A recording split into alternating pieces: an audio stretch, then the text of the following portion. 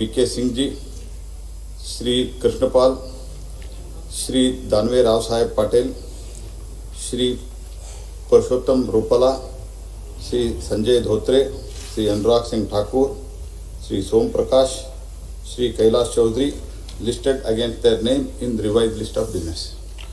Item number 23A, Masachiv.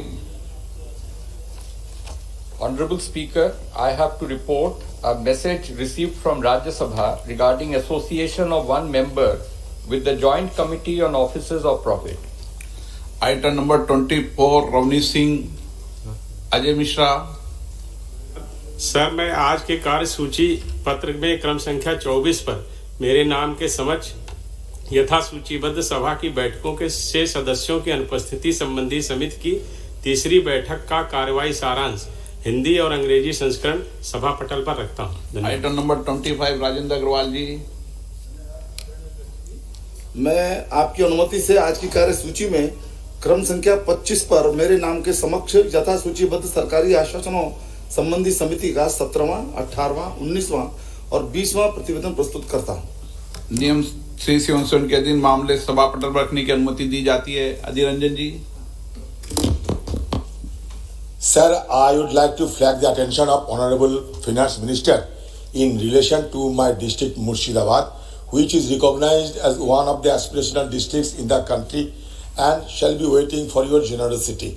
You will be astonished to note that the Murshidabad district has been victim of severe erosion years after years. The geographical expression of my district Murshidabad has been drastically changed, sometimes beyond to the recognition. State government is always arguing that central government has not providing the requisite funds, so they cannot do the work. So, madam, I shall be drawing your attention on this issue because without having your support, the erosion problem could not be solved. So, it should be treated as a national issue. Second thing, I am hailing from the same district which has been recognized as the largest jute producing districts in the country. You certainly be aware that the entire world now is bidding for wiping out synthetic fiber. Jute could be the fiber of the future. For its golden luster, it is always regarded as a golden fiber. So, in the 7 textile park that you have proposed in the budget, at least one of the 7 textile park should be set up in my district. Please, madam, because jute farmers are being deprived from having their legitimate due. Thank you. माननीय वित्त मंत्री जी।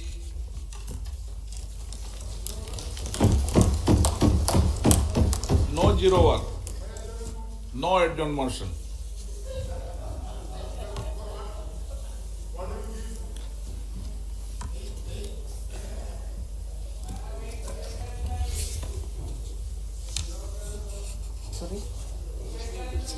Thank you very much, sir. Speaker, sir.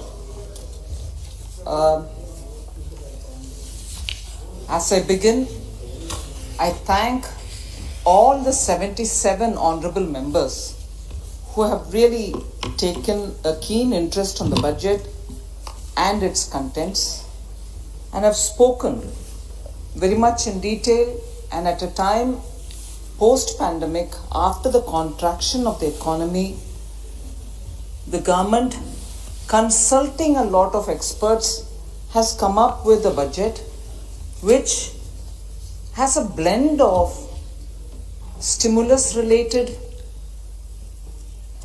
efforts, and also the Honorable Prime Minister has not lost the opportunity of the pandemic to continue with the reforms. So, in that way, this budget, coming as it does post a pandemic, has actually set the pace for India to become Atmanirbhar.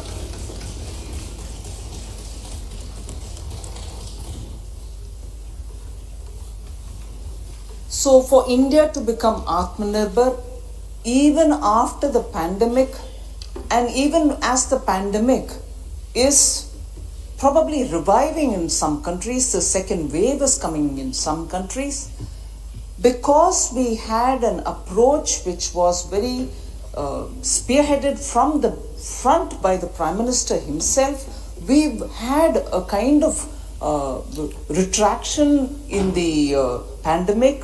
The death rates are the lowest in the world. Active cases have come down. In a way, I can state with a bit of hesitation, because the pandemic is unpredictable, we have actually managed to bend the curve. And as a result, the revival of the economy looks lots more sustainable, and this budget therefore gives the necessary impetus. Now, very many members have spoken on the contents of the budget, and therefore the debate was lots more meaningful, and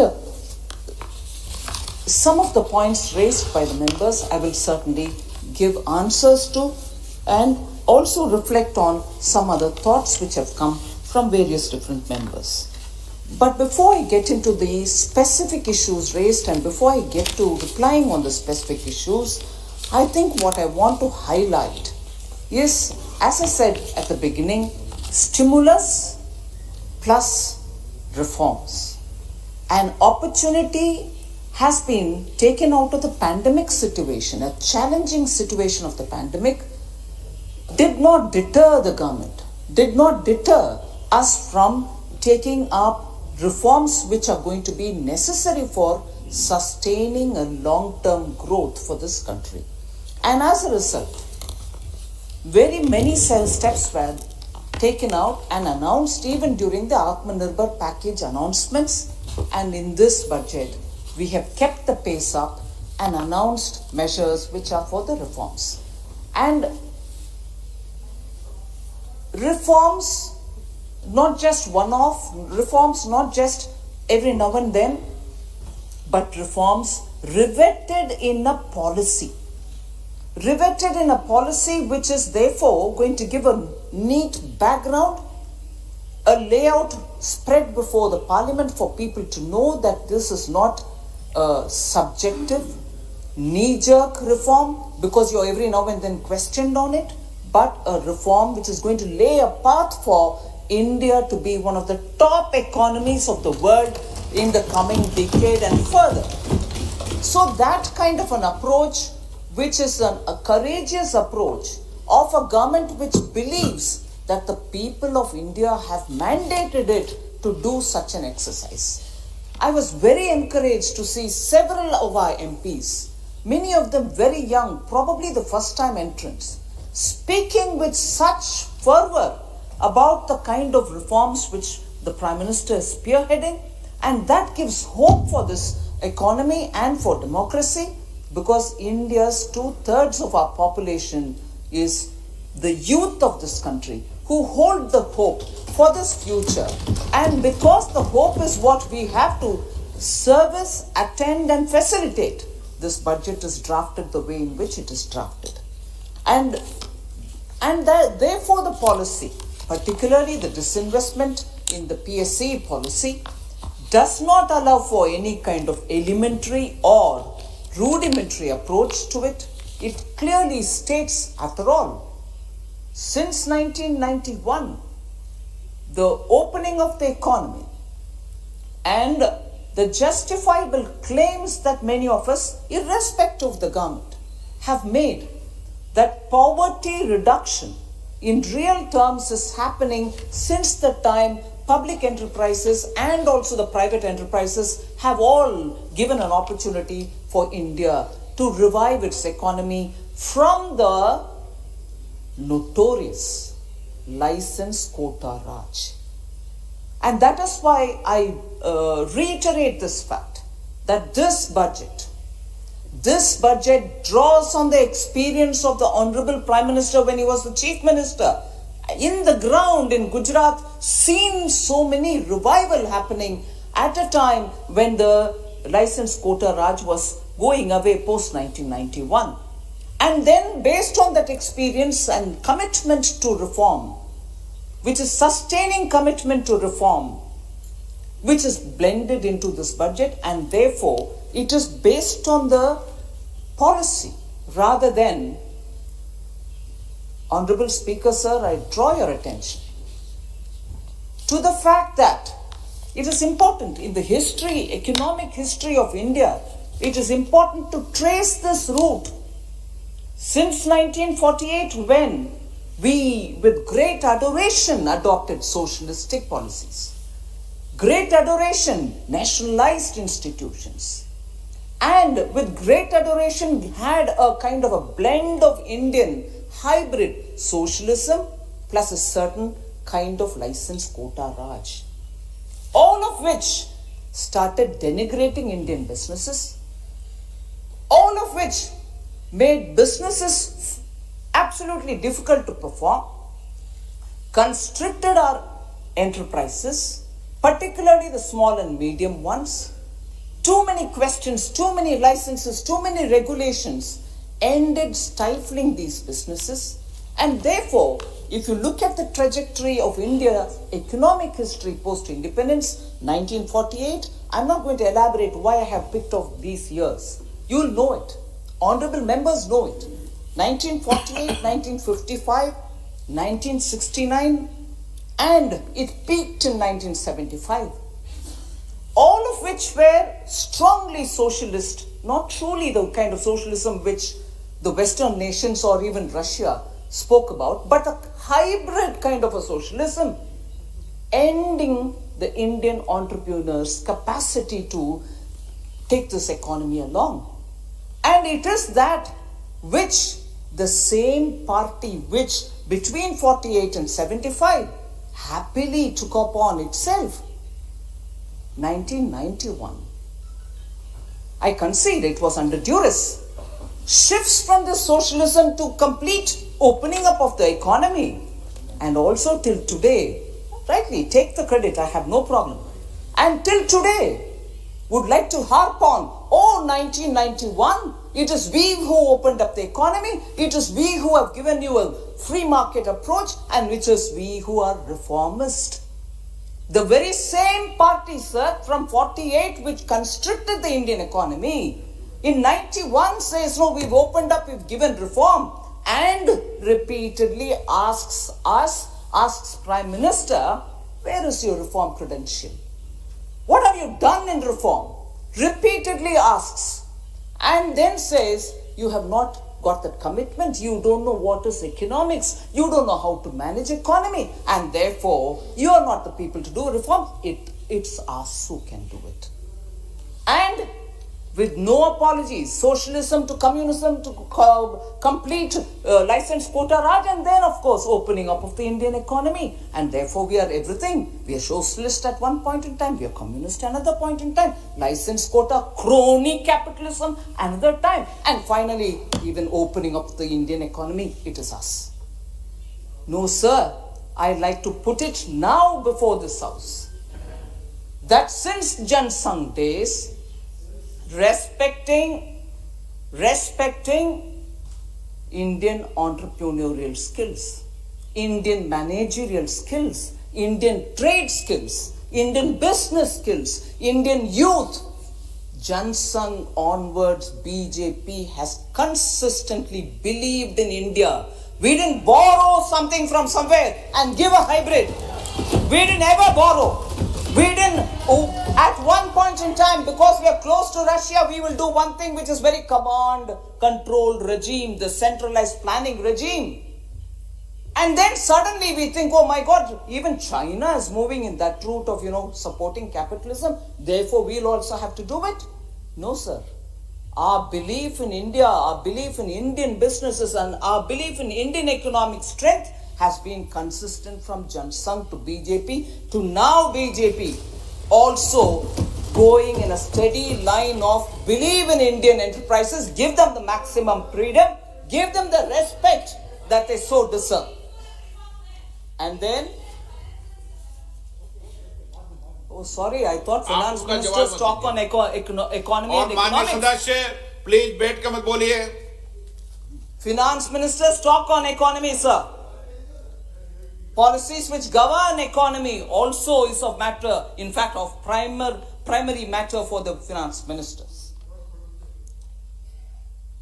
So,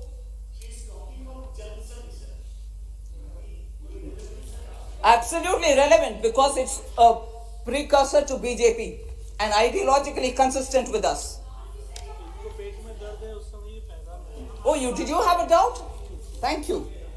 So therefore, respecting wealth creators, respecting taxpayers, and respecting honest citizens is something which we consistently follow, and that is why in responding to the President's address, Prime Minister, when he spoke about small farmers, he spoke about respecting wealth creators, and unless wealth creators create wealth, there's nothing which is going to be with the government to distribute. Distribute to the poor, distribute to the migrant laborers. Unless wealth creators give the taxes and generate that kind of a lubrication in the economy, you're not going to have any money to distribute, sir. And therefore, let's understand, consistently talking and also facilitating economy is a primary responsibility of any responsible government. And that's what we are doing now. So specific questions which were raised by several members on health, for instance, on defense, for instance, I'll very quickly respond without taking specific honorable members' name, but once I cover the topic, I'm sure it addresses many of the members.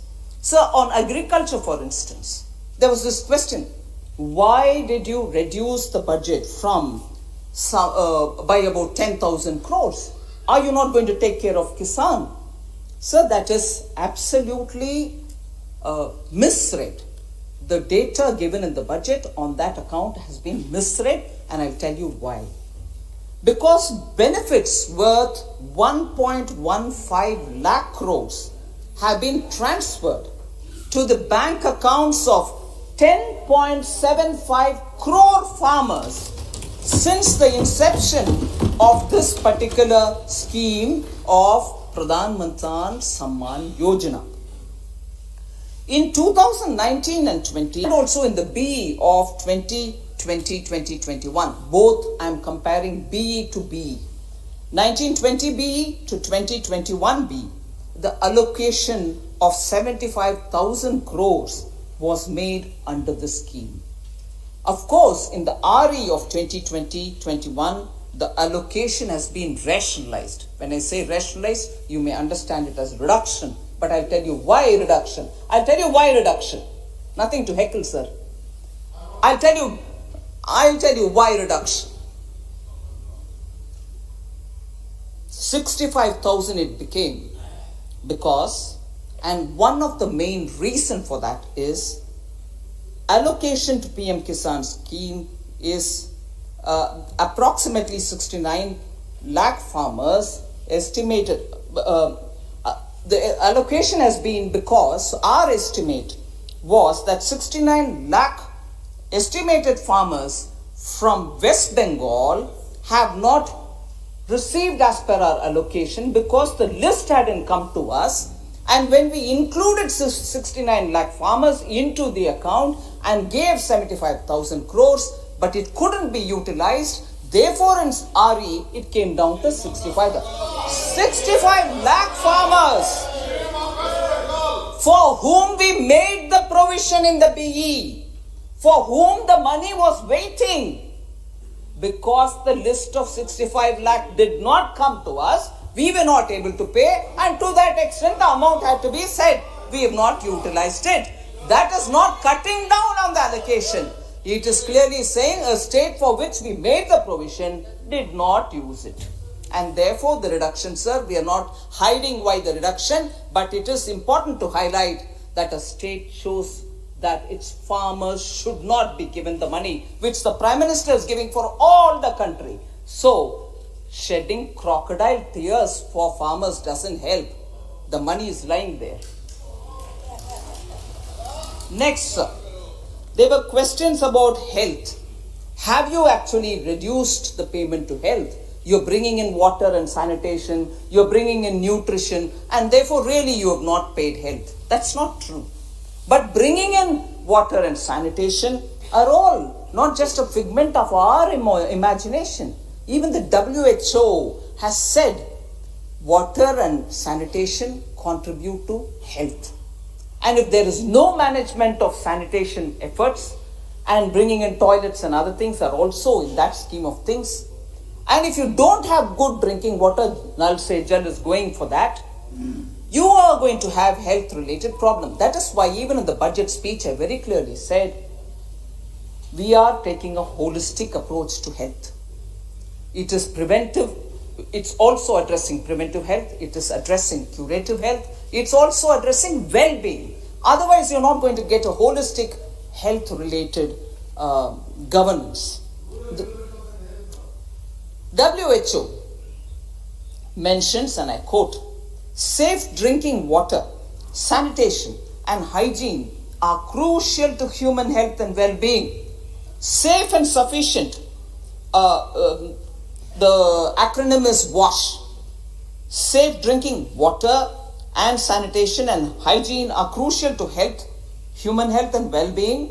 Safe and sufficient WASH plays a key role in preventing numerous neglected tropical diseases. Diarrheal deaths as a result of inadequate WASH were reduced by half during the Millennium Development Goal period of 1990 to 2015, with a significant progress on water and sanitation provision playing a key role. And therefore, a globally recognized approach to good health is to take care of water and sanitation, and therefore we have not done something, experimenting with something. It is a comprehensive, logical approach that we've taken. Now, having said this, I will firmly establish that in spite of bringing water and sanitation and portion, the allocations to the core health has not come down. On the contrary, it's gone up. I'll tell you how. Health and family welfare. Health and family welfare in the BE of 2020-21, the year that we are nearing finish, is 65,012. In this coming year for which the budget has been presented, 21-22, in the BE, 71,269 has been allocated and marks 9.67% growth. There is no reduction there. Ministry of Ayush, 2020-21, the year that we are finishing now, had 2,122 crores, which has gone up to 2,970, which is a 40% increase. Health research, Dr. Harshavardhan is here next to me. Health research has been provided 2,100 crores in this year, which is coming to a close, whereas it is now provisioned in the BE for the coming year 2,663 crores, which marks 26.8% growth. So on three core headings which are normally referred to as health, we have only increased. Therefore, there is no shortage in the allocation. On the contrary, there is an increase in allocation. I will speak about it. Then there's this question about defense getting no mention in the speech, defense getting no allocation. Why are we hiding details about defense? No, not at all. Defense as a word, no mention, is absolutely right. But the budget documents, no, Professor, you're a professor. I would expect you to go into the details. The budget document, Mahua ji, I think Honorable Member Mahua Maitra has a lot to say. Even during the debate, she has said it. She's welcome to say it, sir, with your permission. But I think it'll be good if you can hear me out first. Sir, defense expenditure. For just a matter of interest, I'd like to take up the amount during, let us say, 13-14. 1,16,931 crores. That is 13-14, the last year of UPA. And defense expenditure being so huge, unless we pare it down into three compartments, you're not going to get a true picture. And it is not a convenient compartment, it is a recognized compartment, three of them. One which is under revenue, the other which is capital, and the third which goes to pensions. Manya Rajnath ji is here. I'll read out the figures to say what is the allocation now, taking care of all the three requirements, and compare it with 2013-14. Under revenue, 1,16,931 crore, 13-14. Under capital, 86,741. Under UPA 13-14. And under pensions, 44,500. What is it now? The year that is ending, 2,09,319. Under revenue. Under capital, 1,13,734 as opposed to 86,000 in 13-14. And what is it for the pensions? 1,33,825 as opposed to 44,500. One thing I readily point out, much before enthusiastic honorable members from the opposition would get up and say, oh, but last year to this year it's come down.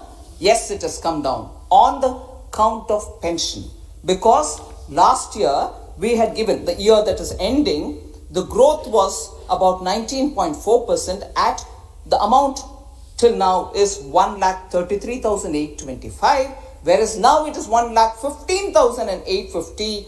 So a reduction of 13.4% in pensions, and just that head has a reduction. And why has it happened so?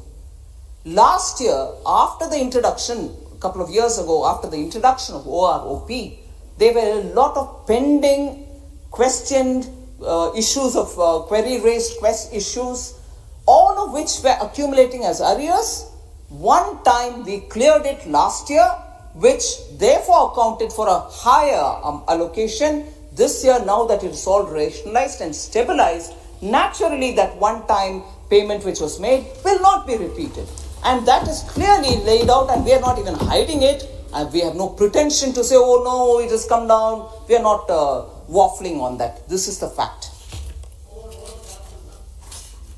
Sorry? I mentioned that.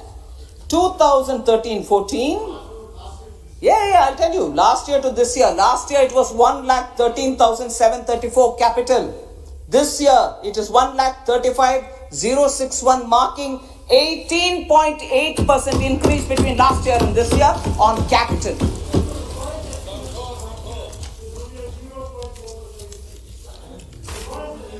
Sir, the question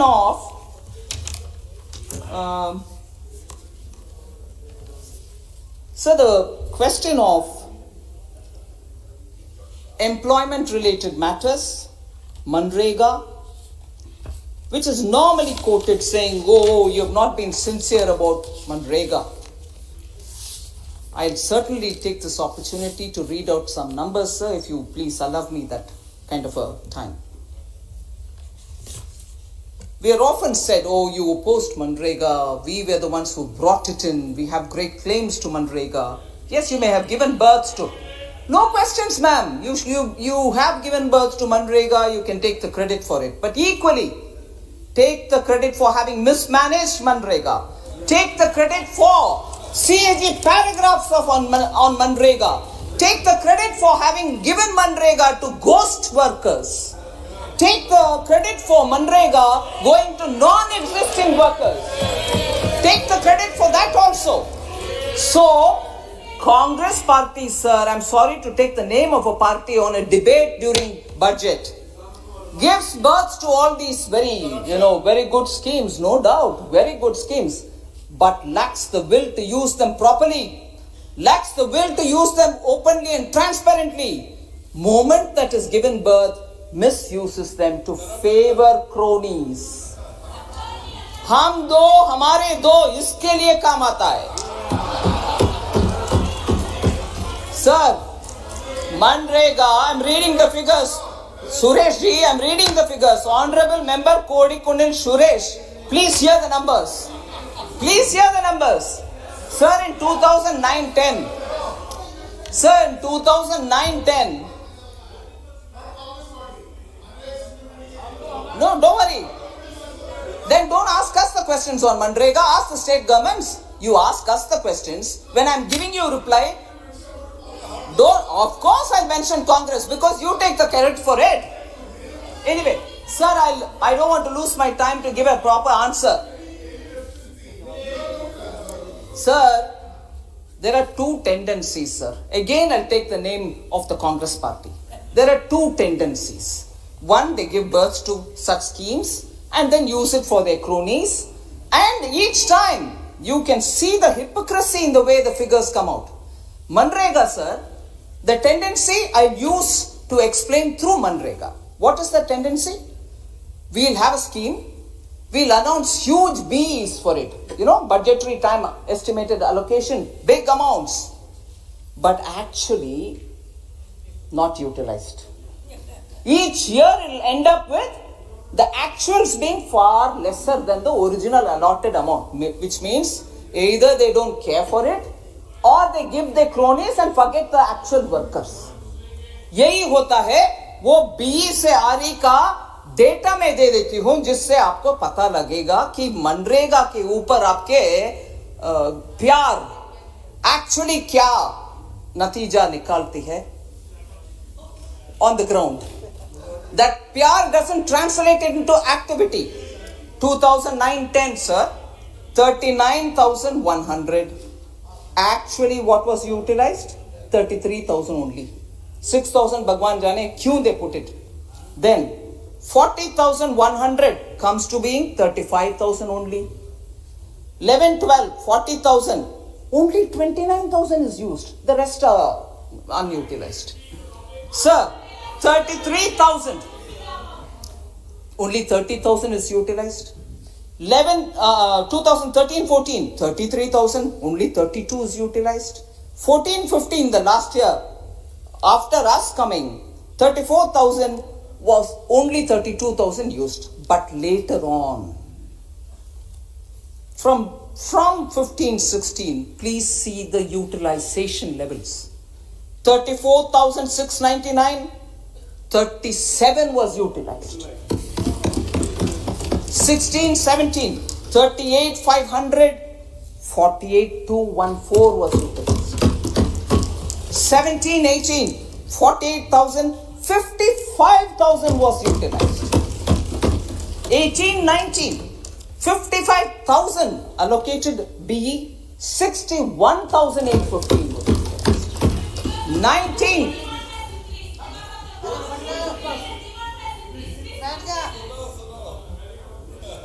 2019-20, 60,000 was allocated, 71,686 was.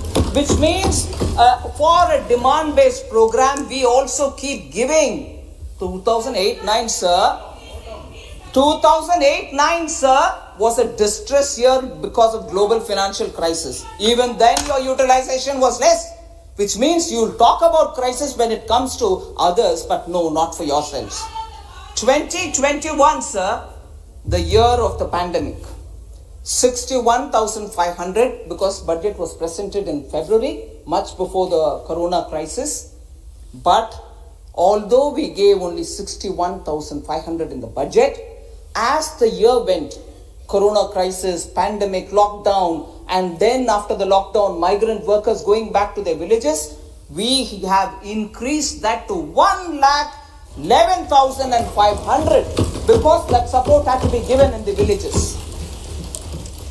End of the year, it may well be that it will be utilized only to the extent of 90,000 crores, but still far higher than ever utilized under the Manrega.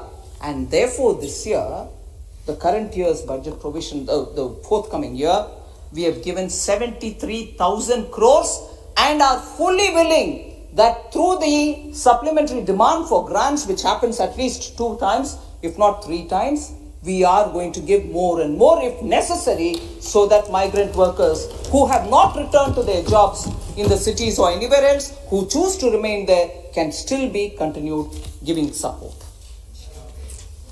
Sir,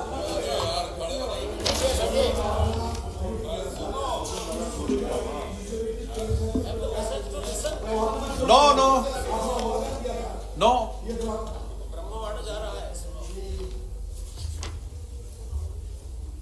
Sir, there's a lot of question on you have not given adequate support to the MSMEs, which is a bit of a surprise for me.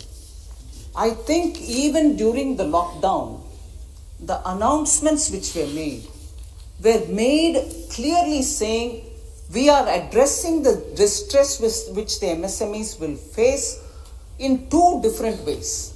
One, by suspending some of the clauses of the IBC, we made sure no one from the MSME will be pulled to the courts or for resolution or for failure to pay their due debts and so on. And therefore, that was one way. That ensured nobody was going to be drawn to the courts or nobody is going to be declared insolvent. Similarly, we also kept extending dates of due payments or any kind of compliance that they have to do. So we extended the deadline till 31st March of this year on many scores so that they are not burdened with having to pay taxes, having to file their returns or having even to plain compliance papers to be filed. So we've given them relief on the compliance side of things. Equally, we have given relief from the point of view of giving some money so that they can have working capital, additional working capital, extended term loans and so on without asking for any new additional security. And this, if I only say for a minute, the approach that we took will tell you how clearly the intent was to help everybody. Banks were instructed to send SMSs, to call on the phone, to send emails, to go to the house or the office of the MSME if they are available post the lockdown was lifted, but before that through a SMS saying we are willing to give you, please come and take without additional security. And the instruction given to the banks was you will not deny unless the person himself or the company himself says I don't want it. So it was given to everybody. The choice to say no was with the borrower and not with the bank. So not one company or not one MSME, even if it's a one single person MSME nano unit, was ignored. And also let me underline the fact that when we kept saying MSME, we did not exclude others who did not strictly come under the category of MSME. Anyone who had an account in the bank could go and say, give me loan under this emergency credit guarantee liquidity support scheme. And they were included. So in between when there were questions about, oh no, but tourism sector, oh no, but some other sector, you didn't call, we are not called MSME, but will you not give us? We kept issuing a lot of clarification, calling and saying, no, we may have used the word MSME, but this is available for anyone who's got a bank account. That way, a lot of companies who did not have that money because during the lockdown they couldn't operate, but when they opened, they had to buy raw material, they had to pay workers, they had to pay electricity bills. For all that, working capital was increased, given without a question. And here I would like, because honorable members also observe the functioning of public sector banks, and I will say that equally with respect, having amalgamated a lot of these banks, in spite of the amalgamation related work still going on, banks very clearly exposed their staff, and I'm grateful even during the lockdown for Pradhan Mantri Garib Kalyan Yojana. They went and gave through their bank mitras all the cash credit which were made during the initial months. Similarly, in the emergency credit guarantee, they extended it to all the companies which wanted the help. So emergency credit guarantee was one of the things which was extended to MSME. Also, we had a subordinate debt scheme through which companies which were already in distress, not just viable companies getting emergency credit guarantee, companies which were already in distress were given under the subordinate debt a kind of assistance wherein the individual promoter could borrow. He put it into the company as his equity and thereby lift the company's stature, get more assistance from the bank and run the business. So when we extended these schemes, sir, they were not mindlessly some scheme being produced. Lot of mind application happened. At the level of the Prime Minister, a lot of inputs were coming. Leaders of businesses were meeting him, even through webinars. Continuously inputs were gathered, and from the PMO were sent to us. We worked on it, and every scheme was tailor-made for a situation such as the pandemic. And I'm proud to say the Government of India, every department spent hours on end planning to give it for the people who are affected in the pandemic. And therefore, the approach that Government of India has taken to address the pandemic situation may be completely different, but has served India better than the way which some of us were being advised. Oh, copy this country. Oh, look at they have given 20% of their GDP. Give it now. We applied our mind to make sure all the advices were taken on board, but designed something which our own industries were telling us, if you do it like this, it will help us, and therefore we gave it to them. Not blindly copy, as was advocated by many people.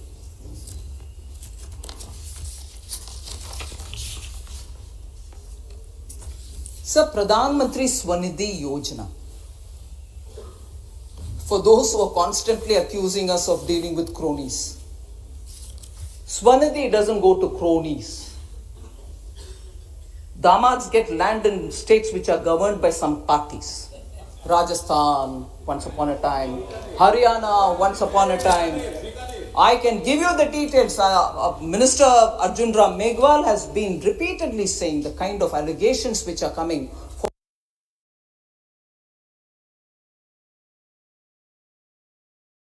taken away at throwaway prices from farmers. They gave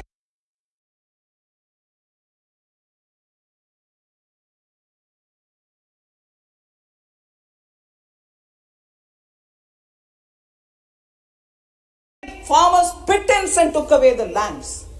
That is Damad operating. Hum do hamare do is that. We are two people taking care of the party, and there are two other people who have to take care, daughter and the Damad, care of that. We don't do that. Swanidhi is tailored. PM Swanidhi Yojana is tailored for those small trade streets who are selling their little ware and making their families happy with whatever they earn from there. 10,000 rupees is given to them as working capital for 1 year tenure. They take 10,000, do some business and return that. If necessary, they can take once more. And that is given to 50 lakh street vendors. They are not cronies.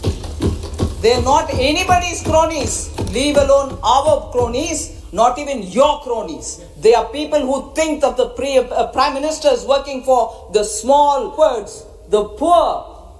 And they are the people who benefit out of Swanidhi. They are the people who also benefit out of Mudra. They are also benefit out of PM stand-up capital, which is being given at the district level for SC, STs and tribal, and also for women. There we don't do work for any damads. We don't do work for any cronies. We work for the common citizen who believes in the Prime Minister. And that is why, and that when I probably will, sir, with your permission, Speaker, sir, I repeat some of those specific steps that the government has taken even during the pandemic. And those steps and the number of people who benefited from it, I just recall it. Then you yourself will tell me when they are very much hiding probably in the shadow of that party which has been rejected by the people. The shadows who were invited to even set up. Honorable member Shashi Tharoor is here, who belongs to the state, which under his party invited one of those big cronies who they remember every now and then to even develop a port. They invited. No open tenders, no global tenders, no nothing. Invited. And they have the temerity to call us cronies, crony capitalists. You have to call us crony capitalists. You invited one of them who you repeatedly call and then say, please develop our port. Because there is no Damad living in Kerala. Damad lives here. Sir, under the PM Awas Yojana, please have the patience to hear who are our cronies. Our cronies are the common janta of this country. PM Awas Yojana, more than 1.67 crores have been completed. More than 1.67 crores have been completed. Do cronies have these Awas Yojana houses? They are common people who get the Awas Yojana houses. How many houses were electrified under the Saubhagya scheme? Since October 2017, 2.67 crore houses have been electrified. They are not crony capitalist houses. Household toilets were constructed. Nearly 11 crore. Now it is more than that. Household toilets for crony capitalists? Do they need it? And who needs it gets it. Sir, Honorable Speaker, sir, the leader of the opposition still has some courage to get up and speak on PM Cares. I thought MOS Finance during last one session pointedly told them what is PM Cares, who audits them, where does that money go, as opposed to the way in which the PM National Relief Fund was giving money for family trusts. That has been already explained. Maybe I'll send you the video clip which is going on in social media. Adirji, you learn a lot of things from it. You were not present? I thought that's a session in which you called them Himachal ke somebody, Chokra. That's a session, I'll remind you. That's a session in which you called my MOS, who's an honorable member of this house 5 times now, Himachal ke Chokra, and he got up to tell you what actually was the PM National Relief Fund. So that debate is over and done with, dusted. You can go remind yourself through the social media. Sir, length of the road. Don't worry, I'll answer you. I'll send you the clip. Have a look at it and then come back. PM Gram Sadak Yojana, sir, more than 2,11,000 kilometers of road have been built since 14-15, and Gram Sadak Yojanas don't go to the private gated communities of damads and crony capitalists. Sir, whose lifeline are these? हम नहीं बोल रहे भाई.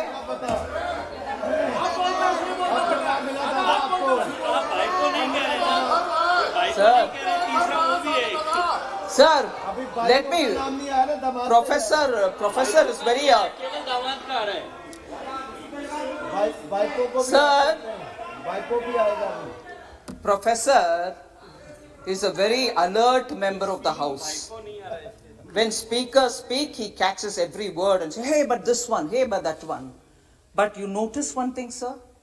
Actually, the crony capitalism allegation डालने वाले कांग्रेस से कोई बात करता है, Professor never gets up. He shivers, mustn't talk in front of Congress. All the courage is only on us. All the courage is only on us. Madam, nobody talks rubbish, madam. Don't you say that. Sir, total, insulting. Sir, number of farmers registered under E-NAM.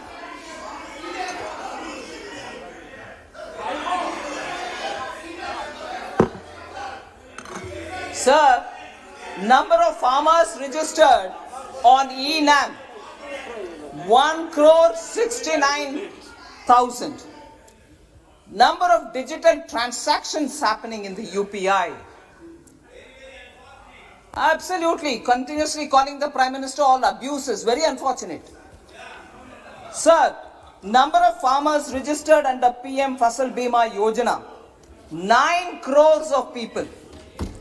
From farmers, you take away their land for cheap. But we don't do that. We send 6,000 rupees to their account. Direct benefit transfers. 9 crore farmers have benefit. There are no damads. Loans sanctioned under Mudra Yojana, sir. 27 crore. Mudra Yojana goes to people who are really running small businesses. So MSME or small businesses have all been absolutely taken care of by this government. So much before really anyone comes up with questions or false allegations. Of late, false narratives are the ones which are being propagated rather than coming to the House and talking in details about what is being offered in budget or any other program. So there are specific questions, 2-3 of them. After that, I'll come to the conclusion. But more important is, Sir,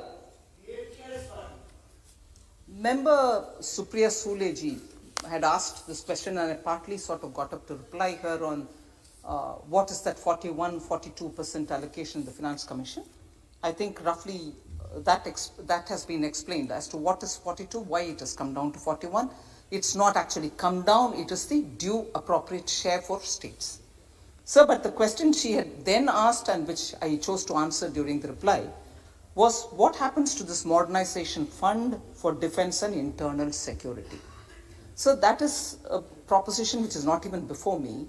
Whilst the Finance Commission's comment on a non-lapsable fund for defense is something in principle we have agreed, but the modalities and other things will have to be worked out, talking with the defense minister and the entire defense team. So that will be, this particular thing has been mentioned in the action taken report submitted to the Parliament. The modalities will be worked out and we'll see it in the due course. So then I think it was Shri N.K. Premchandran who questioned a discrepancy, which he saw as a discrepancy in the numbers in the budget speech about Atmanirbhar package estimated at 27.1 lakh crore vis-a-vis 29.86 lakh crores announced by the government. There is no discrepancy, sir. I want to let the honorable member know about it. Within 48 hours of declaring the lockdown, Pradhan Mantri Garib Kalyan Yojana was announced with an estimated value of 2.7 lakh crores, and that was announced for free food grains, for free cooking gas, for direct cash transfer to the farmers, for the women, for elderly citizens and so on. This I had mentioned in para 4 of my speech, no doubt. But later, the government announced 3 Atmanirbhar packages with a total financial impact of about 27.1 lakh crore, including the financial impact of measures taken by the RBI. The combined financial impact of Garib Kalyan and Atmanirbhar package is 29.87 crores, and therefore there is no discrepancy. I want to let no member. And also Member Premchandran again asked, how do you see that this budget would increase demand in the country? That was a question which he legitimately asked, sir. And I would like to point out that the course that we have taken for giving stimulus to the economy through spending on developmental activities, through spending on infrastructure, improving the capex of the government, has resulted in the increase in capital outlay from 4.12 lakh crore in the current year, which is nearing end, to 5.54 lakh crores in the new BE 21-22, which is a substantial increase. And when money is spent on capital expenditure, all of us would agree the multiplier effect will immediately create jobs, and that creation of jobs will also have a impact on core industry demands, because you'll need more cement, you'll need more steel, and that demand will also generate more and more jobs. So it will have both direct and indirect impact on the economy immediately, and also be sustained in the medium and long term. Sir, and also there were questions that again Member Premchandran asked, that how can we justify that in 2019-20 there was no COVID? Of course there was no COVID.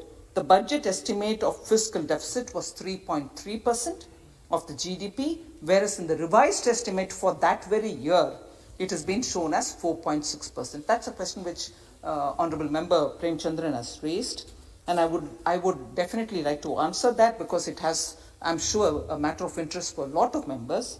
In August 2020, sir, the government has placed a statement of deviation on the fiscal deficit as per the provisions of Section 7, 3B of the FRBM Act in the Parliament.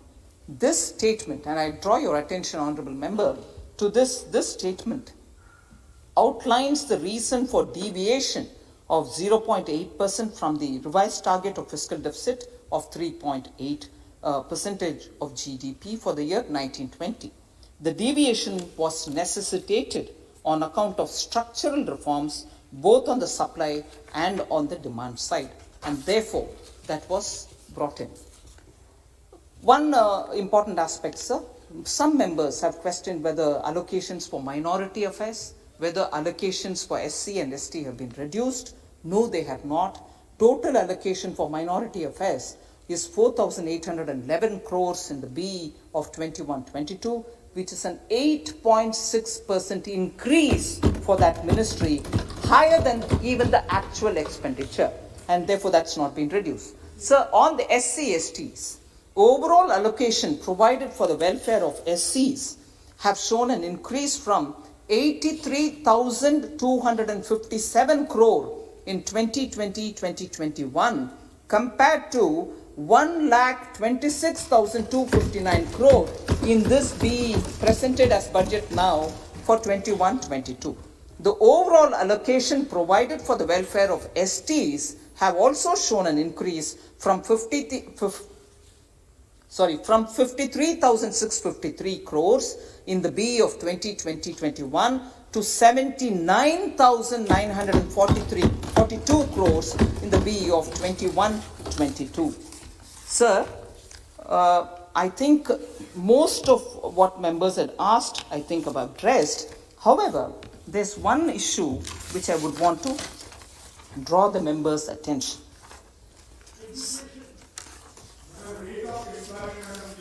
On employment, I've given a lot of information, opposition leader.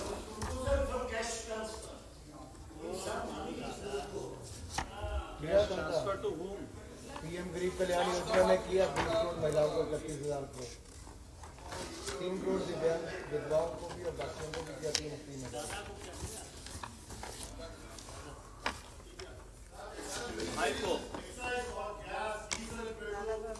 Sir,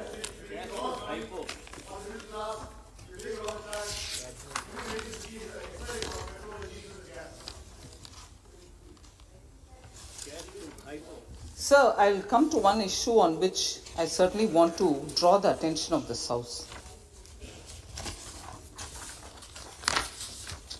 So there is a culture in this House since when the Parliament was established, and all of us have been swearing by the Constitution.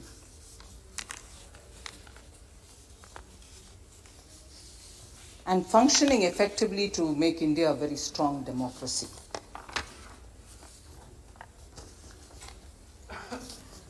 But it was such a disappointment for me.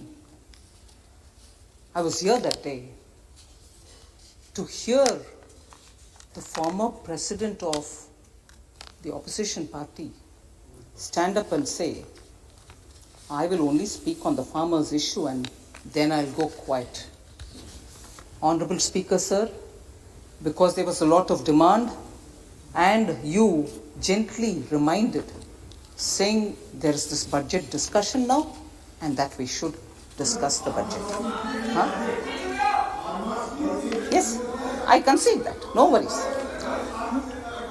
What am I doing? Sir, I'd like to ask you, sir, what am I doing? I am talking on the budget. I am talking on the budget. I am replying to the members who stood up and spoke on the budget debate. For each one, they're on their issue. On each one, on their issue. Each member stood up and spoke the issues which they thought were... Please listen. Please listen. Please listen. Don't unnecessarily read my mind in advance. Please listen. Sir, Honorable Speaker, sir, the attempt here is to reply to each member for the various issues that they have raised. And I shall reply for the issues raised. And even justifying now, I agree. Oh, farm issues definitely are relevant for the budget. And even the honorable member who's not present here, and I'm not taking his name, but I also want to address the issues raised by him that day. Farm issues, will have to be spoken because they are also part of the budgetary discussion. And yes, don't worry, I'm answering. Please hear now. Please hear.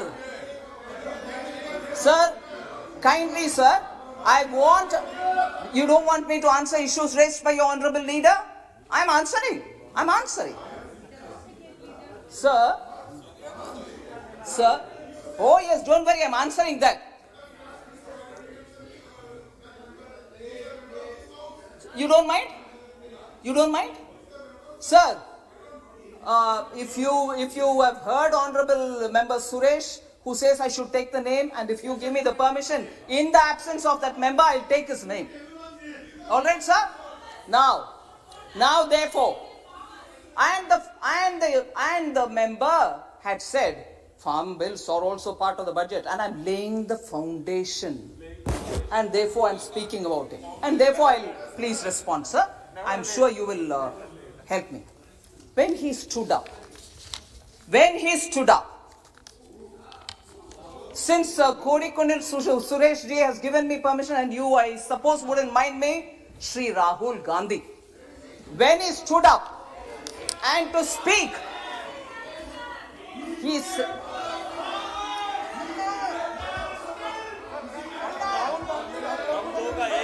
बोलिए मंत्री जी बोलिए आप बोलिए Sir, for the foundation laid on the budget. नहीं, एक minute मंत्री जी, माननीय मंत्री जी किसी का नाम ले रही है तो वो सदन का सदस्य तो नाम ले सकती है, उसमें क्या दिक्कत है? वो सदन का सदस्य नाम ले सकती है। उपस्थित नॉन उपस्थित का सवाल नहीं, माननीय सदस्य का नाम ले सकते हैं। सर, सभी सदस्यों का नाम ले रही है ना, जिन बजट पर चर्चा करी है। बोलिए sir, when the foundation was being laid for the budget speech, which never happened, on the matters raised during that laying of the foundation, there are some things which I want to ask. And I'll also say my expectation. When he stood up to lay the foundation, my expectations were that he will explain as to why the Congress party has taken a U-turn in its position. 2019 election manifesto, they said that very similar things which we have done in the Farm Act. So sir, please sir, allow me to give a response. So this kind of a disruption is unwarranted. Please, Manager, please. Have I said anything unparliamentary, sir, for this disruption? Sir, we expected that he would stand up. This is number one. I have 10 such things to say. 10 विषय के ऊपर मैं मेरा expectation आपके सामने रखना चाह रही हूं सर, जिसको कभी ना कभी कांग्रेस पार्टी की तरफ से जवाब देना ही पड़ेगा। सर, खड़े होकर के जब फाउंडेशन ले कर रहे थे बजट स्पीच का, जो बजट स्पीच नहीं हुआ उसका फाउंडेशन ले करते हुए फर्स्ट इशू मेरा एक्सपेक्टेशन था, हाँ बजट में चर्चा करने से पहले फार्म लॉस के ऊपर ये बात बोलेंगे, ये स्पष्टीकरण देंगे कि क्यों कांग्रेस पार्टी की पोजीशन यू टर्न लिया। पहले तो इसका समर्थन देते थे, अभी क्यों बदला, वो पहला है। सेकंड, फार्मर्स के इतना ध्यान देने वाले कांग्रेस फार्म लोन वेवर के बारे में बहुत सारे स्टेट्स में इलेक्शन जीतने के लिए वायदा देते थे कि फार्म लोन दे रहे हैं हम, प्लीज वोट दे दो। जनता भी भरोसा रख करके वोट दिलाए, मगर मध्य प्रदेश में उसका इम्प्लीमेंटेशन नहीं हुआ। फार्मर्स आज तक मांग रहे हैं लोन वेवर, क्यों नहीं हुआ? हमें वोट मांगा, वोट ले लिया, सरकार बनाने के बहाना किया, मगर सत्ता भी उनके हाथ में नहीं है। मगर फार्म लोन का गुमराह करके किसानों का बैकस्टैप करके चले गए कांग्रेस। राजस्थान में आज भी कंप्लेंट्स है, फार्म लोन्स नहीं हो रहे। मेरा एक्सपेक्टेशन था सर, फार्म लोन सर, कर्जा माफी राजस्थान में नहीं हुआ, मध्य प्रदेश में नहीं हुआ, जहां भी छत्तीसगढ़ में भी कर्जा माफी नहीं हुआ। सर, मेरा एक्सपेक्टेशन यही था जब वरिष्ठ नेता उठ करके भाषण देने से पहले फाउंडेशन लेकर रहे थे, कम से कम ये मानेंगे कि कर्जा माफी क्यों नहीं हुआ, उसको बयान देंगे। नहीं दिया। सर, तीसरा, 10 में से तीसरा, मैंने सोचा वो खड़े होकर के फाउंडेशन बजट के भाषण देने से पहले लेकर रहा है, उस समय कम से कम ये बात बोलेंगे कि मैंने आदेश दे दिया पंजाब सीएम को, वो जो काला कानून है जिसके द्वारा किसान जेल में जाने वाले का प्रोविजन है, उसमें 5 लाख का फाइन का प्रोविजन है, प्रावधान है उसमें, वो दोनों को हटाने के लिए मैंने हमारा चीफ मिनिस्टर पंजाब का उनको आदेश दे करके आया हूं। ये बात पार्लियामेंट में खुलासा करेंगे, ये मैंने सोचा, मैंने एक्सपेक्टेशन रखा, मगर ना, वो भी नहीं हुआ। मगर आरोप इस तीनों कानून के ऊपर। ये तीसरी बात, 4th पार्ट सर,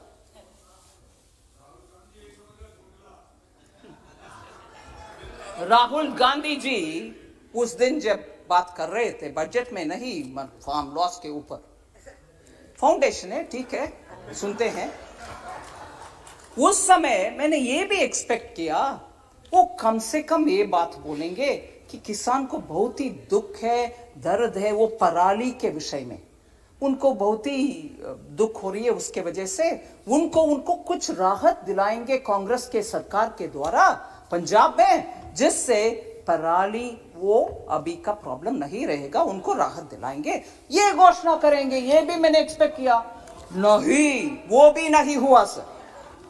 5वीं,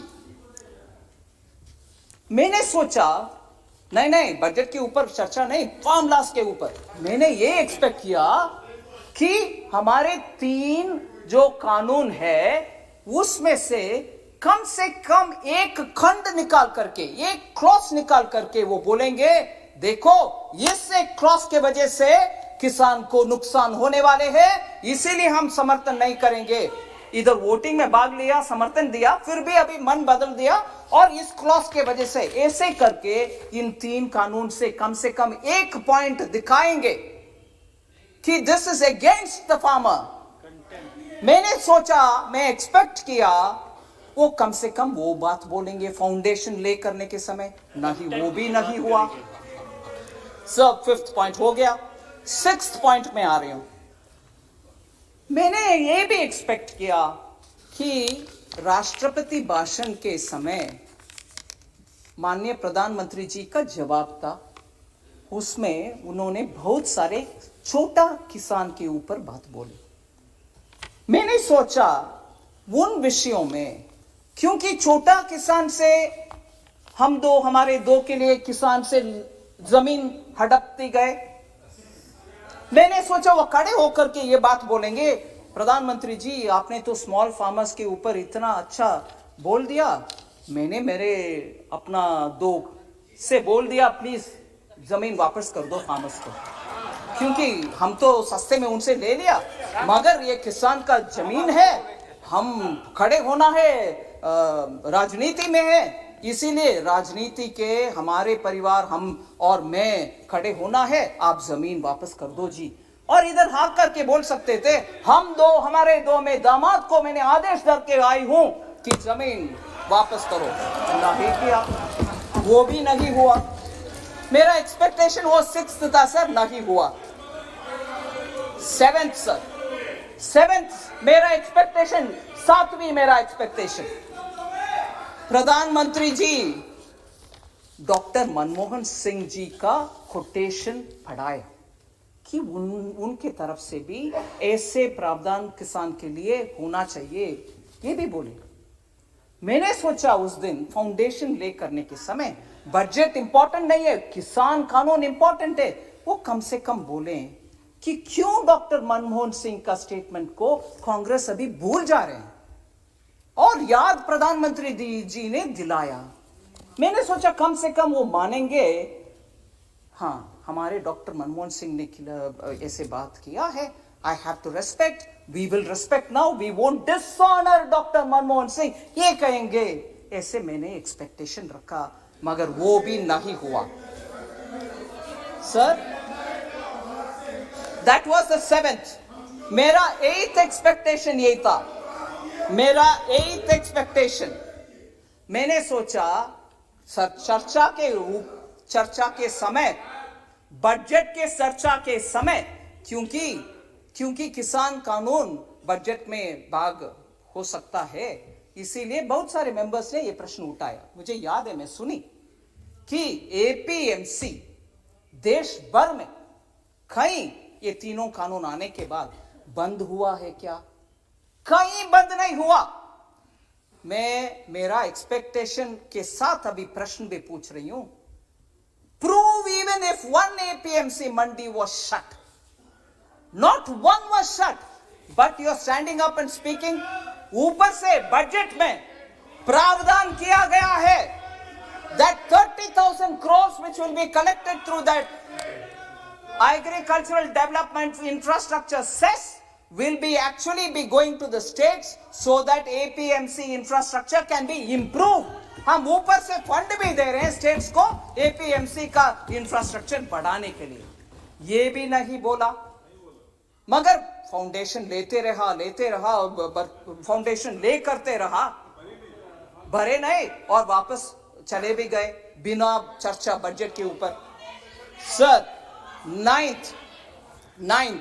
9th पॉइंट, ये मेरा प्रश्न है, एक्सपेक्टेशन था मगर अभी प्रश्न है, वो क्यों, why does he choose to insult constitutional authorities?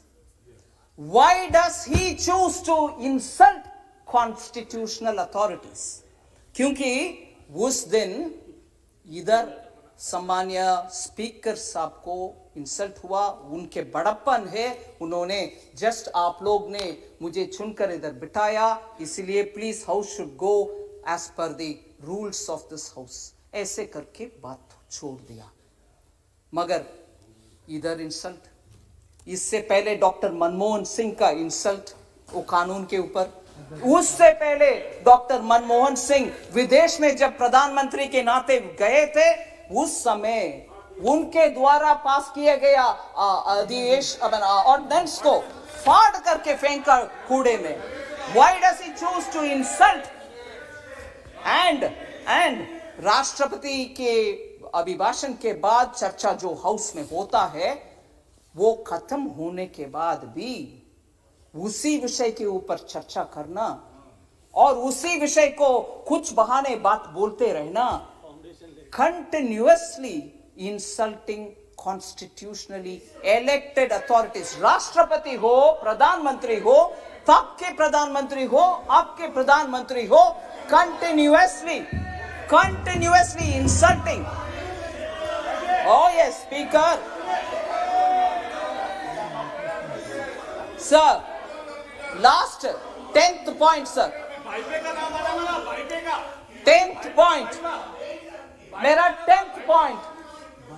Sir, continuously fake narratives create करते रहे। अरे रे कोविड आ गया, पूरे भारत नुकसान में चले जाएगा, अरे रे इतने सारे लोग मर जाएंगे। मेरे पास पूरे कोटेशन है, समय समय पर जो हमारे वरिष्ठ नेता बोलते रहे, मेरे पास पूरे कोटेशन से, मैं आपके समय इसमें बिताना नहीं चाहती हूँ। I don't want to spend the house's time on the quotation, but the सारांश is this: I will constantly say things which will demean India, which will show India in a poor light, and constantly that will be my rebel-like look to insult India, build fake narratives. Nothing will go well for India, यही कहते रहे और हमारे खिलाफ बहुत सारे जो kind of mischiefs, I'm using a lighter word, करने वाले देश के साथ पार्टी की ओर से, सरकार एमओयू नहीं, सरकार एमओयू नहीं, पार्टी टू पार्टी एमओयू करके, जब देश का कुछ बॉर्डर में क्राइसिस होता है तब हमसे ना बात करते हुए, सरकार से हम छोड़ो, सरकार से ना बात करते हुए उनके दूतावास से बात करके क्या हो रही है बॉर्डर में, करने वाले और कभी भी भारत देश का भरोसा ना करते हुए बाकी सबको भरोसा करने वाले, और joining the breaking India fringe group, एक वरिष्ठ पार्टी के नेता एक फ्रिंज ग्रुप के साथ ही बार बार पॉलिटिक्स करना और भयंकर abuse, total unacceptable terminology for constitutionally elected heads उपयोग करते रहना और सुप्रीम कोर्ट के द्वारा कटाक्ष होने के बाद अपोलोजाइज करना, मगर दोबारा वही साइकिल में अब्यूज करो, अपोलोजाइज करो, यही रास्ते पे चलना, डिस्ट्रक्टिव पॉलिसीज करना. I am very scared to think probably he is becoming the doomsday man for India. और हमारे दुख की बात यही है कि ऑपोजिशन जो पार्लियामेंट में स्ट्रांगली पोजीशन लेकर के सरकार को कटघरे में रख के प्रश्न पूछने का रोल करने वाले ऑपोजिशन आज डूम्सडे मैन के नेतृत्व में और डूम्सडे मैन जो रिपीटेडली अब्यूज करता है, और देखो, और सर मैं ये बात भी बोल रही हूं उस दिन, no you can't have this objection, you are bound to answer. Parliament में debate on budget, sir, let them have the strength to accept this. Debate on budget happens traditionally. Budget debate happens every year. India's history में discussion on budget happens every year. I won't discuss budget करने वाले opposition leader क्या role play करना चाहता है, कौन सा role play करना चाहता है? I want to ask of you, sir. Budget discussion happens every year. And Chaudhary जी आप जरा सुनिए, राज्यसभा में, no, I'm not yielding, Rajya Sabha जो पार्टी जिनका वरिष्ठ नेता बजट के ऊपर चर्चा करती है और प्रश्न पूछने के बाद जवाब सुनते हैं, और उस जवाब चाहे पसंद हो ना पसंद हो, एक्सेप्टेबल हो या नहीं हो, फिर वो एक पोजीशन लेते हैं, वो इधर क्यों नहीं हुआ? वही पार्टी राज्यसभा में एक पोजीशन, इधर दूसरा पोजीशन, ये क्या तरीका है सर? इसीलिए मैं with these 10 questions we will tell you about everything that you want. Sir, Congress party के दो विषय में, sir please sit down Chaudhary ji, two tendencies के साथ मैं खत्म कर रही हूं. दो टेंडेंसी मुझे स्पष्ट दिखाई दे रही है. एक है ये जो फेक नरेटिव्स का टेंडेंसी है, हमने क्रिएट किया है, मनरेगा हमने ये किया, हमने, आखिर आप ही उसमें कुछ मन नहीं रखे, उसको आगे बढ़ाने में एफिशिएंट नहीं है. अलोकेशन एक है, आखिर यूटिलाइजेशन कम है. ऐसे ही हर स्कीम में अपने के लिए कुछ देखने का आदत एक टेंडेंसी है, उसमें क्रोनी कैपिटलिज्म भी, उसमें सिस्टम, हमने बैंक को नेशनलाइज किया मगर पूरे बैंक को उपयोग फोन बैंकिंग के द्वारा करके एनपीए छोड़कर चले गए. ये है उनके tendency. This is one tendency of create institution, misuse them, use it for our own, हम दो हमारे दो, and end of the day keep accusing others. That is one tendency, sir. And the second tendency is हम जो भी कहेंगे parliament में, आपके ऊपर बहुत सारे एलिगेशंस डालेंगे, आपके ऊपर अब्यूसिव लैंग्वेज भी यूज करेंगे, मगर आप जब सिस्टम के तहत खड़े होकर के पॉइंट बाय पॉइंट जवाब देने के लिए खड़े होते हैं, सुनने को तैयार नहीं है। अभी जैसे हो रही है, कभी भी डिस्टर्ब करो, चिल्लाते रहो या तो वॉकआउट करो। वही हुआ बजट डिबेट में। इसीलिए दो टेंडेंसीज कांग्रेस पार्टी का हमने पहचानना चाहिए और इससे यह स्पष्ट होता है उनका belief in democratic elected parliamentary system is completely खत्म। धन्यवाद।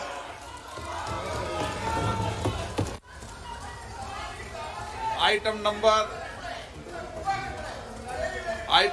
28-29 जम्मू कश्मीर पुनर्गठन संशोधन विधेयक 2021 सामाजिक संकल्प श्री अधीर रंजन चौधरी जी। अच्छा क्वेश्चन आपका लिस्ट ऑफ बिजनेस दीजिए तो।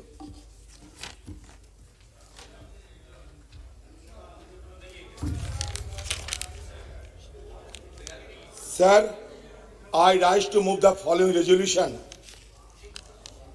that this House disapproves of the Jammu and Kashmir Reorganization Amendment Ordinance 2021, Ordinance number 1 of 2021, promulgated by the President on 7 January 2021. माननीय मंत्री जी,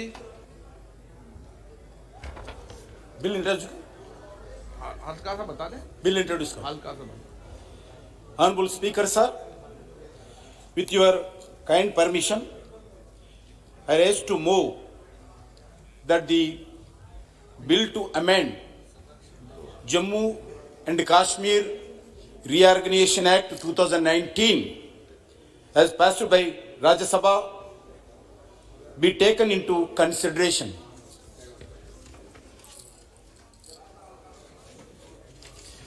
अध्यक्ष जी, ये जम्मू कश्मीर अमेंडमेंट एक्ट 2019 के अनुसार जम्मू कश्मीर को 31 अक्टूबर 2019 से जम्मू एंड कश्मीर यूटी का वित्त लेजिस्लेचर और ले एंड कारगिल जिलाओं को मिलाकर लद्दाख को यूटी को बनाते हुए विदाउट लेजिस्लेचर का रिकॉग्नाइज किया गया।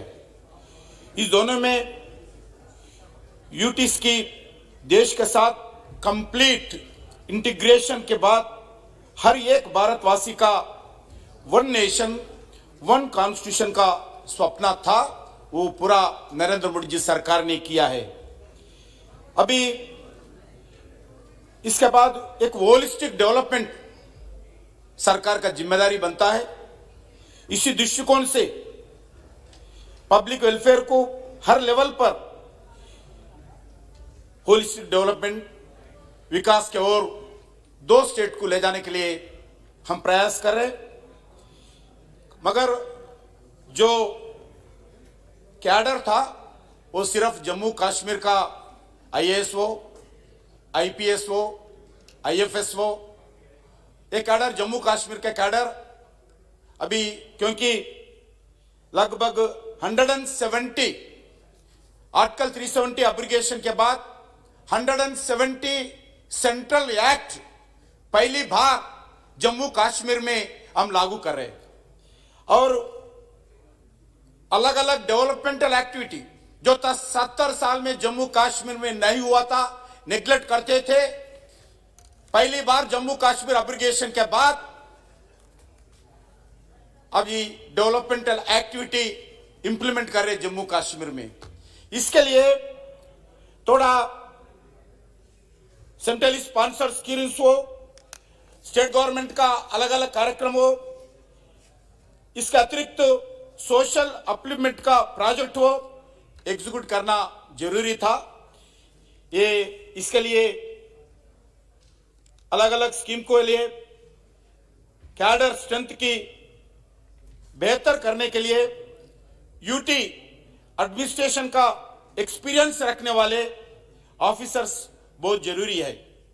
जम्मू कश्मीर का अजमेर कैडर के साथ विलय करना, मर्जर करने के लिए प्रपोजल से जम्मू कश्मीर यूनियन टेरिटरी का जो भी कैडर है, आईएएस हो, आईपीएस हो, आईएफएस हो, उसको अजमेट का कैडर के साथ ऑल इंडिया सर्विस के अधिकारियों को सेवा में लेने के लिए ये हम ऑर्डिनेंस था, अभी विधेयक रूप में आपके सामने लाए हैं। ये इसके कारण जम्मू कश्मीर के अलग अलग एक्टिविटी बढ़ाने के लिए जो कैडर स्ट्रेंथ कम था, अभी सेंट्रल पूल से, जो अजमेट पूल से कैडर को ले सकते हैं। यही विषय इसमें, इसलिए मैं आपके द्वारा संसद से महानुभावों से अनुरोध करता हूं इस विधेयक को पारित करने के लिए। श्री अधीर रंजन चौधरी जी। सर, मेरा तो पहला आपत्ति यह है कि जो हमारे मंत्री कह रहे हैं इसके लिए ऑर्डिनेंस लाने की क्या जरूरत था, मैं ये समझ नहीं पा रहे हैं। क्योंकि if you invoke and promulgate ordinance at a regular interval, I think it does not augur well for the parliamentary democracy of our country. Yes, you certainly promulgate ordinance, but it should be preceded by emergency situation or any urgency and extraordinary phenomena. But if you go for promulgating ordinance at a regular interval, it appears that you are losing your confidence and faith upon the parliamentary democracy of our country. The fact is that you have promulgated the ordinance in a very supercilious manner without having any reason or rhyme. You are simply indulging the root of ordinance. There lies our objection. That is why I have moved the statutory resolution. You should not be appeared as a government of ordinance savvy. It may be discussed inside the parliament during the session, regular session.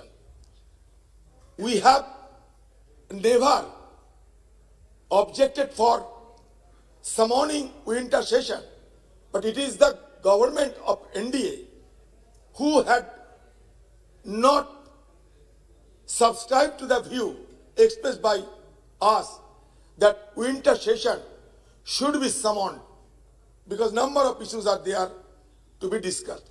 Sir, मासूदी साहब को देने के बाद मैं, sir speaker साहब, मासूदी साहब को देने के बाद मैं इंटरवेंट करे फिर अभी 2 मिनट बोल रहे।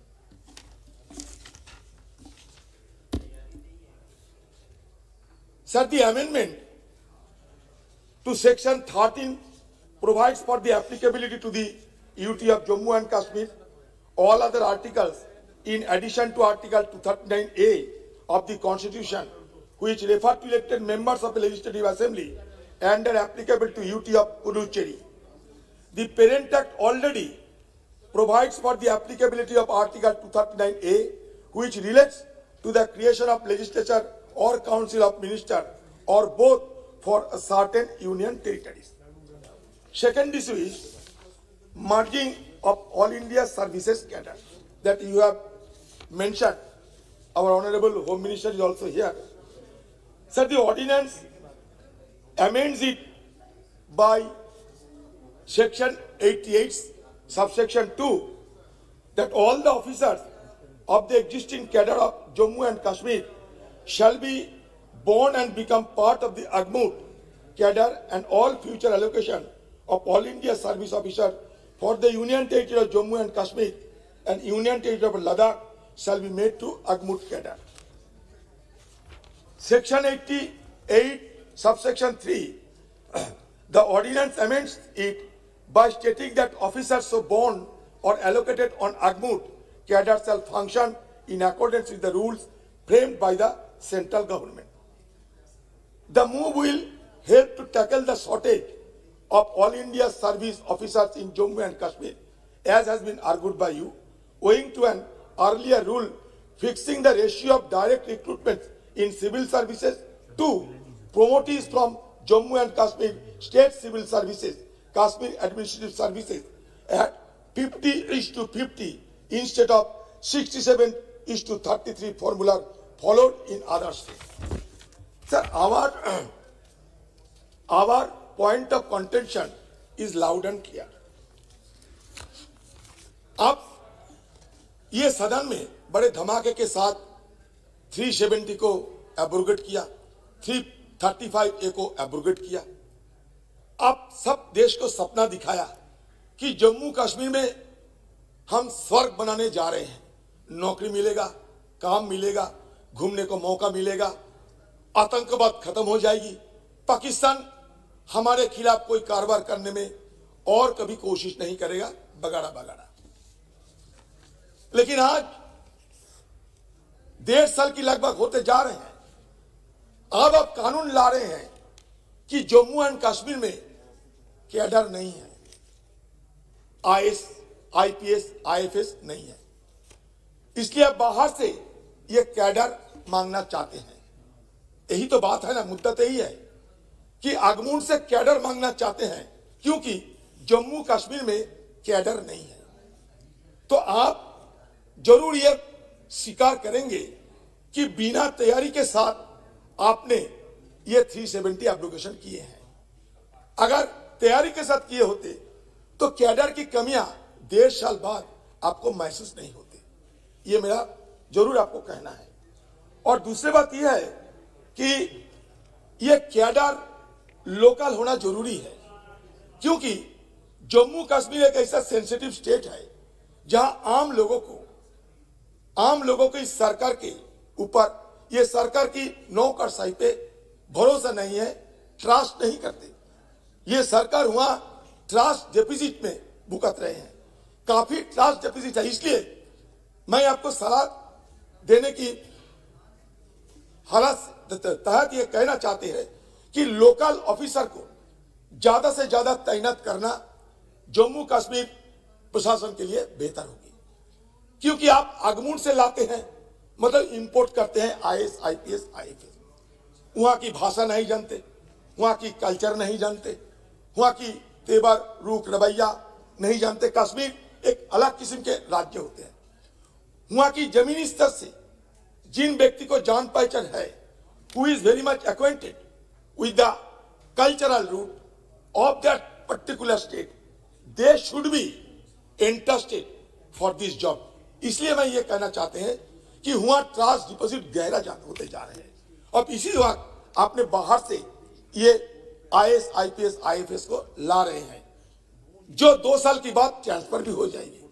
तो इसमें आपको फायदा क्या होगा, ये आपको हमसे ज्यादा जानकारी जरूर है, लेकिन यह बात सही है कि इन लोगों के साथ आम लोगों की जमीनी स्तर के लोगों को उतना ताल्लुकात नहीं रहते क्योंकि ये आगमुड वाले 3 स्टेट और यूनियन टेरिटरी चलाते हैं और बहुत सारे ऐसे स्टेट है जहां भी आगमुट है, वो खुद चाहते हैं कि उनका स्टेट के लिए एक डेडिकेटेड कैडर होना चाहिए, जैसे कि अरुणाचल प्रदेश। आपने खुद कहा था कि जम्मू कश्मीर को आज हम 370 एब्रोगेट करके 35A एब्रोगेट करके हम ये स्थायी समाधान की रास्ता में आगे निकलेंगे। तो ये आपने बताया था इस सदन के अंदर। अब जो हो रहे हैं ये टेम्पुरारी हो रहे हैं, ये टेम्पुरारी स्टेटस है, लेकिन आप जिस ढंग से आगे ये कैडर नियोग की चलते जिस दिशा में आप जा रहे हैं उसे मुझे शक होते हैं कि कब ये स्थायी बंदोबस्त होगी। ये स्थायी बंदोबस्त कब होगी, कब जम्मू कश्मीर को स्टेटहुड मिलेगा। आप जम्मू कश्मीर में क्या किए हैं हमसे ज्यादा आप जानते हैं। पहले बताइए कि जम्मू कश्मीर में 370 के पहले IAS, IPS, IFS कितना था, अभी कितना है और आपको कितना जरूरत है और ये जरूरत जो है वो कैसे पूरा करेंगे। हम लोग जम्मू कश्मीर के लिए बड़ी चिंतित है। चिंतित इसलिए है कि जम्मू कश्मीर में अभी तक सामान्य हालात पैदा नहीं हुआ। जम्मू कश्मीर में मिलिटेंसी चलता है। जम्मू कश्मीर में लोगों के अंदर डर भयभीत सारे कुछ जो भय की महल वो अभी तक मंडरा रहे हैं। जम्मू कश्मीर के हमारे पूर्व चीफ मिनिस्टर साहिब फारूक अब्दुल्ला जी, मुफ्ती जी, उमर अब्दुल्ला साहब सबको अब हिरासत में ले लिया था। कितने अनगिनत लोग अभी भी जेल में सड़ रहे हैं, इसका कोई हमारे सामने तथ्य नहीं है। तो आप जम्मू कश्मीर को हिंदुस्तान की एक हिस्सा मानने के बाद भी जो हिस्सा पहले से था, आपने सपना दिखाया था, फिर भी आप सारे जम्मू कश्मीर को एक कैद खाना में बदल देने का कोशिश किया था। उस समय आप याद करके देखिए, जहां जम्मू कश्मीर में लाखों की तादाद में फौजें तैनात हुई थी। जम्मू कश्मीर में हर 20, 30, 40 मीटर की बात कंक्रीट का वॉल बनाया गया था। जम्मू कश्मीर में सारे इंटरनेट सेवाएं, सारे कम्युनिकेशन को बंद कर दिया गया था, जैसे कि हिंदुस्तान की एक अलग हिस्सा। फिर भी आप जम्मू कश्मीर को अभी भी सामान्य हालत वहां बहाल करने में नाकामयाब रही। आप कह सकते हैं कि डीडीसी चुनाव कर दिए हैं, लेकिन डीडीसी चुनाव में भी हमने क्या देखा टीवी पे, जो उम्मीदवार को आपका सिक्योरिटी उनको एक कैद खाना के अंदर बंद करके रखते हैं। और कितने सारे लोग डीडीसी में भाग लिए हैं और लेने में सफल नहीं हुई है, आपका ये जानकारी है। क्योंकि अनगिनत पॉलिटिकल वर्कर आपको ये जबरदस्ती डेमोक्रेसी को बहाल करने की मसले पे अभी भी जेल में हिरासत में गुजर रहे हैं। आपने बहुत सारे सच्चता लाने का कोशिश की। रोशनी स्कीम और रोशनी एक्ट से आप बहुत सारे घोटाला निकालने का कोशिश किया, क्योंकि वहां की हाईकोर्ट ने यह कहा था कि रोशनी जो स्कीम है, ये स्कीम में आप निकालो कहां घोटाला हुई है। लेकिन आप की तरफ से हाईकोर्ट आप गए और ये रोशनी जांच ना हो, इसलिए आप हुआ अपनी तरफ से जोर शोर कोशिश भी किए हैं। DDC election was marred by the detention of political leaders, the onslaught of nomads, and the unidimensional discourse of the Rohini scheme. All this shed light on the tactics of the BJP government at the center, employed to eliminate any chance of resurgence of its opponents in the erstwhile Himalayan state, in particular in the Muslim majority state Jammu and Kashmir Valley. आपका lieutenant governor Jammu Kashmir, while participating in the IT 2020 Global Summit on November 5, 2020, said the young population is ready to be an entrepreneur and contribute to Atmanirbhar Jammu and Kashmir. We are devising new path, new policies, new technological tools to strengthen our business ecosystem. However, the pertinent question is, where is that newness? There is unemployment, restriction, lost avenues and total confusion. आपने और क्या किया? आपने वहां के bill पर तो बोल ना, बिल पे तो बोलते हैं, ये तो बिल का हिस्सा है, ये बिल के तो हिस्सा है। रूडी जी, अरे रूडी जी, बिल का हिस्सा है। Are giving the plea to retrieve the forest land, the present administration came down heavily on the nomads and stepped up its anti-encroachment drive, depriving at least a score of Gujjar and Bakrewala families of their decade-long dwellings. The demolition was more pronounced in Pahalgaon, Anantnag and Badgaon districts. क्या गलत कह रहे हैं? ये रोशनी act लाया, high court कहा रोशनी act illegal. आपने जब देखा कि बीजेपी के कद्दावर नेता इसमें फंस जाएंगे, आप इसका विरोध करने लगे। हमें तो यह कहना है कि जम्मू कश्मीर में ये 370 एब्रोगेट करने के बाद आपने जो सपना दिखाया था वो सपना बहाल नहीं हुए हैं।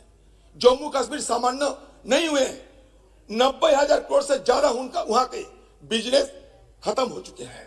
हाँ, तो इसलिए हम चाहते हैं कि जम्मू कश्मीर को आप कब कैसे सुधार करोगे, आप खुद बताए। आप दूसरी बात, आपने ये भी कहा था सदन के अंदर अमित शाह जी कि ब्राह्मण को आप वापस ले जाओगे। आज तक एक पंडित को आप वापस ले जाने में सफल हुई, बताइए। आप कहते हैं कि हम गिलगित बाल्टिस्तान को वापस लाएंगे, वो तो बात की बात है, लेकिन जो इंटरनली डिस्प्लेस्ड हुए हैं, जो अभी जम्मू कश्मीर घाटी में नहीं जा पाते हैं, कम से कम उन लोगों को तो ले जाइए, वहां बसाइए। वो आपके दम में नहीं हुए। आप इंडस्ट्रियल सेक्टर को 3,000 करोड़ जमीन आपने दे दी है, लेकिन ये पंडित लोगों को 200 से 300 एकड़ जमीन आप देने में कामयाब नहीं हुए हैं। तो ये पंडित लोग, जिस पंडित लोग को सामने रखते हुए 2014 साल 2019 साल आपका जो मैनिफेस्टो था, इलेक्टोरल मैनिफेस्टो, इलेक्शन मैनिफेस्टो, उसमें आपने वादा किया था कि पंडितों को आप वापस ले जाओगे। आप लेने में सफल हुई नहीं हुई। तो आप कम से कम ये तो बात कहिए कि मैं वादा तो किए हैं, लेकिन रात गई तो बात गई, चुनाव गई तो वादा गई, ये तो कम से कम आपको बोलना चाहिए। तो इसलिए 70 साल के बाद ये एक दो किस्म के उनको जम्मू कश्मीर के आम लोगों को दो किस्म के तकलीफ का सामना करना पड़ा। एक तकलीफ तो ये है, एब्रोगेशन के तुरंत बाद लॉकडाउन हो गया, दूसरे लॉकडाउन कोरोना के बाद। ये दोनों लॉकडाउन को झेलते हुए जम्मू कश्मीर के लोगों के अंदर त्राही त्राही मच चुके हैं। तो इसलिए आप ये नया चीज सोचिए, नए सिरे से कश्मीर का मुद्दा को सोचिए, क्योंकि ये अगमुट लाने का मैं विरोध करता हूं, इसलिए कि आप ऊपर से एडहॉक मेजर क्यों लेते हैं। आप ये स्टेट्यूट बना के दीजिए और स्टेट्यूट में अपना कैडर बनाइए, तब ना हमें मानेंगे कि आप स्टेट्यूट की दिशा में जा रहे हैं। डीडीसी कर दिए हैं, लगता है कि और स्टेट्यूट की जरूरत नहीं है। तो इसलिए सदन के अंदर आप स्पष्टीकरण करें कि आपका मकसद क्या है, आप अभी किस हालत में हैं और कहां आप जाना चाहते हैं। नमस्कार। श्री हसनैन मसूदी जी। जनाब स्पीकर साहब, मैं इस रिऑर्गेनाइजेशन अमेंडमेंट बिल के विरोध में खड़ा हूँ। जब प्रधानमंत्री और हमारे लॉ मिनिस्टर ने दो बातें कही, एक ये कहा कि हिंदुस्तान हमारा मुल्क मदर ऑफ डेमोक्रेसी है, और हमारे कानून के मंत्री ने कहा सेपरेशन ऑफ पावर्स का कल जिक्र किया, और ये जो कानून है, ये दोनों का उल्लंघन है, दोनों की वायलेशन, दोनों कॉन्सेप्ट्स की। जनाब, जब 5 अगस्त 2019 के फैसले हुए, एक तरफा फैसले हुए, गैर कानूनी, गैर आईनी, किसी से पूछे बगैर, और ये एक आक्रमण से कम नहीं थे जम्मू कश्मीर के 1.25 करोड़ लोगों के खिलाफ एक ऐलानी जंग, और हमने ये फैसला किया कि हम जायज़ तरीके से इसका विरोध करेंगे। और जब इसी विरोध के सिलसिले में सुप्रीम कोर्ट में एक पिटीशन दाखिल हुई, एक नहीं 15 पिटीशन दाखिल हुई, और उनमें इस कानून को एक असॉल्ट के तौर पर पेश किया गया और कहा गया आइन पर, और कहा गया ये सब गैर आइनी है। और सुप्रीम कोर्ट ने इसको कंसिडर करने के बाद फॉर्मली एडमिट किया फॉर हियरिंग, और इसको एक कॉन्स्टिट्यूशन बेंच में भेज दिया।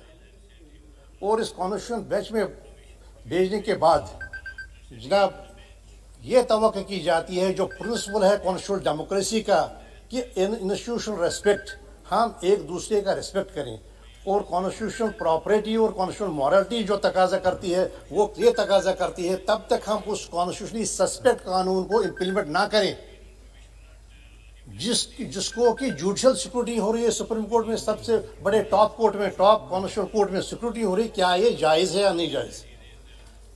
अगर जो हमने दरखास्त दी, हमने याचिका दी कि इस पर इम्प्लीमेंटेशन रोक दी जाए, अगर जो वो नहीं रोकी, लेकिन सुप्रीम कोर्ट ने एक टिप्पणी ज़रूर की कि हम पावरलेस नहीं है, अगर ये कोई स्टेप उठाएंगे उसको वापस करेंगे। वही एक इंडिया था, एक इशारा था एग्जीक्यूटिव की तरफ से कि आप एतराज़ कीजिए, आप इसको आगे इम्प्लीमेंट ना कीजिए। सुप्रीम कोर्ट के पास एक विकल्प था कि पहले दिन वो हमें कहते हैं कि आप में कोई दम नहीं है आपकी याचिका में, आपके पिटीशंस में, लेकिन वो ऐसा किया नहीं। बल्कि कहा कि बाजू नज़र में, पहली नज़र में इसमें दम है। और ये 5 मेंबर की कॉन्स्टिट्यूशनल जो बेंच, जज की जो कॉन्स्टिट्यूशनल बेंच है, उसको रेफर किया गया।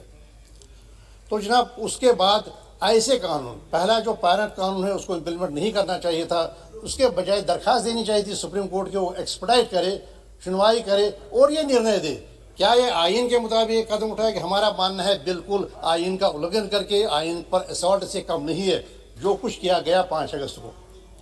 तो जनाब इस पस मंज़र में ये जो बिल है, ये बिल भी उसी का हिस्सा है जो इम्प्लीमेंटेशन प्रोसेस शुरू हो गई है।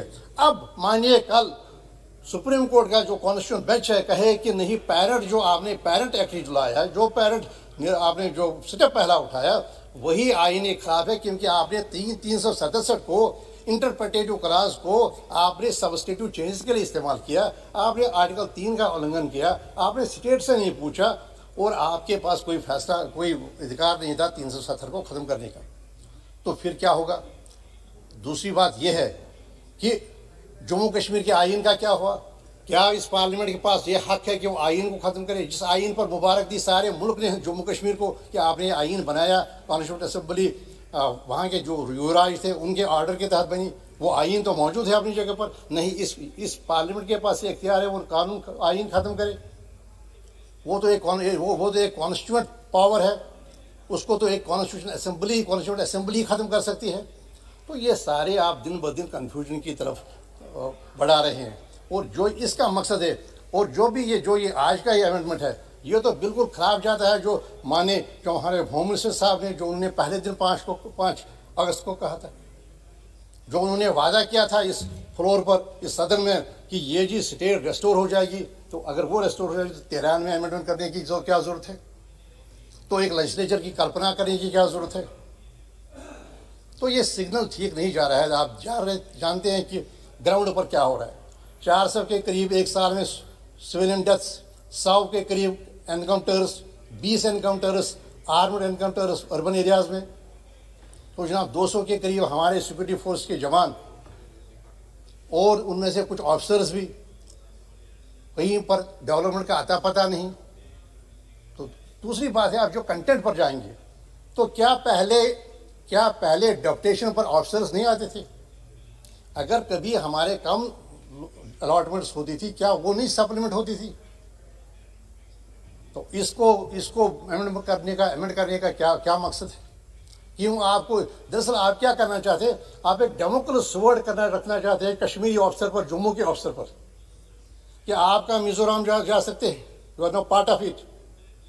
और आज की तारीख में जो हमारे डिस्ट्रिक्ट्स हैं, उस डिस्ट्रिक्ट्स में 80% पर आपने बाहर के लोग जो क्या नाम है हमारे ऑफिसर्स हैं, डिस्ट्रिक्ट मजिस्ट्रेट लगाए हैं, जिनको जैसे चौधरी साहब ने कहा, जिनको कि जो फंडामेंटल जो नीचे की बात है, जो रियलिटीज़ हैं ग्राउंड की, उनसे वो बेबहर होते हैं, कोई कनेक्ट नहीं होता ग्राउंड के साथ।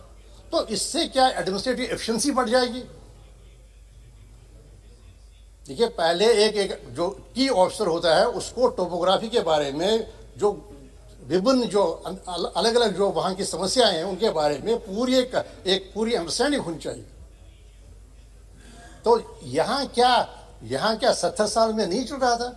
हम तो पार्ट थे इसी इंडियन एडमिनिस्ट्रेटिव सर्विस के, जो भी हमारे ऑफिसर्स थे, या तो वहाँ के क्वालिफाई करते या बाहर से आप अलॉट करते थे। तो जनाब वो जो मैंने कहा कि 13 की कोई ज़रूरत थी ही नहीं। अगर हम लेंगे against the backdrop of whatever was said bye honourable home minister on the floor of the house on 5 अगस्त, उसमें संशोधन करने की क्या ज़रूरत है? तो जनाब मिल मिला के आप जम्मू कश्मीर को अनसर्टेनिटी की तरफ ले रहे हैं, और हमारा फर्ज है कि हम देश को कहें कि जो कुछ आप कह रहे हैं वो मिसटूथ है, ज़मीनी सूरत हाल वो नहीं है। 550 दिन पर हिम्मत न हुई कि आप 4G रेस्टोर करते, वो नहीं हुई। तो टूरिज्म का कहीं पर नया निशान नहीं है। अब आप बाहर से फ्रूट इंपोर्ट कर रहे हैं ताकि हमें डिसएम्पावर करें, हमारे सेब को चुनौती दे। हमें हर तरीके से जम्मू कश्मीर के लोग, और हमारा जो अब सैंड माइनिंग का मामला है वो तो एक बड़ा रैकेट बन गया। तो देखिए, आपने ही विरोध किया था मिनरल कंसेशंस एक्ट का, रूल्स का जब बने थे। आपकी आपकी ही सरकार में आपके ही जो मेंबर्स हैं उन्होंने उसका विरोध किया था, इससे तो मारा जाएगा रोजगार जम्मू के, कठुआ के, उधमपुर के हमारे गरीब लोगों का। लेकिन अब वही हो रहा है। तो जनाब मैं इसका विरोध करता हूं क्योंकि ये वही एक रॉन्ग डायरेक्शन में एक स्टेप है। कोई भला होने वाला नहीं है। जम्मू कश्मीर देश के साथ था, कॉन्स्टिट्यूशन में, इसी वजह से मैं यहाँ हूँ, कॉन्स्टिट्यूशन की वजह से मैं यहाँ हूँ। लेकिन आप कोई भला हो नहीं रहा है। तो जनाब आपके जो अपने वादे हैं, वो वादे 5 अगस्त को जो किए थे, उन वादों वो वादे हम लाइए। होम मिनिस्टर साहब यहाँ बैठे हैं, इन्होंने कहा स्टेट हो जाएगी, और उसके बाद हम स्टेट का नहीं, हम कहते हैं कि रेस्टोर कीजिए 4 अगस्त की पोजीशन। अगर आप मिजोरम जाके, मणिपुर जाके वहाँ के लोगों को बधाई देते हैं कि प्राइम मिनिस्टर ने एक उपहार दिया है आपको ILP सूरत में, तो जम्मू कश्मीर में क्यों नहीं? अगर यही चीज़ वहाँ क्यों नहीं, एक देश एक कानून की बात होती है। अगर आप बोडोलैंड पर हम समझौता करते हैं तो वहाँ पर बोडो टेरिटरी 10,000 स्क्वायर माइल्स देते हैं, तो वहाँ क्यों नहीं ये बात आती है एक देश एक कानून? अगर हिंदुस्तान का प्रधानमंत्री बोडोलैंड में या मणिपुर में या और 7 स्टेट्स में ज़मीन नहीं खरीद सकता है, तो जब जम्मू कश्मीर की बात आती है तो वहाँ क्यों ये परेशानी? तो जनाब हमारी एस्पिरेशंस का रिस्पेक्ट कीजिए। जो आप नॉर्थ ईस्ट में कर रहे हैं उस उतनी हद तक तो हमारी थी नहीं ऑटोनॉमी। वहाँ ILP दे रहे हैं, वो कोई आदमी जो वहाँ जाएगा उसको परमिट लेना है, और उतनी ही देर तक वहाँ बैठना है जितना परमिट में होगा। 7 दिन का तो 7 ही दिन। And when it comes to Jammu and Kashmir, why should you just look at it with a different eye? Why should there be any kind of discrimination? तो इंसाफ कीजिए ना जम्मू कश्मीर के लोगों के साथ। क्या लिया जम्मू कश्मीर के लोगों ने? उन्होंने तो कंट्रीब्यूट किया। आज ही हमारा एक इंजीनियर मर गया, अब जान खो बैठा उत्तराखंड में। वहां बना रहा था एक पावर प्रोजेक्ट, सीनियर इंजीनियर था वो, तो जम्मू कश्मीर का बशीर अहमद जरगर था। और अब उसकी जो मैयत है उसको घर लेने की व्यवस्था नहीं है। तो जनाब जम्मू कश्मीर के साथ इंसाफ कीजिए, उमंगों का रिस्पेक्ट कीजिए, सियासी जो अपेक्षाएं हैं, जो एस्पिरेशंस हैं, उनका रिस्पेक्ट कीजिए, फिर ही मामला हल हो जाएगा। दूरियां मत बढ़ाइए। तो जैसे कि पहले कहा, लोगों को गले लगाइए। जम्मू कश्मीर आपके साथ खड़ा है, देश के साथ खड़ा है, लेकिन आप ही उसको पुश कर रहे हैं दूर। तो मेरी यही गुजारिश होगी, इस कानून को वापस लीजिए, बल्कि आप सुप्रीम कोर्ट की मानना करते हुए, उसका रिस्पेक्ट करते हुए इम्प्लीमेंट ना कीजिए जो कॉन्स्टिट्यूशनली सस्पेक्ट लॉज हैं। बहुत शुक्रिया।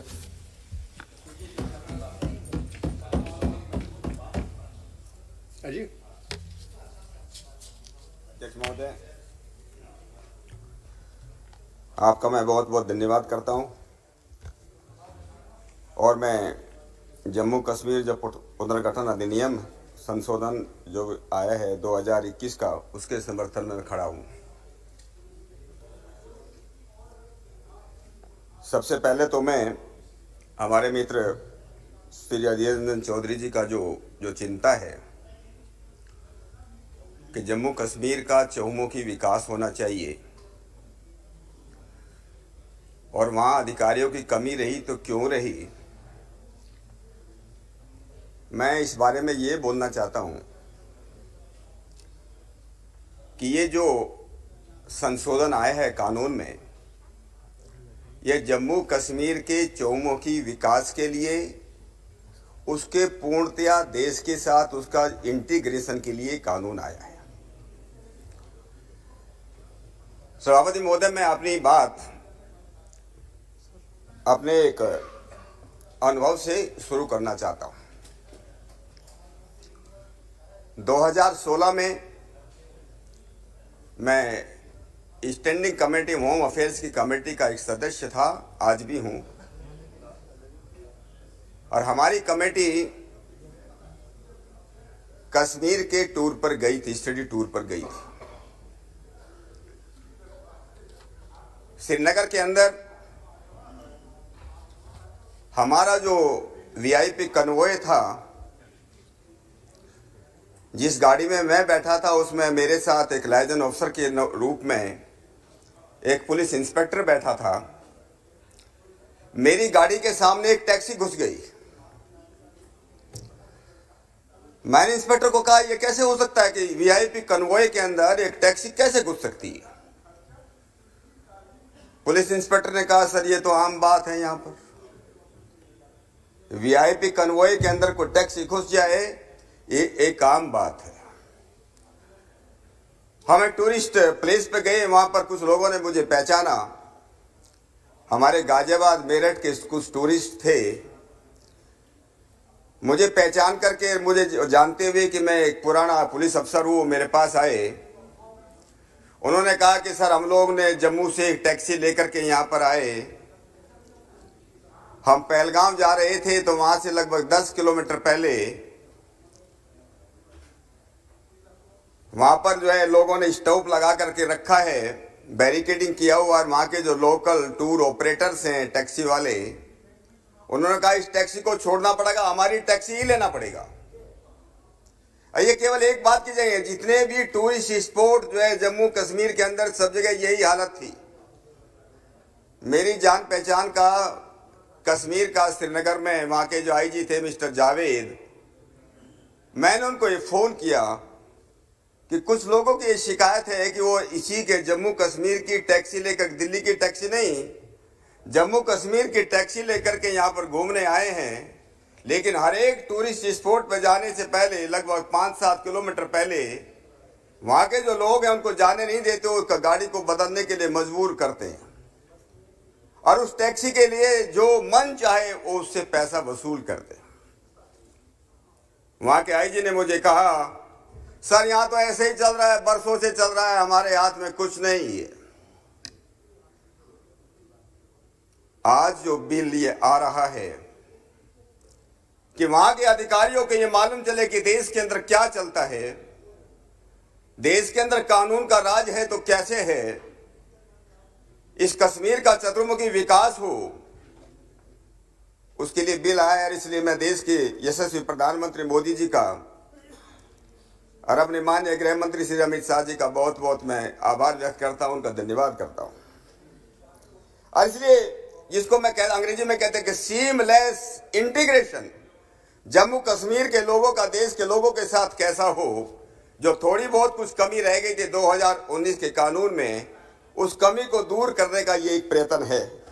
और इसलिए आज पिछले 1.5 वर्षों के अंदर जिस प्रकार से वहाँ इंफ्रास्ट्रक्चर हो, स्वास्थ्य में हो, एजुकेशन में हो, जिस प्रकार से वहां पर काम किया गया, उसी के उसमें ये एक उसका प्रयत्न है।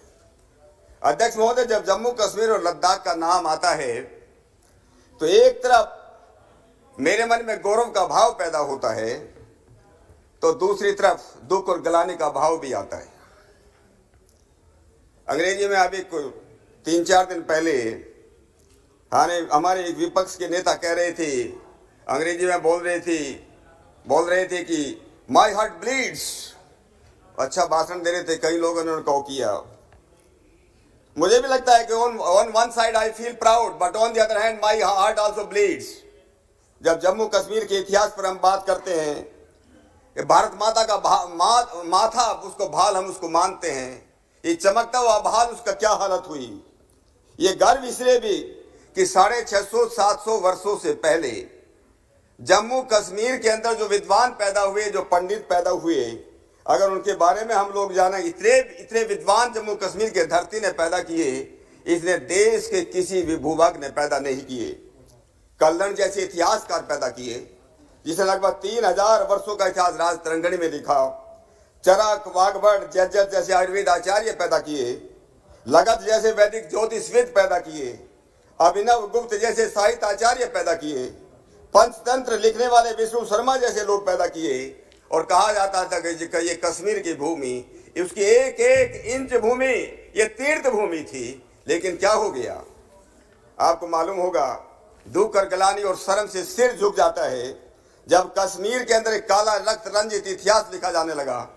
और वो इतिहास जब हमारे सामने आता है, और ये इतिहास की तारीख शायद बहुत हमारे माननीय सदस्यों को ध्यान नहीं होगा, 1339 से शुरुआत होती है। सुल्तान शाह मीर आते हैं, उसका पुत्र सिकंदर बुत सिकन आता है, फिर काजी चक आता है, औरंगजेब आता है। और जिस प्रकार से वहाँ के सुल्तान बनने के बाद जिस प्रकार से गैर मुस्लिमों के ऊपर वहाँ पर कत्लेआम चला, जिस प्रकार से धर्मांतरण किया गया, जिस प्रकार से मंदिर तोड़े गए, तो वहां पर के लोग वहां से भागने लगे। कश्मीर का एक काला इतिहास लिखा गया।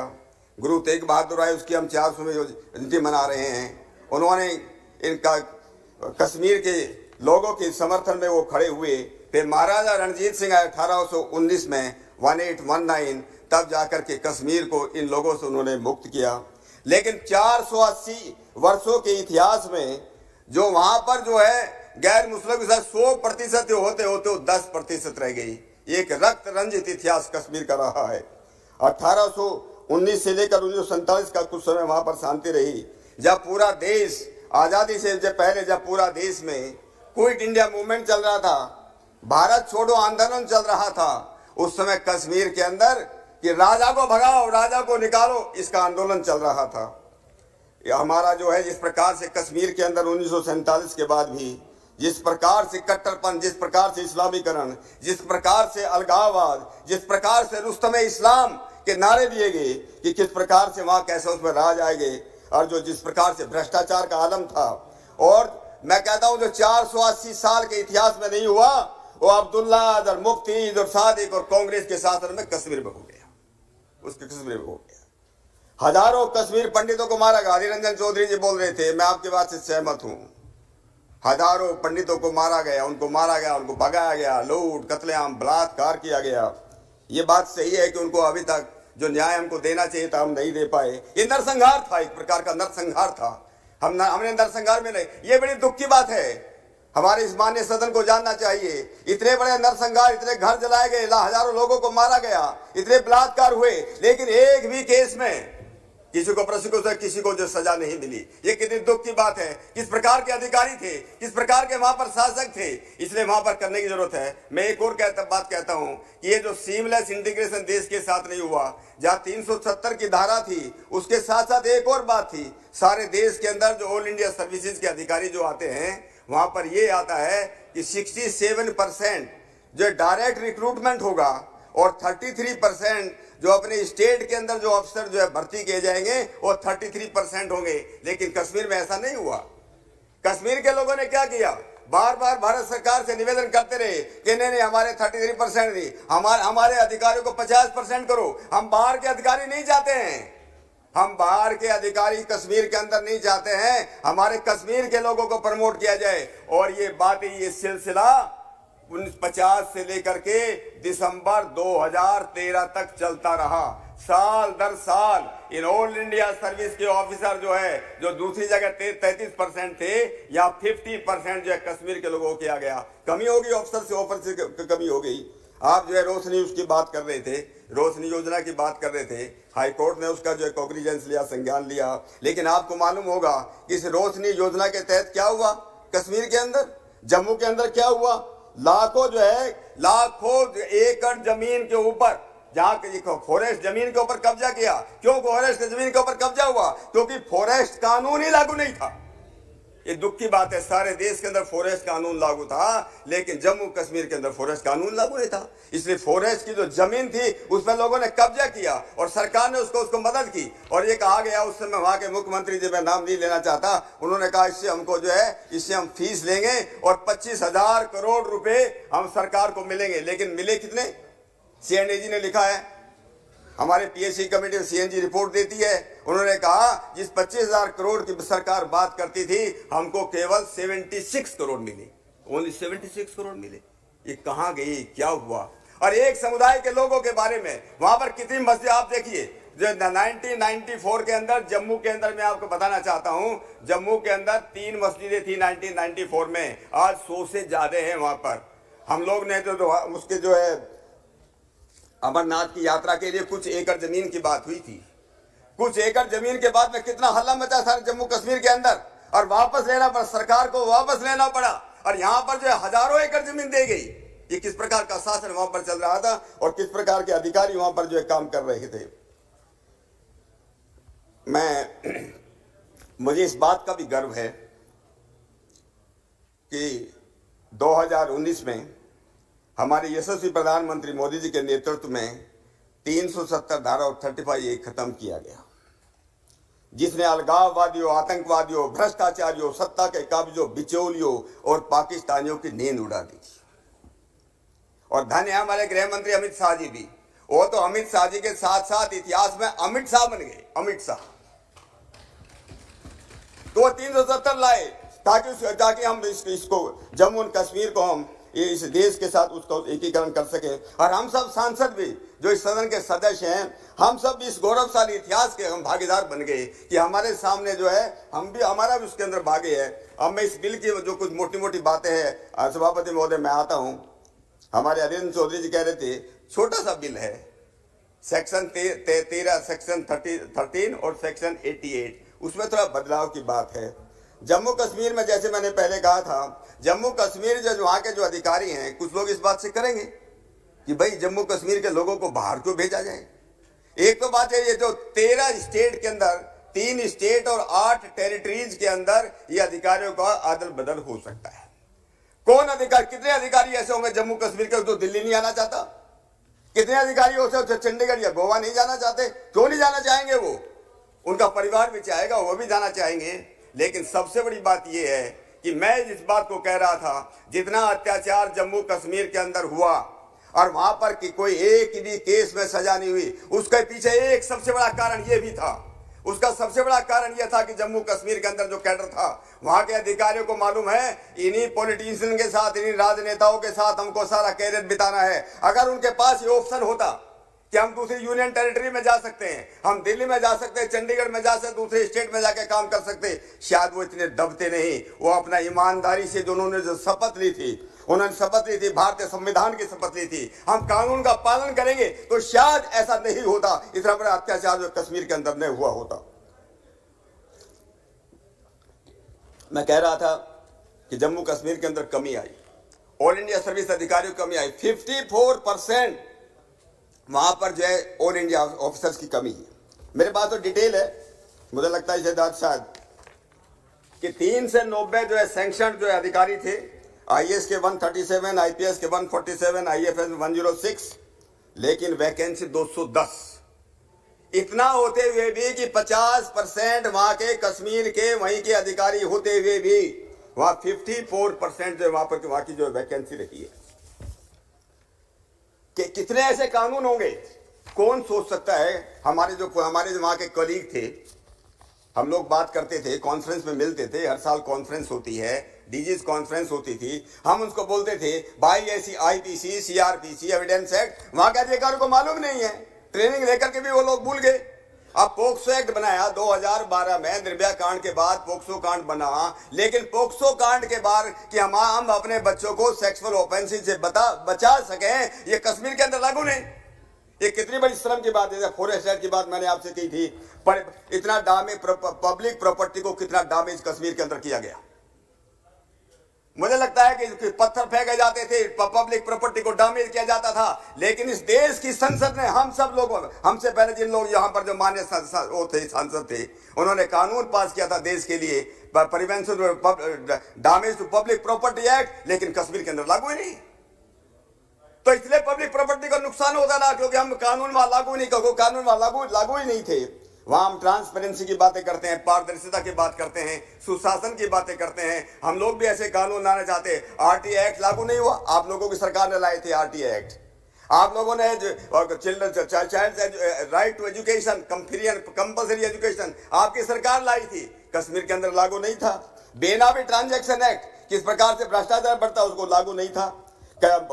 प्रिवेंशन ऑफ करप्शन एक्ट वहां पर लागू ही नहीं था। आधार कार्ड, आज से देश में 1,80,000 करोड़ रुपए अगर इस देश के बचे हैं जो गलत हाथों में जाते थे, इसका सबसे बड़ा कारण है हमारा आधार कानून, लेकिन कश्मीर के अंदर लागू नहीं था। 2.87 लाख करोड़ रुपए यूपीए सरकार ने जम्मू एंड कश्मीर की सरकार को दिए। वो कहां गए, कहां डेवलपमेंट हुआ, ये क्यों नहीं वो वहां पर डेवलपमेंट हो पाया? क्योंकि हम लोगों ने इस प्रकार के आधार एक्ट जैसे कानून हम लोगों ने वहां पर जो लागू नहीं किए। सोशल जस्टिस के बारे में, राइट टू फेयर कंपनसेशन, किसानों की बातें हम कर रहे हैं, इस सदर में भी हम कर रहे हैं कि लोगों को, किसानों की जमीन ले लो, कुछ भी करो, उनको फेयर कंपनसेशन मिलेगा कि नहीं मिलेगा, कानून लागू नहीं।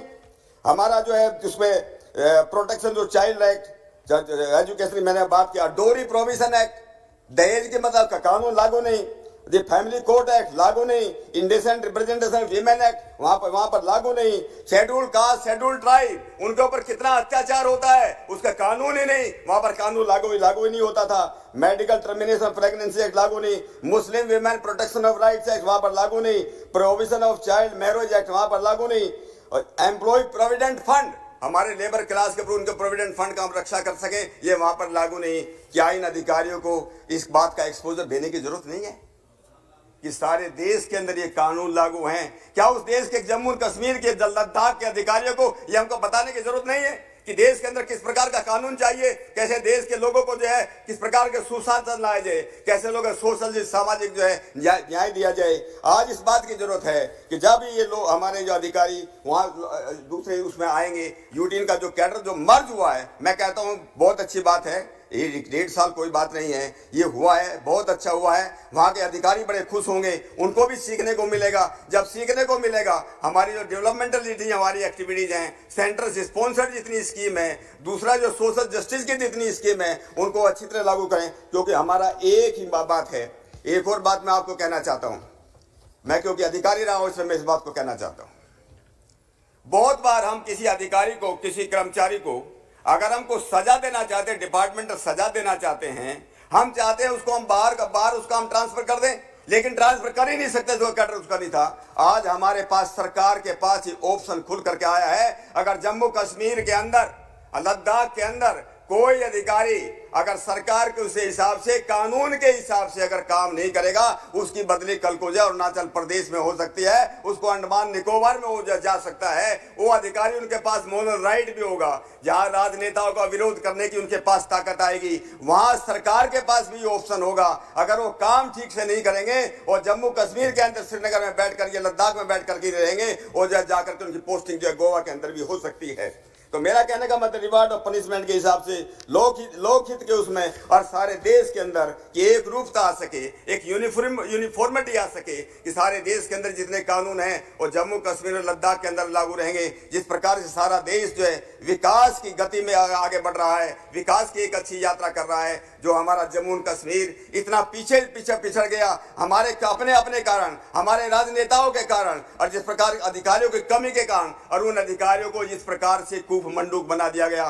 देखिए मैं इस बात को जरूर कहता हूं, एक बात कहकर अपनी बात को समाप्त करना चाहता हूं। सभापति महोदय, जो तालाब के अंदर जब तालाब में पानी होता है, समय के साथ साथ पानी गंदा हो जाता है, कम भी हो जाता है, लेकिन नदी का बहता हुआ पानी नहतकबाजी वो पीने के काम भी आता है, इंडस्ट्री के भी काम आता है, और बहते हुए पानी से ऊर्जा और बिजली हम बना सकते हैं। ये बहते हुए पानी हम इन जो अधिकारी वहां पर बैठे थे, तालाब की तरह बैठे थे या कुंभ मंडूक की तरह वहां बैठे थे, उनको एक बहुत बड़ा ऑप्शन हम दे रहे हैं, एक इतना एक्सपोजर दे, नेशनल एक्सपोजर दे रहे हैं, ताकि वो उनका मेंटल होराइजन बढ़ेगा, वो आगे बढ़ेंगे और हम सब लोग मिलकर के कश्मीर का जहाँ बढ़ावा करेंगे, लद्दाख का जहाँ विकास करेंगे, इस देश का विकास होगा। वहां का अनुभव लेकर के दूसरी जगह आएंगे, बाहर के अधिकारी वहां पर जाएंगे, सब मिलकर के जो इतना अच्छा जो है वहां पर सुशासन आएगा और चहुमुखी वहां पर विकास होगा। इतनी बात कह के अपनी बात को मैं यहाँ पर जो है समाप्त करना चाहता हूँ और मैं पुनः इस बिल की मैं समर्थन करता हुआ अपनी बात को मैं विराम देता हूँ। धन्यवाद। धन्यवाद doctor Satyapal Singh ji. Next speaker Shrimati T Sumathi. Thank you, Honorable Speaker, sir. I rise here to oppose the Jammu and Kashmir Reorganization Amendment Bill 2021.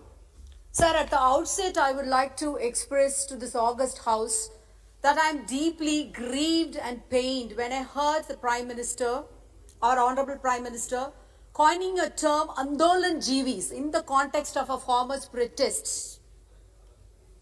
Sir, the phrase rights of man by Leslie Burns says has helped to create two great republics of modern times in France and America. But our Honorable Prime Minister has derogatively chosen another term, Andolan Jeevi, when it is the basic rights of our farmer brother and sister to protest and to show their resistance. So coming to the discussion on the bill, again this has given me an opportunity to reminisce about an old term.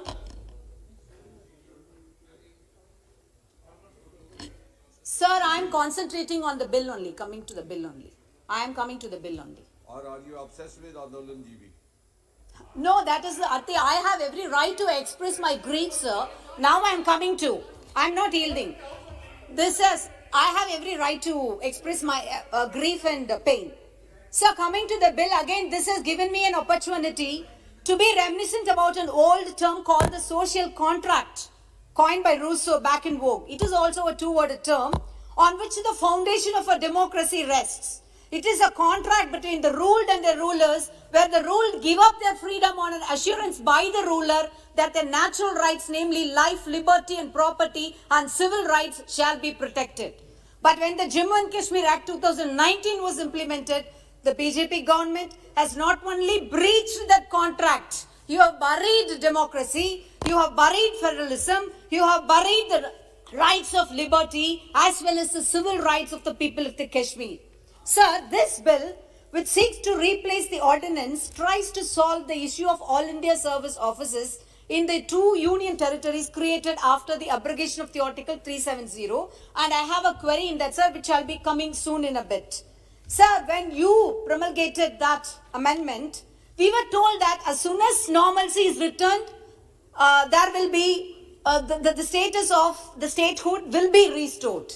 Sir, with this bill, our hope is now gone.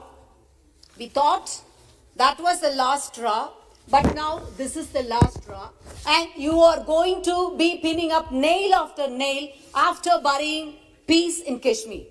Sir, in August 2019, you not only bifurcated a state but reduced its status to that of a union territory, thereby increasing the direct central hand in day-to-day management. Sir, I am reminded of the famous opening lines of Charles Dickens' Tale of Two Cities, which said, this is the best of times and this is the worst of times. I would say this is the worst of times that India has ever witnessed in her pages of history. The BJP government has imposed all the draconian laws. You have imposed CAA, you have imposed NRC, and now the draconian anti-farmer laws, which were hanging like a Damocles sword above your head, and I'm sure definitely you will have repercussions in the forthcoming elections.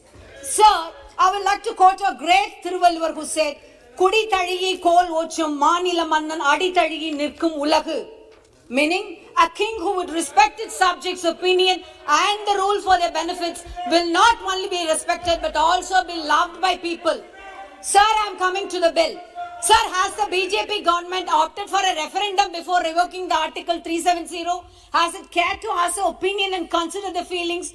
When you boast of a paperless budget, you are running a compassionless, commitmentless, dedicationless, visionless government which has brought such draconian laws. Sir, there is a tendency of the government to bypass in this parliament to take over the people's rights and follow the ordinance route. And this is the route. See, Sir, I'm coming, I'm not... repeatedly she is saying that the parliament has been bypassed. Similarly, Mr. Hasnain Sahab also said, this bill was duly passed in this house, also in the other house. You are abusing the sanctity of the parliament.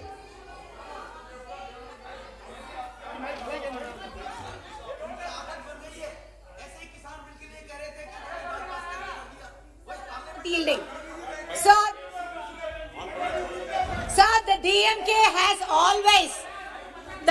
has always withstood on its principles of federalism and democracy, sir. Sir, our leader, great Anna, has evoked. We have a federal structure. That is why the framers of the constitution wanted a federal structure and not a unitary structure. I am quoting our great leader Anna. Because many political philosophers have pointed out, India is so vast, in fact, that it has been described as a subcontinent. The mental health is so varied, the traditions so different, the history so varied, that there cannot be a steel-framed unitary structure here, unquote. Sir, by reducing the stature of J&K from a state into union territory, you have not only failed to bring administration closer to people, but rendered a serious blow to our freedom. Sir, coming to the bill, sir, I have a query in that bill. I said, Coming to the statement of the object and reasons of this bill, it states that Section 88 of the said Act provides that the members of the cadres of Indian Administrative Service, Indian Police Service and Indian Forest Service for the existing state of Jammu and Kashmir shall continue to function on the existing cadres. There is a huge deficiency of the offices of all India services in the Union Territory of Jammu and Kashmir. Sir, I am maybe forgiven for my ignorance, but I would like to get a clear explanation of this phrase, huge deficiency. What do they mean by this huge deficiency, sir?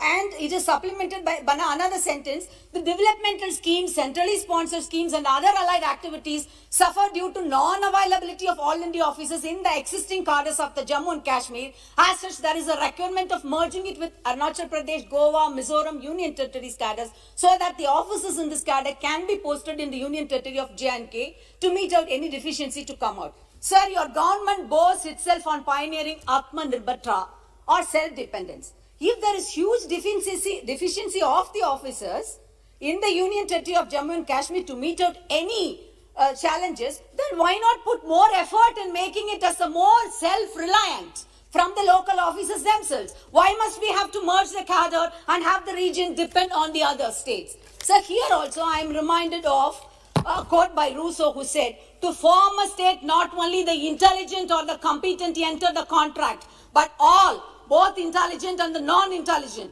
as parties to agreement, all are equal, though in other ways they are dissimilar. This is the meaning of political equality. How to make this real? It is difficult to say, but equality is not a chimeru, and it is the duty of the government to maintain equality in even appointing or in even the maintenance of the cadre status. Sir, the section, coming to section 3 of the bill, which amends section 88 again, it says, the officers so born are allocated on Arunachal Pradesh, Goa, Mizoram, and Union Territories cadre shall function in accordance with the rules framed by the central government. Here the cat is out of the bag and the skeleton comes from the cupboard, because rules framed by the central government is the key sentence wherein the federal rights of the states are put at stake, and this is a nail straightly placed on the coffin of democracy and the federal structure. Sir, if you are going to mandate this, if you are going to mandate this sort of modus operandi with a lot of brutal majority, what is the guarantee that tomorrow with the same modus operandi, the government can bifurcate states like West Bengal, Kerala and Tamil Nadu? Because I'm sure they are going to lose in the electoral mandate with the support of our people. Sir, our party leader, Mr. M.K. Stalin, has strongly opposed all these draconian laws, and I also place it on record here that I oppose this bill vehemently. And let me conclude this by saying that John Locke, the father of liberalism, had argued that the obligation to obey civil government under the social contract was conditional upon protection of the person. Sovereigns who violated these terms could be justifiably overthrown. Revolt is the right of the people, for when injustice becomes law, resistance becomes duty. Thank you very much. Thank you. Professor Saugata Roy. You have to speak better than her. No, I can't. She's very good. You have to speak better than her, otherwise you'll lose all grounds. And she's sitting next to you. Sir, you sit to speak, not rise to speak. I seek to speak as advised by Mr. Rudy on the Jammu Kashmir Reorganization Amendment Bill 2021. I'm very happy that I think you have to move to the mic side. We can't move. I can't move. Mohua is sitting next to me. What to do? Captured. Now Mr. Rajiv Rudy will say you have been unseated. Yes, I have been shifted. Sir, I am very happy that the Home Minister is here to pilot the bill. He has got relief from visiting the state of West Bengal for maybe electoral purposes. So he has got some time in Delhi to look after the nation's affairs. I'm glad about it. Sir, the bill is a minor bill, as has been pointed out. And there, Please, please. हाँ, यही तो दुख की बात है। देश को नहीं देख के केवल पश्चिम बंगाल के पीछे पड़े हुए हैं, यही तो हमारा दुख है। देश को देखिए, देश बहुत बड़ा है। चलिए बोलिए।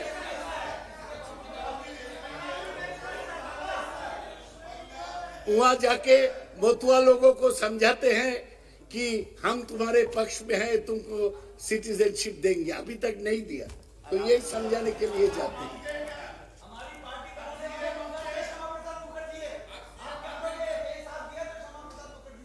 बैठो विदुरी, तुम्हारा तो दिल्ली शहर में है, तुम बैठ जाओ, ये बहुत बड़ा देश है, तुम बैठो। Please.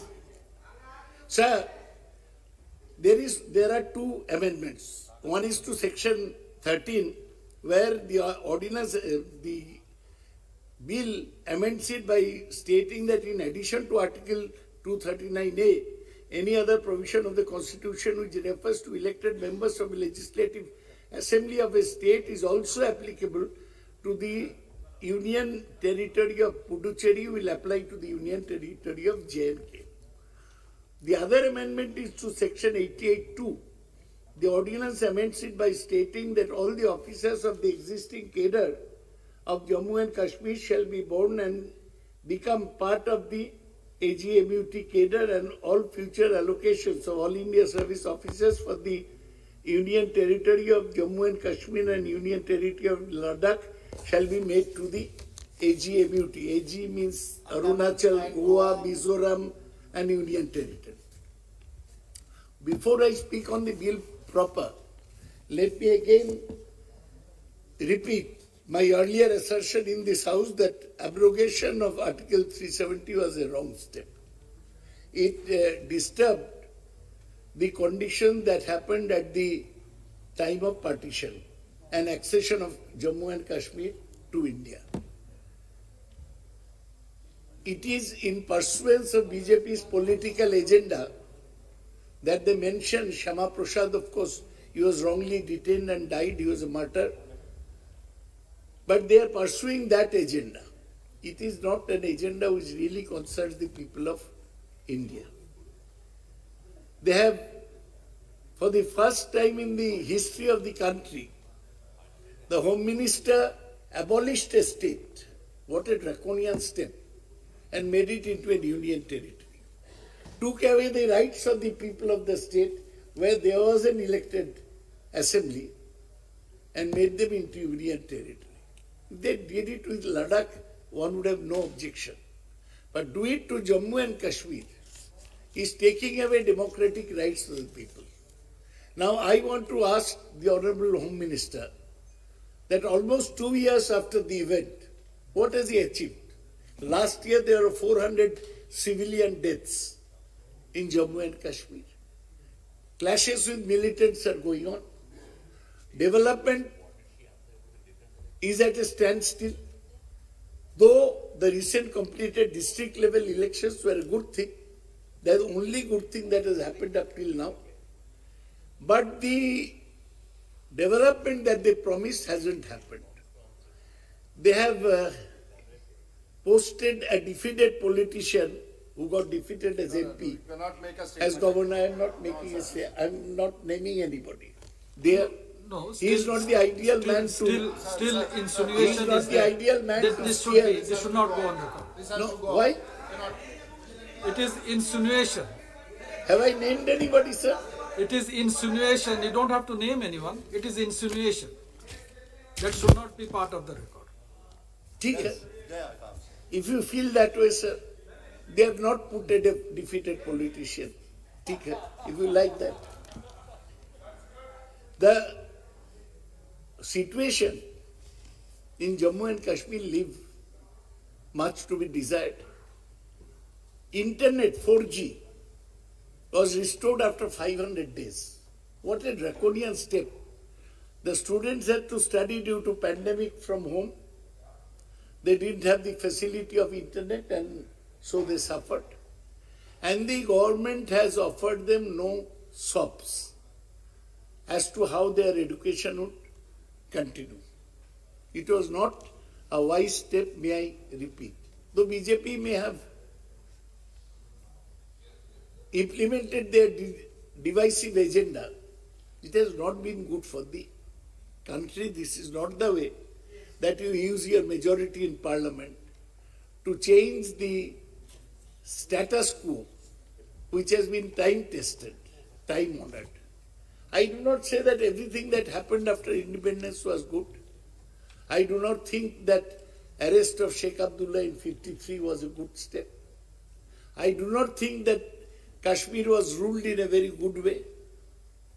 But still, the fact that you had to arrest all the leaders of the national political parties, put them under house arrest. They've only been released now. Farooq Abdullah was in house arrest for so long. Omar was, Mehbooba Mufti were, they are all members of the Lok Sabha. Government did not come forward to say when they will be released. So what has happened has not been good for the country. Sumati, when speaking, referred to Charles Dickens in Tale of Two Cities. It was the best of times, it was the worst of times. It was the spring of hope, it was the winter of despair. In Kashmir, this is the winter of despair, and that is still lasting. Now, having said this, let me come to a few points in the bill. What happens? Beautiful snowfall in Kashmir these days. I know. I've not seen that. Beautiful garden that was created on the banks of the Dal Lake when Ghulam Nabi Azad was chief minister, that is there. But we miss all this. You go Dal Lake. Have you gone to Kashmir, Dada? I've gone so many times. You will enjoy. It's like home. Sir, what is happening is the J&K cadre officers are merged with the AGMUT.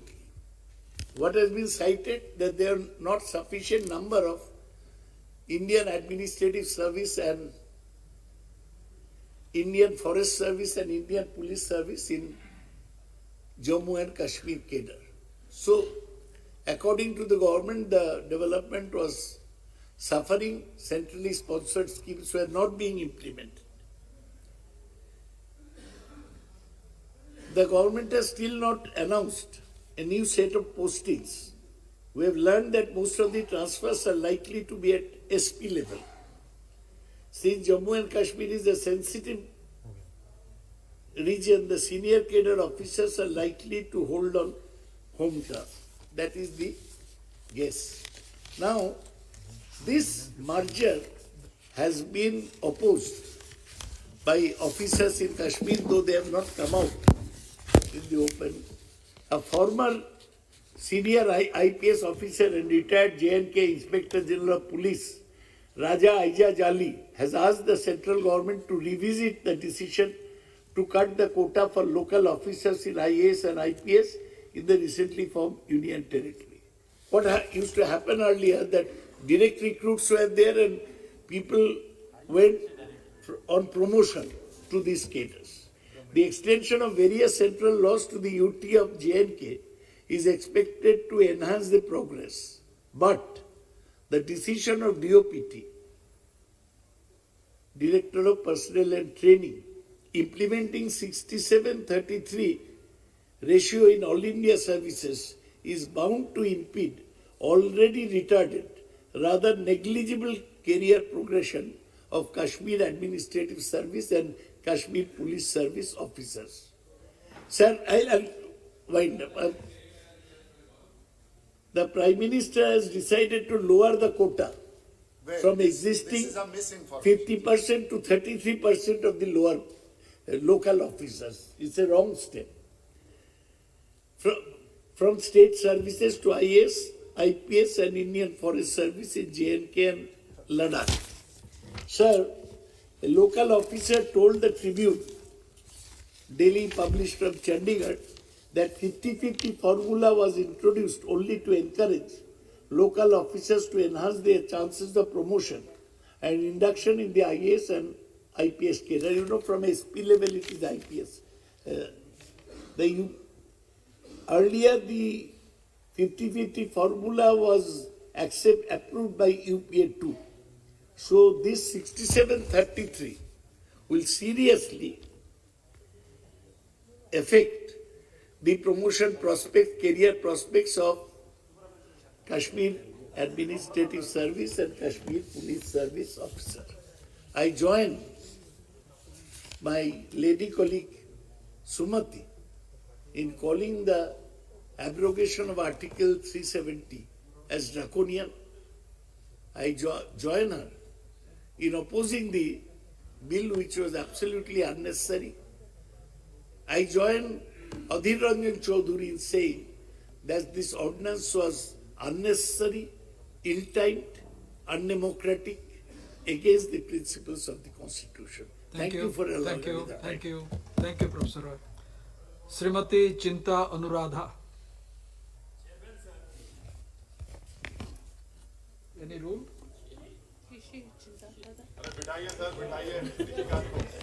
Under what rule? Which rule? 78. इतना कर रहे हैं sir, मंत्री नहीं बना रहे निशिकांत को। 78. इतनी खिदमत कर रहे हैं सरकार की, मिनिस्टर नहीं बना रहे। आगमनारेड्डी चेयरमैन। इतनी खिदमत कर रहे हैं आप गवर्नमेंट, दूसरा ही नहीं, कदर ही नहीं कर रहा। बताइए। आपका भी अधिकार है, इनका भी अधिकार है। सामने बिठा लीजिए उनको।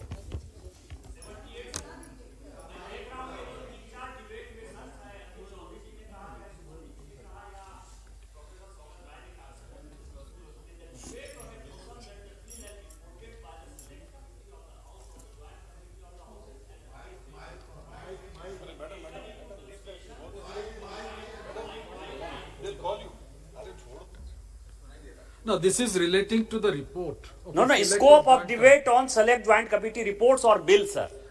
ये कहा गया है सर, ये वही है सर कि बिल जब इंट्रोड्यूस होता है तो बिल या तो स्टैंडिंग कमेटी में जाएगा या सेलेक्ट कमेटी में जाएगा या हाउस जो है बिल को जो है ये करेगी, लेकिन स्कोप ऑफ द बिल जो है, बिल में जो कुछ भी लिखा हुआ है वो 370 का डिस्कशन नहीं कर सकते सर, 35A का डिस्कशन नहीं कर सकते। I'm sorry, I don't agree with you.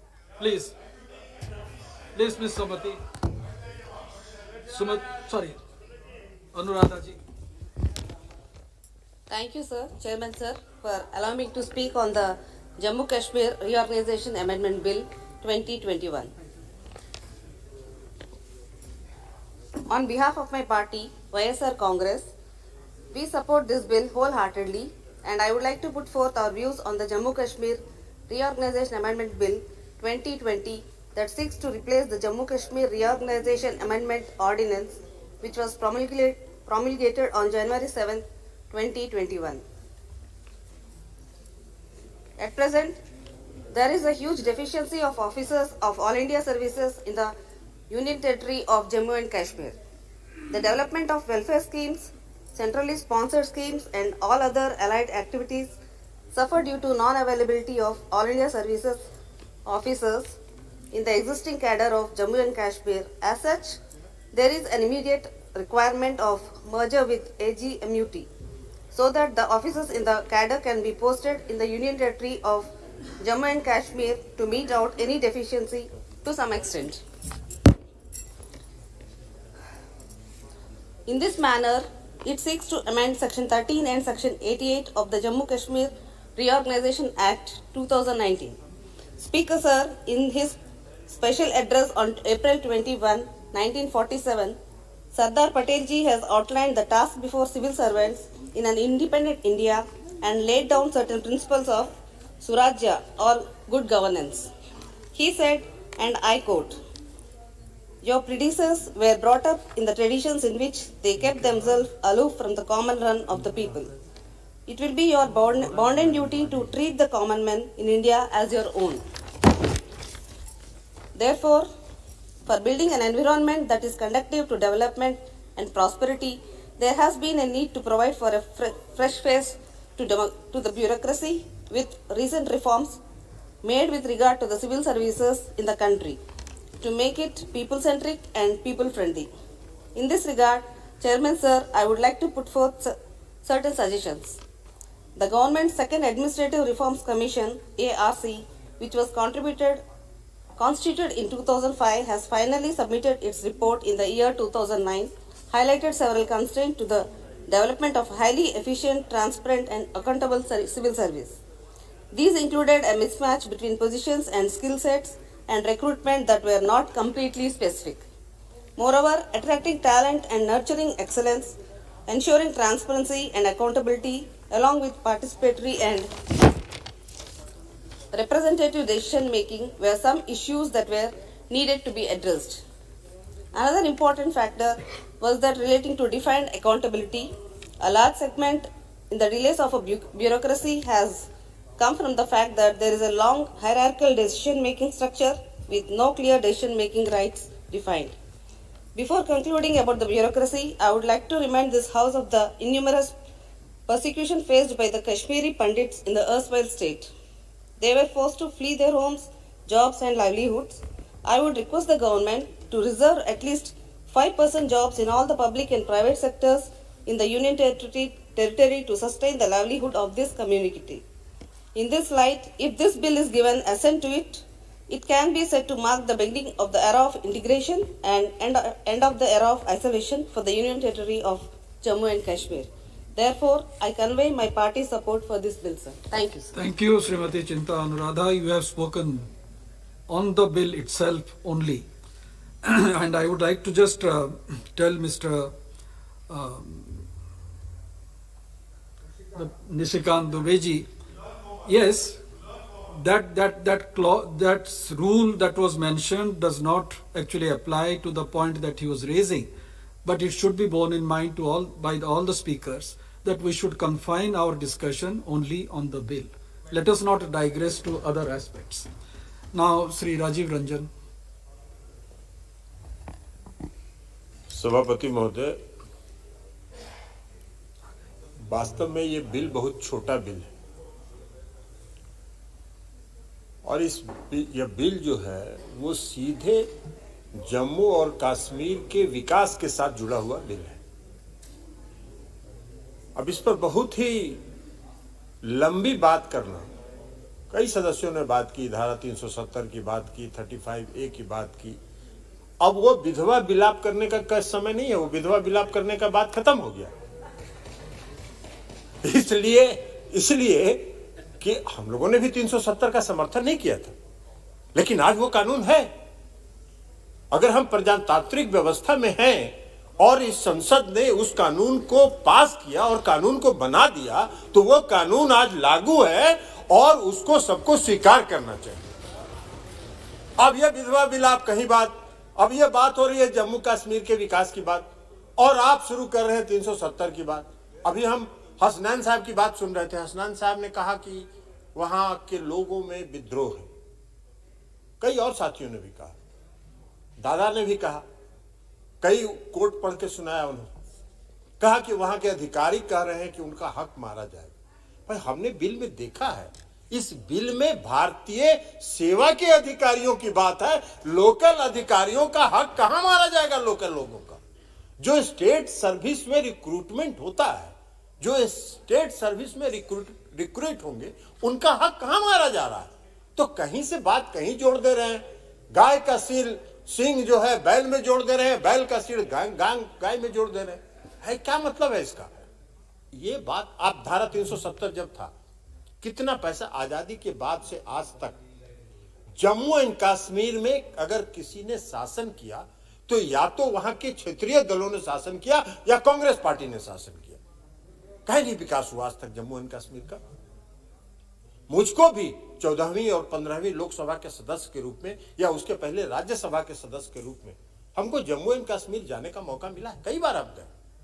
Jammu and Kashmir का आप डल लेक की बात जो दादा कर रहे थे, क्या स्थिति था डल लेक का? उसके बगल से आप क्रॉस पार नहीं कर सकते थे, बदबू आती थी पूरे डल लेक से। वहां का जो सबसे सुंदर जो कश्मीर का पर्यटक स्थल है पहलगांव या गुलमर्ग, अगर श्रीनगर से आप पहलगांव और गुलमर्ग जाते तो 3 घंटा 4 घंटा आपको जाने में लगता था। कहीं सड़क था क्या? हमको भी देखा है, हमने भी देखा है। और आज अगर आदरणीय प्रधानमंत्री नरेंद्र मोदी जी के नेतृत्व वाली सरकार ने अगर वहां विकास करना शुरू किया है और विकास के हित में अगर यूनियन टेरिटरी के अफसरों की कमी को देखते हुए अगर सबों को मर्ज करने का, विलय करने का फैसला किया है तो ये स्वागत योग्य है। सभी सदन के सदस्यों को इसका स्वागत करना चाहिए। और आज हम क्या कर रहे हैं? आज विकास वहां है, हो रहा है, विकास तेजी से हो रहा है। मुझको भी, हम जाते रहते हैं माता वैष्णव का दर्शन करने के लिए बीच बीच में, तो वहां भी हमको देखते हैं, पता करते हैं। जब वहां मलिक साहब गवर्नर थे उस समय भी हम गए थे और फिर भी दोबारा भी गए। विकास हो रहा है वहां और तेजी से विकास हो रहा है। और उस विकास को अगर गति देने के लिए केंद्र सरकार ने यह बिल लाया है तो इस बिल का जितना भरपूर समर्थन किया जाए वो उचित है। और इसलिए आज हम ये चाहेंगे कि इस बिल का समर्थन करते हुए हम बाकी माननीय सदस्यों से कहेंगे कि जब जम्मू एंड कश्मीर की स्थिति पर कभी चर्चा हो सदन में तो विधवा विलाप करिए। अब आज की तारीख में विधवा विलाप मत करिए। जम्मू एंड कश्मीर के विकास के साथ अपने आप को जोड़ने का काम कीजिए, आप उसके भागीदार बनिए। और इसी के साथ मैं इस बिल का समर्थन करता हूं। धन्यवाद। मालूक नागर जी। तो बहुत बहुत धन्यवाद, आपने मौका दिया। इस बिल का हम समर्थन करते हैं और एक बात जरूर कहना चाहते हैं। साहब एक तो घंटी मत बजाना, मुझे बोलने नहीं देते। पार्टी की तरफ से अकेला बोल रहा हूँ, प्लीज मुझे बोलने देना। जितना टाइम है कि कांग्रेसी हमारे रंजन साहब अभी बोल रहे थे और आईएएस और आईपीएस ऑफिसरों का पूरे देश से ट्रांसफर करके बढ़िया लोगों को अगर छांट के और देश हित में और जहां आज देश को जरूरत है और जो पिछले 70 सालों से वहां हक छीना गया दलितों का, गरीबों का, मजलूमों का, पिछड़ों का, आज अगर उनका हक दिलाने के लिए हमारे माननीय गृह मंत्री जी इस बिल को लेके आए हैं कि देश के बढ़िया ऑफिसरों को वहां लगाया जाए, उस पे भी इन्हें दिक्कत हो रही है। समझ नहीं आता इनको हो क्या गया है। अभी परसों रात मैंने बोला किसानों के बारे में कि बाहर कुछ बोलते हैं, सदन में बोल नहीं पाते। उसके बाद में राहुल गांधी जी आए तो सही और बोल के प्रोफेसरों की तरह हम लोगों को स्टूडेंट समझ के चले गए। अरे भाई, यहां तो तुम भी स्टूडेंट हो, फिर सारे स्टूडेंट हैं, या तुम भी प्रोफेसर हो तो बाकी सारे प्रोफेसर हैं। तो सुनो और समझो और बढ़िया सरकार का विपक्ष की भूमिका अदा करो। और ये बहुत ही ऐसी बात है, आज माननीय वित्त मंत्री जी बोल करके गई हैं कि कांग्रेस पे विपक्ष की भूमिका अदा नहीं करी जा रही है। मुझे लगता नहीं है फिर ऐसे में भी सदन में ना बैठे जो मुख्य रूप से विपक्ष हो। अपने आप तो कमजोर कर ही रहे हैं, हम भी विपक्ष में आते हैं, हमें भी मार रहे हैं, हमारी भी बदनामी हो रही है। बहुत शर्म की बात है।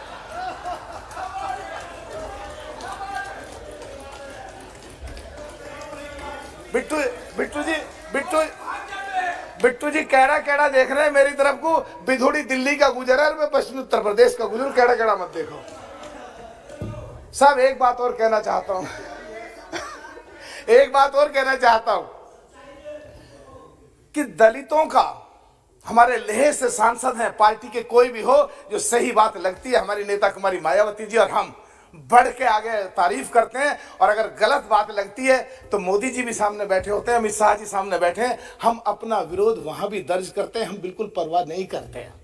तो उसी क्रम में लेह के हमारे सांसद बैठे हैं, इतना बढ़िया बोलते हैं, सुनने में लगता है कि देश हित में ये आदमी बोल रहा है और इसको तो बिल्कुल इनाम देना चाहिए।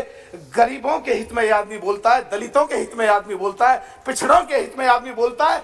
और जो 377 के समय जब देश में तूफान आया था, अमित शाह जी ने जब गुजर बकरवाल के बारे में, गुजरों के बारे में, जम्मू कश्मीर के बारे में जब बोला था, उसकी अभी 3 दिन पहले मैं इनकी स्पीच सुन रहा था गुजर बकरवाल के बारे में बोला, गुजर समुदाय के बारे में बोला, तो मुझे लगा कि गुजरों का भी और पिछड़ों का भी अब देश में और जम्मू कश्मीर में जो आजादी से 1947 से अब तक हक छीना जा रहा था, अब उनका हक मिलेगा, गुजरों को भी उनका हक मिलेगा। गुजर बकरवाल हमारे सतपाल जी सामने बैठे हैं, हमारे बिल्कुल साथी भी हैं, भाई भी हैं, बड़े हैं, कमिश्नर रहे बंबई पुलिस में, हमारी ये दोनों मेरठ में हमारी लोकसभा भी मिलती है, इनकी लोकसभा भी मिलती है, इनकी विधानसभा एक मेरठ में है, मेरी भी एक विधानसभा मेरठ में है। भाई आपसे सारी बात करी आपने, हमें सतपाल जी जब गृह मंत्री जी गुजरों के बारे में बोल सकते हैं, कश्मीर के, हम जाटों के बारे में हमेशा यादवों के पाल सैनिक कश्यप के बारे में बढ़ चढ़ के बोलते हैं।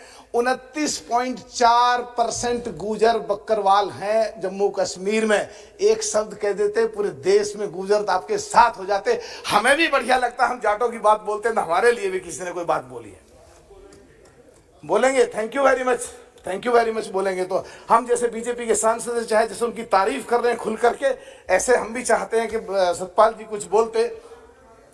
सब वहां पे सब thank you very much. Satpal ji ने खड़े होकर के गुजरों का समर्थन करा, थैंक यू वेरी मच। सब एक बात हम कहना चाहते हैं, हम एक बात और कहना चाहते हैं कि कुमारी बहन मायावती जी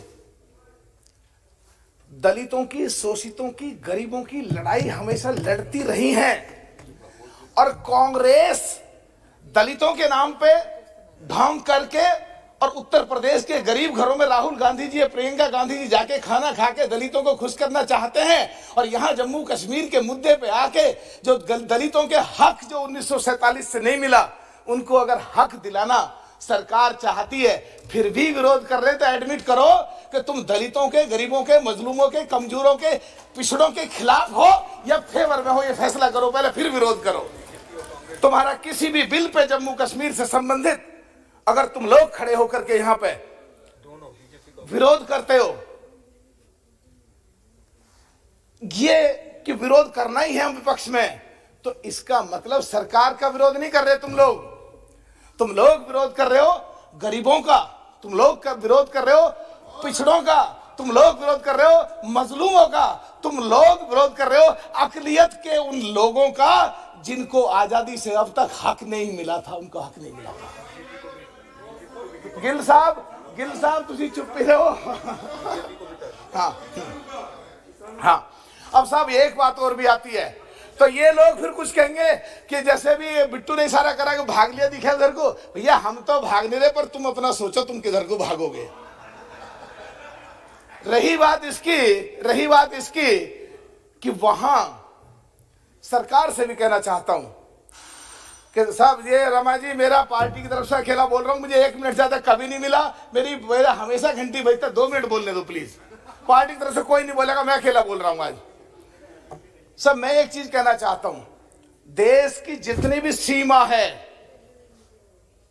उस पूरी सीमा से, चाहे लेह लद्दाख में हो, चाहे जम्मू कश्मीर की तरफ हो, देश की जितनी भी पाकिस्तान से मिलती हुई सीमाएं, ज्यादातर गांव मुस्लिम गुजर कहो, गुजर बकरवाल कहो, उन लोगों के हैं। वो हमेशा देश के लिए लड़ाई लड़ते हैं, हमेशा देश के हित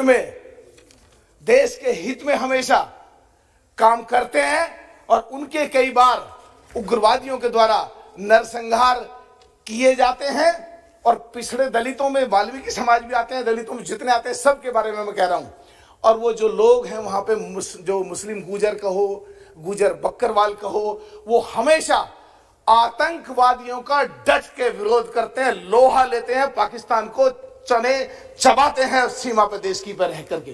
तो उनको आज कांग्रेस ने जो 70 साल के करीब या 60 साल के करीब जो उनका हक छीना है, हम चाहते हैं माननीय गृह मंत्री जी से कि उन सीमा पे जितने भी गांव हैं कैसी व्यवस्था करें कि हर गांव में 2 पुलिस वाले, 2 बीएसएफ के, 4 लोग फोर्स के रहें उस गांव में, और उस गांव के लोगों को ज्यादातर लाइसेंस बनवाए जाए, जिससे उनमें एक सुरक्षा की भावना आए और देश के लिए उनको लगे कि भारत सरकार, दिल्ली में बैठी हुई सरकार देश में हमारे बारे में सोच रही है।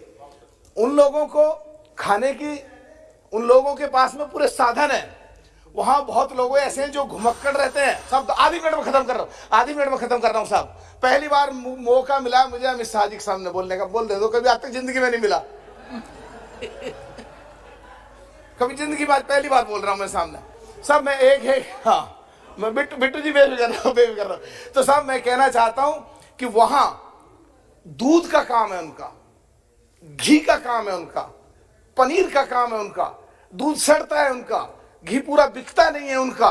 तो मैं चाहता हूं कि एक ऐसा SEZ बने जिसमें उनका बढ़िया तरीके से दूध के प्रोडक्ट बन सके और उनको SEZ बना करके देश में कहीं भी बिक्री या विदेश में कहीं भी बिक्री के लिए ऐसी सुविधा हो, ऐसा प्रोत्साहन दिया जाए जिससे उनको लगे कि बहुत अच्छा सरकार उनके बारे में सोच रही है। बहुत बहुत धन्यवाद आपका, बहुत बहुत धन्यवाद। हाँ, B Mahtab ji.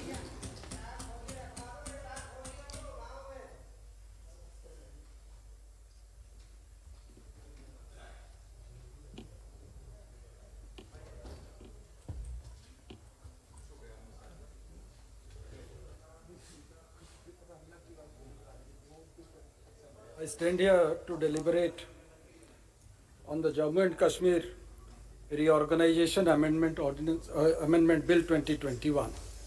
4 things are to be said.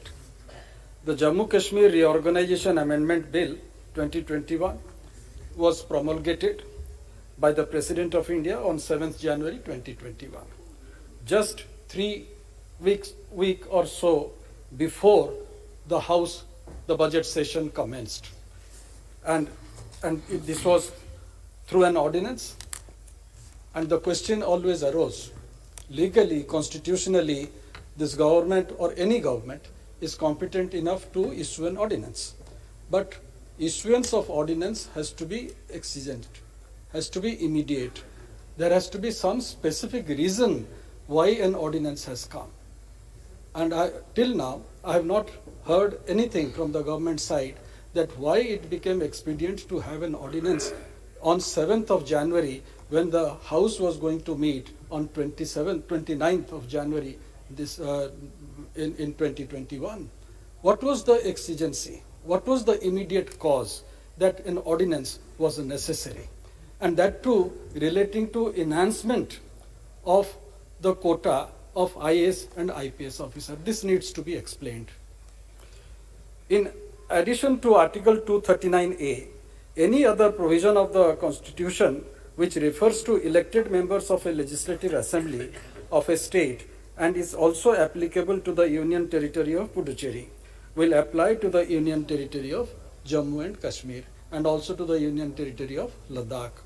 When this is the provision, I feel no reason why there should be opposition to this bill today. All the officers of the existing cadre of Jammu and Kashmir shall be born and become part of the AGMUT cadre, and all future allocations of All India Service officers of the Union Territory of Jammu and Kashmir and Union Territory of Ladakh shall be made to AGMUT cadre. I also do not find any reason to oppose this, because the only issue that will come after, I'll come to that aspect, and all the officers allocated on AGMT cadre shall function in accordance with the rules framed by the central government. And this is actually one of the major reasons why this has come into effect. Amending Section 88 of Jammu and Kashmir Reorganization Act of 2019, and here I would only mention that after the abrogation, as the word is being used, after the abrogation of Article 370, practically it has been put on hold.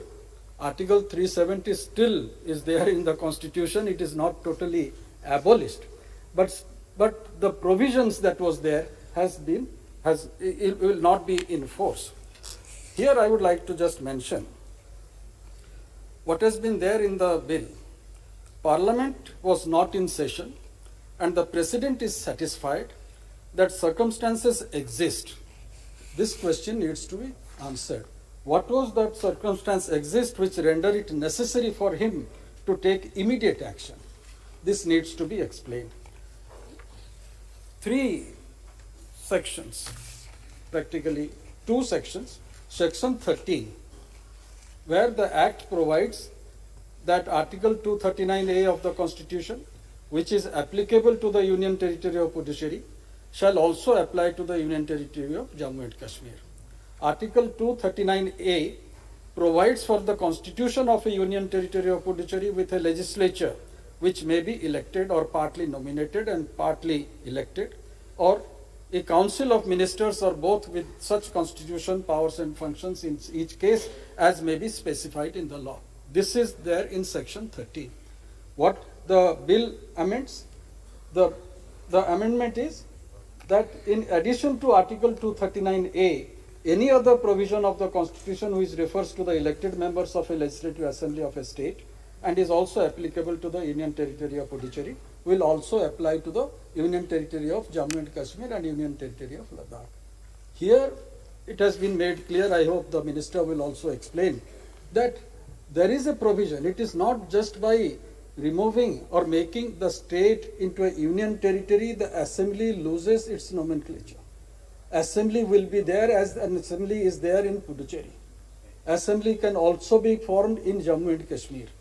So in that respect, the conception that is being created, that with the removal or the status of a state not being given to Jammu and Kashmir, the assembly will not be there. Assembly will be there, can be made there, and accordingly, as per the Assembly of Puducherry, the Assembly of Jammu and Kashmir also can function. Section 88(2), which specifies that the members of the IAS, IPS and Indian Forest Service serving in the state of Jammu and Kashmir would continue to serve in the 2 union territories based on allocation decided by the central government. In future, postings of officers of the 2 union territories would be with Arunachal, Goa, Mizoram Union Territory cadre.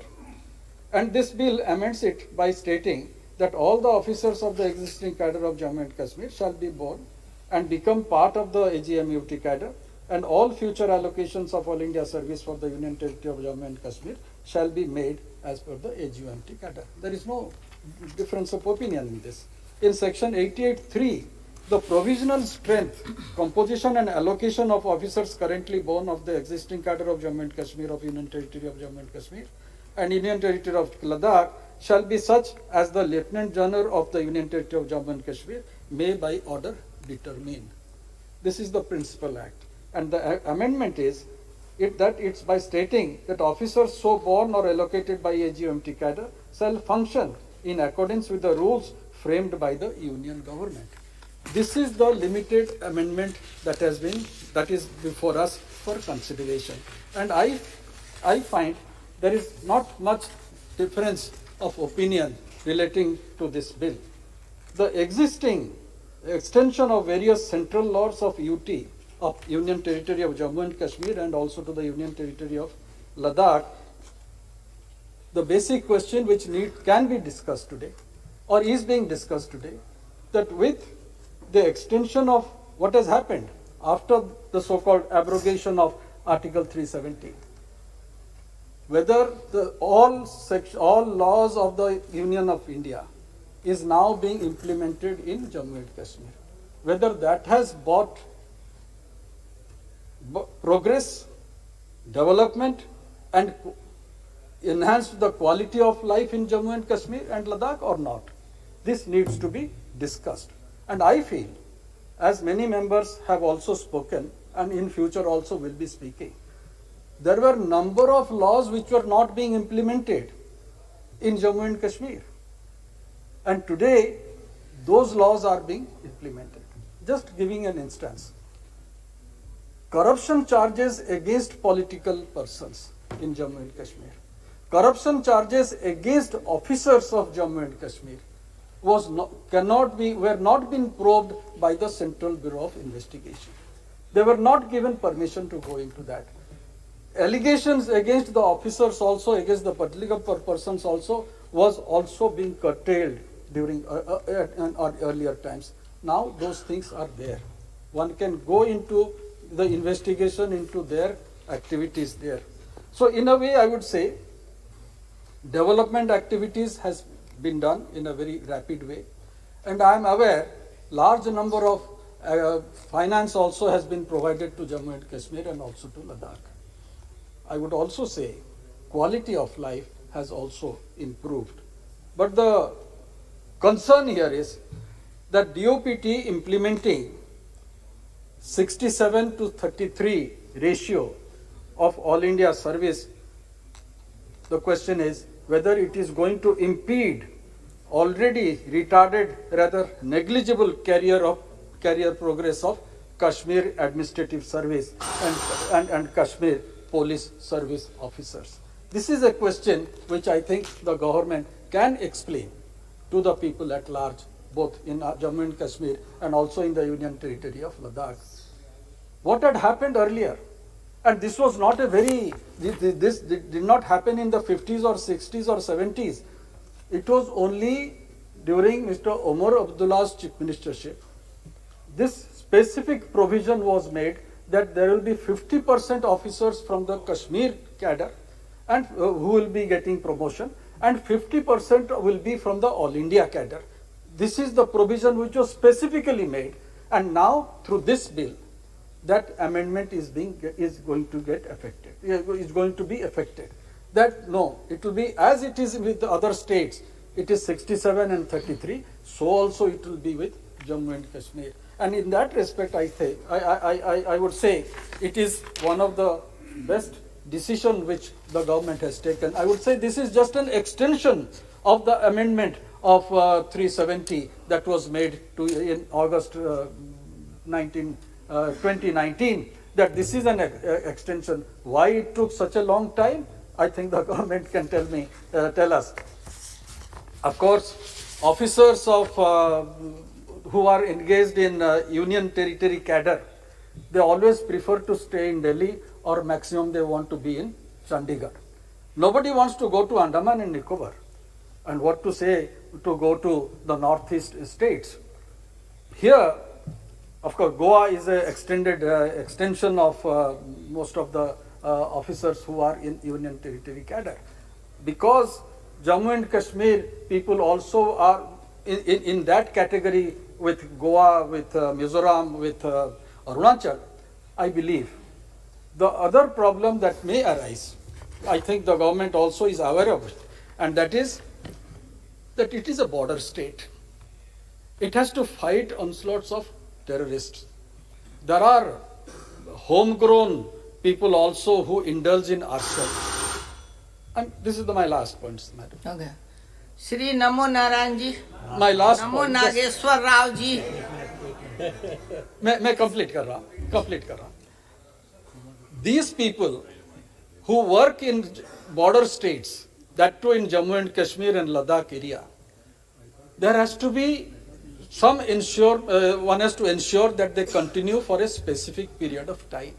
They should not be alarmed that after 2 years or 3 years they will be leaving that state and going to some other state.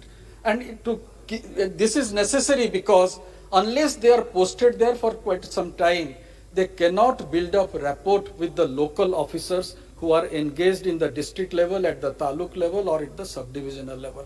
And to have that command, it's not only for the police officer who will be the topmost officer of the district. It is the district magistrate or the deputy commissioner who will be actually managing the revenue affairs of that district. They need to stay there for a continuous period of time so that they can build up rapport. This apprehension needs to be removed, that yes, special attention also will be given to those officers who are placed in from this cadre in those states, especially the border state of Jammu and Kashmir. I need not go into some other historical aspects. Nageshwar Rao ji. Thank you, madam. Thank you, madam, for giving this opportunity to speak on Jammu Kashmir Reorganization Amendment Bill 2021. Madam, ये bill में तो एक तो amendment section 13 में एक amendment है और section 88 में एक अमेंडमेंट है. ये दोनों अमेंडमेंट भी जम्मू कश्मीर के लिए जरूरत है। जम्मू कश्मीर जब उसका बिल इंट्रोड्यूस किया था, बाद में अभी एक्ट बन गया है। जब वो बिल के बारे में 2019 में जब बात किया था, हमारा पार्टी टीआरएस पार्टी उसको जम के जो है ना हम लोग सपोर्ट किया। उसी तरह से अभी भी ये दोनों अमेंडमेंट को सपोर्ट कर रहा है। हमारा लीडर केसीआर साहब ने, तेलंगाना का चीफ मिनिस्टर, तेलंगाना जो बना है, तेलंगाना बनने के बाद जो है ना जिस तरह से 6 साल में जो डेवलपमेंट हुआ है, उसी तरह से जब जे.एंड.के बन गया उसका भी डेवलपमेंट का जरूरत है। वो डेवलपमेंट को मन में रखते हुए ये अमेंडमेंट्स का भी जरूरत है। मैडम, हम इस हाउस में एक बात जो है ना बोलना चाहता है। जब 15th लोकसभा चल रहा था, उस टाइम में यूपीए का जो है ना गवर्नमेंट था और फारूक अब्दुल्ला साहब भी उस टाइम में मिनिस्टर था। जब हाउस चलने का टाइम में कंटिन्यूअसली जम्मू कश्मीर में डिस्टर्बेंस था, स्टोन फेल्टिंग होता था, करीब करीब जो है ना 300 पीपल जो है ना एक्सपायर हुआ है। और उसी टाइम में ऑनरेबल फारूक अब्दुल्ला साहब ने यह बताया था, इधर एक तरह से हाउस चल रहा है और उधर जो है ना काफी कुछ डिस्टर्बेंस है। वो डिस्टर्बेंस के बारे में बात करना चाहिए, वो डिस्टर्बेंस के बारे में सब लोग जो है ना लीडर्स उधर जाना चाहिए। और इसके बाद जो है ना गवर्नमेंट में यह डिसीजन लिया था, लीडर्स का साथ बात किया था।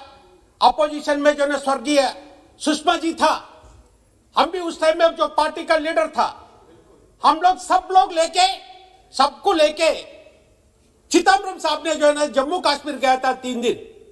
वहां का परिस्थिति जो देखा था, हम खुद जो है ना एक होटल में है, तो वो होटल में से जो है ना आगे जो है ना जाने के लिए भी हम लोगों को जो है अलो नहीं था।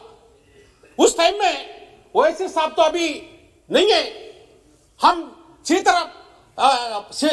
सीपीएम का जो सीताराम जी, हम चिदम्बरम साहब को यह बताया, साहब आप सिक्योरिटी दो मत दो, हम लोग आके होटल पे बात करके जो है ना रिटर्न जाने के नहीं है, जरूर जो है ना अंदर जाके जो लीडर्स के साथ हम लोग बात करना चाहता है।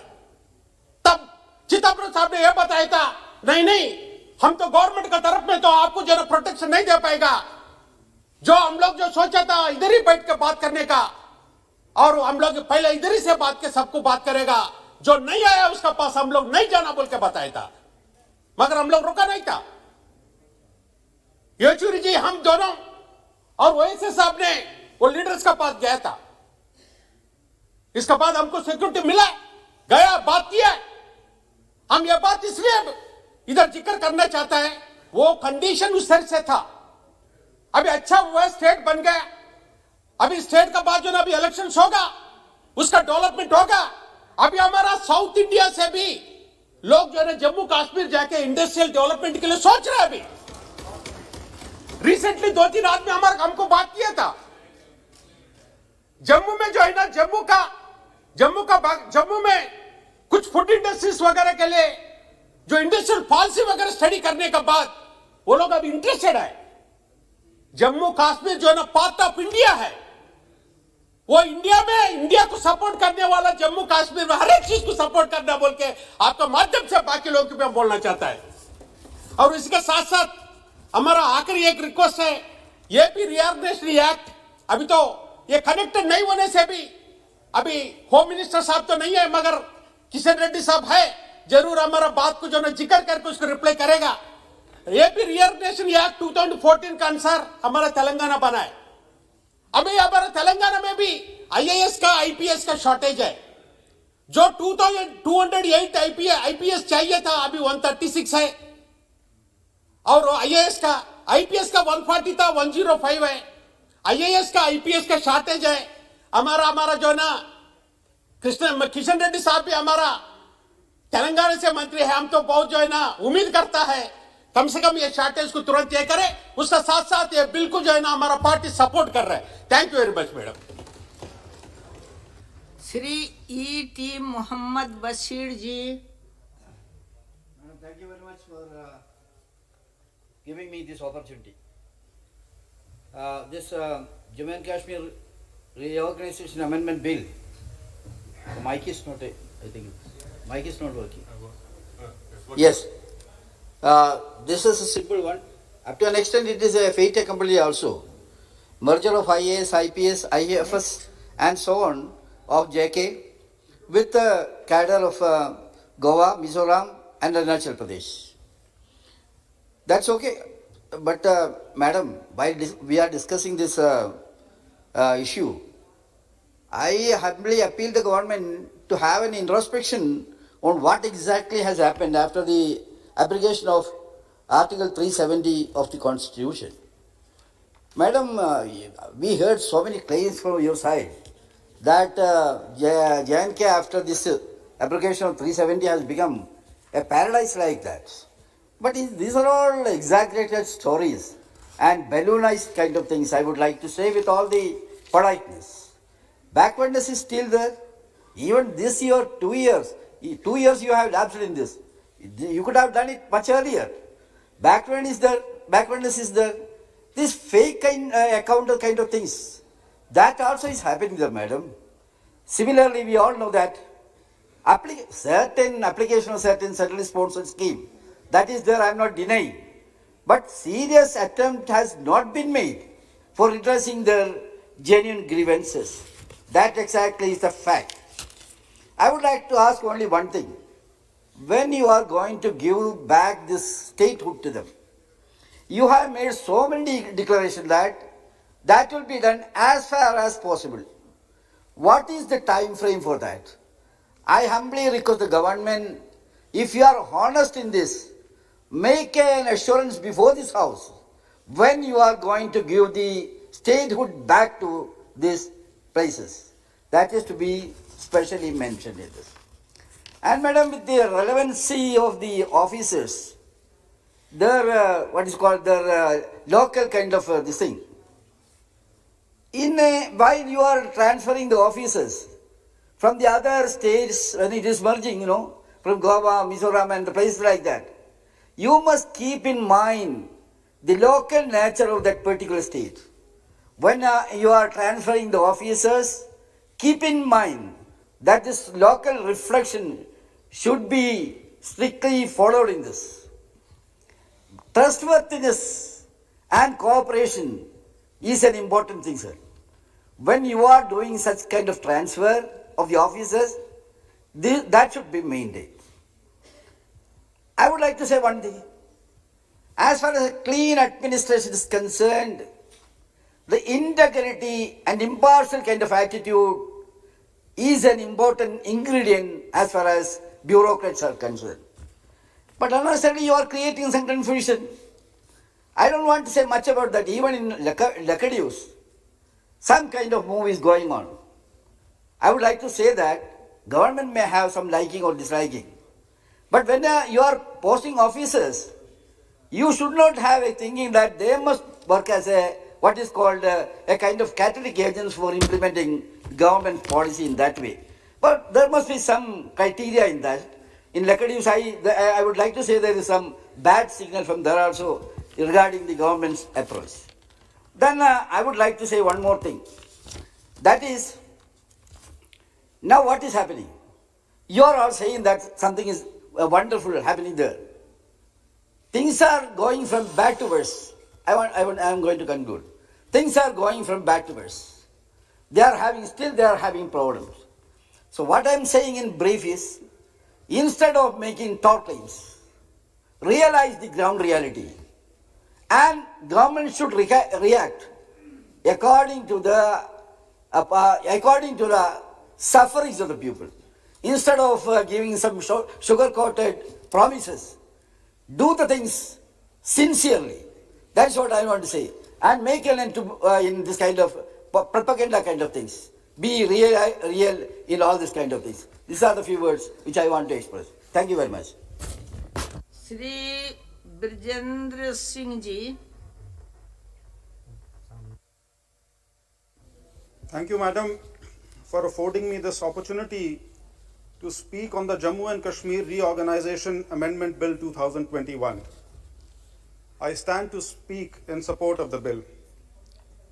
and I'll confine myself to only section 3 of this amendment bill, which reads, and I quote, in section 88 of the Principal Act, the subsection 2 to subsection 6, the following subsections shall be substituted, namely, the members of the Indian Administrative Service, Indian Police Service, and Indian Forest Service for the existing cadre of J&K shall be born and become part of the Arunachal Pradesh, Goa, Mizoram, and Union Territories cadre, the AGMAT cadre, and all future allocations of the All India Services officers for the Union Territory of Jammu and Kashmir and the Union Territory of Ladakh shall be made to AGMAT cadre, for which necessary modification may be made in the corresponding cadre allocation rules by the central government.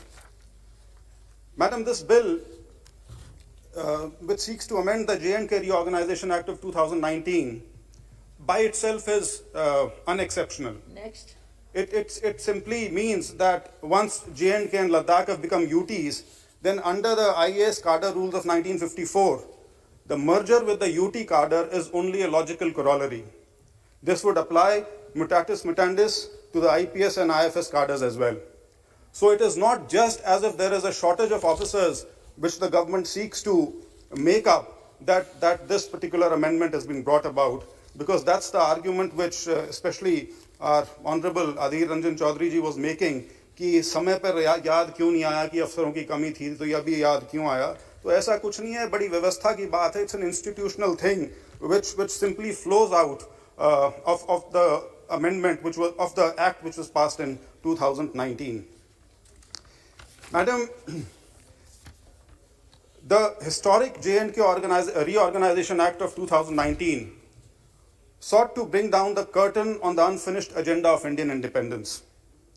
Of all the princely states that had acceded to India with almost a similar instrument of merger, it was only J&K which was accorded a status so special by virtue of Article 370 and Article 35A that instead of bringing J&K into the national mainstream, it fostered over time a feeling of separateness and an identity distinct from the rest of India, a kind of sub-national identity. And this identity is being bandied about by a lot of our friends from the opposition. A lot of identities exist in India. India is a very diverse land. So let us not even talk about distinctiveness of a particular region in India. Almost every region in India has its own distinct identity. Now, this led to a vicious cycle of violence and terrorism that threatened India's national security and internal peace. An article that was supposed to be the instrument of J&K's merger into the Indian Union became the reason that prevented this very merger. That this temporary and transitional provision with respect to Jammu and Kashmir had to go at some point was clear to everyone. The incongruity of Ek Desh Mein Do Vidhan, Do Pradhan, Do Nishan was visible to all. But it needed a Shama Prasad Mukherjee to bring it to the national focus. Successive governments in Delhi have sought to dilute the provisions of these articles. It was said that status quo had to be maintained, but status quo is never static. Status quo is active. And that is why the previous governments also sought to dilute these provisions, but none could muster the political will and the courage to overcome the vested interests which had developed over these last 7 decades and do away with the constitutional anomaly. It fell to our Honorable Prime Minister Narendra Modi ji and our Home Minister Shri Amit Shah ji to pick up this challenge and bring in the J&K Reorganization Bill 2019 and put this agenda at rest for all times to come.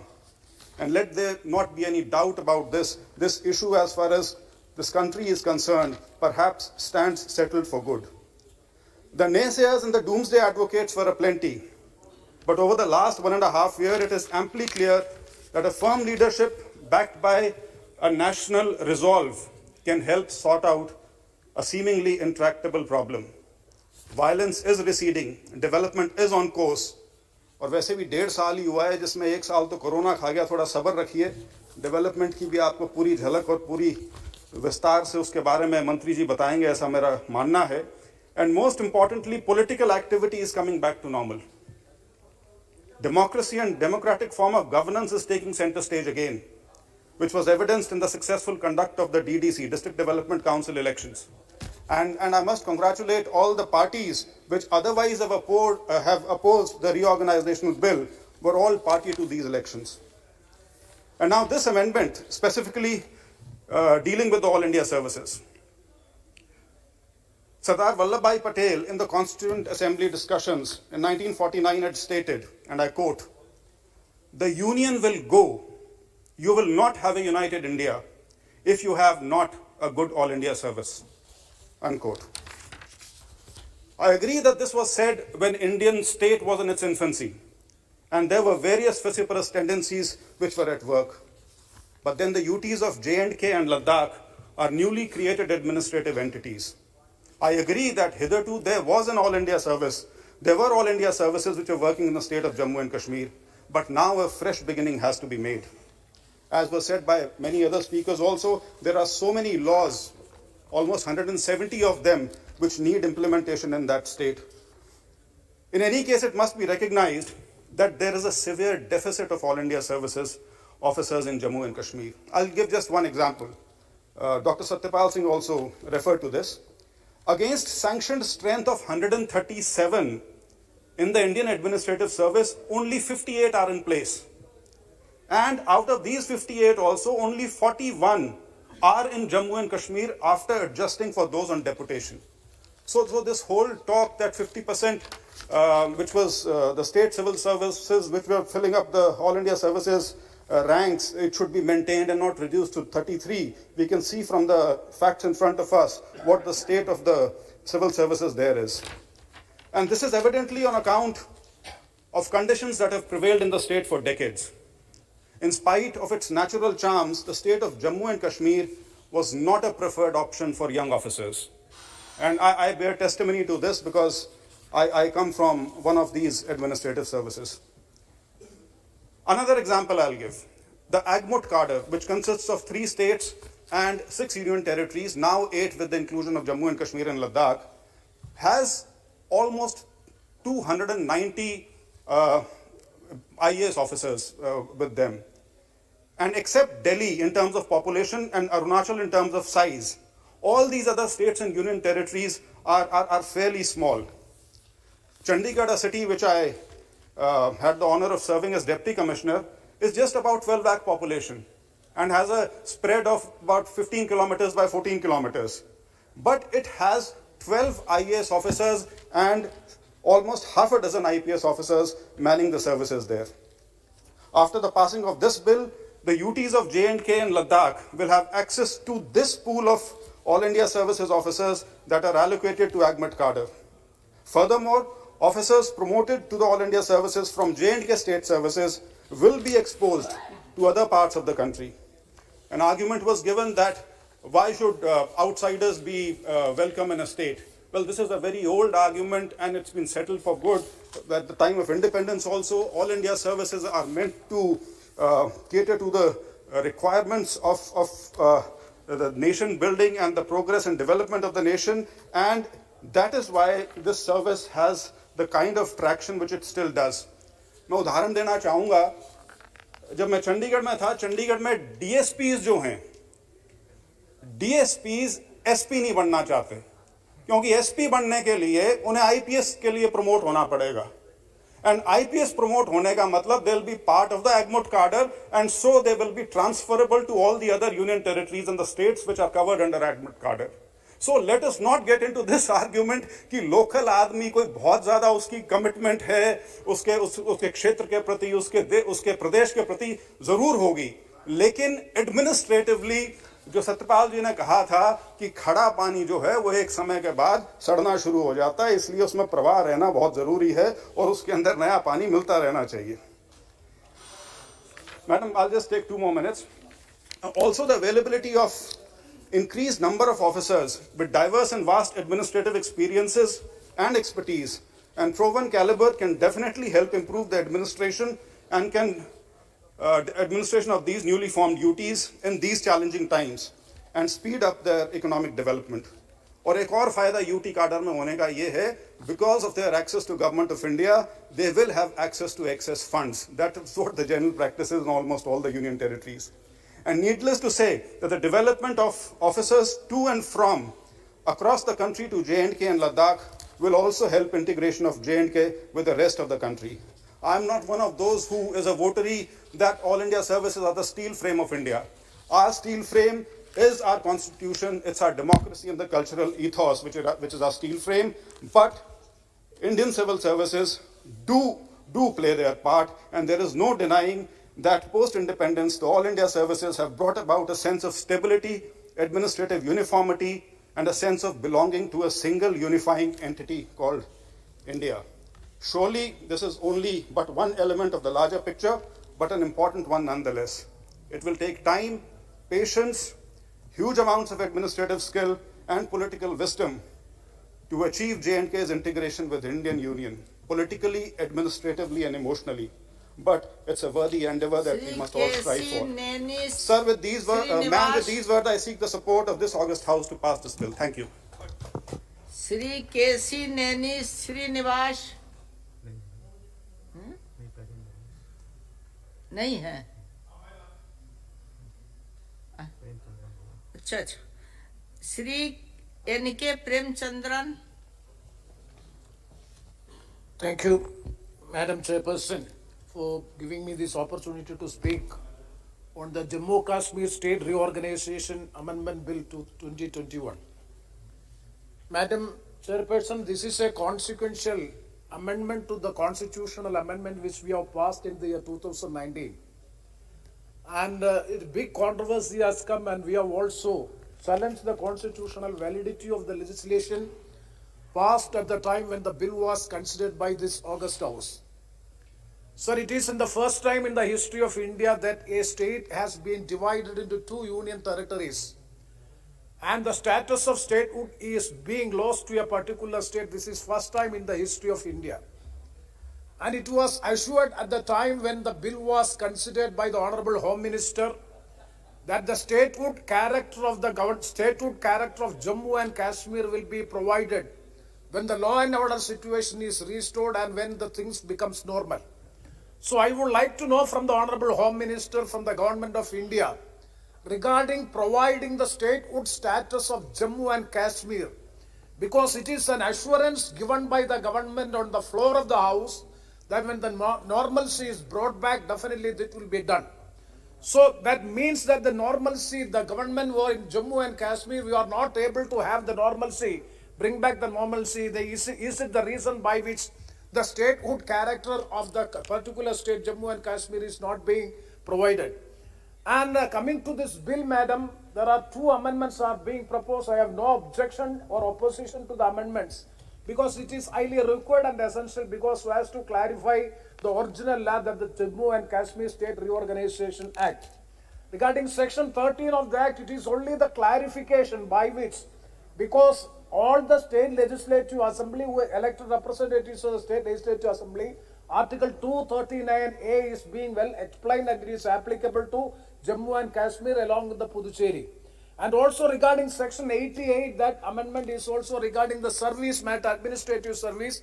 The honorable learned member who is experienced in this area, definitely it is a welcoming step on the part of the government that providing sufficient and adequate administrative service personnel in the state of Jammu Kashmir is highly required so as to maintain the law and the situation and all the development of the Jammu and Kashmir. Definitely we have no objection as far as the second amendment and the first amendment, section 13 and section 88 is concerned.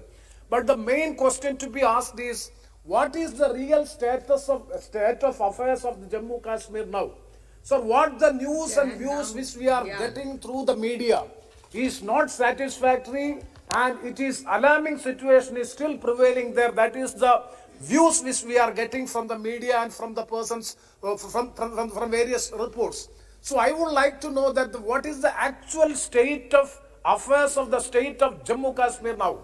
Because after the division, after Jammu Kashmir, the state of Jammu Kashmir divided into two union territories, namely Ladakh and Jammu and Kashmir.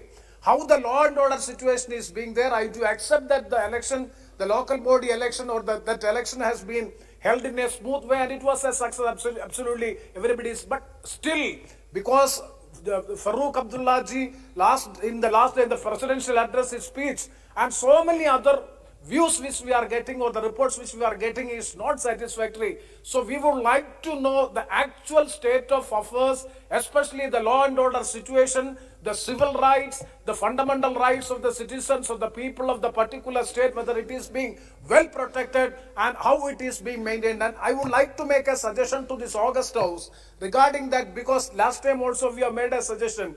Let an all-party delegation, at least one representative from each political party, an all-party delegation let visit the state of Jammu Kashmir to have a first-hand information regarding the state of affairs of Jammu and Kashmir. This is a suggestion which I would like.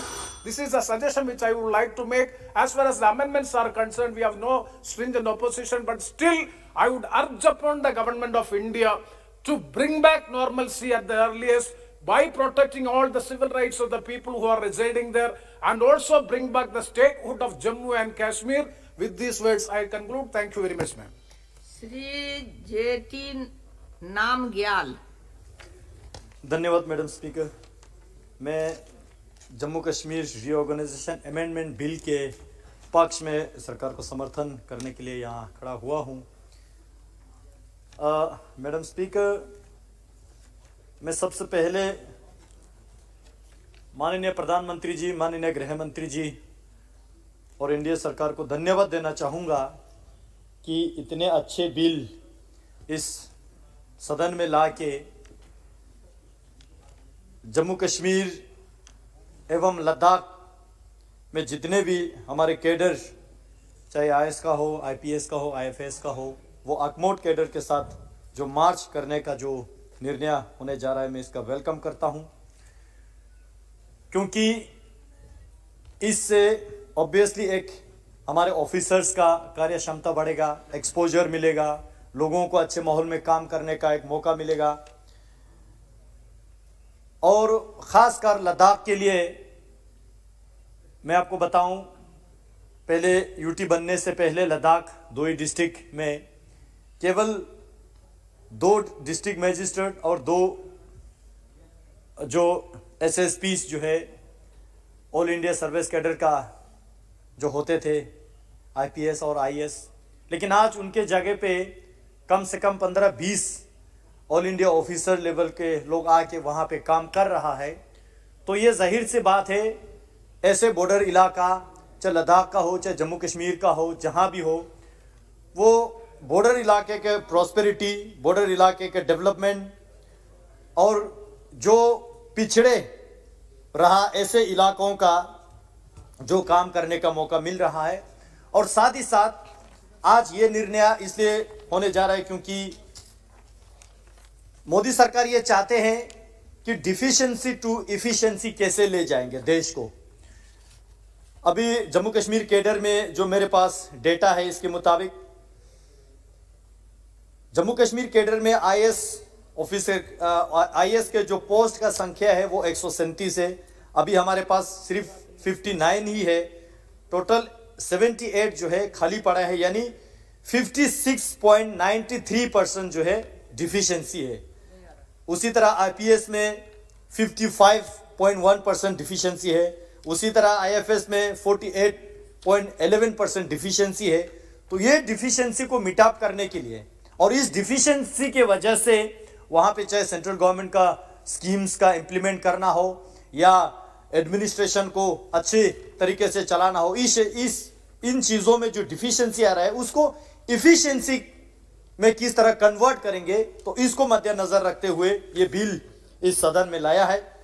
अब ये मार्च होने के बाद एक तो पूरे government में, चाहे लद्दाख यूटी हो, जम्मू कश्मीर यूटी हो या अदर यूटीज हो, और अरुणाचल हो, मिजोरम हो, गोवा हो, इसके गवर्नेंस में एक यूनिफॉर्मिटी आएंगे, इसके एडमिनिस्ट्रेशन में एक यूनिफॉर्मिटी आएंगे, और साथ ही साथ हमारे अपने ऑफिसर्स को बाहर जाके काम करने का मौका मिलेगा, जिससे लोगों के कार्य क्षमता बढ़ेगा, एक्सपोजर मिलेगा, एफिशिएंसी बढ़ेगा, तभी तो एडमिनिस्ट्रेशन में इफेक्टिवनेस आएगा। और उससे भी बड़े बात जो है, यहाँ पे मैं सुन रहा था कांग्रेस के नेता अधीर रंजन जी कह के गए कि जम्मू कश्मीर एक अलग स्टेट है, अलग किस्म का राज्य है। यही तो मानसिकता बदलना है मैडम, यही मानसिकता तो हमने बदलना है। जम्मू कश्मीर और लद्दाख कोई अलग नहीं है, देश का अंग है, देश का अटूट अंग है। और ये स्टेप लेने के बाद हमारे officers other part of the nation जाएंगे, अदर ऑफिसर हमारे पास आएंगे, तभी तो नेशनल इंटीग्रेशन बढ़ेंगे, तभी तो देश में जो है एक अटूट अंग का जो सशक्तिकरण का जो नारा जो है तभी तो ये स्थापित होंगे। अदरवाइज अभी भी ये मानसिकता लेके चलेंगे कि वो अलग है, हम अलग है। यही तो सोच बदलना है, इसलिए हम कहते हैं कि सोच बदलो देश बदलेगा। मैडम, यहां पे हसनैन मसूदी जी कह रहे थे कि लोकल ऑफिसर्स का अहमियत, और बाहर से जो लोग आएंगे उनको वहां के भाषा के नहीं पता, वहां के रहन सहन के नहीं पता। मैं कुछ इंटरेस्टिंग फैक्ट जो है आपके माध्यम से सदन में रखना चाहता हूं। जब लोकल की बात आते हैं तब सिर्फ अपने लोगों के लोकल की ही बात आते हैं। यहां पे हमारे माननीय मंत्री डॉक्टर जितेंद्र सिंह जी बैठे हैं, वो इस बात का समर्थन करेंगे। मैडम, लद्दाख में यूटी बनने से पहले वहां पे एक डिस्ट्रिक्ट मजिस्ट्रेट का पोस्ट लेह और कारगिल में, एक एसपी का पोस्ट लेह और कारगिल में, वहां पे कभी इन्होंने लोकल को नियुक्त नहीं किया, वहां पे कभी लोकल को नियुक्त होने नहीं दिया। तब उनका नारा जो है कुछ अलग होते हैं, कहते हैं कि भाई ये बॉर्डर इलाका है, यहां पे तो बाहर से आना चाहिए, पता नहीं आप लोग क्या कर बैठेंगे।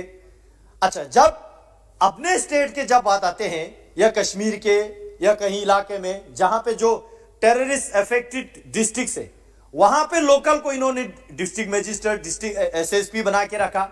हमने भी सोचा सुधार आएंगे, ना इनके टेररिज्म में सुधार नहीं आया, ना इनके विकास को प्रगति नहीं मिला। क्या करेंगे ऐसे लोकल को रख के? इसलिए ये मार्च होके ये एक साथ चलना बहुत देश के लिए जरूरी है। और एक चीज मैं जरूर कहना चाहूंगा, जो लोकल का नारा जो है माननीय मोदी जी कहते हैं वोकल फॉर लोकल, लोकल का नारा तो अब शुरू हो रहा है। ये देश में जितने भी लोग हैं सब इस देश का लोकल है। हम वेलकम करना चाहते हैं जहां से भी ऑफिसर्स, जो आईएएस का हो, आईपीएस का हो, आईएफएस का हो, लद्दाख में आके सेवा करे, तभी तो लद्दाख का विकास होगा, तभी तो बॉर्डर एरिया का विकास होगा। और साथ ही साथ मैं माननीय गृह मंत्री जी भी यहां बैठे हैं, एक्सपीरियंस ऑफिसर्स जो है हमें देने की कृपा करें। वेल एक्सपीरियंस हो, वेल एफिशिएंसी हो, तब जाके बॉर्डर इलाका का विकास होगा। यह सारा जो है यूटी बनने के बाद मोदी सरकार ने इसको मुमकिन करके दिया है, इसका हम स्वागत करते हैं। और जब लोकल के बाद हसनैन मसूदी जी करके गया, मैं कुछ इंटरेस्टिंग बात जो है आपके माध्यम से सदन में माननीय गृह मंत्री जी के ध्यान में लाना चाहूंगा।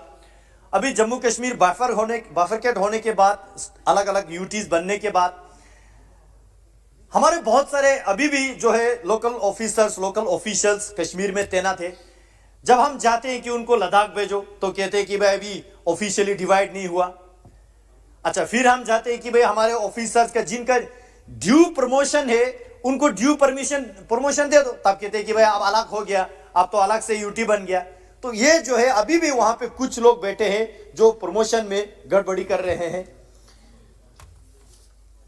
मैडम स्पीकर, यहां पे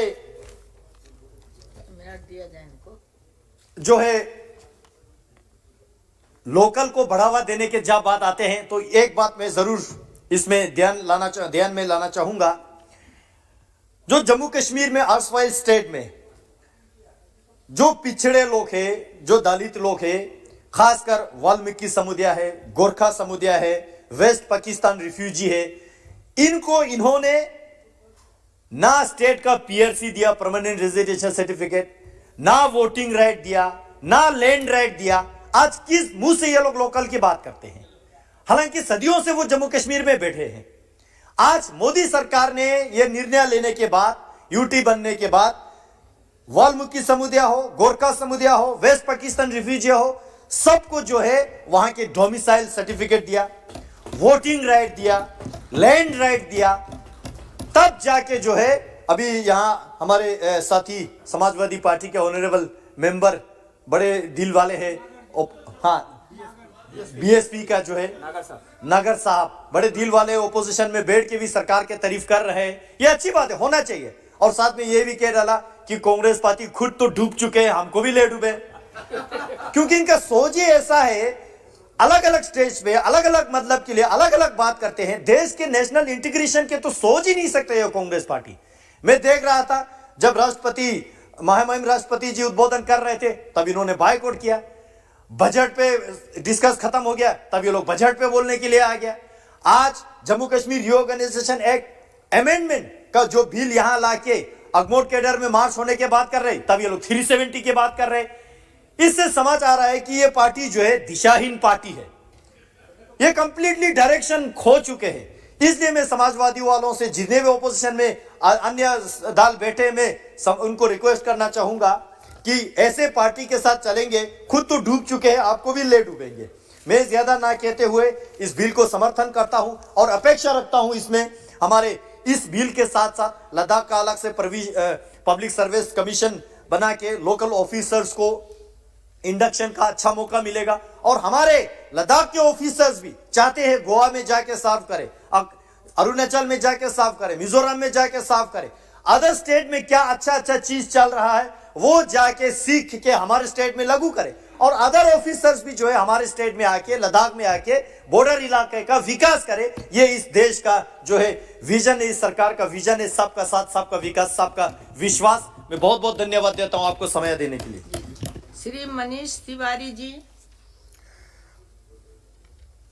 सभापति महोदय, ये जो जम्मू कश्मीर पुनर्गठन संशोधन विधेयक लाया गया है, इसकी राजनीतिक मंशा इतनी सरल नहीं है।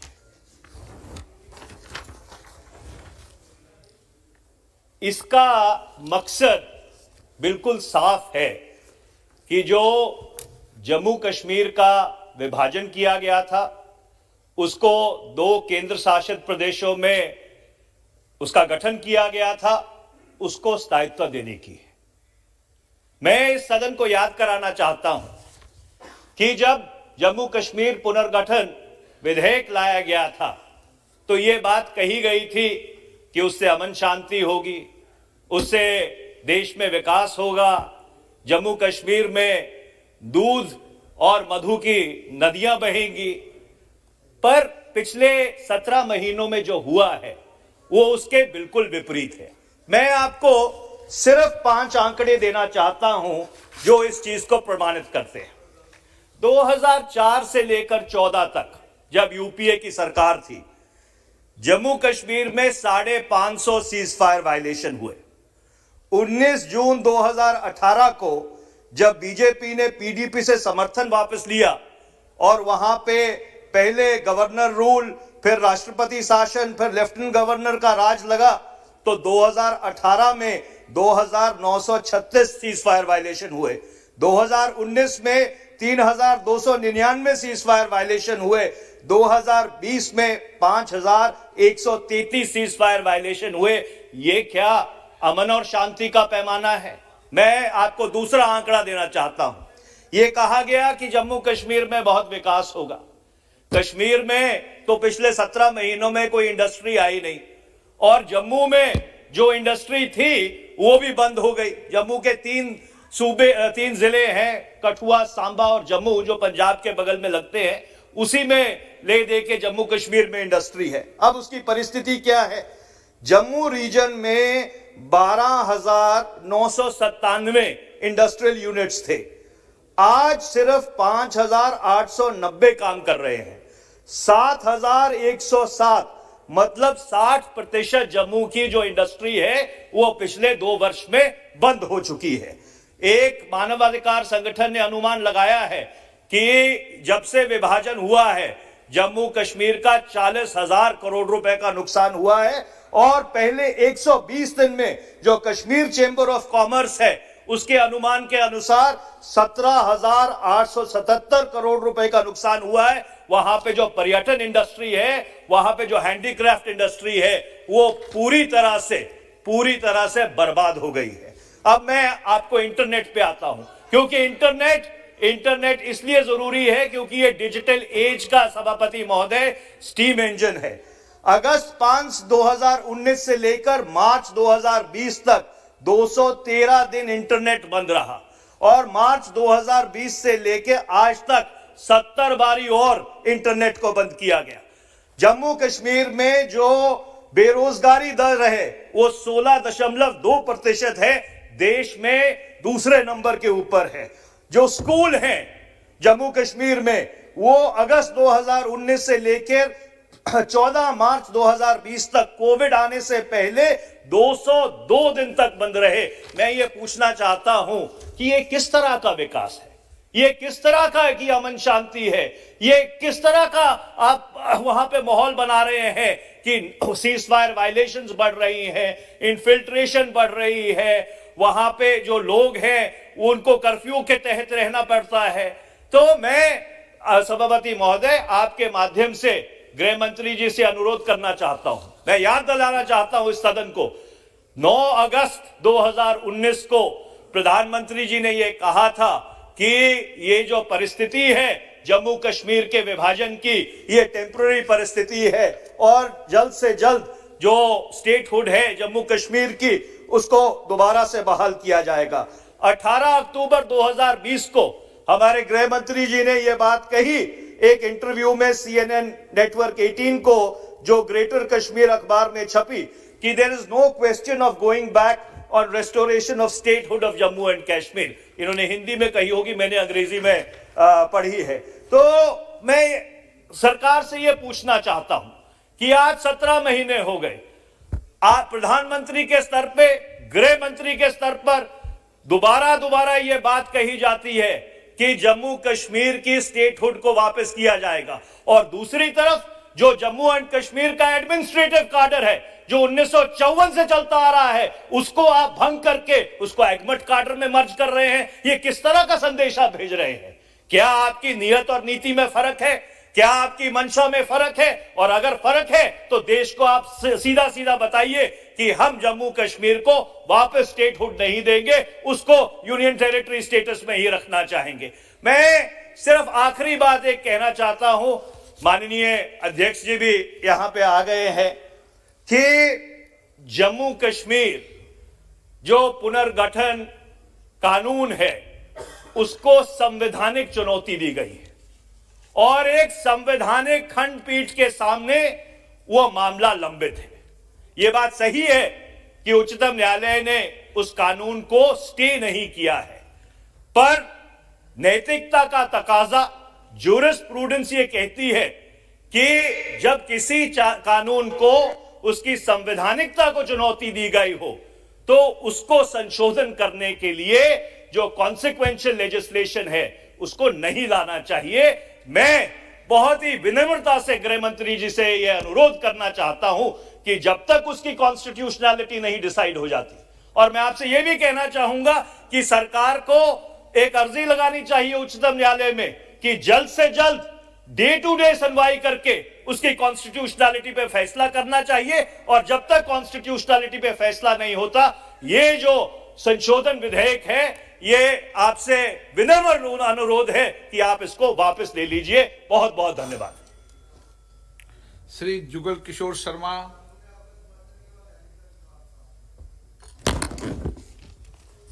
धन्यवाद महोदय जी। आदरणीय अध्यक्ष जी, मैं इस बिल के समर्थन में खड़ा हूं और उन सब का भी आभार प्रकट करना चाहता हूं जिन्होंने इस बिल का समर्थन किया है। महोदय, मैं हैरान हूं कि जब भी जम्मू कश्मीर की बेहतरी की कोई बात आती है तो नेशनल कांग्रेस और ये जो एनसी वाले हैं ये तिल मिला उठते हैं और परेशान हो जाते हैं, रुकावट डालने का काम करते हैं। मैं देखता हूं कि जब भी कोई ऐसा कानून आता है जिससे जम्मू कश्मीर के लोगों को फायदा होता हो तो नेशनल कांग्रेस और ये जो पीडीपी अपने नेशनल कॉन्फ्रेंस कांग्रेस वाले ये जो परेशान होते हैं।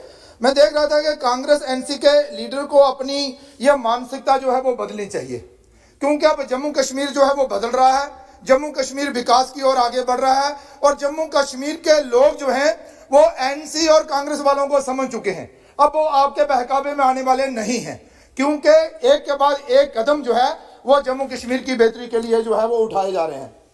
मैं आदरणीय प्रधानमंत्री जी, गृह मंत्री जी का आभार प्रकट करना चाहता हूं, जो एक के बाद एक कदम जो है वो जम्मू कश्मीर की बेहतरी और जम्मू कश्मीर के विकास के लिए उठा रहे हैं। यह बिल जम्मू कश्मीर की बेहतरी के लिए है, जम्मू कश्मीर के विकास को तेजी मिलेगी।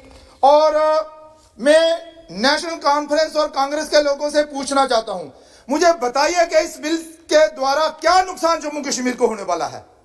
यह बताएं आपके क्या नुकसान होने वाला है जिसका आप विरोध कर रहे हैं।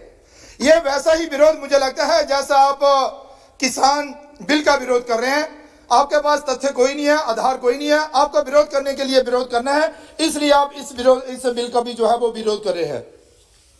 महोदय, जम्मू कश्मीर में अब काम बढ़ गया है, अभी और बहुत कुछ करने को है। बड़े बड़े प्रोजेक्ट हैं और बड़े बड़े प्रोजेक्ट जम्मू कश्मीर में आ रहे हैं। सेंटर स्पॉन्सर स्कीम्स हैं, समय से प्रोजेक्ट पूरे करने हैं, समय से प्रोजेक्ट बने, पूरा हो और पूरी निगरानी भी हो, और जो प्रोजेक्ट बनता है वो पैसा जो केंद्र सरकार द्वारा दिया जाता है वो पूरा प्रोजेक्ट पर लगे। और इस बिल के माध्यम से ये सब कुछ होने वाला है, आप देखेंगे कि ऐसा ही होगा। मैं मिसाल के तौर पर आपको बताना चाहता हूं कि जम्मू कश्मीर की शीतकालीन राजधानी जम्मू शहर के बीचों बीच एक दरियाए तवी नदी जो है बहती है, उसका विकास करने के लिए साबरमती नदी की तर्ज पर उसका विकास करना था, लेकिन वो प्रोजेक्ट बना हुआ है, अधर पर लटका हुआ है। जब इसकी तहकीकात की गई तो ये पाया गया कि ऑफिसर कम है, एक ऑफिसर के पास कई डिपार्टमेंट हैं और कई प्रोजेक्ट हैं। समय की कमी की वजह से वो पूरा ध्यान उन प्रोजेक्टों पर नहीं दे पाते हैं और प्रोजेक्ट जो है वो अदर पर लटक जाते हैं। इसलिए यो कमी पेशी, यो हमारे ऑफिसर वहां कम हैं, वो पूरे होने चाहिए, वो इसी बिल के माध्यम से जो होंगे। मैं सुन रहा था जहां पर अधीर रंजन जी और मसूदी साहब भी बोल रहे थे, एक तरफ तो कहते हैं कि भाई डीडीसी के चुनाव जो है बड़े अच्छी तरह हुए हैं और बड़े अच्छे तरीके से हुए हैं, लोग खुश हैं, और दूसरी तरफ कहते हैं कि लोग परेशान हैं। मुझे ये समझ नहीं आती कि आप कहना क्या चाहते हैं। ये जो डीडीसी के चुनाव हुए हैं, इन्होंने बताया कि जम्मू कश्मीर में अमन और शांति है, लोग खुश हैं, और चुनावों का जो रिजल्ट है उन्होंने भी बताया है कि लोग चाहते हैं कि जम्मू कश्मीर में लोकतंत्र की बहाली हो। लोगों ने इसका स्वागत किया है, चुनावों में हिस्सा लिया है, बिना किसी घटना के ये चुनाव जो है वह संपन्न हुए हैं। लाखों लोगों ने वोट डाले हैं और जम्मू में पहली बार 70 वर्षों के बाद लोगों को अपने अधिकार जो हैं वो मिले हैं। ये दर्शाता है कि केंद्र सरकार द्वारा जो भी कदम जम्मू कश्मीर के लिए उठाए जा रहे हैं वो जम्मू कश्मीर के विकास के लिए हैं। महोदय, मैं बताना चाहता हूं कि जम्मू कश्मीर के टूरिज्म को बढ़ावा देने के लिए वीजे कानून जो है वो बहुत जरूरी है, क्योंकि जम्मू कश्मीर को बढ़ावा देने के लिए और भी बहुत कुछ करने की जरूरत है। और अगर जम्मू कश्मीर में टूरिज्म बढ़ेगा तो जम्मू कश्मीर में रोजगार बढ़ेगा, और जम्मू कश्मीर कैडर के अलावा और ऑफिसर लेने में आप सब जानते हैं कि बड़ी परेशानियां और बड़ी प्रक्रिया के बीच से निकलना पड़ता था। अब वो सारा जो है वो नहीं करना पड़ेगा। महोदय, मैं कहना चाहता हूं कि अब जम्मू कश्मीर में आईएएस ऑफिसरों की कमी नहीं रहेगी। इसका लाभ जो है वो जम्मू कश्मीर की बेहतरी के लिए होगा और जम्मू कश्मीर का विकास जो है वो तेजी के साथ आगे बढ़ेगा।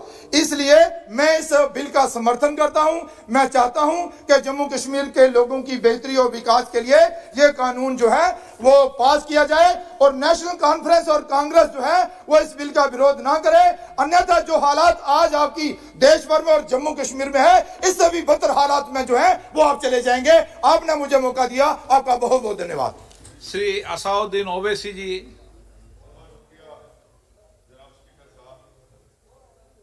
सर, मैं इस बिल की मुखालिफत में खड़ा हूं और इसलिए खड़ा हूं क्योंकि मेरा एक पार्टी का कंसिस्टेंट पोजीशन है कि जब इस हुकूमत ने दफ़ा 370 को अपनी ब्रूट मेजॉरिटी के ताकत की बुनियाद पर अनकॉन्स्टिट्यूशनल तरीके से उसको ख़त्म किया, मैंने उस वक्त कहा था कि कॉन्स्टिट्यूशनल ब्रीच है और मेरा ये कंटिन्यूस मौक़िफ़ है। सर, मैं इस बिल की मुखालिफत इसलिए भी करता हूं क्योंकि इसी ऐवान में खड़े होकर वजीर दाखिला ने कहा था कि ये हुकूमत जल्द से जल्द रियासत जम्मू कश्मीर के स्टेटहुड को बहाल करेगी। आज आप उस अपने वादे से मुनहरिफ हो रहे हैं, क्योंकि जब आप जम्मू कश्मीर केडर को एमगुट में मिला रहे हैं तो इससे आपकी नीयत का साफ इजहार होता है कि आपने जो उस ऐवान को उस वक्त वादा किया था कि जम्मू कश्मीर की दोबारा रियासत को बहाल किया जाएगा, वो सच्चाई पर मुबनी नहीं था, वो सिर्फ महज अल्फाज थे या जुमले थे। तीसरी बात यह है कि सर एक ऐसी रियासत जहां पर मुसलमान तनासुब में ज्यादा हैं मगर पहले से अफसरशाही में उनका तनासुब बहुत कम था। मैं आपका आदाद शुमार आपके सामने रखता हूं सर। 24 सेक्रेटरी के पोस्ट हैं जिसमें से सिर्फ 5 कश्मीरी मुसलमान हैं। 58 आईएएस के पोस्ट में सिर्फ 12 मुसलमान हैं, यानी 17.24। 2011 की मरदमशुमारी के मुताबिक सर जम्मू कश्मीर में 68.31 मुसलमानों की आबादी है और 28% हमारे हिंदू भाइयों की आबादी है। मगर अगर आप देखेंगे टायर 2 में सर दूसरे दर्जे के 523 इंतजामी अफसरान जिसे कश्मीरी एडमिनिस्ट्रेटिव ऑफिसर सर्विस कहते हैं, 220 यानी 523 में से 220 यानी 42.6 कश्मीरी मुसलमान हैं। आईपीएस में आ जाइए सर, 66 पोस्ट है जिसमें से सिर्फ 7 मुसलमान हैं। दूसरे दर्जे के अफसरान में 248 में 108 यानी 43.54% मुसलमान हैं। अब आप मुझे बताइए कि आप क्या करने जा रहे हैं। अच्छा सर, यहां पर यह कहा गया कि कश्मीर बड़ा बैकवर्ड है। कश्मीर का खित्ता बैकवर्ड नहीं है, ये आपकी गलतफहमी है और आपके जो दिमाग में जो फीड किया गया है वो नफरत की बुनियाद पर। सच्चाई यह है कि इस खित्ते में गुर्बत की सतह से नीचे का तनासुब 10.31 है और पूरे भारत में 21.92 है। मैं सरकार से जानना चाहता हूं कि आखिर आप कश्मीर की रियासत के स्टेटहुड को बहाल करेंगे नहीं करेंगे। चौथा बात यह कि आपकी गलत फैसले की बुनियाद पर दूसरे ऐवान में एक भी कश्मीरी रुकने पार्लियामान नहीं है। यह हमारे मुल्क की भारत की तारीख में तीसरी मर्तबा ऐसा हुआ है। मेरा चौथा सवाल हुकूमत से यह है कि हम ये कहते हैं, ये आपका मानना सही है कि हमारे मुल्क में बाहर के दीगर ममालिक को मदाखलत करने की कोई जरूरत नहीं है, मगर आप उनको लेकर गए ना, आप तो यूरोपियन पार्लियामेंट के लोगों को लेकर गए। अब तीसरी मर्तबा यूरोप के सफीरों को 16 फरवरी को खबर है कि आप लेकर जा रहे हैं। आखिर ये एफडीआई नहीं है, क्यों यूरोप के लोग कश्मीर जाएंगे? आप एक ऑल पार्टी मीटिंग लेकर जाइए ना डेलीगेशन को। आप यूरोप के डेलीगेशन को कश्मीर लेकर जा रहे हैं, क्या आप चाह रहे हैं मदाखलत करना? इसको इंटरनेशनलाइज आप कर रहे हैं। मैं वजीर दाखिला से पूछना चाहता हूं सर कि आखिर कितने बच्चे कश्मीर के आगरा की जेल में, बरेली की जेल में, अंबेडकर नगर की जेल में हैं?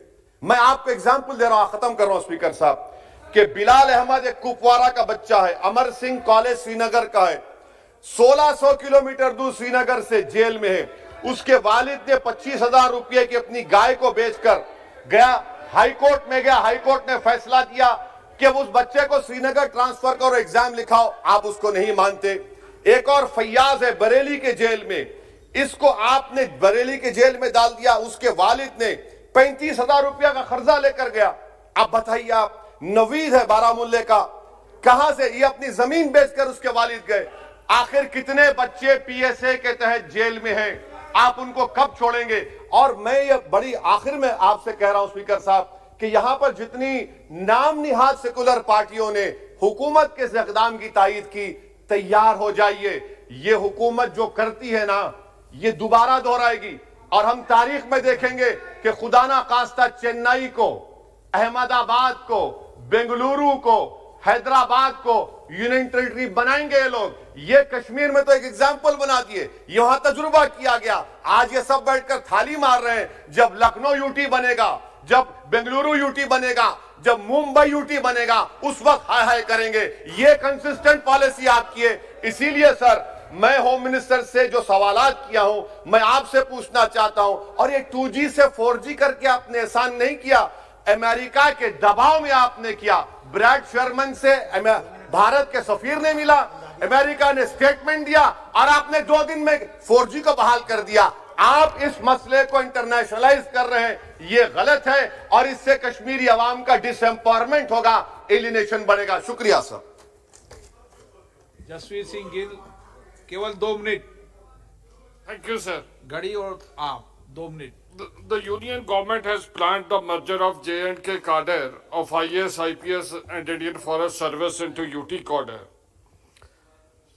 So the J&K All India services ceased to exist for fresh inductees when Modi government recently recategorized the state into 2 UT, J&K and Ladakh after scrapping Article 370. According to J&K Reorganization Act, which came into force in October 2019. The cadre was merged into Agbut cadre. The law, however, stated that the officers already serving in J&K cadre would continue in the existing cadre. The cadre controlling authority of Agbut is Ministry of Home Affairs, while that of other states is Department of Personnel and Training. I think this merger will create more confusion and fear.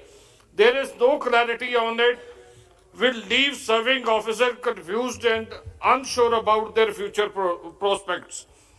Our Honorable Prime Minister and Honorable Home Minister have said on record in this House that UT status of J&K is temporary and provisions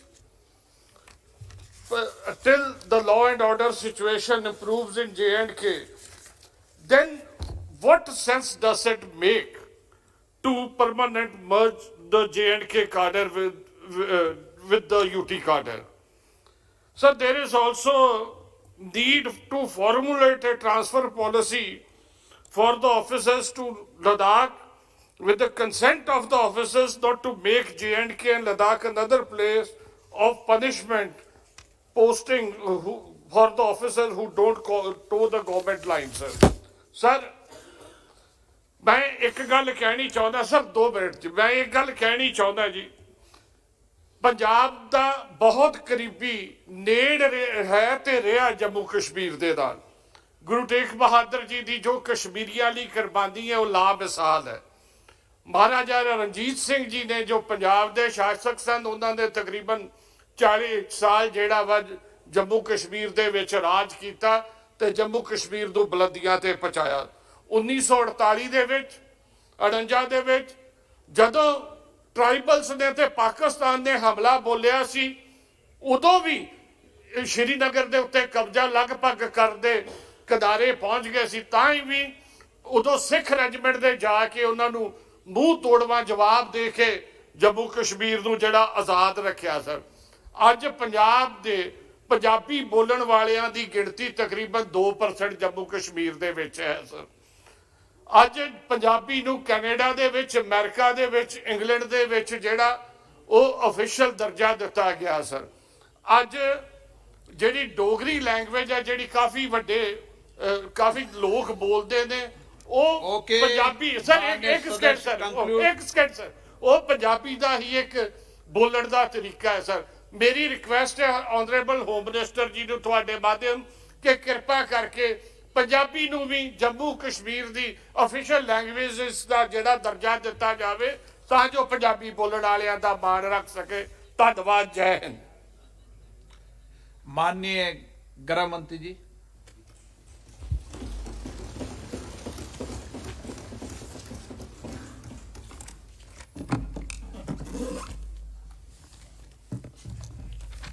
माननीय अध्यक्ष जी आज जो bill को लेकर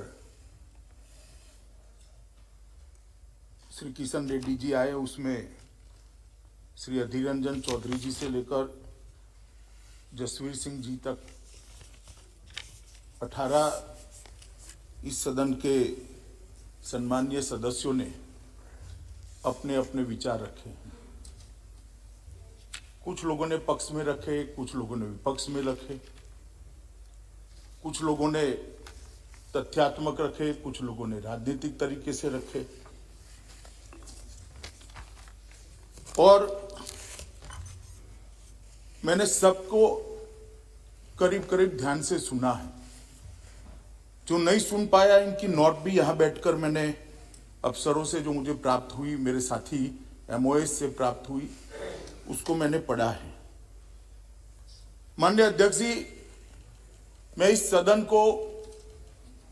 के सभी सदस्यों को फिर से एक बार कहना चाहता हूं कि कृपया जम्मू कश्मीर की स्थिति को हम समझे राजनीति करने के लिए ऐसा कोई बयान न दे जिससे जनता गुमराह हो जाए माननीय अध्यक्ष जी यहां कहा गया कि धारा 370 हटाने के वक्त जो वादे किए गए थे उसकी दिशा में क्या किया?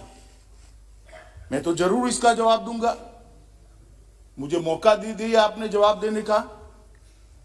मगर भाई 17 महीने हुए, धारा 370 हटे हुए, आप हमसे हिसाब मांग रहे हो। 70 साल आपने क्या करा, इसका हिसाब लेकर आए हो क्या? क्या किया 70 साल? और अगर 70 साल ढंग से चलाते तो हमसे हिसाब मांगने का समय ही ना आता। माननीय अध्यक्ष जी, उनको भी मालूम है कि धारा 370 हटने के बाद अभी तो वहां पर प्रशासन स्थिति को संभाल रहा था, इतने में कोविड लग गया। 1 साल लगभग सब कुछ बंद रहा है और हमसे हिसाब मांग रहे हैं। मुझे कोई आपत्ति नहीं, मैं हिसाब देता हूं, आना पाई का हिसाब देता हूं, एक एक काम का हिसाब देता हूं, एक एक बात का हिसाब देता हूं, मुझे उसमें कोई आपत्ति नहीं। परंतु मैं इतना कहना चाहता हूं माननीय अध्यक्ष जी, जिनको पीढ़ियों तक शासन करने का मौका दिया, वो जरा अपने गिरेबान में झांक कर देखे कि हम हिसाब मांगने के लायक है या नहीं। माननीय अध्यक्ष जी, धारा 370 को हटाने का मसला कोर्ट में है। मसूदी साहब हाई कोर्ट के जज रहे हैं, सुनने के लिए नहीं बैठे हैं, मगर मुझे रिकॉर्ड तो क्लियर करना ही पड़ेगा। उन्होंने कहा कि सुप्रीम कोर्ट में मामला लंबित है। मनीष तिवारी जी ने भी कहा, वो भी चले गए, आगे अच्छा हुआ, लंबित है। माननीय अध्यक्ष जी, उनको कोर्ट का प्रोसीजर मालूम है और ये मामला कोर्ट में लंबी बहस हुआ और बाद में 5 जजों की बेंच को सुपुर्द किया गया है। अगर इतनी अनकॉन्स्टिट्यूशनलिटी इसमें दिखाई पड़ती है तो सर्वोच्च अदालत को पूरा अधिकार था कानून पर रोक लगाने का, और वो रोक लगा दी थी। परंतु यहां पर कोई स्टे नहीं है। सर्वोच्च अदालत ने यह नहीं कहा है कि इस कानून का अमल नहीं हो सकता, उन्होंने उसको विचाराधीन रखा है। जब सर्वोच्च अदालत पूछेगी तब हम जरूर जाएंगे, जवाब देंगे और सर्वोच्च अदालत निर्णय करेगी। मगर कहीं पर भी एक कानूनी स्थिति नहीं है कि इसका अमल नहीं हो सकता। इसके कारण जम्मू और कश्मीर का पूरा विकास को हम रोक कर बैठ जाए, वहां पर डेवलपमेंट के कामों को हम रोक कर बैठ जाए। और मुझे कह रहे हैं माननीय सदस्य श्री तिवारी जी कि हम जाए और सुप्रीम कोर्ट को अर्जी दे कि इसको जल्दी सुनवाई करो। माननीय अध्यक्ष जी, मैं उनको कहना चाहता हूं कि हम तो सुप्रीम कोर्ट के सामने है ही, एक पक्ष लेकर कि इस देश में धारा 370 नहीं होनी चाहिए, इसलिए हमने हटाया। मगर आप तो सुप्रीम कोर्ट के सामने ही नहीं हो भाई, ना हा ना बीच का रास्ता लेकर चल रहे हो और दोनों ओर बोल रहे हो। ये तो आप भी कर सकते थे सुप्रीम कोर्ट में जाकर कि भाई जल्दी सुनवाई करो।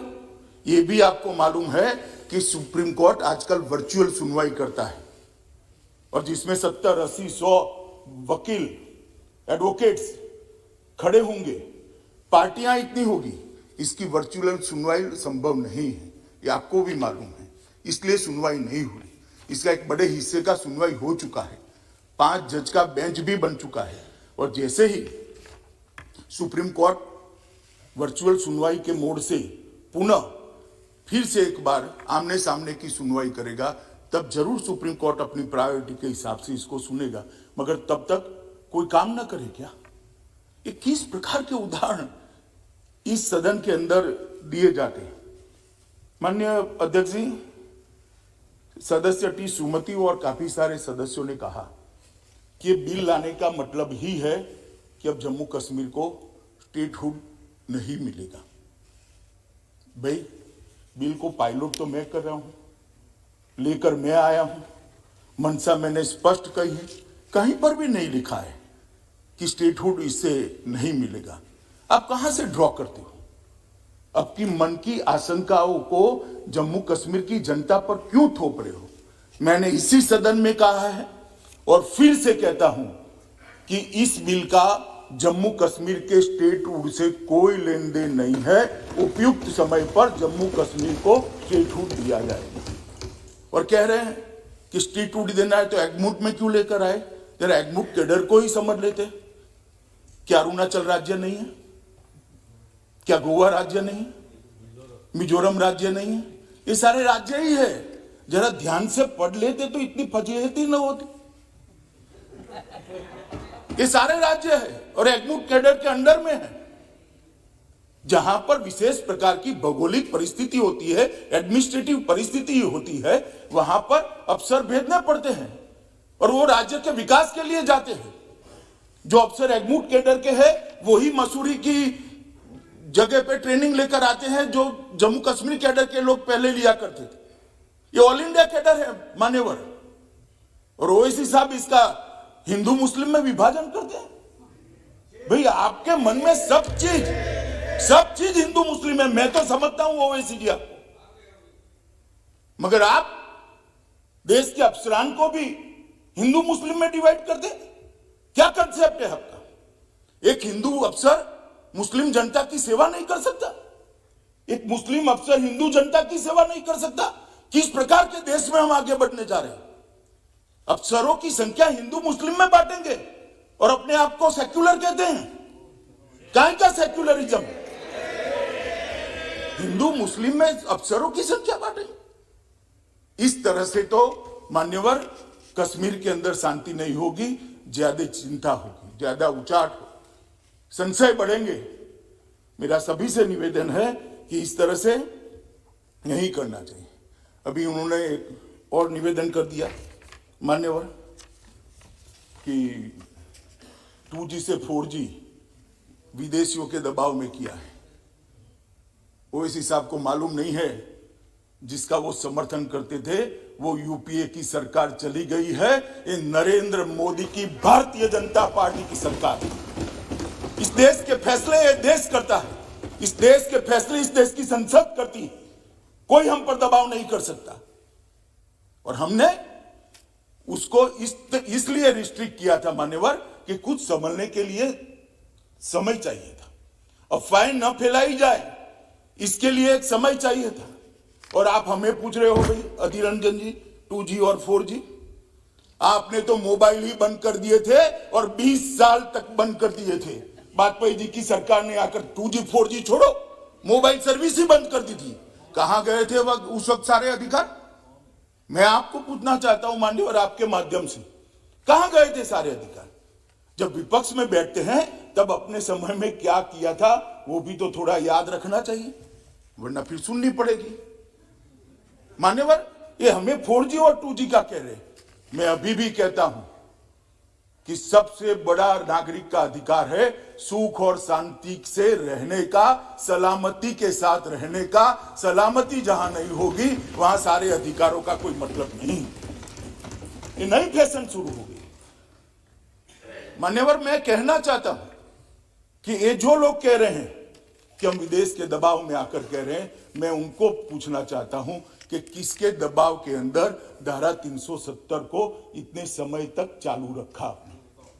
ये तो जरा बता दीजिए, किसका दबाव था? कौन प्रेशराइज करता था? अभी किसी ने कह दिया बड़े बड़े साहित्यिक शब्दों के साथ कि शासन का जनता से वादा था, एक एग्रीमेंट था। भाई मैं तो एग्रीमेंट को बारीकी से पढ़ता हूं और मैं तो मानता हूं कि पूर्ववर्ती सरकारों ने भी जो वादे करे हैं उसको ध्यान से पढ़ने चाहिए और इसका अमल करना चाहिए। 370 के बारे में कहा गया कि 370 और 35 से वो देश की सरकार का जम्मू कश्मीर की जनता से एग्रीमेंट था। एग्रीमेंट जरूर था मगर उसमें टेम्पररी शब्द आप भूल जाते हैं पढ़ने का। ये टेम्पररी था।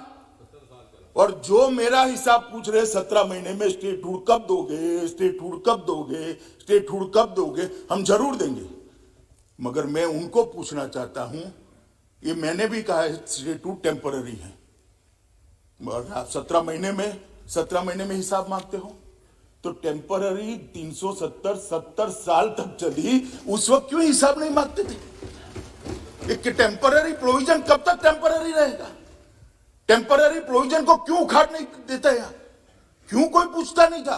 क्योंकि वोट बैंक की राजनीति करनी थी। ये सरकार वोट बैंक की राजनीति से नहीं चलती। ये सरकार देश के हित में फैसले करती है। ये सरकार देश के भविष्य को सुधारने के लिए करती है। हम आएंगे जाएंगे, लोकतंत्र है, जीतेंगे हारेंगे, इसको ध्यान में रखकर देश के भविष्य को ताक पर हम नहीं रख सकते, न हम रखना चाहते। ये आपकी पॉलिसी है, आपको मुबारक हो। मान्यवर, इन्होंने कहा कि लोकल अफसरों का अधिकार चला जाएगा। मुझे कोई समझाए भला, देश भर में आईएएस आईपीएस अफसर भेजे जाते हैं, लोकल अफसरों का अधिकार चला जाता है क्या? चला जाता है तो जम्मू कश्मीर में कैसे चला जाएगा?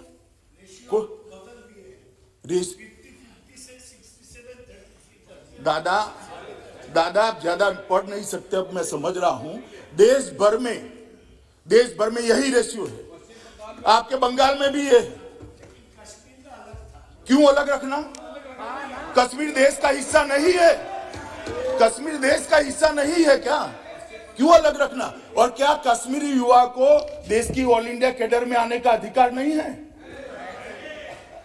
अगर स्कूलों में पढ़ाते, स्कूल जला न दिए गए होते, मदरसों के अंदर बच्चों को जाने के लिए मजबूर न करते, तो कश्मीर के बच्चे भी आज आईएएस और आईपीएस अफसर बने होते। स्कूल किसके टाइम में जल गए? और मेरा हिसाब ले रहे हैं, मुझसे हिसाब मांग रहे हैं। कितने लोग मर गए, ये हो गया वो हो गया। मनीष भाई, कांग्रेस का शासन याद करो क्या होता था। हजारों लोग मारे जाते थे, सालों तक कर्फ्यू रहता था। और परिस्थिति का आंकड़ों के आधार पर जरा आकलन करो। मैं इसमें जाना नहीं चाहता, क्योंकि तू मैं होती है। कश्मीर में शांति बहुत बड़ी चीज है, और जो अशांति का समय था उसको मैं याद भी करना नहीं चाहता। भगवान करे कभी ऐसी अशांति वहां न हो, और नहीं होगी, क्योंकि अब हमारा शासन। मान्यवर, मसूदी साहब कहते हैं कि 80% जगह पर डायरेक्ट रिक्रूट रखें। तो भाई डायरेक्ट रिक्रूट पर क्यों भरोसा नहीं? देश के हर राज्य की स्थिति है मान्यवर कि डायरेक्ट रिक्रूट अफसर होते हैं। इसका एक प्रो रेटा है। प्रमोशन होता है जब लोकल अफसरों का, तो वो भी जगह लेते हैं। और ये देश का, पूरे देश का एडमिनिस्ट्रेटिव इंफ्रास्ट्रक्चर इसी आधार पर बना है। अब जम्मू कश्मीर के अंदर चीप पॉपुलैरिटी के लिए ये कहना कि 80% अफसर बाहर के, कोई बाहर का नहीं है, सभी भारत माता की संतान है, इसी भारत में जन्मे हुए। बाहर का क्या होता है? ये नई पैटर्न और नई फैशन विकसित करिए। बाहर का है। दादा आपको नहीं कह रहा मैं, मान्यवर, एक गलत रास्ता है। इस रास्ते पर देश में भलाई नहीं होगी। मसूदी साहब कह रहे हैं कि आपने बोडोलैंड को ये दे दिया, मणिपुर को ये दे दिया, कश्मीर को क्यों नहीं? अरे मसूदी साहब, जरा सच बोला करिए। आप तो जज हो, सब कुछ पढ़ते हो। सभी अकॉर्ड निकाल कर दीजिए। किसी को अलग संविधान नहीं दिया है, किसी को अलग झंडा नहीं दिया है, किसी को धारा 370 नहीं दी है। और ये तो हमारा वादा था देश की जनता को 1950 से कि इस देश में 2 विधान, 2 निशान, 2 प्रधान नहीं रहेंगे। और आज मोदी जी के नेतृत्व में हमने इसको समाप्त कर दिया। मान्यवर, इन्होंने विकास की काफी सारी बातें करी, और मैं भी करना चाहता हूं कि धारा 370 से क्या मिला इसका हिसाब वजीर दाखिला दे, गृह मंत्री दे। तो ठीक है भाई, आपने कहा है तो मैं दे ही देता हूं। सबसे पहला काम हमारी सरकार आने के बाद वहां पंचायती राज का पुनर्स्थापना हुआ है, शुरुआत हुआ है। पुनर्स्थापना शब्द ठीक नहीं। जब इस देश का संविधान लिखा गया, संविधान लिखने के बाद डॉक्टर आंबेडकर ने, जब संविधान का एडिटिंग का भी काम समाप्त हो गया, एक बहुत बड़ा स्टेटमेंट किया था। साहब, इस देश के लोकतंत्र को, वो वाक्य को सुवर्ण अक्षर में मंडित कर डॉक्टर आंबेडकर के वाक्य को रखना चाहिए। उन्होंने कहा था, राजे अब रानी के पेट से पैदा नहीं होंगे, गरीब दलित पिछड़ों के वोट से पैदा होंगे। उन्होंने कहा था, राजे अब रानी के पेट से पैदा नहीं होंगे, दलित गरीब और पिछड़ों के वोट से पैदा होंगे। मगर कश्मीर में आज तक राजे रानी के पेट से ही पैदा होगा। ये 3 परिवार के लोग ही शासन करते थे। तीन परिवार के लोग ही शासन करते थे और इसीलिए उनको धारा 370 शूट करती थी। मान्यवर, हमने पंचायत के चुनाव कराए, अभी डिस्ट्रिक्ट पंचायत के चुनाव हुए, लगभग 51.7% वोटिंग हुई, कहीं पर भी गोली नहीं चलानी पड़ी और मान्यवर शांतिपूर्ण मताधिकार का प्रयोग हुआ। कांग्रेस के शासन के चुनाव कैसे हुए थे मैं इसमें जाना नहीं चाहता, क्योंकि पुरानी बातों को याद नहीं करना चाहता, परंतु कोई आरोप नहीं कर सकता, हमारे विरोधी भी आरोप नहीं कर सकते कि चुनाव में घपला हुआ, इस चुनाव में अशांति हुई, इस चुनाव में अफसर का उपयोग किया गया। सबने भय रहित होकर शांतिपूर्ण तरीके से मतदान किया है और मान्यवर 51% मतदान पंचायत के चुनाव में हुआ है और जिन्होंने धारा 370 वापिस लाने के आधार पर चुनाव लड़ा था वो साफ हो गए, साफ। कश्मीर की जनता का मैंडेट भी उनके साथ नहीं रहा, चुनाव हारे हैं। मान्यवर, दिसंबर 2018 में नीचे के पंचायत के चुनाव किए, जिसमें 74% लोगों ने अपने वोट डाले, 74.1%। कश्मीर के इतिहास में इतना मतदान कभी नहीं हुआ मान्यवर। कुल 4,483 सरपंच निर्वाचित क्षेत्रों में से 3650 सरपंच निर्वाचित हुए, 35,029 क्षेत्रों से 33,000 पंच निर्वाचित हुए। अब वहां पर राजे रानी के पेट से नहीं जन्म लेंगे मान्यवर, वोट मत पत्रक से लेंगे, ये इसका सबसे बड़ा उदाहरण है। आज जो पंच बना है, जो सरपंच बना है, जो जिला पंचायत का सदस्य बना है, कल एमएलए बनेगा, किसी की कृपा की जरूरत नहीं है। जम्मू कश्मीर की आवाम उसको अपना नेता बना लेगी और नए नेता चुन कर आएंगे जो विकास में मानेंगे।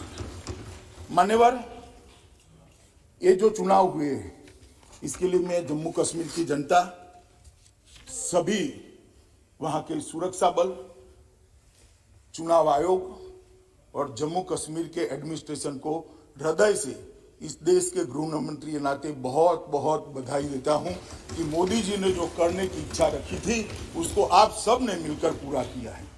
और सिर्फ चुनाव कराकर हम नहीं रुके मान्यवर, उनको अधिकार दिया है, उनको बजट दिया है। पहले 5,000 रुपया भी सरकार से मांगना पड़ता था, सरपंच को ऐसी स्थिति थी।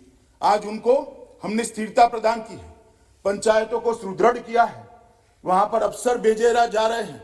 21 विषय पूरे के पूरे एडमिनिस्ट्रेशन के 21 विषयों को पंचायतों के हवाले कर दिया गया है और लगभग 1,500 करोड़ रुपया सीधा उनके बैंक अकाउंट में डालकर जम्मू कश्मीर के गांवों का विकास का रास्ता प्रशस्त किया।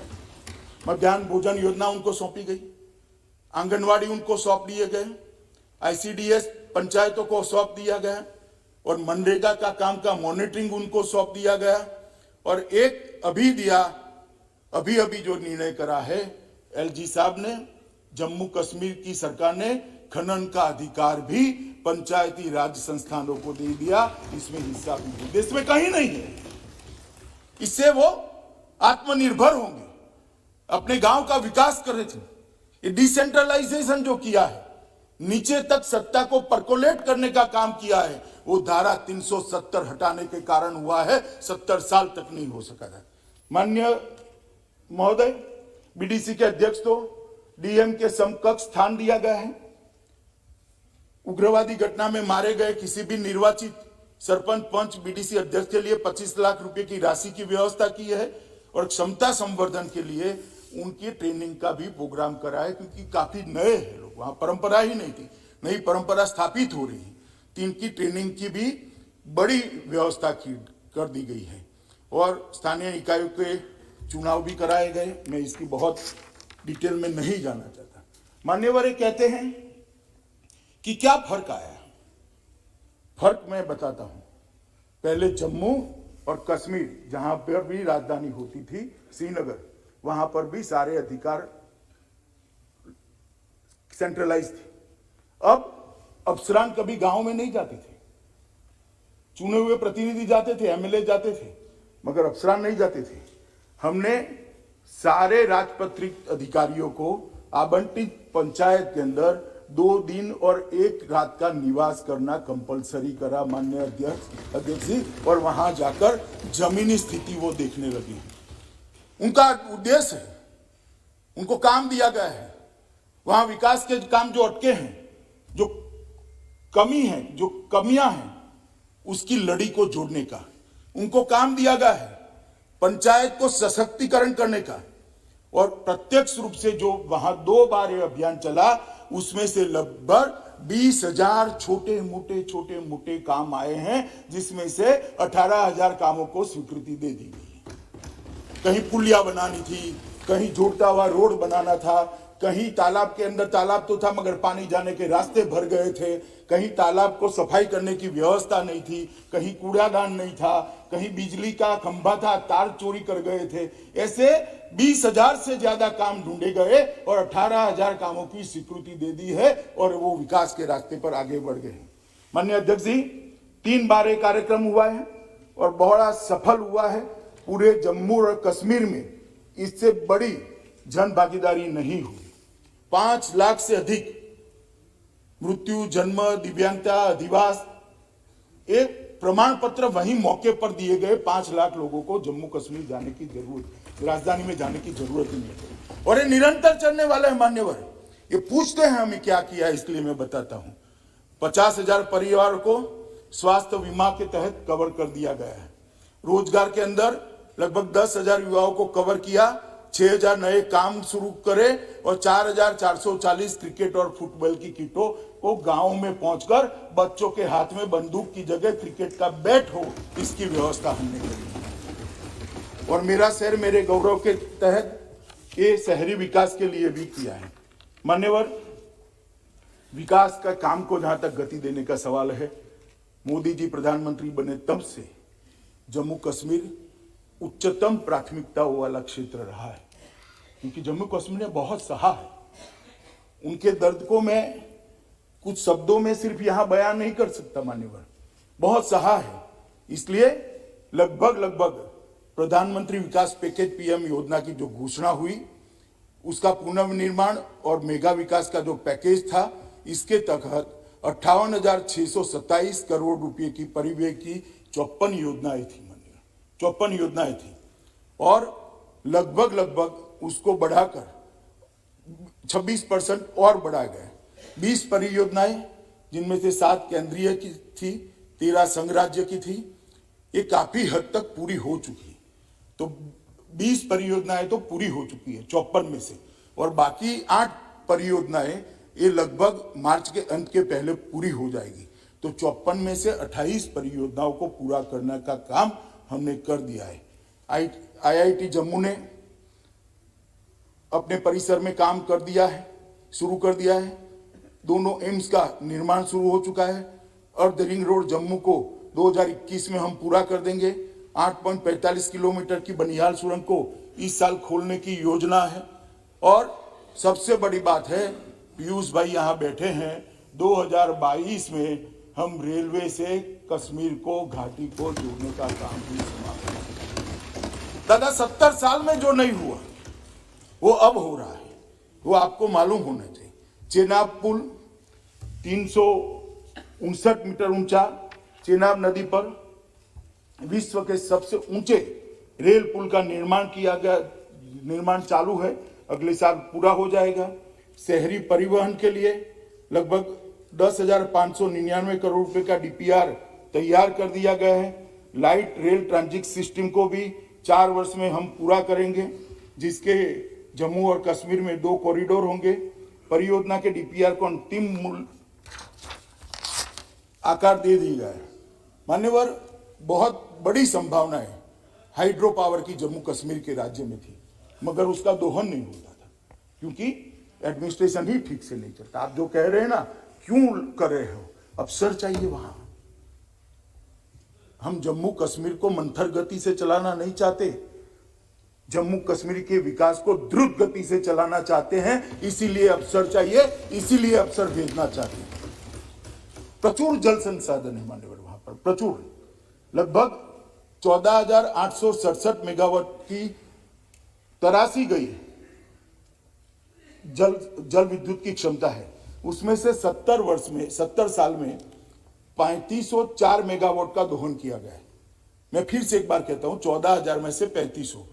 और अभी जो 17 महीने का हिसाब पूछते हैं, उनको मैं बताना चाहता हूं, सिर्फ 17 महीने में 70 साल में 3504 और 17 महीने में 3490 मेगावाट का काम शुरू कर चुके हैं। एक बाजू आपकी 4 पीढ़ी ने जो काम किया है, वो हमने 1.5 साल के अंदर काम किया है। 1.5 साल के अंदर ये मालूम होना चाहिए। पिछले 2 वर्ष में लगभग 3000 मेगावाट की जो बंद पड़ी हुई परियोजनाएं थी, इसको भी चालू करने का काम किया है और 3300 मेगावाट की नई शुरू करेंगे। पाकालदुल 1000 मेगावाट की है और कीरू 624 मेगावाट की है। सावलाकोट 1856 मेगावाट, दुलहस्ती दूसरा चरण 258 मेगावाट, उरी 1 दूसरा चरण 240 मेगावाट और छोटी पन बिजली योजनाएं लगभग 12 मेगावाट की है, जो 123 करोड़ की लागत से होगी। मान्यवर, मैं इतना डिटेल में जाना नहीं चाहता था, मगर मुझे उकसा कर हिसाब मांगा गया, मैं भी क्या करूं, इसलिए मैं डिटेल बताना चाहता हूं। सबके लिए बिजली बंद तो जाएगी, पहुंचेगी कैसे? तो इसका डिस्ट्रीब्यूशन गांव तक होना चाहिए, इसका डिस्ट्रीब्यूशन बाद में घर तक होना चाहिए। इसलिए हमने सौभाग्य के तहत जम्मू कश्मीर के 100% लोगों को घर में बिजली पहुंचाने का लक्ष्य प्राप्त कर दिया है, कर चुके हैं मान्यवर। और 3,57,405 ऐसे लोग थे जिनको 70 साल से बिजली नहीं मिली थी, ये 17 महीने में बिजली देने का काम किया गया। ये हिसाब मांगते हैं मान्यवर। इस वर्ष 36 किलोमीटर लंबी 33 केवी लाइन बिछाकर एलओसी पर स्थित केरन और मुंदियान गांवों को भी, जो अंतिम गांव थे, उसको भी बिजली से जोड़ने का काम हमने समाप्त कर दिया। पहले वहां डीजल जनरेटर से सिर्फ 3 घंटे बिजली सरकार की ओर से दी जाती थी, अब 24 घंटा बिजली पहुंचे, ऐसी व्यवस्था करी। मान्यवर, बिजली के साथ जीवन की महत्वपूर्ण एक जरूरियात है। ये 4G को मानते हैं, बहुत महत्वपूर्ण है। मैं मानता हूं जल बहुत महत्वपूर्ण है। जल जीवन के लिए बहुत महत्वपूर्ण है। कांग्रेस के हिसाब से 4G जीवन के लिए बहुत महत्वपूर्ण है, मगर हमारी मान्यता अपनी जगह स्थिर है। 4G भी जरूरी है, मगर जल अत्यंत जरूरी है। इसलिए सितंबर 22 तक सभी 18.16 लाख परिवारों को पाइप के द्वारा घर में पानी पहुंचाने की योजना समाप्त हो जाएगी। और जब मैं ये कह रहा हूं तब पूछेंगे भी आप तो 22 की बात कर रहे हो। अभी 4 जिलों में 100% घर में पानी पहुंचाने का काम हमने समाप्त कर चुके हैं और 22 तक बाकी के जिलों का काम हम करेंगे। इसके साथ विद्यालयों, आंगनवाड़ियों और शिक्षा संस्थानों को, अस्पतालों को भी हमने जोड़ने का काम किया। मान्यवर, हमने तय किया है कि 2021 के अंदर ही 5300 किलोमीटर की सड़कों का निर्माण होगा, जिसमें 700 किलोमीटर कश्मीर में और 4600 किलोमीटर जम्मू में। और हर गांव को 2022 आजादी के 75 साल तक सड़क से जोड़ने का काम भी हम जम्मू कश्मीर में पूरा कर देंगे। इसका बजटरी प्रोविजन भी होगा। माननीय अध्यक्ष जी, ये हमेशा 370, 35 से ऐसे झुनझुने पकड़ाते थे। ना बिजली की बात करते थे, ना पानी की बात करते थे, ना नौकरियों की बात करते थे, ना स्वास्थ्य की बात करते थे। जम्मू कश्मीर के दुर्गम क्षेत्रों के अंदर जो लोग बसते हैं, इनकी स्वास्थ्य की चिंता क्या की है 3 परिवारों ने? मैं पूछना चाहता हूं, 70 साल तक आपने शासन किया, जम्मू कश्मीर के अवाम के स्वास्थ्य के लिए आपने क्या किया? लेकर आइए हिसाब और हमारे एमपीओ के साथ चर्चा करिए। मान्यवर, मैं सदन को गौरव के साथ बताना चाहता हूं कि ये नरेंद्र मोदी सरकार के कालखंड में और 17 महीनों में, जो 17 महीने बोलते हैं, इसमें हमने जम्मू कश्मीर के पीएमडीपी के तहत स्वास्थ्य मंत्रालय से 881 करोड़ रुपए की राशि ऑलरेडी भेज दी है, जिसमें से 754 करोड़ रुपए की राशि व्यय की जा रही है। मान्यवर, 75 परियोजनाएं पूरी हो गई है और 22 तक 39 परियोजनाएं पूरी हो जाएगी, जिसमें श्रीनगर में 500 बिस्तरों वाला नया अस्पताल, जम्मू में 200 बिस्तरों वाला नया मातृत्व अस्पताल, जम्मू में नए हड्डी और जोड़ के अस्पताल, जीएमसी जम्मू में 100 बिस्तर के आकस्मिक चिकित्सा ब्लॉक, जम्मू में बालक और बालिका छात्रावास का निर्माण जिसके तहत आता है। और माननीय अध्यक्ष जी, देश भर के 60 करोड़ गरीबों को मोदी सरकार ने आयुष्मान भारत का आशीर्वाद देकर 5 लाख रुपए तक का स्वास्थ्य फ्री ऑफ कॉस्ट दिया। मान्यवर मसूदी साहब पूछते थे क्या किया जम्मू कश्मीर के साथ, क्या किया? एग्रीमेंट नहीं पढ़ते, शासन का एग्रीमेंट होता है जनता के साथ। अरे भाई, एग्रीमेंट तो कागज पर होता है, जम्मू कश्मीर तो हमारे दिल में है, दिल में। देश भर के अंदर मान्यवर 5 लाख तक की स्वास्थ्य योजना जो प्रधानमंत्री आयुष्मान भारत योजना से जानी जाती है, पीएम जय के नाम से जानी जाती है, वो गरीबों के लिए है। प्रधानमंत्री जी ने जम्मू कश्मीर के लिए सेहत योजना लाए। जम्मू कश्मीर में कोई करोड़पति हो या रोडपति हो, सड़क पर रहने वाला हो या बड़े से बड़े महल में रहने वाला हो, हर एक को 5 लाख तक की सुविधा आरोग्य की हमने देने का काम किया। और मान्यवर मैं देखता था, मैं कार्यक्रम में उपस्थित था वर्चुअल तरीके से, लोगों की आंख में आंसू थे। एक बूढ़ी महिला कश्मीर घाटी की मां बता रही थी कि 70 साल तक हमारा किसी ने चिंता नहीं किया, नरेंद्र मोदी जी ने आकर हमारी चिंता की, अब मुझे इलाज कराने के लिए किसी के सामने हाथ फैलाने की जरूरत नहीं है, मेरी सरकार वहां बैठी है जो मेरा इलाज कराएगी। मान्यवर, ये जो हमने किया है, लगभग हर एक व्यक्ति को सेहत योजना के तहत कवरेज देने का काम किया है। और मैं मानता हूं जम्मू कश्मीर बहुत कम राज्यों में से एक राज्य है जिसका हर एक व्यक्ति स्वास्थ्य योजना के तहत कवर किया गया है। मान्यवर, कोविड के खिलाफ लड़ाई भी इसी समय में हम लड़े, जो 17 महीने का हिसाब मांगा जाता है, इसी के तहत लड़े। और सबसे अच्छा कोविड प्रबंधन एलजी के नेतृत्व में जम्मू कश्मीर सरकार ने किया। टीकाकरण का काम भी बहुत स्मूथ तरीके से घाटी और जम्मू दोनों तरफ चल रहा है। मान्यवर, एम्स की स्थापना की है, 2 एम्स बनाने का काम किया है और लगभग 2000 करोड़ रुपया एक एम्स का, 4000 करोड़ रुपया एम्स के लिए भारत सरकार ने यहां भेजा है। इसकी शुरुआत हो गई है। नए मेडिकल कॉलेज की स्थापना, 7 नए मेडिकल कॉलेज, 70 साल में 3 थे, 17 महीने में 7, अनंतनाग, बारामूला, रजौरी, डोडा, कठवाड़ा, हंदवाड़ा और उधमपुर, ये 7 नए मेडिकल कॉलेज की शुरुआत हुआ है। और 5 मेडिकल, उसमें से 5 का एक टेम्परेरी परिसर के अंदर शिफ्ट व्यवस्था के आधार पर बच्चों को पढ़ाने का कामकाज भी हमने शुरू कर दिया है। राह नहीं देखिए, इसको सिविल अस्पताल के, और 22-23 में और 2 मेडिकल कॉलेज भी हम चालू कर देंगे। लगभग हम 1100 बच्चे जम्मू कश्मीर के डॉक्टर बनकर जम्मू कश्मीर के गरीब की सेवा करें, इस तरह की व्यवस्था। आप हमें पूछ रहे हो हमने क्या किया? कभी इतनी संवेदना के साथ किया था? 370 का झुनझुना दिखाकर शासन करते रहे 3 परिवार मान्यवर। कितने सालों तक शासन किया? जो असुविधाएं थी, जो कष्ट था, जो दुख था, उसको एड्रेस करने का इन्होंने कभी काम नहीं किया। माननीय अध्यक्ष जी, एक बीएससी नर्सिंग कॉलेज भी हम वहां चालू कर गए हैं, मंजूरी दे दी है, और 5 नए नर्सिंग कॉलेज को हम वहां स्थापना करने का प्लान रखे हैं। कि राज्य कैंसर संस्थान भी हमने शुरू किया है, एक श्रीनगर में और दूसरा जीएमसी जम्मू में। और मान्यवर, राज्य सरकार, केंद्र सरकार ने लगभग अलग 115 योजनाएं नरेंद्र मोदी जी के शासन में आने के बाद इस देश के दलित, गरीब, पिछड़े, आदिवासी, इनके लिए बनाई थी, मगर उसका वहां पर इम्प्लीमेंटेशन नहीं होता था। जब से राष्ट्रपति शासन लगा, तब से लगभग हर घर को बिजली देने का काम पूरा हो गया है। 3,57,405 लाभार्थियों को कवर दे दिया गया है। पीएम उज्ज्वला योजना के तहत 12,60,685 माताओं को गैस का सिलेंडर देने का काम हमने समाप्त कर दिया। उजाला योजना के तहत 79.54 लाख लाभार्थियों को घर में उजाला करने का काम किया है।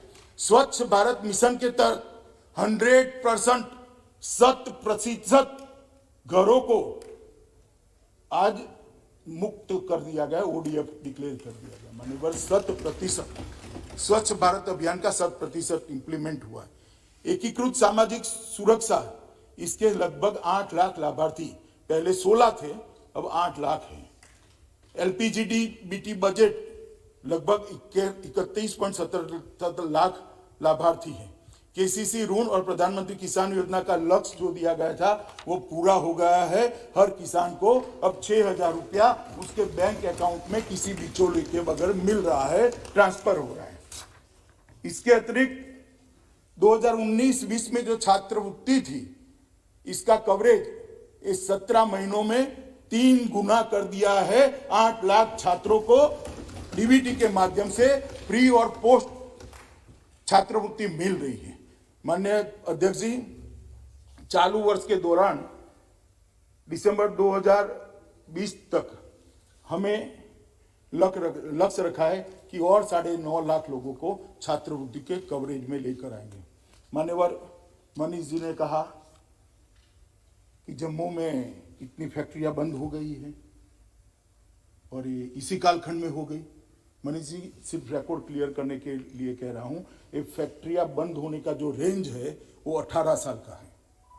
18 साल में बंद हुई सभी फैक्ट्रियों का आंकड़ा आपने 17 महीनों के अकाउंट में डाल दिया है, तो रिकॉर्ड जरा क्लियर रहना चाहिए, है?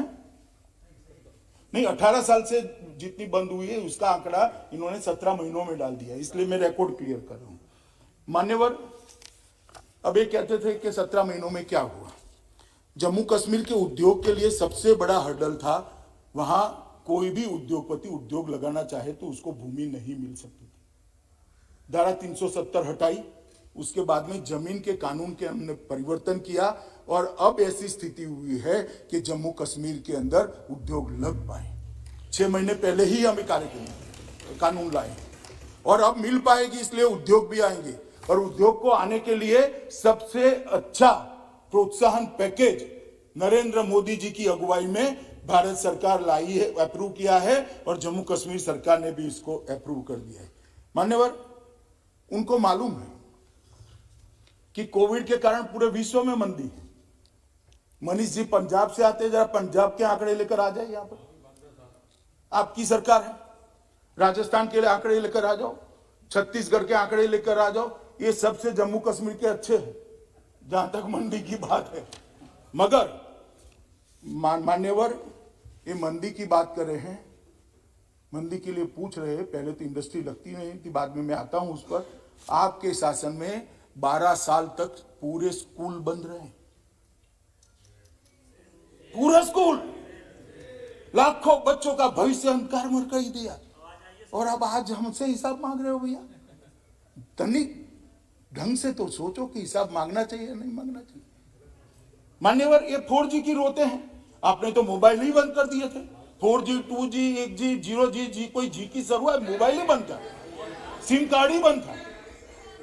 मान्यवर, और ये हमसे हिसाब मांग रहे हैं। हम जो मान्यवर योजना लेकर आए हैं, अब हमने एक वहां, यही लोग यहाँ जो कहते हैं इंडस्ट्री नहीं आई, वहां जाकर अफवाह फैला रहे हैं कि आपकी जमीनें चली जाएगी। मैं जम्मू कश्मीर के आवाम को आश्वस्त करना चाहता हूं कि किसी की भी जमीन नहीं जानी है। सरकार के पास इतनी जमीन है कि जिसमें जम्मू कश्मीर विकास कर पाए, वहां इंडस्ट्री आ जाए। और अब सरकार की जमीन कोई राज करने वाला छीन नहीं सकता। ये नरेंद्र मोदी सरकार, ये जमीन आपके विकास के लिए है, आपके राज्य के उद्योग के लिए। ये जमीन को कोई नहीं छीन पाएगा। तो एक लैंड बैंक बनाइए। मैं आगे आता हूं इस विषय पर। मान्यवर, हम जो पैकेज योजना लाए हैं, इसके अंदर 28,400 करोड़ रुपया 2027-37 तक का पूरा इसका व्याप रखा है। लगभग 4.5 लाख से अधिक लोगों को इससे रोजगारी मिलेगी और तीनों प्रकार की हम इसमें सहायता देने वाले हैं। मान्यवर, जो उद्योग लगाएंगे, जो पूंजी लगाएंगे, जो उनकी वर्किंग कैपिटल होगी, इसको 500 करोड़ रुपए तक के ऋण पर लगभग जो ऋण होगा इसको 6% ब्याज पर ही भारत सरकार देगी, 6%, जिससे उसको उद्योग लगाने में बड़ी सहायता हो जाएगी। जीएसटी के लिए भी हमने बहुत सारा अच्छा पैकेज में आयोजन किया है। जो इसके प्लांट एंड मशीनरी की वैल्यू होगी उद्योग की, इसके 300% तक उसको जीएसटी रिफंड किया जाएगा, पूरा का पूरा 300%। तो एक महीने में ये जितना 100 रुपया लगाएगा तो 300 रुपया इसको सरकार जीएसटी के माध्यम से वापस दे दी। मगर इसको हमने सब्सिडी इसलिए नहीं बनाया है, पूछेंगे फिर सब्सिडी क्यों नहीं बनाया, कि फर्जी उद्योग न लगे। मान्यवर, जीएसटी तभी भरा जाता है जब उद्योग चलता है। उद्योग चलता है तो रोजगारी मिलती है, उद्योग चलता है तो बिजली की खपत होती है, उद्योग चलता है तो बाकी एंसिलरी इंडस्ट्रीज भी लगती है। जो उद्योग चलाएगा उसको 100 रुपया लगाने पर 300 रुपया तक का जीएसटी वापस दे दिया जाएगा। मान्यवर, हमने उनको कैपिटल इन्वेस्टमेंट पर सब्सिडी देने का छोटे उद्योगों के लिए हमने प्रावधान किया है। और मैंने जो कहा लैंड बैंक, आपको आश्चर्य होगा कि 29,030 कैनाल का लैंड बैंक बनाया है जो सरकारी है। किसी भी जम्मू कश्मीर के व्यक्ति का कोई जमीन नहीं जाना है। ये 29,030 कैनाल जो है इतना ही है कि अब हम इसके लिए रोशनी लेकर नहीं आएंगे, रोशनी लेकर अंधेरा नहीं करेंगे। आपने तो सरकारी जमीन जो थी रोशनी के नाम पर अपने चट्टो बट्टों में बांट दी। हमने उसका लैंड बैंक बनाया और अब इंडस्ट्री को देंगे तो इंडस्ट्री इसके अंदर विकसित होगी, रोजगार मिलेगा, बिजली की खपत बढ़ेगी, जीएसटी मिलेगा, रेवेन्यू मिलेगी और जम्मू कश्मीर एक आश्रित राज्य की जगह एक अपने आप पर आत्मनिर्भर राज्य बने, इस दिशा में हम आगे बढ़े। मान्यवर, ईज ऑफ डूइंग बिजनेस को भी हमने बहुत आगे बढ़ाया है, इसका मैं ज्यादा कहना नहीं चाहता। युवाओं के लिए नौकरियां त्वरित भर्ती अभियान भी हमने चालू कर दिया है। वर्ग 4 में 10,000 रिक्तियां चिन्हित की गई है और 8,575 रिक्तियों सेवा चयन बोर्ड के माध्यम से विज्ञापित कर दी गई है। मान्यवर, इसमें बहुत चिट्ठियां चलती थी, कितनी योग्यता है इसके आधार पर नौकरियां नहीं देते थे, चिट्ठियों से नौकरियां बांटी जाती थी। हमने इस सारी नौकरियों को सेवा चयन बोर्ड द्वारा ही विज्ञापन देकर भरने का निर्णय किया है और जो क्लास 3 और 4 है उसमें मेरिट से आधार पर नौकरी मिलेगी, कोई इंटरव्यू नहीं होगा। मान्यवर, लगभग 14,161 पदों के लिए सेवा चयन बोर्ड ने विज्ञापन कर दिया है और 2,050 पदों के लिए लिखित परीक्षा, मैं क्लास 1 और 2 की बात कर रहा हूं, शुरू हो गई है और 324 उम्मीदवारों का चयन कर दिया गया है। मान्यवर, लगभग हमारा अंदाज है कि कुल मिलाकर 2022 के पहले 25,000 से ज्यादा सरकारी नौकरियों का सृजन कर 25,000 युवाओं को हम पारदर्शिता के साथ नौकरी देंगे। मान्यवर, बैक टू विलेज कार्यक्रम के तहत जम्मू कश्मीर बैंक को 15,000 छोटे छोटे ऋण के मामले दिए गए और ये मामले पहले भी दिए जाते थे मगर सिर्फ सूची रह जाती थी। मुझे कहते हुए आनंद है कि लगभग 4600 महिला सहित 13,000 मामलों को लोन देने का काम भी 15,000 में से 13,000 मामलों को लोन देने का काम भी समाप्त कर लिया गया है। वो अपनी छोटी छोटी इकाइयां चालू कर रहे हैं। युवा उद्यमों के लिए 242 करोड़ का और लोन दिया गया है। मिशन यूथ के तहत भी ढेर सारे काम किए हैं। उनको क्रिकेट का, फुटबॉल का किट दिया गया है। बहुत सी चीजें मैं इतनी डिटेल में जाना नहीं चाहता। आविष्कार, नवाचार और इंक्यूबेशन और प्रशिक्षण केंद्र, इसके माध्यम से भी हम क्षमता निर्माण का काम को आगे बढ़ा रहे हैं। आईटी टावर्स जम्मू और कश्मीर में दोनों जगह, श्रीनगर और जम्मू दोनों जगह ग्रामीण बीपीओ भी स्थापित किए जाएंगे, आईटी टावर्स भी बढ़ाए जाएंगे और जो हस्ताक्षर किए हैं मुझे पूरा विश्वास है कि 1 साल के अंदर ये आईटी टावर अपना काम करते रहेंगे। महत्वपूर्ण सुधार भी बहुत किए हैं, चाहे वो विद्युत का क्षेत्र हो, एडमिनिस्ट्रेशन का क्षेत्र हो और वित्तीय सुधार का हो। जम्मू कश्मीर में मान्यवर सबसे बड़ी तकलीफ थी, कोई सुनवाई नहीं होती थी। जो सरकार आती थी उसके लोगों की ही सुनवाई होती थी। अभी एक वैज्ञानिक तरीके से जम्मू कश्मीर एलजी ने अपने खुद के स्तर पर संस्थागत तंत्र और व्यक्तिगत बैठकें कर कर तहसील तक की सभी फरियादें जम्मू कश्मीर एलजी तक आ जाए, इस प्रकार का एक साइंटिफिक खाका तैयार किया है, जिससे छोटे से छोटे व्यक्ति की यहाँ पर फरियादों की सुनवाई की जाए। और इसीलिए मैं कहता हूँ कि ये जो अंबेडकर जी का एक बहुत महत्वपूर्ण वाक्य है कि राजे रानी के पेट से नहीं आने चाहिए, जनता के वोट से आने चाहिए। जब रानी के पेट से राजा आता है तब जनता की दरोकार नहीं करता है, जनता की सरोकार भी नहीं करता है, ना उसकी सुनवाई करते हैं। मगर वोटों से चुने हुए लोग जब बैठते हैं, हमारे जम्मू कश्मीर के एलजी पर दादा ने टिप्पणी की, मैं इतना ही कहना चाहता हूँ, दादा आप भी पार्टी न बदले होते तो आज तक कई बार हार चुके होते। लोकतंत्र में हार जीत होती रहती है, इसीलिए जीते हैं। मान्यवर, एक अधिवास प्रमाण पत्र, डोमिसाइल सर्टिफिकेट, इसके लिए भी बहुत बड़ा हो हल्ला हुआ था। आपकी नागरिकता चली जाएगी, बहुत सारे लोग बाहर से घुस जाएंगे, हो जाएगा, फला हो जाएगा, ठिकाना हो जाएगा। मैं कहता हूं अब तक 30.44 लाख परिवार को प्रमाण पत्र, व्यक्ति और परिवारों को प्रमाण पत्र दे दिया गया है। कहीं से कोई कंप्लेन नहीं है, ना कोई लाइन लगी है, ना। मान्यवर, नया भूमि कानून लाए तो उसमें भी था आपकी जमीन चली जाएगी, ये चली जाएगी, वो चली जाएगी। कोई ला दे, मुझे बता दे कि इसकी जमीन चली गई। ये बिहार में भूमि कानून नहीं है तो कोई बंगाल से आकर बिहार की जमीन ले लेगा। मैं गुजरात से आता हूं, गुजरात में कोई भूमि कानून नहीं तो महाराष्ट्र से आकर कोई गुजरात की जमीन खा जाएगा। कैसे ऐसा होगा? ऐसा नहीं होता है। कोई आदमी अपना घर छोड़ने को तैयार नहीं है भाई। कुछ नहीं हुआ।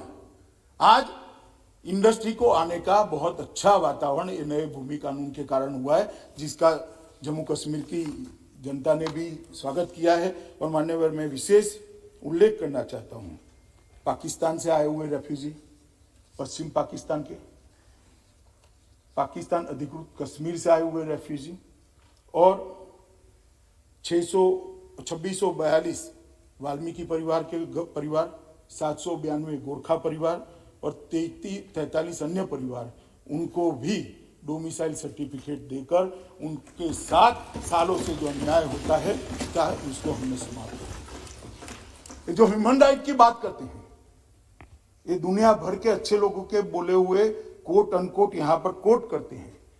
कोट अनकोट तो बहुत अच्छे है क्योंकि किसी महान व्यक्ति ने बोले हैं, वो उनका है कोट अनकोट। मगर जब आप पैर में पहनने वाला गहना कानों में पहन देते हो तो अच्छा नहीं लगता है। जो कोट अनकोट आप बोले गए हैं मान्यवर, वो सुसंगत हमारे शासन के लिए नहीं है।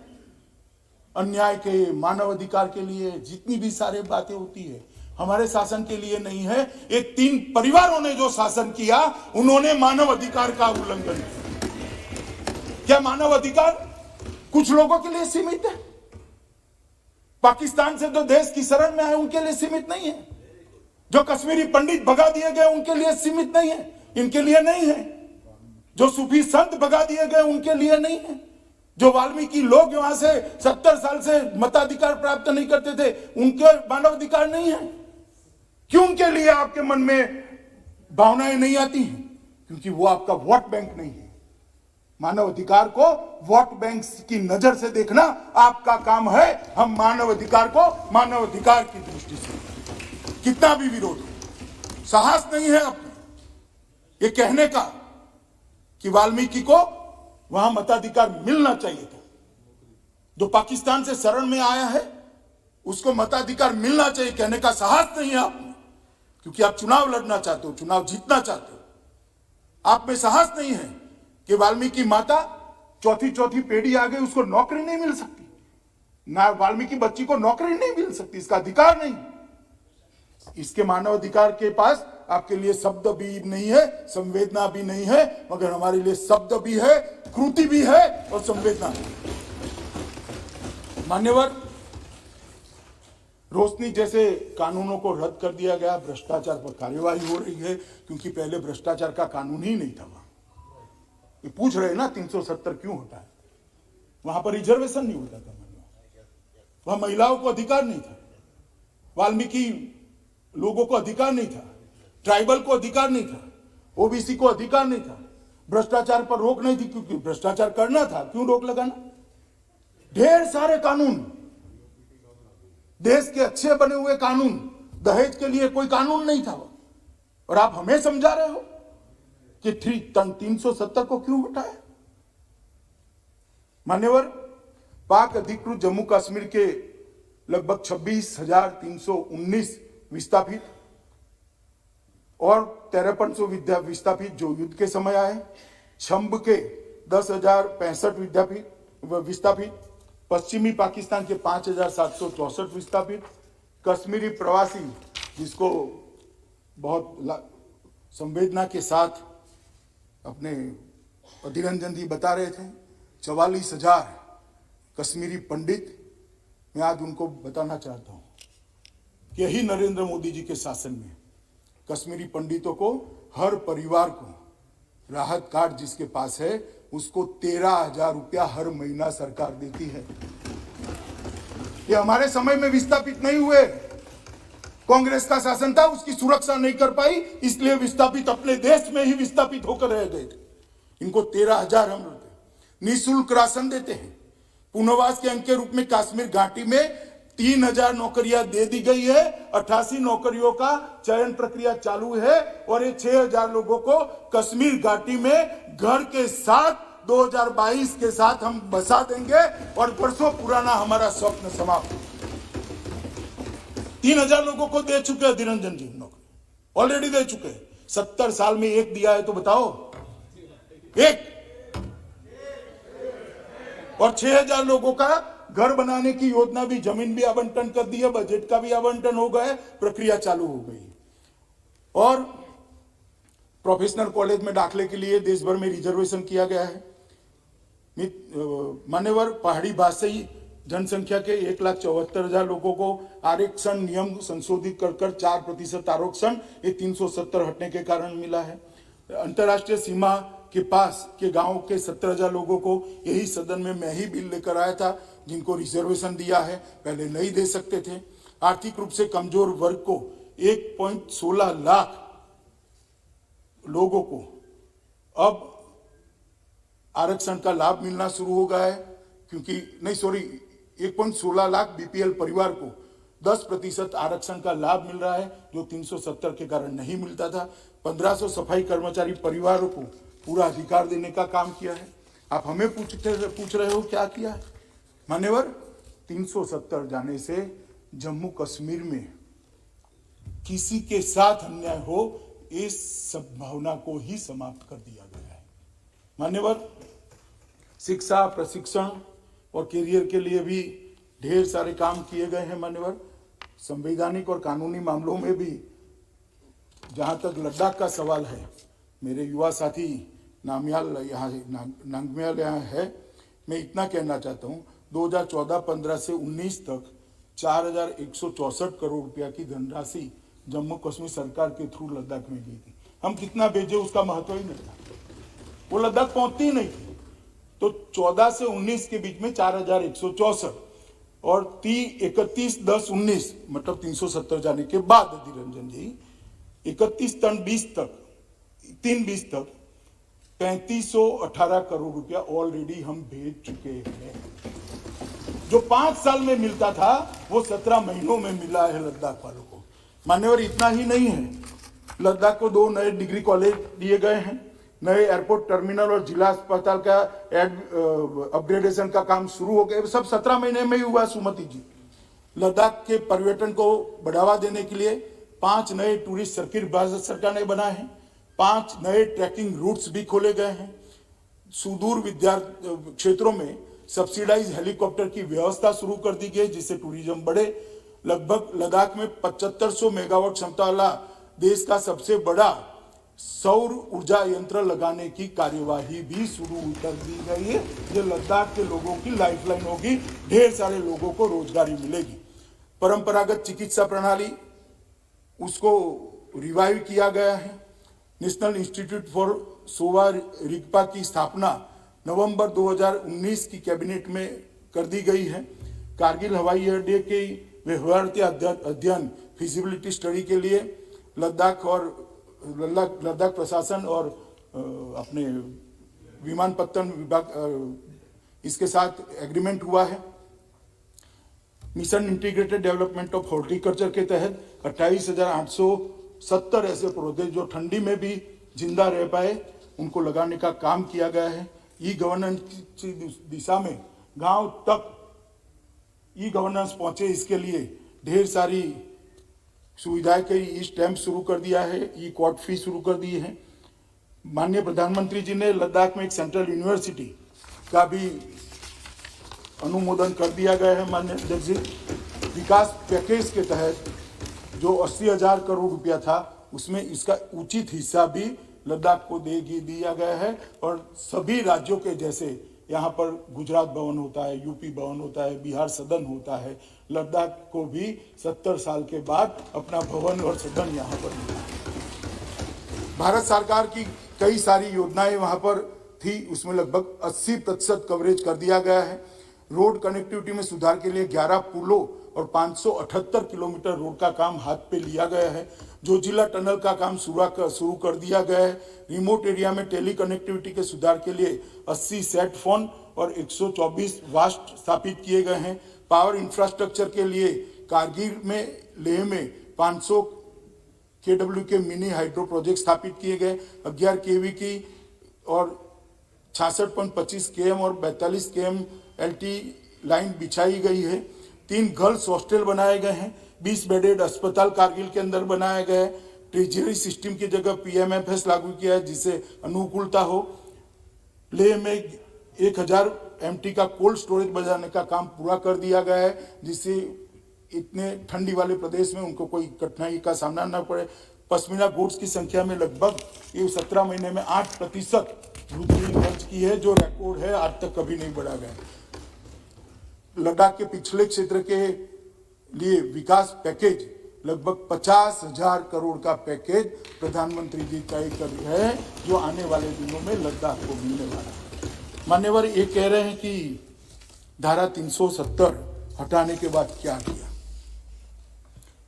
मुझे इतना ही है कि आप धारा 370 को राजनीतिक रूप से बोलने की बजाय ये सारी चीजें जम्मू कश्मीर यूटी और लद्दाख यूटी के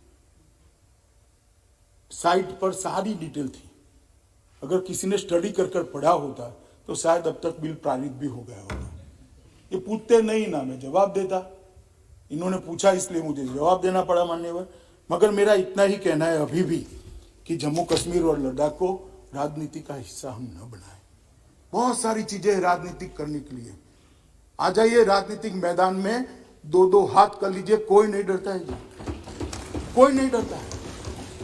मगर ये देश का संवेदनशील हिस्सा है, उनको कई बार घाव लगे हैं, शंकाएं कुशंकाएं उनके मन में पड़ी है, उस पर मरहम लगाना इस सदन का काम है, उसको खुरेदना हमारा काम नहीं है। छोटी सी राजनीतिक इच्छा पूर्ति के लिए हम कश्मीर को इस दृष्टि से न देखें।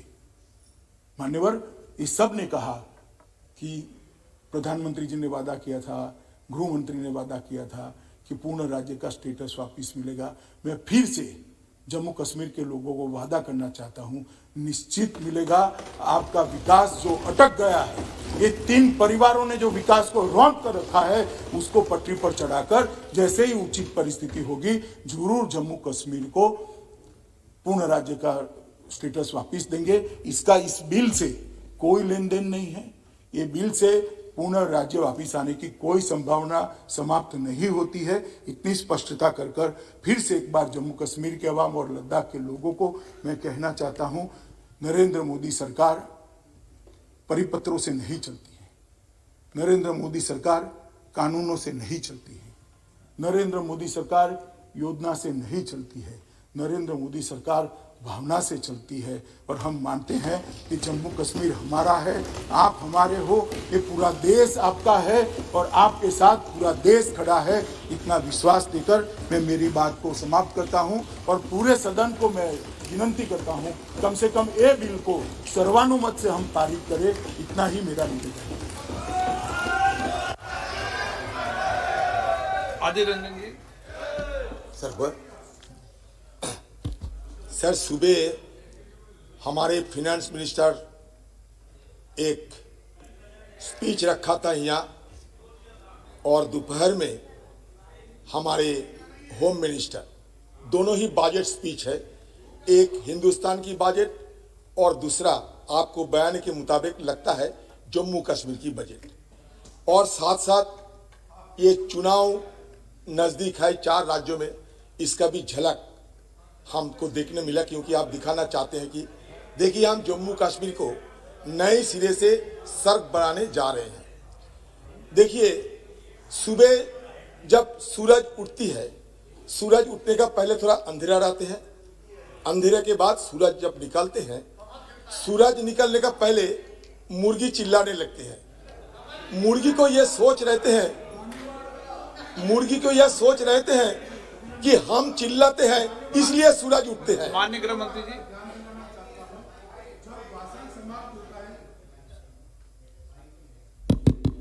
भाषण जब मंत्री का समाप्त होता है, जो भी बिल को पायलट करते हैं, तब मुद्दे पिन पॉइंटेड और बिल में से या तो मेरे भाषण में उपस्थित, इसमें मुर्गी अंडा मुर्गा नहीं आता है।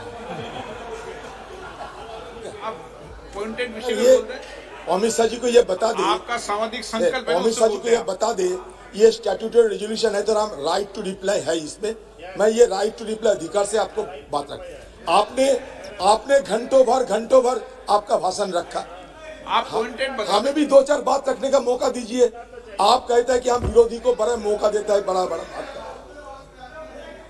मान्यवर उनका समय समाप्त हो चुका है बोलने का। नहीं, एक सेकंड, मैं अभी मेरे पैर पर खड़ा हूं। अधीर रंजन जी, आप ऐसे मेरा माइक चालू है। मान्यवर मैं जो बोला उसमें से अगर कोई मुद्दे उपस्थित हुए तो ही वो बोल सकते हैं। बिल पर उनका भाषण समाप्त हो चुका है। आता हूं, आप जो कहा ऑर्डिनेंस और आप जो कहा, देखिए आप ये कहते थे कि जम्मू कश्मीर में बहुत सारे तरक्की हो रहे हैं, बिजनेस बढ़ रहे हैं, वगैरह।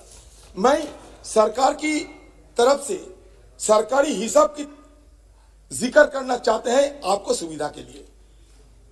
Core sectors of the economy of J&K have witnessed a steep decline after the abrogation of Article 370 due to the communication blockade, curfews and militant threats in the past 5 months alone. After the abrogation, in the first 5 months alone, the economy of Kashmir lost 178.78 billion Indian rupees and more than 90,000 jobs in the sectors of handicraft, tourism and information technology. The horticulture sector is in distress, tourism is in shambles, students are suffering because of the ongoing internet blockade. It is for the first time in the past 70 years that rural Kashmir is facing such a great degree of economic slowdown. आप जो सामाजिक सबल संकल्प जो bill का है, उस bill पर कोई आपको आशंका है तो निश्चित रूप से माननीय मंत्री जी क्लियर करेंगे। जी अमित शाह जी ये कहे कि मैं सुनना नहीं चाहते, मैं नहीं कहूंगा। अगर अमित शाह जी सुनना चाहते तो मैं जरूर कहूंगा। आप बिल पर बोले सर, एक मिनट, नहीं उनकी बहुत सारे लंबी भाषण दिया, मैं तो उसका एक भग्नांश से वाक्य लेना चाहते हैं। मान्यवर एक मिनट मान्यवर, ये गलत इंटरप्रिटेशन हो रहा है कि मैं उनको सुनना नहीं चाहता। सभी सदस्यों को मैंने ध्यान से सुना है, इसी सीट पर बैठकर सुना है, एक बात को नोट। अरे आप मुझे सुनिए ना, नोट कर। उनका भी बोलने का समय था तब वो बोले नहीं, बाहर से किसी ने कागज भेज दिया है पढ़ो, अब पढ़ रहे हैं। मान्यवर ऐसे नहीं चलता सदन। अभी मेरे भाषण में से कोई नया मुद्दा अगर उपस्थित हुआ है तो वो जरूर कहे, मुझे कोई आपत्ति नहीं है। ये सदन की एक प्रणाली का है, जब उनका बोलने का समय होता है तब वो पढ़े, उसको पढ़े। और ये जो अभी पढ़े वो भी किसी सदस्य ने जरूर पढ़े, मुझे नाम अभी याद नहीं, मेरी नोट नीचे रखी हुई। परंतु मान्यवर ये इस प्रकार से कहे कि मैं उनको सुनना नहीं चाहता, मैं आपको नियमों के तहत सुनना चाहता हूं। नियम तोड़कर आप नहीं बोल सकते होगे, नियमों के तहत नहीं बोल रहे हैं आप, ना नहीं बोल रहे आप। अमित शाह जी, आप कहते हैं कि कागज कहां से लाए हैं, आपका खुफिया तंत्र है, आप पता कर लीजिए मैं कागज कहां से लाया विषय पे आपका आप जैसा सरकारी दस्तावेज मेरे पास नहीं है। विषय पे बोल दें। हाँ सर, बात ही है कि देखिए हम ये सदन के अंदर गुहार लगाए थे, ये जम्मू कश्मीर की आर्टिकल 370 एप्लीकेशन होने की बात कि एक ऑल पार्टी डेलीगेशन क्यों ना हम जम्मू कश्मीर जाए। आपकी सरकार को ये हिम्मत नहीं हुई एक ऑल पार्टी डेलीगेशन भेजने के लिए। आप यूरोप से लाते हैं, कल दिल्ली में सारे एम्बेसडर को बुलाते हैं, लेकिन हमें नहीं बुलाते। अभी भी चलिए माननीय अध्यक्ष जी, अब वापस ले रहे हैं नहीं ले रहे? माननीय अध्यक्ष जी, ये बात इन्होंने करी है, ठीक नहीं है। ऑल पार्टी डेलीगेशन कभी भी जाना चाहे आज चला जाए, कोई नहीं। आप जाइए ना, मैं कहां रोक रहा हूं, माननीय अध्यक्ष जी, ये ऑल पार्टी नहीं, मुझे रिकॉर्ड क्लियर करना पड़ेगा। माननीय अध्यक्ष जी, कब जाना चाहते थे? जब 370 हटाई तब, और वो मरहम लगाने जाना नहीं चाहते थे, उकसाने के लिए जाना चाहते थे, इसलिए परमिशन नहीं दी जी। अमित शाह जी, आपको एक बात पूछना चाहते हैं, आप ये बताइए। एक मिनट अधीर रंजन जी, संसद की संसदीय समिति वहां पर अभी वर्तमान में ही जाकर आई थी, मैंने परमिशन दी थी उनको। अच्छा क्या सर, हम लोग ऑल पार्टी जाना चाहते हैं। बात है कि आप ये कहिए कि पब्लिक सेफ्टी एक्ट और यूएपीए में कश्मीर घाटी में कितने लोगों को आपने अरेस्ट किया और जेल में डाला? नंबर 1। आप तो नंबर 2, आपको याद दिला दे, माननीय अधीर रंजन जी संकल्प वापस लेना चाहते हैं या हो गया? अमित शाह जी 370 एब्रोगेट करने का पहले जम्मू कश्मीर का पर कैपिटा इनकम हिंदुस्तान की एवरेज इनकम से ज्यादा था। प्रश्न अधीर रंजन जी चौधरी द्वारा प्रस्तुत सामाजिक संकल्प को इस तरीके के बयान देते हैं कि डाल लेक ना मोदी जी बनाए हैं, ऐसा लगता है कि डाल लेक भी मोदी जी बनाए दिए हैं। तो बात यह है कि जो मैं सर पंडितों के बारे में आपका ध्यान आकर्षण करना चाहते हैं। जम्मू कश्मीर की पंडितों के बारे में अधीर रंजन चौधरी द्वारा प्रस्तुत सामाजिक संकल्प को स्वीकृत किया जाए। जो सदस्य इसके पक्ष में हाँ कहें, जो सदस्य विरोध में ना कहें, मेरे विचार में निर्णय ना वालों के पक्ष में, ना वालों के पक्ष में प्रस्ताव सामाजिक संकल्प अस्वीकृत हुआ। प्रश्न है कि विधेयक पर विचार किया जाए। जो सदस्य इसके पक्ष में हाँ कहें, जो सदस्य विरोध में ना कहें, मेरे विचार में निर्णय हाँ वालों के पक्ष में, हाँ वालों के पक्ष में विधेयक पर विचार करने हेतु प्रस्ताव स्वीकृत किया गया। अब सभा विधेयक पर खंडवार विचार करेगी। श्री N.K. प्रेमचंद्रन जी, संशोधन संख्या 1। Yes, sir, I am moving. प्रश्न है कि N.K. प्रेमचंद्रन द्वारा प्रस्तुत संशोधन संख्या 1 को स्वीकृत किया है। जो सदस्य इसके पक्ष में हाँ कहें, जो सदस्य विरोध में ना कहें, मेरे विचार में निर्णय ना वालों के पक्ष में, ना वालों के पक्ष में संशोधन अस्वीकृत हुआ। प्रश्न है कि खंड 2 से 4 विधेयक का अंग बने। जो सदस्य इसके पक्ष में हाँ कहें, जो सदस्य विरोध में ना कहें, मेरे विचार में निर्णय हाँ वालों के पक्ष में, हाँ वालों के पक्ष में खंड 2 से 4 विधेयक का अंग बना। प्रश्न है कि खंड 1 अधिनियम सूत्र विधेयक का पूरा नाम विधेयक का अंग बने। जो सदस्य इसके पक्ष में हाँ कहें, जो सदस्य विरोध में ना कहें, मेरे विचार में निर्णय हाँ वालों के पक्ष में, हाँ वालों के पक्ष में खंड 1 अधिनियम सूत्र विधेयक का पूरा नाम बने। मंत्री जी प्रस्ताव के लिए विधेयक को पारित किया जाए। Honorable Speaker, sir, I raise to move that the bill be passed. प्रश्न है कि विधेयक को पारित किया जाए। जो सदस्य इसके पक्ष में हाँ कहें, जो सदस्य विरोध में ना कहें, मेरे विचार में निर्णय हाँ वालों के पक्ष में, हाँ वालों के पक्ष में प्रस्ताव स्वीकृत हुआ, विधेयक पारित हुआ। शून्यकाल Shri N.K. Premachandran ji. Sir, with your permission, I would like to raise a very serious matter of urgent importance regarding the backdoor appointments in various parts of the country. Sir, Public Service Commission, Union Public Service Commission, as well as the State Public Service Commissions are the constitutional organizations by which the regular appointments are being made through the Union Public Service Commission as well as the State Public Service Commissions. Sir, but it is quite unfortunate, but it is quite unfortunate to note that in the state of Kerala and even in West Bengal, thousands of regular appointments are being done through the back door. Sir, when the Public Service Commission lists are there, nobody is being recruited from the Public Service PSC list. Instead of recruiting from the Public Service Commission list, when the Public Service and Commission list are in force, without considering the appointment and recruitment from the PSC list, backdoor appointment, regularization of contractual employees, regularization of temporary employees who are having service of 10 years, it is quite unconstitutional. It is against the legal provisions of the country. So what my submission is, sir, in Kerala, thousands of students who are in the rank list of Public Service Commission, they are not getting any job. But through the backdoor legislation, so many party relatives, their wives, relatives and party sympathizers are getting jobs in the state of Kerala. Those who are married, well-qualified candidates are not getting jobs in the state of Kerala. And they are in the streets, they are even in the verge of the suicide. So many attempts of suicide has done. It is big protest is going on in the state of Kerala. Even in West Bengal also such agitation is going on. So my submission to the government of India is to have some regulation, because this is a constitutional organization. Public Service Commission is the appropriate authority through which the regular appointments can be made, but disregard of the constitutional organization, backdoor appointments are being done by the state governments. Some regulatory mechanism for which legislation is required. I urge upon the government of India to intervene in the issue so that the Public Service Commission and the recruitment through Public Service Commission is done in a proper way. With these words I conclude. Thank you very much, madam. Shri Vinayak Rao.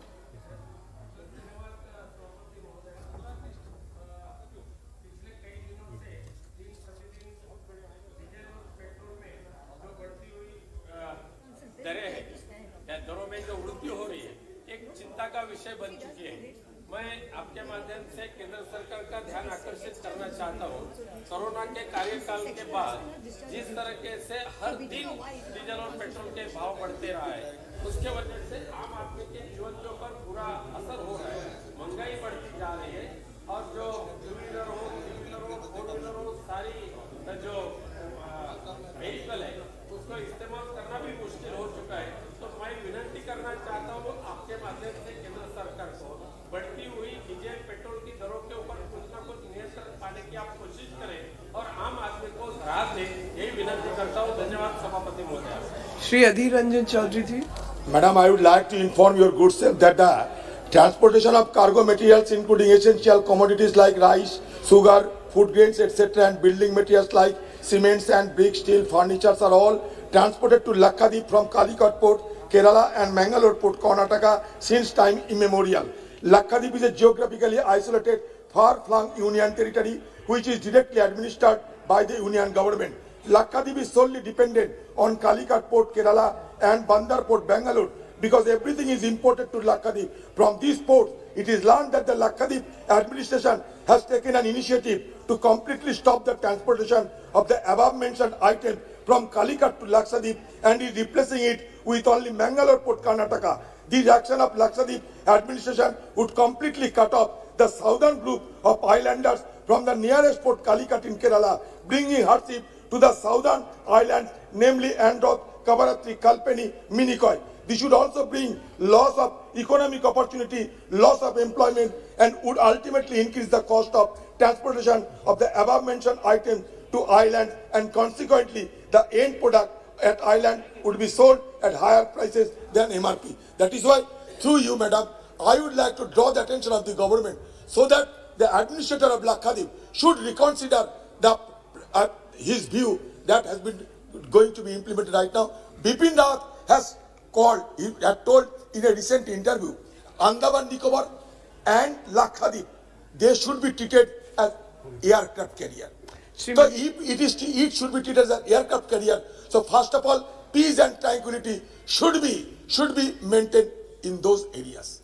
Shri Manish Tiwari ji. Thank you, Madam Chairperson.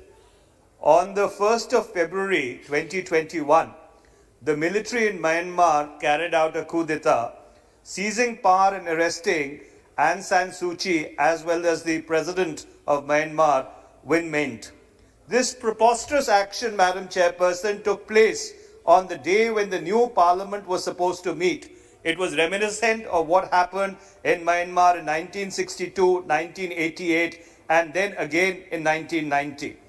In the election held on the 8th of November 2020, the National League for Democracy won 394 out of the 664 seats in Parliament, where 25% of 166 seats are reserved for the military, while the military-backed USDP, Union Solidarity and Development Party, was able to win only 33 seats. My request, Madam Chairperson, to the government through you is, India is the largest democracy. We stand for certain values and we stand for certain ideals.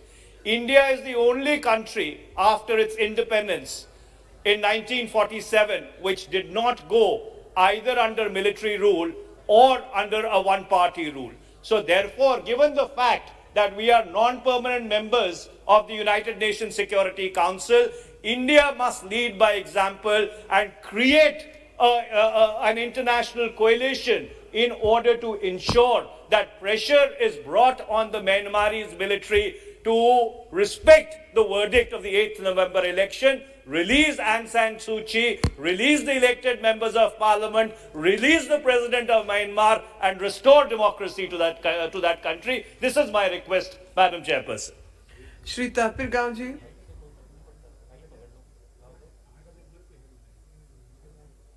Madam,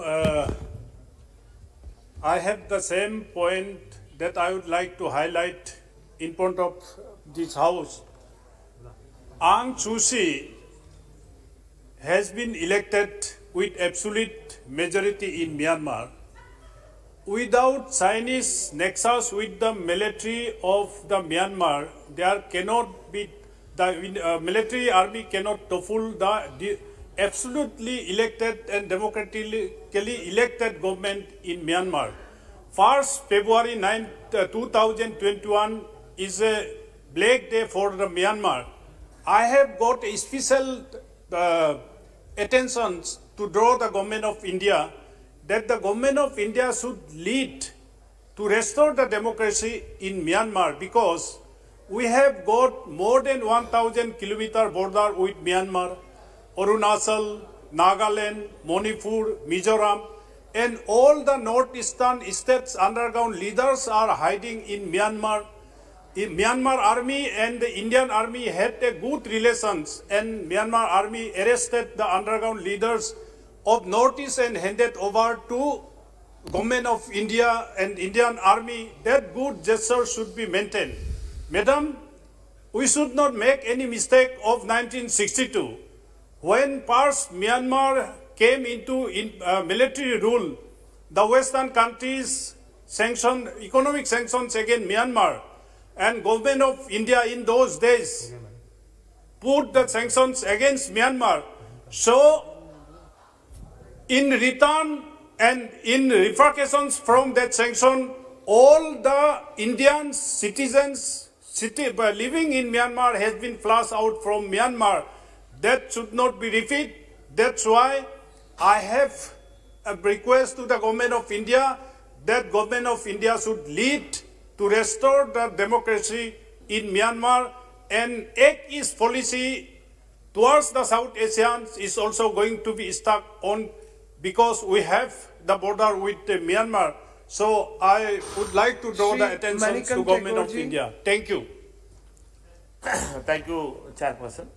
I'd like to inform that an extreme pain about the incidents of a firecrackers factory accident took place in my constituency, Virudhunagar. In the incident, 15 workers died and many workers are under serious condition, and about 90% burn injuries. You are aware that the district of Virudhunagar is one of the largest firecrack industries, and been great potential for foreign revenue, as well as caters around 85% of the country's necessities. This has a manufacturing hub also, and it's an MSME sector. It employs around 8 lakh people in the industry itself. I would like to remember that Honorable former Prime Minister Manmohan Singh ji has announced ex gratia payment of 2 lakh rupees for those victims of an incident which happened in 2012 in Mudalipatti. After 10 years, now Honorable Prime Minister Narendra Modi ji has announced yesterday that of 2 lakh rupees as from the PM relief fund for those injured and those people who were lost. I would like to request Honorable Prime Minister to increase the amount to 5 lakh rupees for the deceased and 1 lakh rupees for the injured as a token of consolation, giving temporary relief to the family of the poor laborers. I would like to request Honorable Prime Minister to form a central team to study the impact of the industry's safety network also. Thank you, ma'am. Thank you. Shrimati Bhavna Gawali ji. Thank you सभापति जी. एक बहुत ही महत्व के विषय पर मैं यहाँ पर बोलना चाह रही हूँ जो महिलाओं के संबंधित है. जैसा कि हम सब लोग जानते हैं कि पोषण आहार जो आंगनवाड़ी में बच्चों के लिए चलाया जाता है और गर्भवती महिलाओं के लिए चलाया जाता है.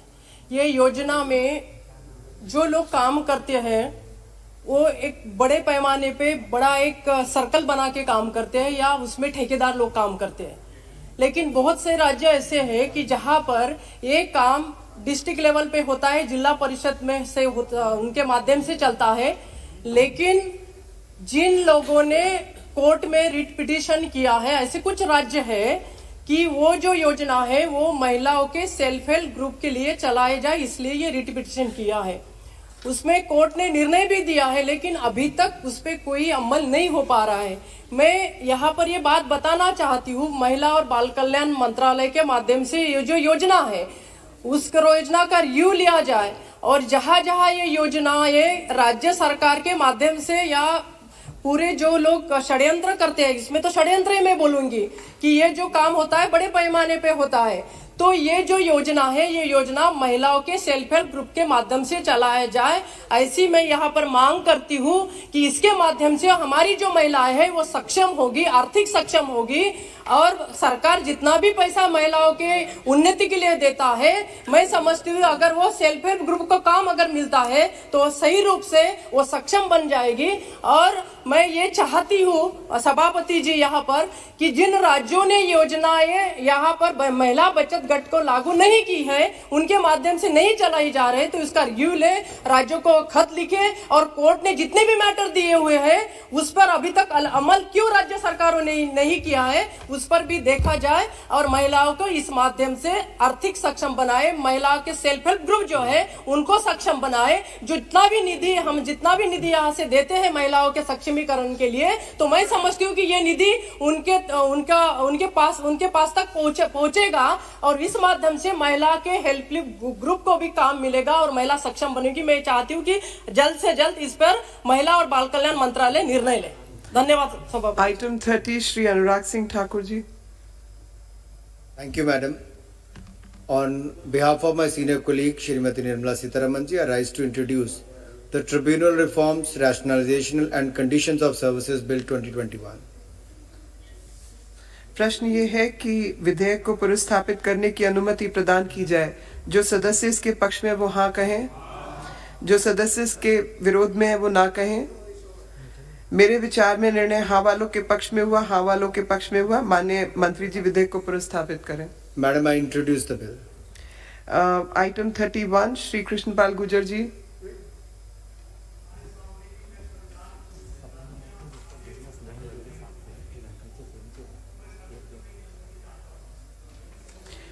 प्रश्न ये है कि विधेयक को पुनर्स्थापित करने की अनुमति प्रदान की जाए. जो सदस्य इसके पक्ष में वो हाँ कहें, जो सदस्य इसके विरोध में वो ना कहें. मेरे विचार में निर्णय हाँ वालों के पक्ष में हुआ, हाँ वालों के पक्ष में हुआ. माननीय मंत्री जी विधेयक को पुनर्स्थापित करें.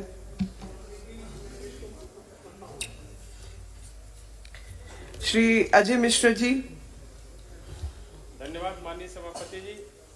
मैं लखीमपुर लोकसभा क्षेत्र से आता हूं जो पूरे देश में सबसे ज़्यादा चीनी उत्पादन का क्षेत्र है. मैं सरकार को वित्तीय वर्ष 2021-22 के बजट में 5 करोड़ गन्ना किसानों को राहत देते हुए 4,100 करोड़ रुपए से अधिक की कई योजनाओं द्वारा सीधे गन्ना किसानों के खाते में पैसा भेजने के अलावा सरकार ने घरेलू एथनॉल, रेक्टिफाइड स्पिरिट और एल्कोहल के उत्पादन को प्रोत्साहित करने के लिए एथनॉल पर आयात शुल्क बढ़ा करके जहां चीनी मिलों को राहत दी है, जिससे किसानों के गन्ना भुगतान में मदद मिलेगी. ऐसे सभी चीनी मिलों में जहां एथनॉल उत्पादन की इकाइयां नहीं हैं को एथनॉल उत्पादन शुरू करने का अवसर दिया है.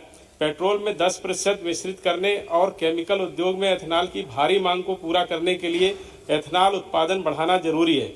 चूंकि चालू पेराई सीजन में चीनी उद्योग से 285 करोड़ लीटर एथेनॉल उत्पादन का अनुमान है, जो हमारी जरूरत से कम है, तथा 5% आयात बढ़ा करके इसकी कीमत बाहर से लाने पर 42 से 44 रुपया प्रति लीटर रहने की संभावना है, जो भारत में उत्पादित लाभदायक मूल्य से अधिक है।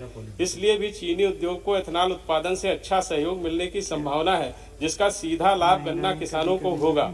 प्राइवेट सेक्टर की ज्यादातर चीनी मिलों में एथेनॉल प्लांट लगे हैं या लग रहे हैं, परंतु सहकारी क्षेत्र की चीनी मिल संघ की व भारत सरकार द्वारा संचालित चीनी मिलों में आमतौर पर एथेनॉल के प्लांट नहीं लगे हैं। उदाहरण के स्वरूप उत्तर प्रदेश राज्य की कुल 158 चीनी मिलों में, जिसमें 24 मिलें सहकारी क्षेत्र की हैं, उनमें मात्र 8 चीनी मिलों में एथेनॉल का उत्पादन प्रारंभ हो गया है या प्रारंभ होने की प्रक्रिया में है, परंतु बड़ी संख्या में सरकारी व सहकारी चीनी मिलों में सुविधा न होने के कारण प्राइवेट चीनी मिलों से व्यावसायिक स्पर्धा व किसानों को भुगतान आदि से संबंधित कठिनाइयां आती हैं। अतः माननीय सभापति महोदय जी, मैं आपके माध्यम से सरकार से मांग करता हूं कि सरकार से मेरा ये अनुरोध है कि मेरे लोकसभा क्षेत्र लखीमपुर खीरी की सभी मिलों में, जो 9 चीनी मिलें हैं, देश का सबसे बड़ा चीनी उत्पादक जिला है, कि सभी प्राइवेट सेक्टर सहित हमारी बिलराया शुगर फैक्ट्री की सहकारी चीनी मिल में भी एथेनॉल निर्माण की इकाइयां व विपणन की व्यवस्था सुनिश्चित कराए जाने की कृपा करें। आपका बहुत बहुत धन्यवाद।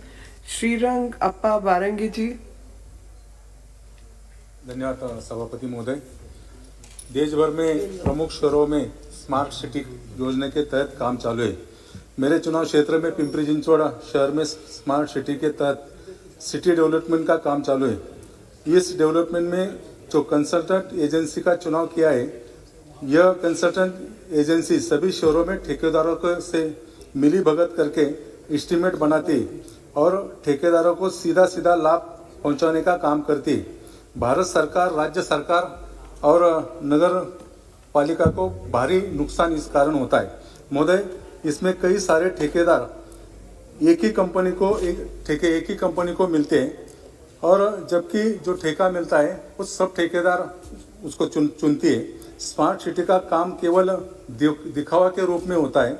मैं आपके माध्यम से सरकार को ये मांग करता हूँ कि पिंपरी चिंचवड़ में चल रहे स्मार्ट सिटी के काम के बारे में उच्च स्तरीय जांच की जाए और जो गलत काम हो उसकी पूरी तरह से जांच करके कार्रवाई की जाए। धन्यवाद। धन्यवाद सभापति महोदया।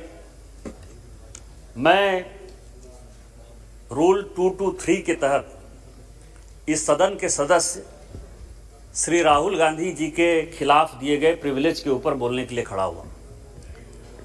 परसों जो कुछ भी इस पार्लियामेंट में हुआ सर, सभापति महोदया, वो इस देश को जानने वाला है। ये देश जानता है कि ये जो लोकसभा है वो स्पीकर उसके पीठाधीश पदाधिकारी होते हैं, और जो आप जैसे सभापति जो पीठाधीश होते हैं वो इस सदन को चलाते हैं कि सदन की गरिमा कैसे चलेगी। लेकिन परसों जिस तरह से उन्होंने खड़े होकर इंस्ट्रक्शन दिया और उस इंस्ट्रक्शन के आधार पर लोग खड़े हुए, जिस तरह से उन्होंने मौन व्रत धारण करवाया, इससे शर्म से ये लोकतंत्र शर्मसार हुआ है। कांग्रेस एक ऐसी लोकतंत्र की हत्यारी पार्टी है सभापति महोदया। मैं आपके माध्यम से कहना चाहता हूं, मैं जानता हूं। एक मिनट आप बैठिए प्लीज। आपसे जब बारी आए तब बोलिए, अभी आप बैठिए। सभापति महोदया, डू नॉट डिस्टर्ब। सभापति महोदया, मिस्टर सभापति महोदया, मैं जानता था कि इसी तरह के क्वेश्चन होंगे, क्योंकि कल राकेश जी ने और जो संजय जायसवाल जी ने कहा। रमेश जी बैठिए। रमेश जी बैठिए।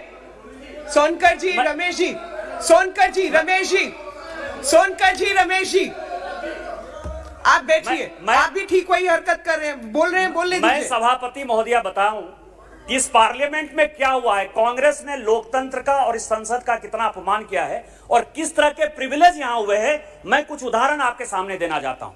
इस सदन के सदस्य 1963-64 में रामसेवक जी थे, उनसे एक गिलास पानी यहां गिर गया लोकसभा में, उनके ऊपर प्रिविलेज हो गया, उनके ऊपर कार्रवाई हो गई। मनीराम बागड़ी जी बहुत फेमस सांसद थे यहां, उन्होंने केवल बैठे बैठे एक बार जो है स्पीकर के बारे में कोई टिप्पणी कर दी, उनके ऊपर प्रिविलेज हो गया और वो जो है सदन से बाहर कर दिए गए। मधुलिमिये जी जो इस देश के बहुत बड़े नेता थे, समाजवादी नेता, उनके ऊपर 2 प्रिविलेज हुआ।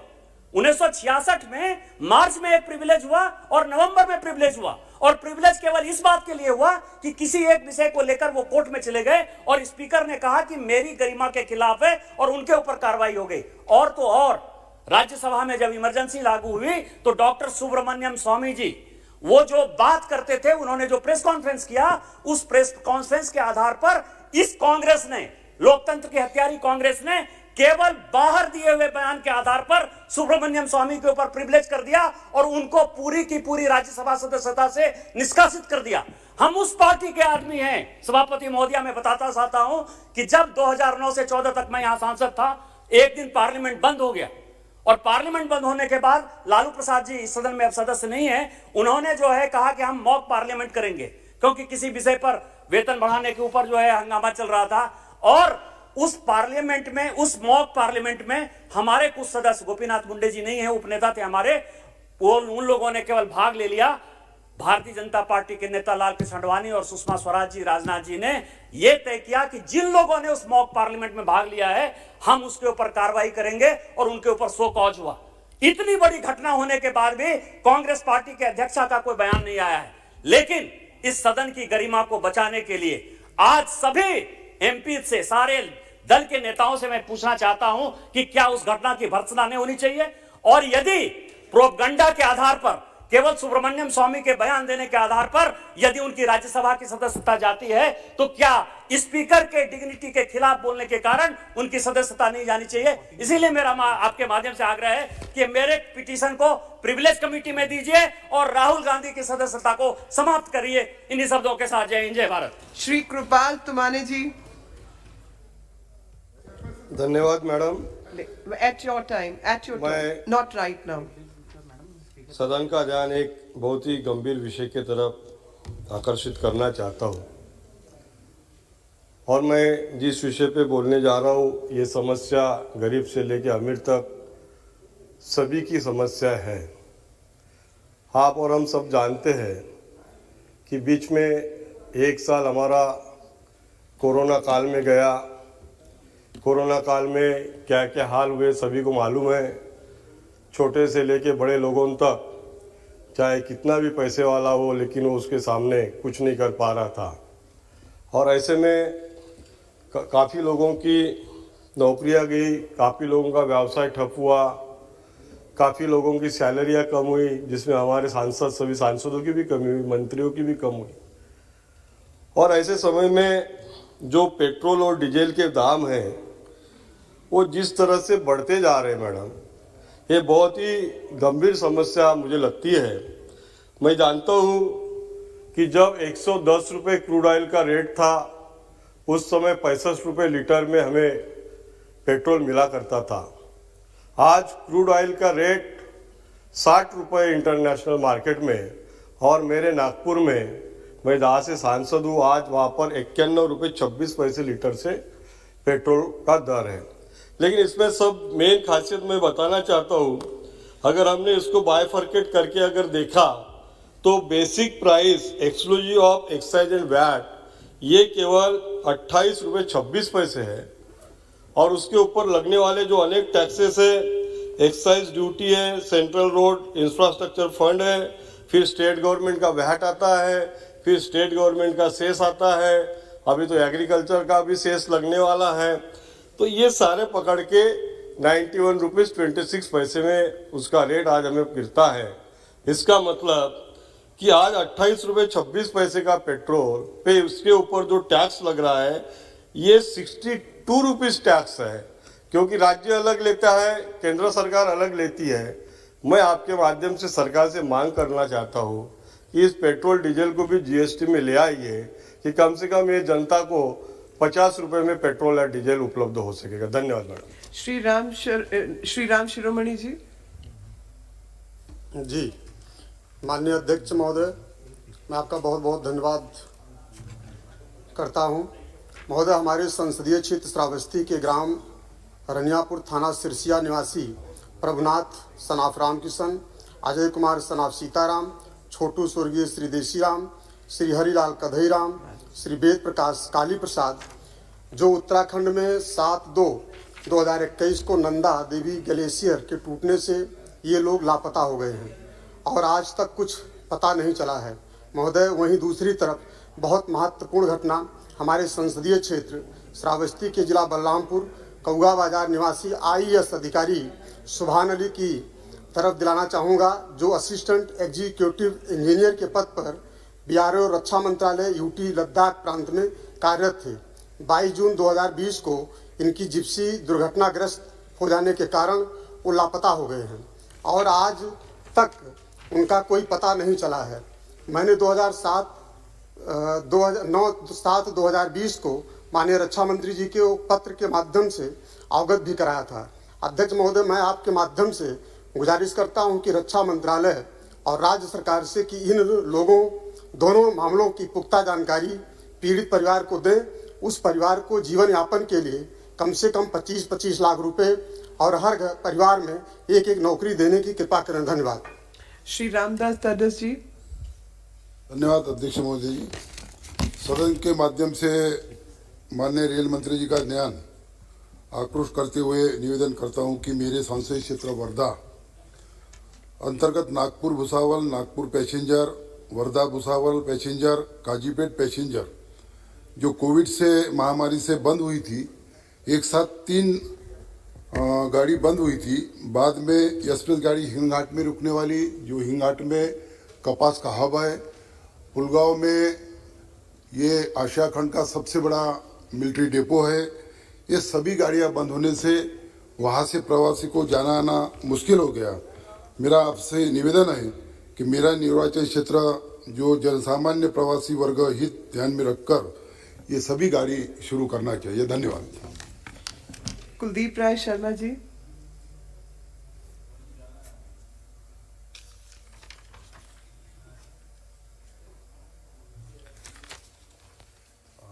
रिस्पेक्टेड मैडम चेयरपर्सन जी, आपके माध्यम से मैं भारत सरकार का ध्यान अंडमान निकोबार एडमिनिस्ट्रेशन का जो सोशल वेलफेयर डिपार्टमेंट है उसकी ओर ले जाना चाहता हूं। मैम, जो ये सोशल वेलफेयर डिपार्टमेंट जो है ये, इसमें जो लोग काम करते हैं वो चाइल्ड डेवलपमेंट प्रोजेक्ट ऑफिसर, मुख्य सेविका, आंगनवाड़ी वर्कर, स्टैटिस्टिकल असिस्टेंट और सीनियर इन्वेस्टिगेटर लोग, ऐसे लोग काम करते हैं।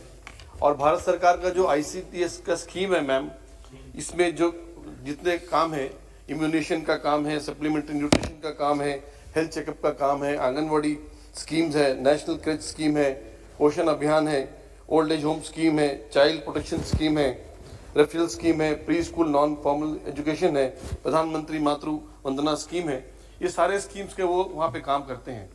और ये कोरोना के समय में भी इन लोगों ने अपनी जान की बाजी लगा के अंडमान निकोबार का जनता का भरपूर सेवा किया, उनको कोरोना से बचाया।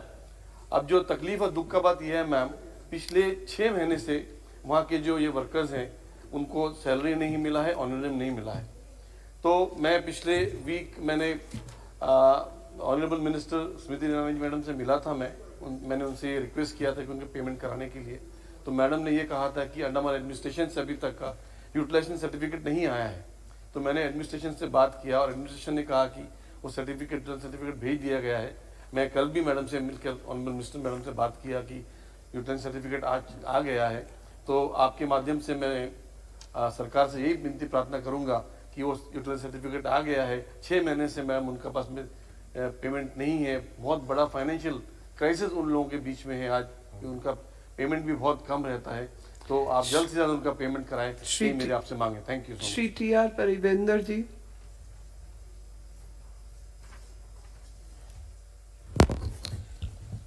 Madam Chairperson, thank you for the time.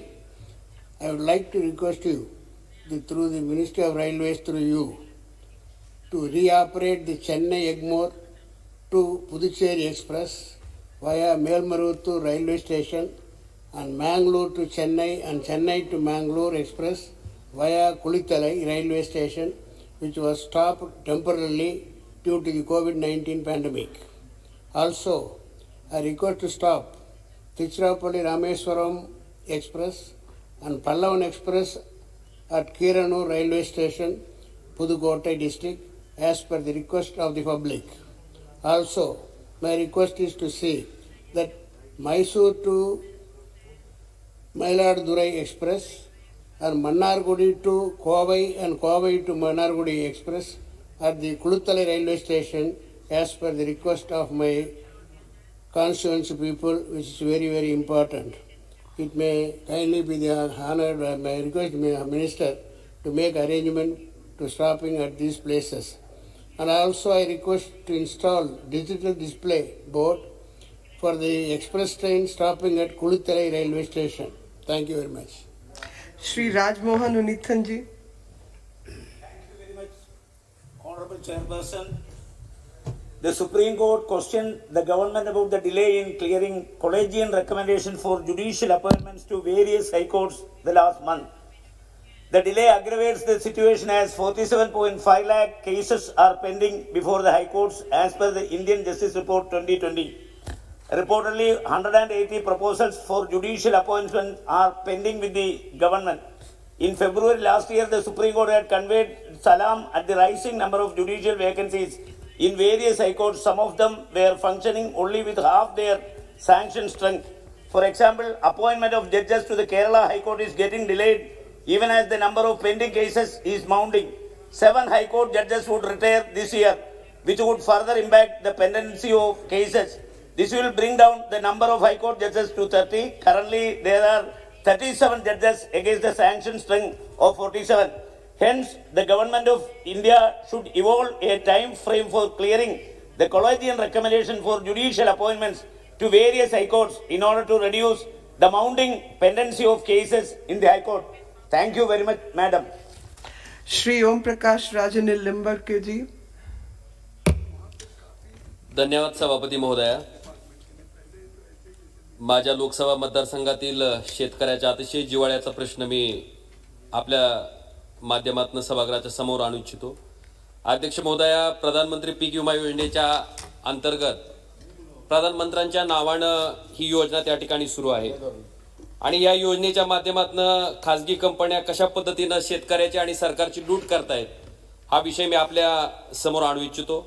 अध्यक्ष महोदया, माझ्या उस्मानाबाद लोकसभा मतदारसंघातील जवळपास 14,53,540 शेतकऱ्यांनी राज्य सरकार आणि केंद्र सरकार व शेतकऱ्यांचा वाटा मिळून जवळपास 1112 कोटी रुपयाचा प्रीमियम पीक विम्यापोटी जमा केला. अध्यक्ष महोदया, माझ्या भागामध्ये त्या ठिकाणी अतिवृष्टीच्या मुळे सगळ्या पिकाचं पूर्णतः नुकसान झालं होतं. राज्य सरकारनं त्या ठिकाणी मदत केली. अशी परिस्थिती असताना केवळ 13,11,420 शेतकऱ्यांना 3,11,420 शेतकऱ्यांना केवळ 104 कोटी रुपयाचा विमा कंपनीने दिलाय. अध्यक्ष महोदय, ह्या पद्धतीने विमा कंपन्या शेतकऱ्याची आणि सरकारची लूट करतायत आणि म्हणून ही कशा पद्धतीने होते की शेतकऱ्याला त्यांनी सांगितलंय की नुकसान झाल्याच्या नंतर 72 तासाच्या मध्ये तुम्ही त्या ठिकाणी ऑनलाईन तक्रार करा. सभापती महोदय, कुठल्या शेतकऱ्याकडे त्या ठिकाणी स्मार्टफोन आहे आणि ज्या ठिकाणी पाऊस झाल्यामुळं 15-15, 20-20 दिवस लाईटची व्यवस्था नव्हती, त्या ठिकाणी ज्यांच्याकडे फोन होते त्यांचे पण चार्ज होऊ शकले नाहीत आणि केवळ त्यांनी ऑनलाईन तक्रार केली नाही म्हणून त्यांना विम्यापासून वंचित ठेवायचं पाप या ठिकाणी या विमा कंपन्यांकडून केलं जातंय. म्हणून माझी विनंती आहे आपल्या माध्यमातून की सरकारनं या ठिकाणी सरकारी कंपन्यांच्या माध्यमातूनच हे विमे त्या ठिकाणी उतरवले जावे आणि ज्या ह्या जाचक अटी आहेत 72 तासामध्ये त्या ठिकाणी ऑनलाईन कंप्लेंट केल्या पाहिजे प्रत्येक शेतकऱ्यानं, तर या पद्धतीच्या अटी सुद्धा त्या ठिकाणी शिथिल केल्या पाहिजे आणि माझ्या भागातल्या त्या शेतकऱ्यांना जिने विमा भरलाय आणि त्यांचं नुकसान झालंय त्यांना त्या ठिकाणी विमा देण्यासाठी मदत केली पाहिजे. धन्यवाद सभापती. श्री कपिल मोरेश्वर पाटिल जी. धन्यवाद अध्यक्ष महोदया. कलवा एरोली एलिवेटेड रेलवे लाइन ये 3 लोकसभा को जोड़ने वाली लाइन है. भिवंडी लोकसभा को भी जोड़ती है, कल्याण लोकसभा को भी जोड़ती है और थाने लोकसभा को भी जोड़ती है.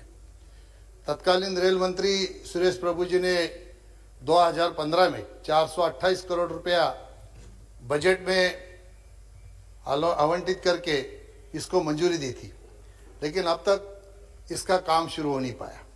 इसमें अलग अलग अड़चनें आई. हम 3 सांसद हैं, मैं खुद भिवंडी लोकसभा से हूँ, डॉक्टर श्रीकांत शिंदे कल्याण लोकसभा से है, थाना लोकसभा से राजन विचारे हैं. हम तीनों सांसद जल्द से जल्द ये काम शुरू हो इसलिए कोशिश कर रहे हैं। ये देरी होने के कारण अभी इसका खर्चा बढ़ के 519 करोड़ हो गया है।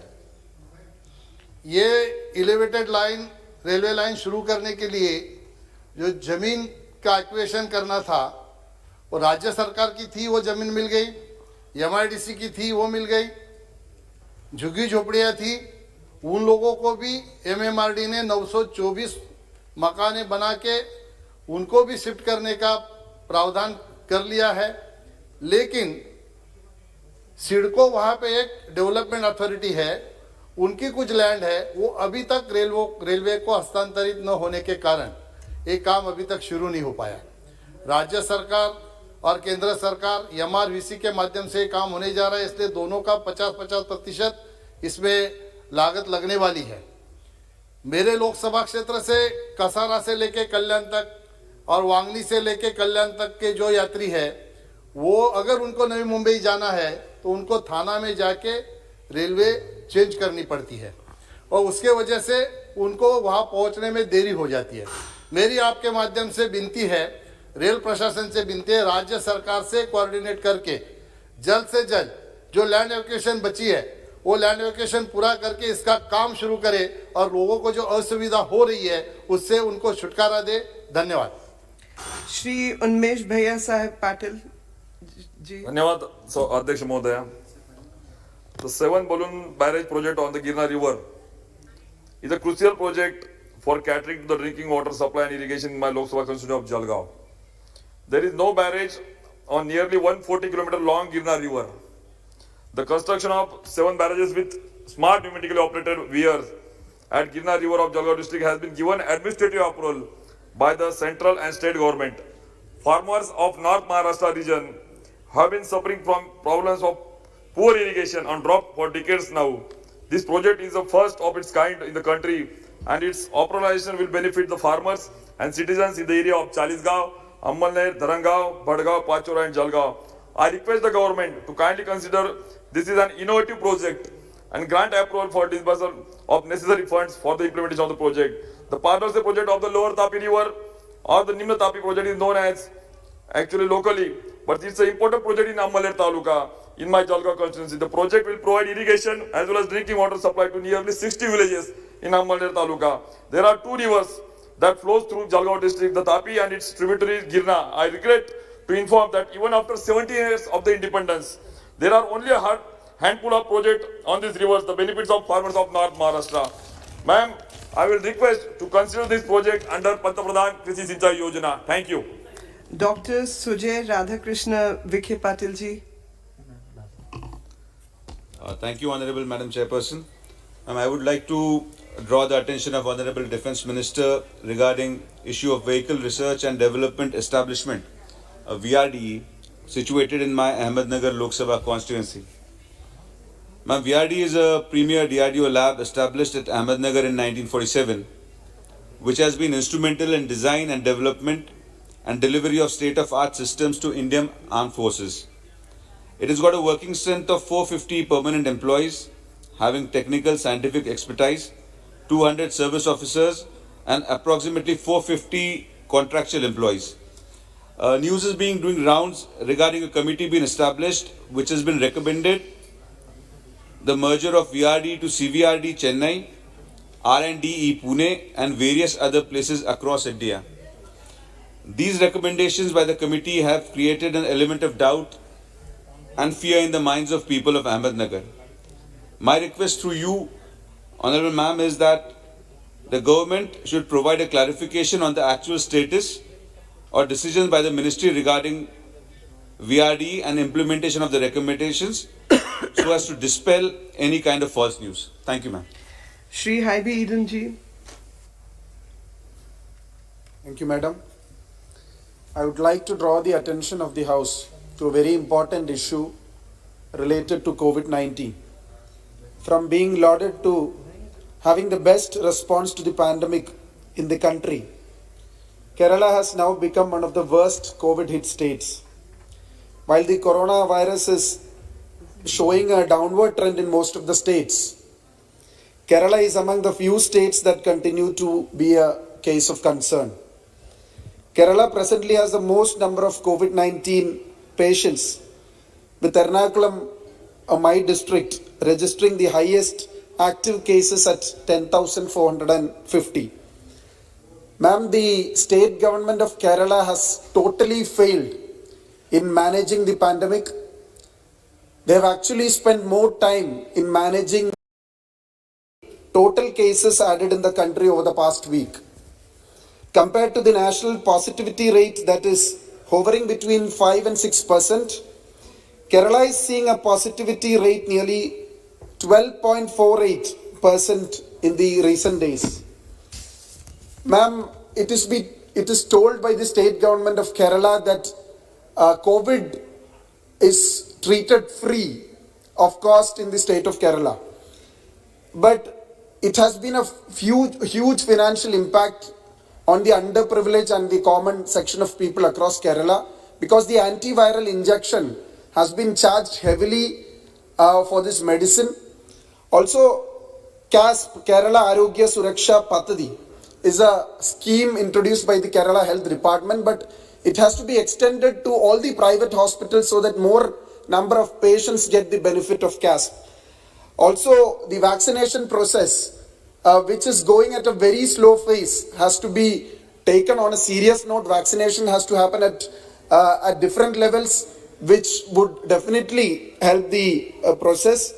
I would like to urge the central government to send a special team to take care of the COVID situation in Kerala, especially in my district, Ernakulam. Thank you. Shri Rahul Shiva.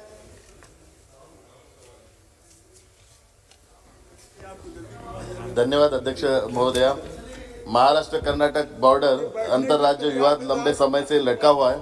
Maharashtra ने कर्नाटक के साथ अपनी सीमा के साथ 7,000 वर्ग kilometre क्षेत्र पर दावा किया है, जिसमें बेलगांव, उत्तर कन्नड़, बीदर और गुलबर्गा और बेलगांव, कारवार और निपानी के शहरों में 814 गांव शामिल है। ये सभी क्षेत्र मुख्य रूप से मराठी भाषी है और महाराष्ट्र चाहता है कि उनकी राज्य के साथ विलय कर दिया जाए। विवाद की उत्पत्ति 1956 में भाषाई और प्रशासनिक कारणों के साथ राज्यों के पुनर्गठन में निहित हुई। पूर्ववर्ती बॉम्बे प्रेसिडेंसी के एक बहुभाषी प्रांत, जिसमें वर्तमान कर्नाटक में विजयपुरा, बेलगांव, धारवाड़ और उत्तर कन्नड़ जिले शामिल थे। 1948 में बेलगांव नगरपालिका ने अनुरोध किया कि मुख्यतः मराठी भाषी आबादी वाले जिले के प्रस्तावित महाराष्ट्र राज्य में शामिल किया जाए।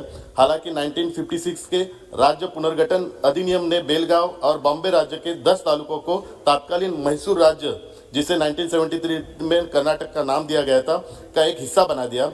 सीमाओं का सीमांकन करते हुए राज्य आयोग के पुनर्गठन ने मैसूर में 50% से अधिक कन्नड़ भाषी आबादी वाले तालुकों को शामिल करने की मांग की।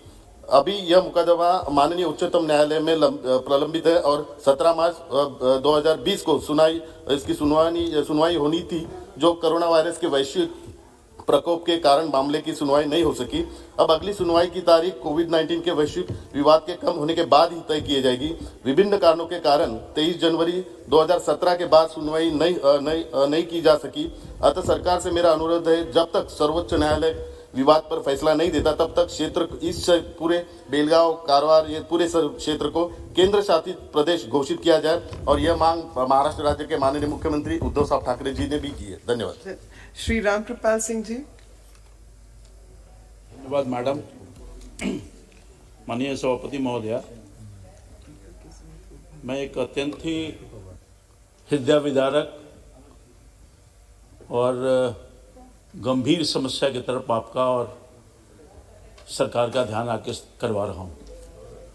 महोदया, पिछले दिनों पता है कि उत्तराखंड में चमोली जिला में ऋषि गंगा और धौली गंगा के पास एक बहुत बड़ी दुर्घटना हो गई, चूँकि 14 किलोमीटर रेंज का ग्लेशियर अचानक पिघला और बहुत बड़ा आपत्ति और आपदा आ गया। वैसे सरकार तो तत्परता के साथ माननीय प्रधानमंत्री जी, माननीय गृह मंत्री जी और माननीय मुख्यमंत्री जी भी पूरी ताकत के साथ वहाँ के लोगों को रिलीफ देने के लिए, जो लापता लोग हैं, 200 से अधिक लोग लापता हैं, उनको निकालने में हर संभव प्रयास कर रही है। पूरा ताकत लगा हुआ है। महोदया, मैं निवेदन करना चाहता हूं आपके माध्यम से सरकार का, एक मेरे क्षेत्र का भी, हमारा क्षेत्र पटना में पालीगंज विधानसभा क्षेत्र है, पटना संसदीय क्षेत्र जो हमारा पाटलिपुत्र संसदीय क्षेत्र है, वहाँ का एक ग्रामीण लड़का, नौजवान अभियंता है, ये एनटीपीसी का जो कार्य चल रहा है उसी में वो कार्यरत था और अचानक इस घटना में वो भी लापता हो गया। महोदया, दुखद स्थिति ये है कि उसकी शादी अभी दो महीना पहले हुआ था और उसका पूरा परिवार बिलख रहा है। उसकी पत्नी, उसके परिवार के लोग, उसकी माँ, बूढ़ी माँ है, पूरा परिवार 4-5 लोग वहीं चमोली में गया हुआ है, मगर अभी तक वो बच्चे का लापता है, मिल नहीं पाया है। मैंने भी माननीय मुख्यमंत्री से आग्रह किया था, कार्रवाई हो रही है, मुझे विश्वास है कि पूरी ताकत के साथ लगे हैं, उसका पता होगा। और सिर्फ पटना बिहार के कई लोग लापता हैं और पूरा मर्माहत है। मेरा आपसे आग्रह होगा आपके माध्यम से, माननीय गृह मंत्री जी से मैं व्यक्तिगत रूप से मिला था कल और आग्रह किया था कि उसको तत्काल उस लापता बच्चा जो अभियंता है जिसका नाम मनीष है, वहीं बगल में ही ससुराल है हमारे यहाँ, हमारे क्षेत्र में ही चेसी गांव पड़ता है, दोनों मेरे क्षेत्र के ही हैं, लड़का लड़की दोनों, और पूरा परिवार बिलख रहा है। कल से मेरे यहाँ लोग बैठे हुए भी हैं और न जाने सैकड़ों फ़ोन परिवार के लोगों ने मुझसे किया, उनके जो चाहने वाले लोग हैं। तो मैं चाहूँगा कि सरकार अविलंब, उनके साथ और भी कई लोग हैं, सबकी जानें चली गई होगी मेरे ख्याल से, तो उनका पता हो 100 निकाल करके हैंड ओवर कर दे और उस परिवार को अधिक से अधिक आर्थिक राशि की मुहैया कराए, कम से कम 25 से 50 लाख रुपए की राशि दे, जो अभी हाल में ही अभी उसके हाथ के रंग भी उदास नहीं हुए। उस बच्ची को देखते हुए, उस महिला को, बच्ची को देखते हुए उसको नौकरी की व्यवस्था कर जाए तो मैं समझता हूँ बड़ी कृपा होगी। मुझे पूरा भरोसा है, सरकार को हम आभार भी व्यक्त करते हैं। माननीय प्रधानमंत्री जी स्वयं इसकी मॉनिटरिंग कर रहे हैं, निश्चित तौर पर पूरी ताकत के साथ मनीष को पता करने का काम करें और उसके परिवार को हर संभव मदद करने का काम करें। मैं आभारी हूँ कि आपने मुझे बोलने का अवसर दिया। एसोसिएट जो कह रहे हैं वो टेबल पे भेज दें। श्रीमती प्रीतम मुंडे जी। धन्यवाद सभापति महोदय, आपका बहुत बहुत आभार व्यक्त करती हूँ। आपने मुझे एक बेहद ही महत्वपूर्ण विषय पर अपनी बात रखने का आज मौका दिया है और मैं सोचती हूँ कि शायद मैं अपनी बात रख दूंगी, उसके बाद आप भी मुझसे सहमत होंगी। काफ़ी सारे सांसद मेरे बात करने से पहले ही एसोसिएट करने की तैयारी में हैं। मैडम, मैं समझती हूँ कि पिछले साल में भारत सरकार की प्राथमिकता कोरोना से हो रही जूझ में अपना योगदान देने की रही। इसके चलते सांसदों का जो स्थानीय विकास निधि है उसका पूरा वर्गीकरण जो है वो अगले साल तक के लिए कोरोना से जूझने के लिए कर दिया गया है। पर लोग जिस उम्मीद से, जिस भरोसे से हमको चुन के देते हैं तो हमसे कुछ उम्मीदें भी रखते हैं। हमें महाराष्ट्र सरकार जो फिलहाल अभी है राज्य में सरकार, हमारी तो महाराष्ट्र के सांसदों की तो इतनी दुर्गत हो गई है मैडम कि हमारे कार्यकाल में जो काम मंजूर होके आए थे, फिलहाल जो सरकार है वो वही काम रद्द करे जा रही है। तो हम जब जनता के सामने जाते हैं तो कोई विकास का काम लेके हम जा नहीं पा रहे हैं। तो मैं चाहती हूँ आपके माध्यम से दरख्वास्त करना कि सरकार इस बारे में पुनर्विचार करे। अगर 100% नहीं तो कुछ हद तक तो हमारे जो स्थानीय विकास निधि है उसको हमें यूज करने की अगर सहूलियत सरकार दे पाए तो हम भी कुछ काम लेकर के जनता के सामने जा पाएंगे, क्योंकि इससे भी इंफ्रास्ट्रक्चर डेवलपमेंट का ही काम होगा। मुझे लगता है कि आज मौजूद सारे सांसद मुझसे रिलेट कर पाएंगे। मैं आपके माध्यम से ये दरखास्त करना चाहती हूँ कि फिर जाके जनता में उनके मुद्दे उठाने के लिए और चुनाव के चलते उनके सामने जाके वोट की अपील करने के लिए हमारे पास कोई तो चेहरा हो। कोरोना में बहुत अच्छा काम किए हैं, पर ये भी हमारी जिम्मेदारी है कि हम इंफ्रास्ट्रक्चर कुछ खड़ा कर सके हमारे निधि से। तो मैं आपके माध्यम से ये मांग करना चाहती हूँ कि सांसदों को अपने स्थानीय विकास निधि खर्च करने की सहूलियत भारत सरकार जरूर दे। धन्यवाद। श्री राहुल कासवान जी। धन्यवाद मैम। अध्यक्ष मैम, मेरे लोकसभा क्षेत्र चूरू के अंदर एक बहुत ही महत्वपूर्ण राष्ट्रीय राजमार्ग 2016 में प्रिंसिपली अप्रूव हुआ था। सरसा हरियाणा के अंदर NH9 के ऊपर है और चूरू NH52 के ऊपर ये 173 किलोमीटर का नेशनल हाईवे प्रिंसिपली अप्रूवल 2016 में हुआ मैडम। इसके बाद में इसकी मैम DPR का काम दिया गया। DPR का काम भी कंप्लीट हुआ, आज 1-1.5-2 साल से ऊपर हो गया है। मैडम मैं आपसे निवेदन करना चाहता हूं कि ये बहुत ही महत्वपूर्ण हाईवे है। ऐसी हालत है इस रोड की, ये हालांकि आज की तारीख में स्टेट हाईवे के रूप में है, पर जैसे प्रिंसिपली अप्रूवल हुआ है तब से स्टेट गवर्नमेंट ने इस पर काम करना बिल्कुल बंद कर दिया है। तारानगर से चूरू मैडम 35 किलोमीटर की रोड के ऊपर कम से कम 2.5 घंटे का सफर लगता है और बहुत ही डिस्ट्रिक्ट हेडक्वार्टर चूरू होने के कारण वहां बहुत दिक्कतों का सामना करना पड़ता है। मैं आपके द्वारा आपके माध्यम से मैं सरकार से निवेदन करना चाहता हूं, जो प्रिंसिपली अप्रूव्ड 2-2 साल से मैम DPR जिनकी बन चुकी है उन राष्ट्रीय राजमार्ग को नंबर दिया जाए और नंबर देने के पश्चात बजट की आवंटन किया जाए ताकि वो रोड बन सके। और बहुत ही महत्वपूर्ण रोड है, मैं पंजाब से डायरेक्ट गुजरात को जोड़ने का एक बहुत ही महत्वपूर्ण हाईवे है, जिसके लिए हमने बहुत मेहनत करके कोशिश करके इसको अप्रूव करवाया था। मैं आपसे निवेदन करता हूँ मैडम आपके माध्यम से कि सरकार इसके लिए बजट आवंटन करे। श्रीमती भारती पवार जी। खूप खूप धन्यवाद सभापती महोदया। आज मी एका गंभीर मुद्द्यावर बोलणार आहे। कोरोनाचं संकट असेल किंवा निसर्गाचं संकट असेल, शेतकरी मोठ्या धैर्याने हे संकट पेलत आज आपल्या देशाच्या अर्थव्यवस्थेमध्ये अर्थव्यवस्था तारण्याचं काम करतोय। आज माझ्या नाशिक जिल्ह्यातलं उदाहरण देते की आज गहू असेल, द्राक्षाची काढणी चालू आहे, कांदा असेल, हरभरा, इतर रब्बी पिकं। आज वेळेवर पाणी देणं शेतीला गरजेचं असताना महाराष्ट्र राज्य सरकारने एक GR काढला आणि वीज बिलं भरली नाही लगेच तर कनेक्शन कट करायचं। आज शेतकऱ्यांना त्या विजेची गरज असताना त्यांना नोटीस दिली पाहिजे, त्यांना सवलत दिली पाहिजे, परंतु 4 शेतकऱ्यांनी वीज बिल भरलं नाही तर 100 शेतकऱ्यांची वीज बिलं न बघता, भरलेली वीज बिलं न बघता तात्काळ गावाचीच DP, गावाचंच कनेक्शन बंद करण्यात येत आहे। मी याचा निषेध करते आणि आपल्या माध्यमातून या गंभीर मुद्द्यावर महाराष्ट्र राज्य सरकारने तात्काळ लक्ष द्यावं। आज सर्वसामान्य जनतेला, शेतकऱ्यांना वीज पुरवठा खंडित न करता तात्काळ तो वीज पुरवठा सुरळीत करण्यात यावा अशी मी आपल्या माध्यमातून मागणी करते। खूप खूप धन्यवाद। वेट कर लो। Shri Suresh ji. Thank you, Chairperson. Madam, you are well aware of that. 5 state assembly elections is coming very soon.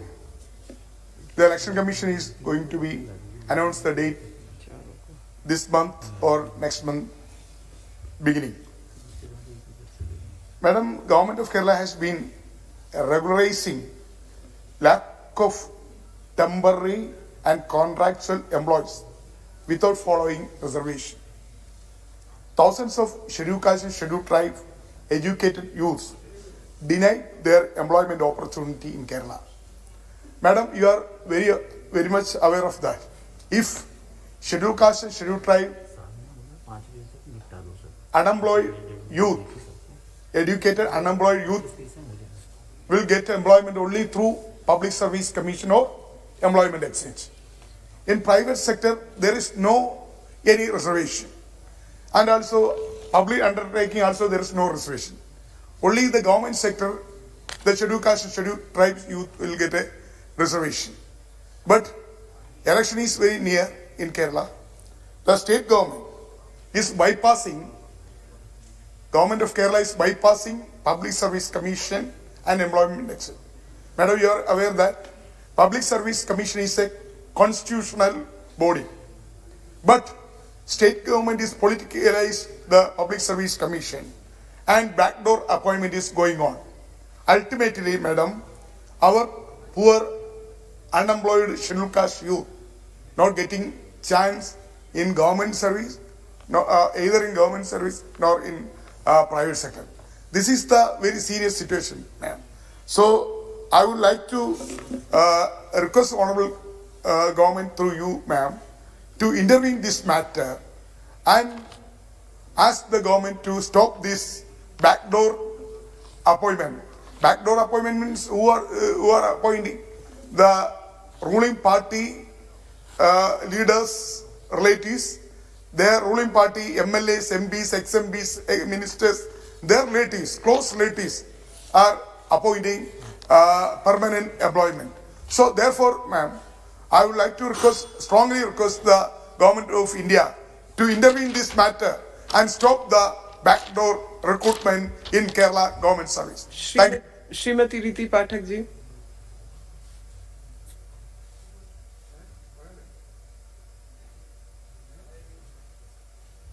धन्यवाद अध्यक्ष महोदय, आपने मुझे मेरे संसदीय क्षेत्र से जुड़े हुए विषय पर अपनी बात रखने का अवसर प्रदान किया है।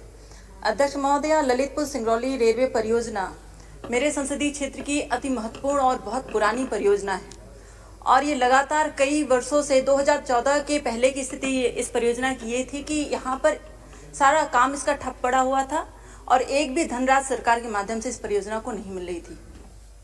अध्यक्ष महोदय, धन्यवाद करती हूँ केंद्र सरकार का कि इस परियोजना को लगातार 2014 से अब तक जो धनराशि आवंटित की जा रही है उसके माध्यम से ये परियोजना अपनी गति को लेकर आगे बढ़ने का प्रयास कर रही है। अध्यक्ष महोदय, इस परियोजना में छोटा सा एक अड़चन आता है, जो अड़चन है रोजगार से जुड़ा हुआ। अध्यक्ष महोदय, इस परियोजना में लगातार हमारे सभी अभ्यर्थियों की भू अधिग्रहण हो गया है और जिनका भू अधिग्रहण हुआ है, अब रोजगार से विषय जो जुड़ा हुआ है वो अब लंबित पड़ा हुआ है। 11/11/19 के रेलवे द्वारा मेरे आग्रह पर 11/11/19 का जो एक आदेश था कि जिनकी भी जमीनें अधिग्रहित की गई हैं उनके अधिग्रहण के बाद उन्हें रोजगार प्रदान किया जाए और इसी आशा में मैंने इस विषय को पहले भी सदन में आपके माध्यम से रेल मंत्री को सामने रखने का प्रयास किया था। उस आदेश के अनुसार ये था कि उन्हें रोजगार प्रदान करने का अवसर प्रदान किया जाए। अध्यक्ष महोदय, मैं आपसे आग्रह करना चाहती हूँ, आपके माध्यम से इस सदन के माध्यम से रेल मंत्री जी को आग्रह करना चाहती हूँ कि 11/11 हमारे जो मंडल के अधिकारी हैं, पश्चिम मध्य रेलवे जो हमारा जो मंडल है, उस मंडल के माध्यम से लगातार ये कहा जाता है कि इस आदेश के विपरीत 11/11/19 के बाद आपके जो आवेदन प्राप्त हुए हैं, हम आपको रोजगार उपलब्ध कराने में असमर्थ हैं। अध्यक्ष महोदय, मेरी आपसे विनम्र आग्रह है कि हमारे यहाँ के सभी अभ्यर्थी जिन्हें रोजगार मिल भी चुका है और जो लगातार इस प्रक्रिया में शामिल है, जो आशान्वित है कि आगे आने वाले समय में उन्हें भू अधिग्रहण के इस विषय से रोजगार मिलेगा, आप के माध्यम से मैं आग्रह करना चाहती हूं कि रेल मंत्री के माध्यम से उन्हें रोजगार दिलाने की विशेष कृपा की जाए।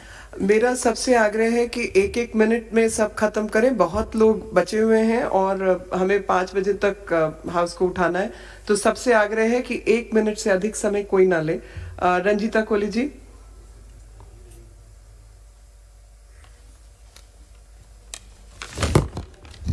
धन्यवाद अध्यक्ष महोदय, आपका धन्यवाद ज्ञापित करना चाहूंगी कि आपने मुझे सदन में बोलने का मौका दिया। मैं आपके माध्यम से सरकार का ध्यान मेरे लोकसभा क्षेत्र भरतपुर में आपको बताना चाहती हूं कि मेरा संसदीय क्षेत्र भरतपुर जो कि 2013 में एनसीआर में शामिल कर लिया था, पर मुझे बड़ा दुख है कि मेरे कई बार बोलने के बाद, पत्र व्यवहार करने के बावजूद भी आज तक हमें एनसीआर में शामिल होने का कोई भी लाभ नहीं मिला। भरतपुर क्षेत्र को नहीं मिल पा रहा। मैं आपसे गुजारिश करना चाहती हूँ कि सदन में ही एनसीआर की जो भी सुविधाएं हैं मेरे भरतपुर जिले को मिले, जिससे कि मेरे भरतपुर क्षेत्र में भी विकास की गंगा बह सके। धन्यवाद अध्यक्ष महोदय। अन्नपूर्णा जी। धन्यवाद सभापति महोदय, आपने अवसर दिया मुझे। मैं आपका ध्यान अपने लोकसभा क्षेत्र की ओर आकर्षित करना चाहती हूँ। जैसा कि हम सभी जानते हैं कि ट्रेन आम जनजीवन का लाइफलाइन है और आवागमन सुलभ हो सके इसके लिए रेल मंत्रालय भी प्रतिबद्ध है। कोविड-19 की वजह से अनेक ट्रेन जो कि जिसका ठहराव बंद हुआ कोविड के वजह से, कोविड गाइडलाइन के वजह से बहुत ट्रेनों का ठहराव सभी स्टेशन पे नहीं हो रहा है। मैं आपके माध्यम से, चूंकि समय आपने कम दिया है, तो मैं माननीय रेल मंत्री जी से यह अनुरोध करना चाहती हूँ कि मेरे संसदीय क्षेत्र, और मैं अपने आप को खुशनसीब भी समझती हूँ कि जिस संसदीय क्षेत्र से आती हूँ वहाँ रेलवे और हाईवे दोनों ही की बहुत ही अच्छी कनेक्टिविटी है।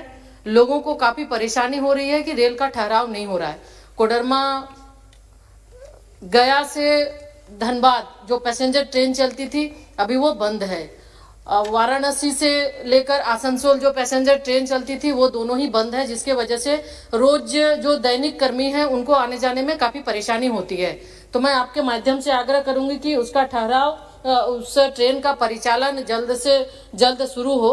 और कई ऐसे ट्रेन हैं जिसका ठहराव कोडरमा स्टेशन, चौधरी बांध, सरमाटाड़, परसाबाद में नए उसमें ट्रेन का ठहराव होना है। तो मैं आपके माध्यम से माननीय रेल मंत्री जी से आग्रह करना चाहती हूँ कि सियालदह राजधानी एक्सप्रेस जो 12,313, 12,314 कोडरमा में इसका ठहराव किया जाए, 12,321, 12,322 चौधरी बांध स्टेशन में इस ट्रेन का भी ठहराव हो, परसाबाद स्टेशन पे 12,801 और 12,802 ट्रेन का ठहराव हो, ताकि आम लोगों को सुविधा मिल सके।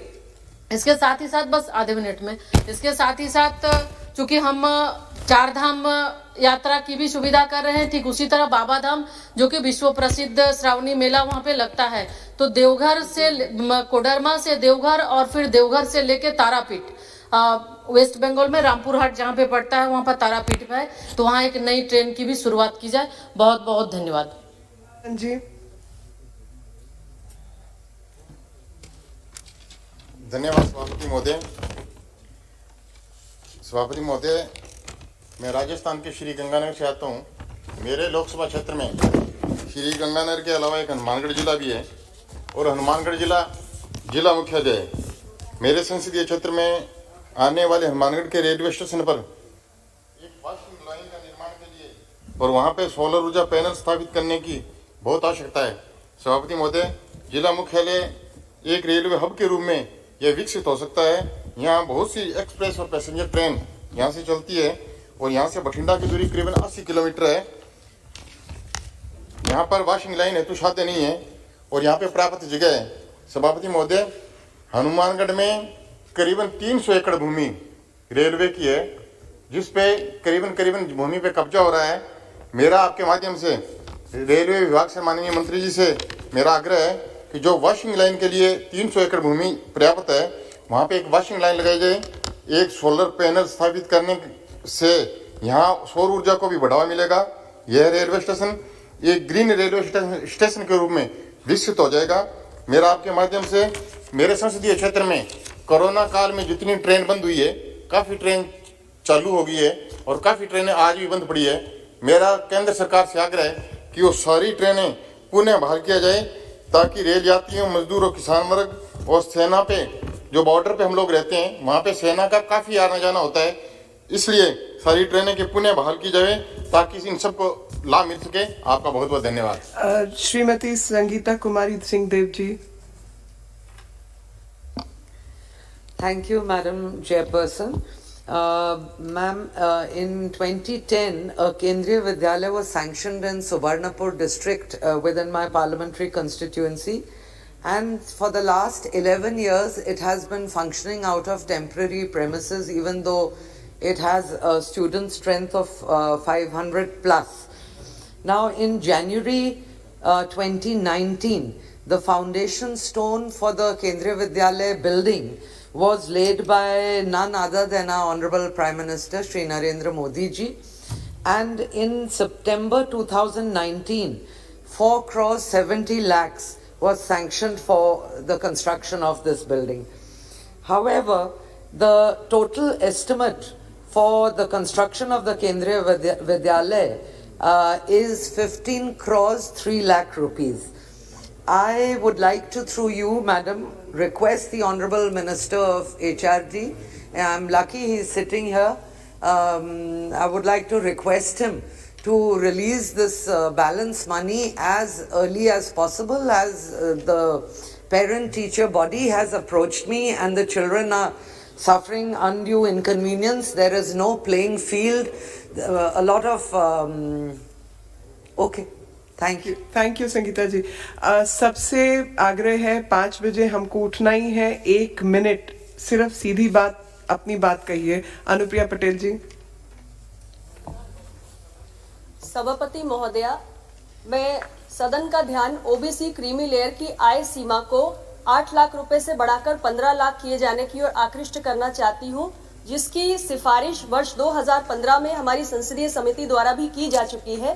हालांकि सरकार की विशेषज्ञ समिति ने इसे 12 लाख करने की सलाह दी है, लेकिन मेरा सरकार से आग्रह है कि इसे टुकड़ों टुकड़ों में ना बढ़ाकर 6 से 8, 8 से 12, 12 से 15 न करके सीधे 15 लाख किया जाए। और इस संबंध में यह भी आवश्यक है कि सरकारी नौकरियों में जो गेस्टेड दर्जा प्राप्त परिवार हैं उनको भी ओबीसी आरक्षण के दायरे में लाया जाए, क्योंकि सरकार के तमाम प्रयासों के बावजूद भी जो हमारी स्पेशल रिक्रूटमेंट ड्राइव है उसको चलाने के बावजूद भी जो ओबीसी के कोटे की वैकेंसीज का बैकलॉग है वो अभी तक पूरा नहीं हो पाया है। इसलिए आपके माध्यम से मेरा माननीय प्रधानमंत्री जी से अनुरोध है कि ओबीसी क्रीमी लेयर की आय सीमा को 15 लाख बढ़ाते हुए गेस्टेड दर्जा प्राप्त परिवारों को भी ओबीसी आरक्षण का लाभ दिए जाने के लिए निर्णय लें। बहुत बहुत धन्यवाद। श्री एसपी सिंह जी। सभापति महोदया, धन्यवाद। शून्यकाल में आपने मेरी लोकसभा आगरा के कुछ विषय उठाने का आपने मौका दिया। राष्ट्रपति जी के अभिभाषण में पर्यटन के दृष्टिकोण से भारत 65 से 35 पर आ गया है। हम 5 नंबर पे आ सकते हैं अगर आज मेरी जो बातें मैं कह रहा हूँ अगर मान ली जाए। ताजमहल को अगर रात में खोलने की अनुमति 11 बजे तक अगर दे दी जाए उचित कृत्रिम प्रकाश व्यवस्था में सुप्रीम कोर्ट की मापदंडों के और एनजीटी को देखते हुए, तो पर्यटन को बढ़ावा मिलेगा। इसी प्रकार से अगर आगरा में अंतर्राष्ट्रीय स्टेडियम बन जाए तो वहाँ लोग 2 दृष्टि से आएंगे कि मैच का मैच देख लेंगे और ताजमहल भी देख लेंगे, तो दर्शकों की संख्या बढ़ सकती है, विदेशी दर्शकों की। इसी प्रकार से यमुना नदी पर बैराज इसलिए बनना बहुत जरूरी है क्योंकि गिरता हुआ भूजल स्तर बहुत संकट पैदा कर रहा है। आगरा अकेला ऐसा वाहिद जिला उत्तर प्रदेश का है जिसके 99% ब्लॉक प्रॉब्लमेटिक हो गए हैं, जिनको हम डार्क ब्लॉक कहते हैं। अगर बैराज बन जाएगा तो किसानों को सिंचाई के लिए मिल जाएगा, पेयजल संकट दूर हो जाएगा, गिरता हुआ भूजल स्तर ऊपर हो जाएगा। उसी के साथ साथ ताजमहल की बुनियाद लकड़ी पर है। विशेषज्ञ कहते हैं कि उसको मॉइस्चर नमी की जरूरत है, तो पानी का हो जाएगा और वाटर स्पोर्ट्स भी उसमें हो सकते हैं। हर शहर ने जिसपे नदी है, रिवर फ्रंट ने ही पर्यटन को बढ़ाया है। साबरमती अहमदाबाद में, टेम्स लंदन में या गोमती लखनऊ में, तो ये मांग है। और दूसरा सैनिक स्कूल जो कहा गया है, एक ही विषय बघेल जी, अगली बार नहीं, अब आप बैठिए। श्रीमती रमा देवी जी, श्रीमती रमा देवी जी, 2 विषय नहीं आते 0 आवर में। रमा देवी जी, एक विषय 1 मिनट, बैठिए। आपने आगरा और बराज का बोल दिया, बैठिए, वो रिकॉर्ड में नहीं जाएगा। सभापति महोदया, मैं सदन का ध्यान अपने संसदीय क्षेत्र अंतर्गत शिवहर, सीतामढ़ी एवं पूर्वी चंपारण जिले के जर्जर सड़क की ओर आकृष्ट कराना चाहती हूँ, जिसके कारण लोगों का आवागमन में विशेषकर बरसात के समय काफी कठिनाइयों का सामना करना पड़ता है। बिहार में आई बाढ़ के कारण उक्त तीनों जिलों में कई ग्रामीण सड़कें एवं पुल पुलिया ध्वस्त हो चुके हैं, जिनका मरम्मत एवं सड़कों का समुचित रख रखाव एवं पुनर्निर्माण जनहित में अति आवश्यक है। मेरे क्षेत्र में निर्मित ऐसी सड़कें भी जीर्ण शीर्ण अवस्था में है, जिसका अनुरक्षण अवधि 5 वर्ष से अधिक हो चुका है।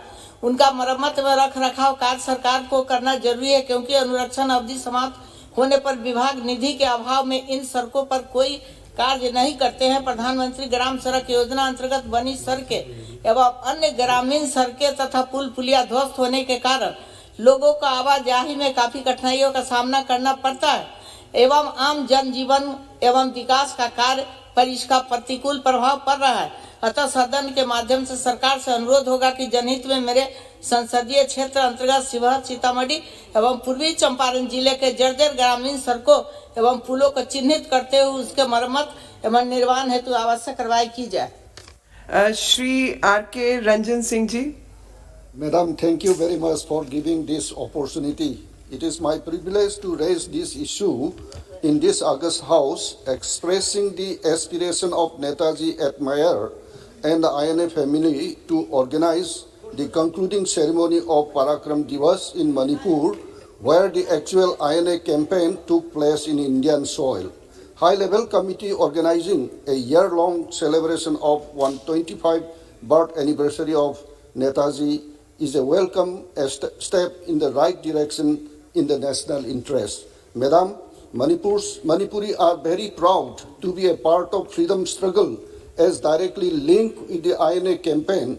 It was at Moirang, Manipur, the Indian tricolor flag was first hoisted on April 14, 1944 on Indian mainland, although Andaman was the first. The first INA office on the Indian soil was set up at Moirang, some 34 kilometers away from Imphal.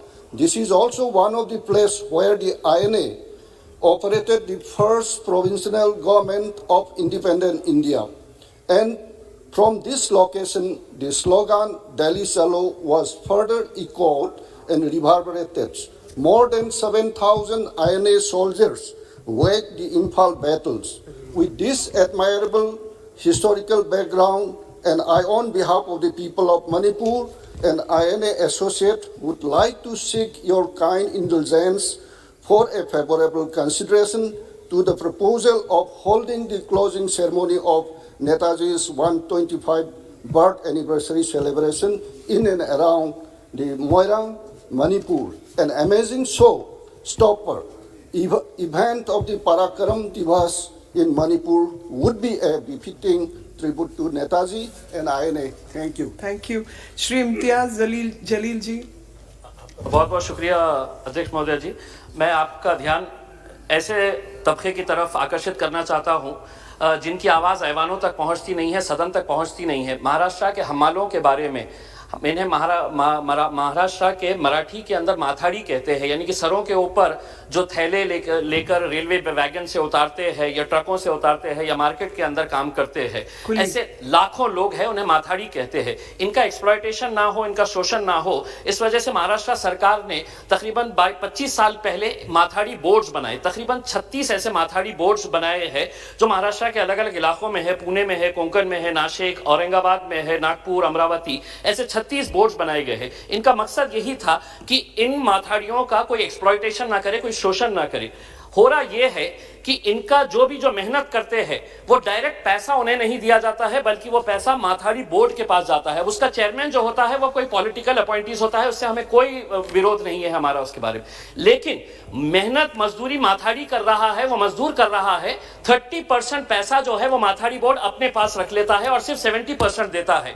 अब अगर पिछले 25 सालों का अगर हिसाब निकाल कर देखें तो 30% ये अपने पास रखता है बोर्ड, उसमें से 12% कंपोनेंट जो है वो एम्प्लॉइज प्रोविडेंट फंड ना, employees provident fund and miscellaneous provisions act 1952 के तहत अगर किसी भी संस्था के संगठन के अंदर अगर 22 से ज्यादा कर्मचारी है तो उनका पैसा सेंट्रल गवर्नमेंट के पीएफ अकाउंट के अंदर जमा होना चाहिए। ये लाखों मजदूरों का पैसा पीएफ के नाम के ऊपर से जमा तो किया जा रहा है, लेकिन 1 रुपया भी सेंट्रल गवर्नमेंट के पीएफ अकाउंट के अंदर नहीं जमा किया जा रहा है, दिया नहीं जा रहा है। मैं सरकार से यह अनुरोध करूंगा कि अगर इसके ऊपर अगर सीबीआई की इंक्वायरी की जाए तो मैं समझता हूं कि जितने भी ये 36 बोर्ड के चेयरमैन या बोर्ड है ये सब अंदर जाएंगे।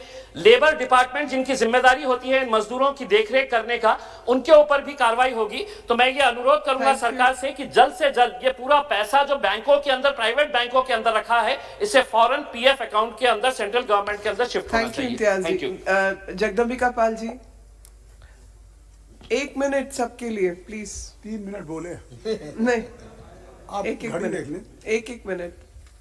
मैं आभारी हूं कि आपने मुझे समय दिया, और मैं वो बात कह रहा हूं जिससे आप भी संबंधित हैं, और आपके क्षेत्र में भी ऐसे वो लोग हैं जो आपके मतदार हैं, जो आपका समर्थन करते हैं, और ये अत्यंत लोक महत्व का विषय है। इस सदन के समक्ष कई बार ये विषय उठ चुका है और इस सदन की सहमति मिली है, और कई सत्र में मंत्रियों की तरफ से भी आश्वासन मिला है कि भोजपुरी एक ऐसी भाषा है जो चाहे दिल्ली के घाटों पे भी दिखती हो, आपके क्षेत्र से लेकर के।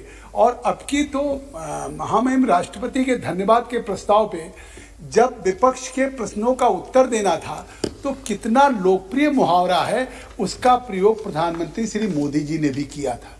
तो निश्चित तौर से आज वो भाषा जो मॉरिशस में आज वहाँ पे सेकेंड लैंग्वेज हो गई हो, वहाँ के स्कूलों में पढ़ाई जा रही हो, सूरीनाम में पढ़ाई जा रही हो, ट्रिनिडाद में पढ़ाई जा रही हो, नेपाल में पढ़ाई जा रही, दुनिया के 25 करोड़ लोग जिस भाषा का कर रहे हैं, हमारी भोजपुरी भाषा, मैं समझता हूँ कि चाहे देश हो चाहे आप भी जगदम्बिका जी भूमिका बंद। अब बात कहिए। नहीं, मुझे लगता है नहीं, सदन में समय समय पे एक हुआ है, सरकार की तरफ से आश्वासन भी, हमारे एचआरडी मिनिस्टर बैठे हैं, अभी गृह मंत्री जी गए हैं, कोई परिव्यय पे खर्चा नहीं, कोई इस पे व्यय नहीं है कि निश्चित तौर से वो हो। लेकिन करोड़ों लोगों की जो भाषा, करोड़ों लोगों की जो भावनाएं हैं, वो इससे जुड़ी हैं, हमारी मातृभाषा है और निश्चित तौर से ये राष्ट्रीय अंतर्राष्ट्रीय क्षेत्र में बोली जाती है।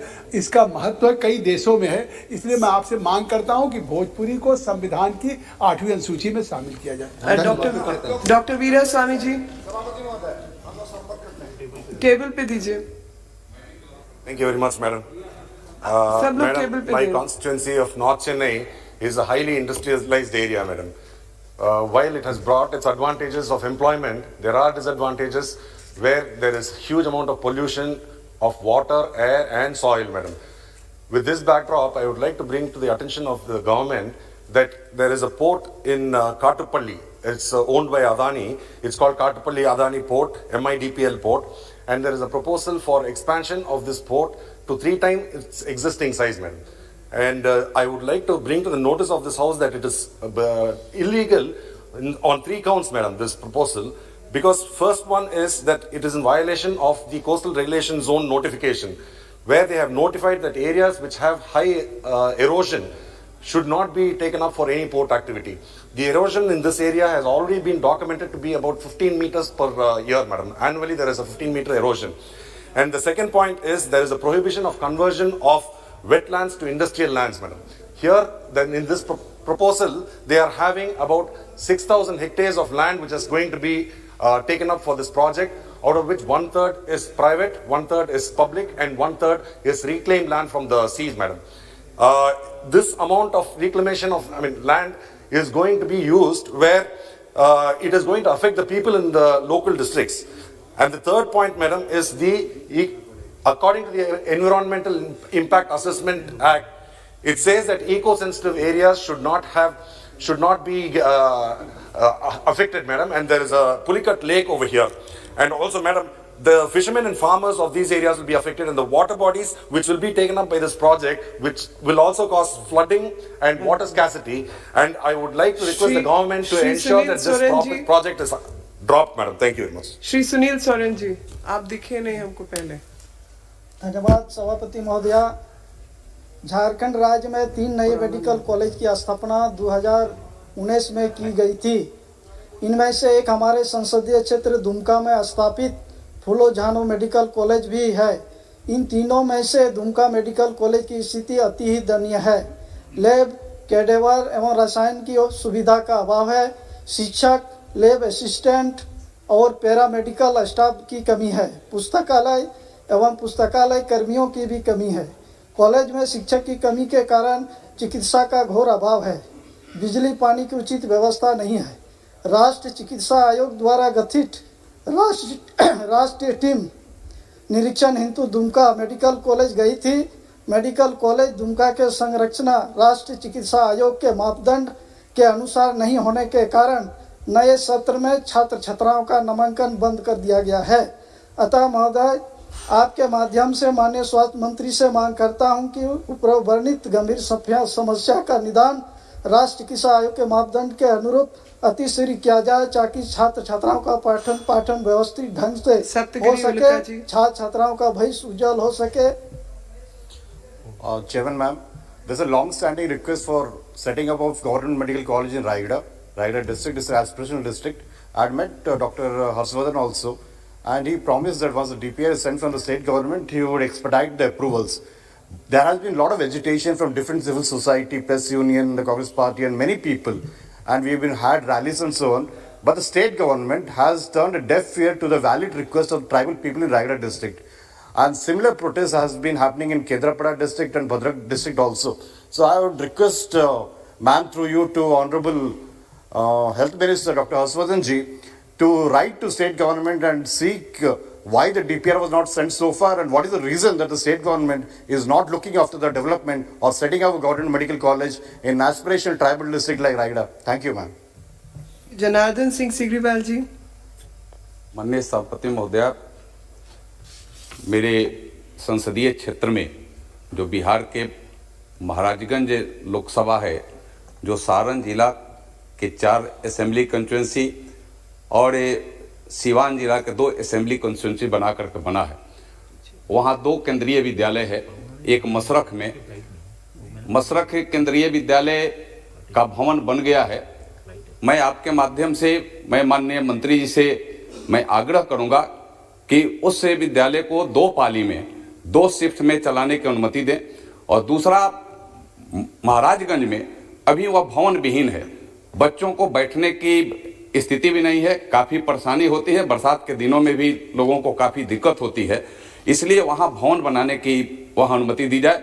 ऐसे मैं माननीय मंत्री जी का हृदय से बधाई करता हूं कि आप नई शिक्षा नीति ला करके अलग अलग तरीके से पूरे देश में शिक्षा की जोत जलाने का, चाहे वो टेक्निकल शिक्षा हो चाहे ऐसे शिक्षा आप कर रहे हैं, इसलिए आपका बधाई भी देता हूं। और मैं आग्रह करूंगा आपके माध्यम से, माननीय मंत्री जी संजोग से हैं भी, इस पर कुछ अपने स्तर से आश्वस्त कर दें कि हाँ वहाँ आगे आने वाले दिनों में देखेंगे। माननीय मंत्री जी। Madam, thank you.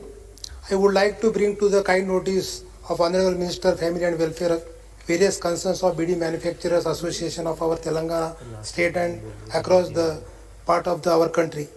BD industry is a cottage industry and provides employment to over 85 lakh BD workers, and most of them are in rural areas, and that to women. Moreover, the BD manufacturing factories do not contribute to any pollution, nor does it require power and machinery. But sadly, the industry is not getting any support incentive from the government.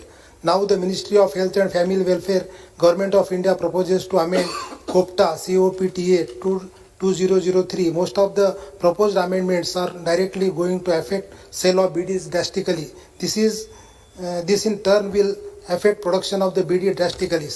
And as a result, livelihood of over 2 crore 60 lakhs tobacco farmers and farm workers, over 85 lakhs BD workers, over 40 lakhs tribal engaged in plucking tendu leaves, etc.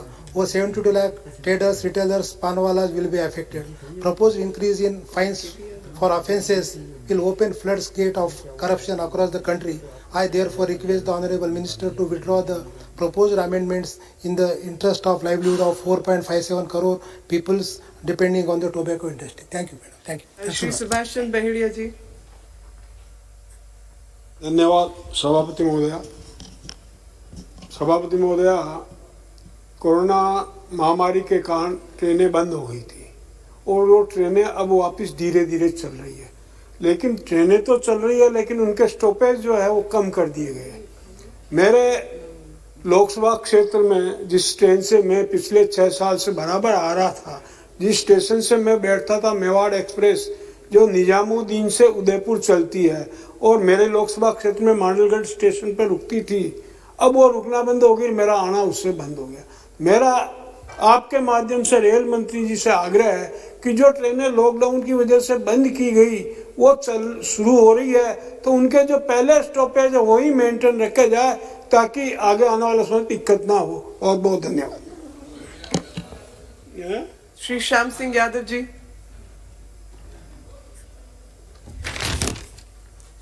बहुत बहुत शुक्रिया अध्यक्ष महोदय।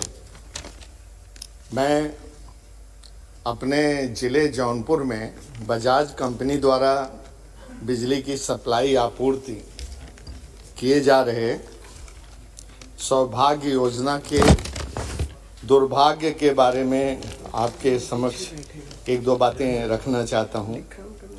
इस योजना के तहत 60,000 energy meter लगाए गए हैं, जिसमें 40,000 मीटर तो बिल्कुल ही चार्ज नहीं किए गए हैं और कागजों में बहुत गांवों को संपूर्ण दिखाया गया है जबकि हकीकत में वहां पर कुछ भी कार्य नहीं हुआ है, जिससे जनता में बहुत आक्रोश है।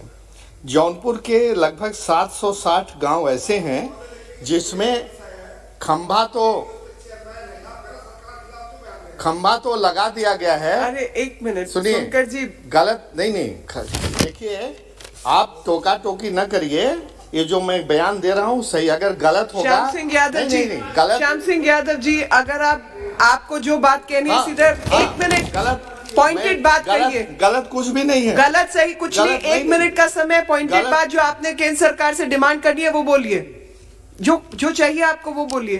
तो हम यहाँ पर प्रदेश की भूमिका नहीं कर सकते। देखिए, प्रदेश की बात नहीं कर सकते, आपको जो केंद्र सरकार से मांग करनी है वो सीधा बताइए ना। देखिए, हम जब अपने क्षेत्र में गांव का दौरा करते हैं तो जो दलित हैं, जो गरीब हैं और जो पिछड़े हुए हैं, उनकी जो बस्तियां हैं, जहां पर पोल लगाया गया, तार भी नहीं है, मीटर भी नहीं है, उनसे भी बिजली का विभाग गलत बिल भेज देता है, हजारों वसूल करता है। मैं कहना चाहता हूं ये उनको परेशान किया जा रहा है और इस चीज को खत्म करें। दूसरी जो ये वादा किया जा रहा है कि दिन में हम 18 घंटे बिजली सप्लाई करते हैं। धन्यवाद सभापति महोदय। यादव जी एक विषय बोला जाता है 0 आवर में, रिपीट नहीं होता। आपने बिजली की समस्या बता दी। सोनकर जी एक विषय, एक मिनट, केवल एक विषय। हाँ, और एक ही मिनट। कौशाम्बी लोकसभा से निर्वाचित होकर दोबारा आया हूँ। कौशाम्बी लोकसभा में 2 जनपद पड़ता है। कौशाम्बी 4 अप्रैल 1997 को जिला बना, जिसके कारण सारे शैक्षणिक संस्थान, चाहे इंजीनियरिंग कॉलेज हो, मेडिकल कॉलेज हो, डिग्री कॉलेज हो, सब के सब प्रयाग में चले गए। कौशाम्बी जनपद के पौराणिक महत्व को देखते हुए उसको जिला बनाया गया और जब नया जिला बना तो वहाँ केंद्रीय विद्यालय के लिए जमीन आरक्षित की गई। मैं पिछले 6 साल से लगातार माननीय मंत्री जी से निवेदन कर रहा हूँ कि वहाँ पे केंद्रीय विद्यालय खोला जाए, जिसको लेके आपके विभाग के द्वारा जमीन का सर्वे भी किया गया, जमीन को रिजेक्ट किया गया तो दूसरी जमीन दी गई और अस्थायी चलाने के लिए एक जगह सर्वे की गई, वो भी स्वीकृत कर ली गई। माननीय मंत्री जी यहाँ उपस्थित हैं, मेरा करबद्ध निवेदन है कि आज इस पर कोई आश्वासन दे।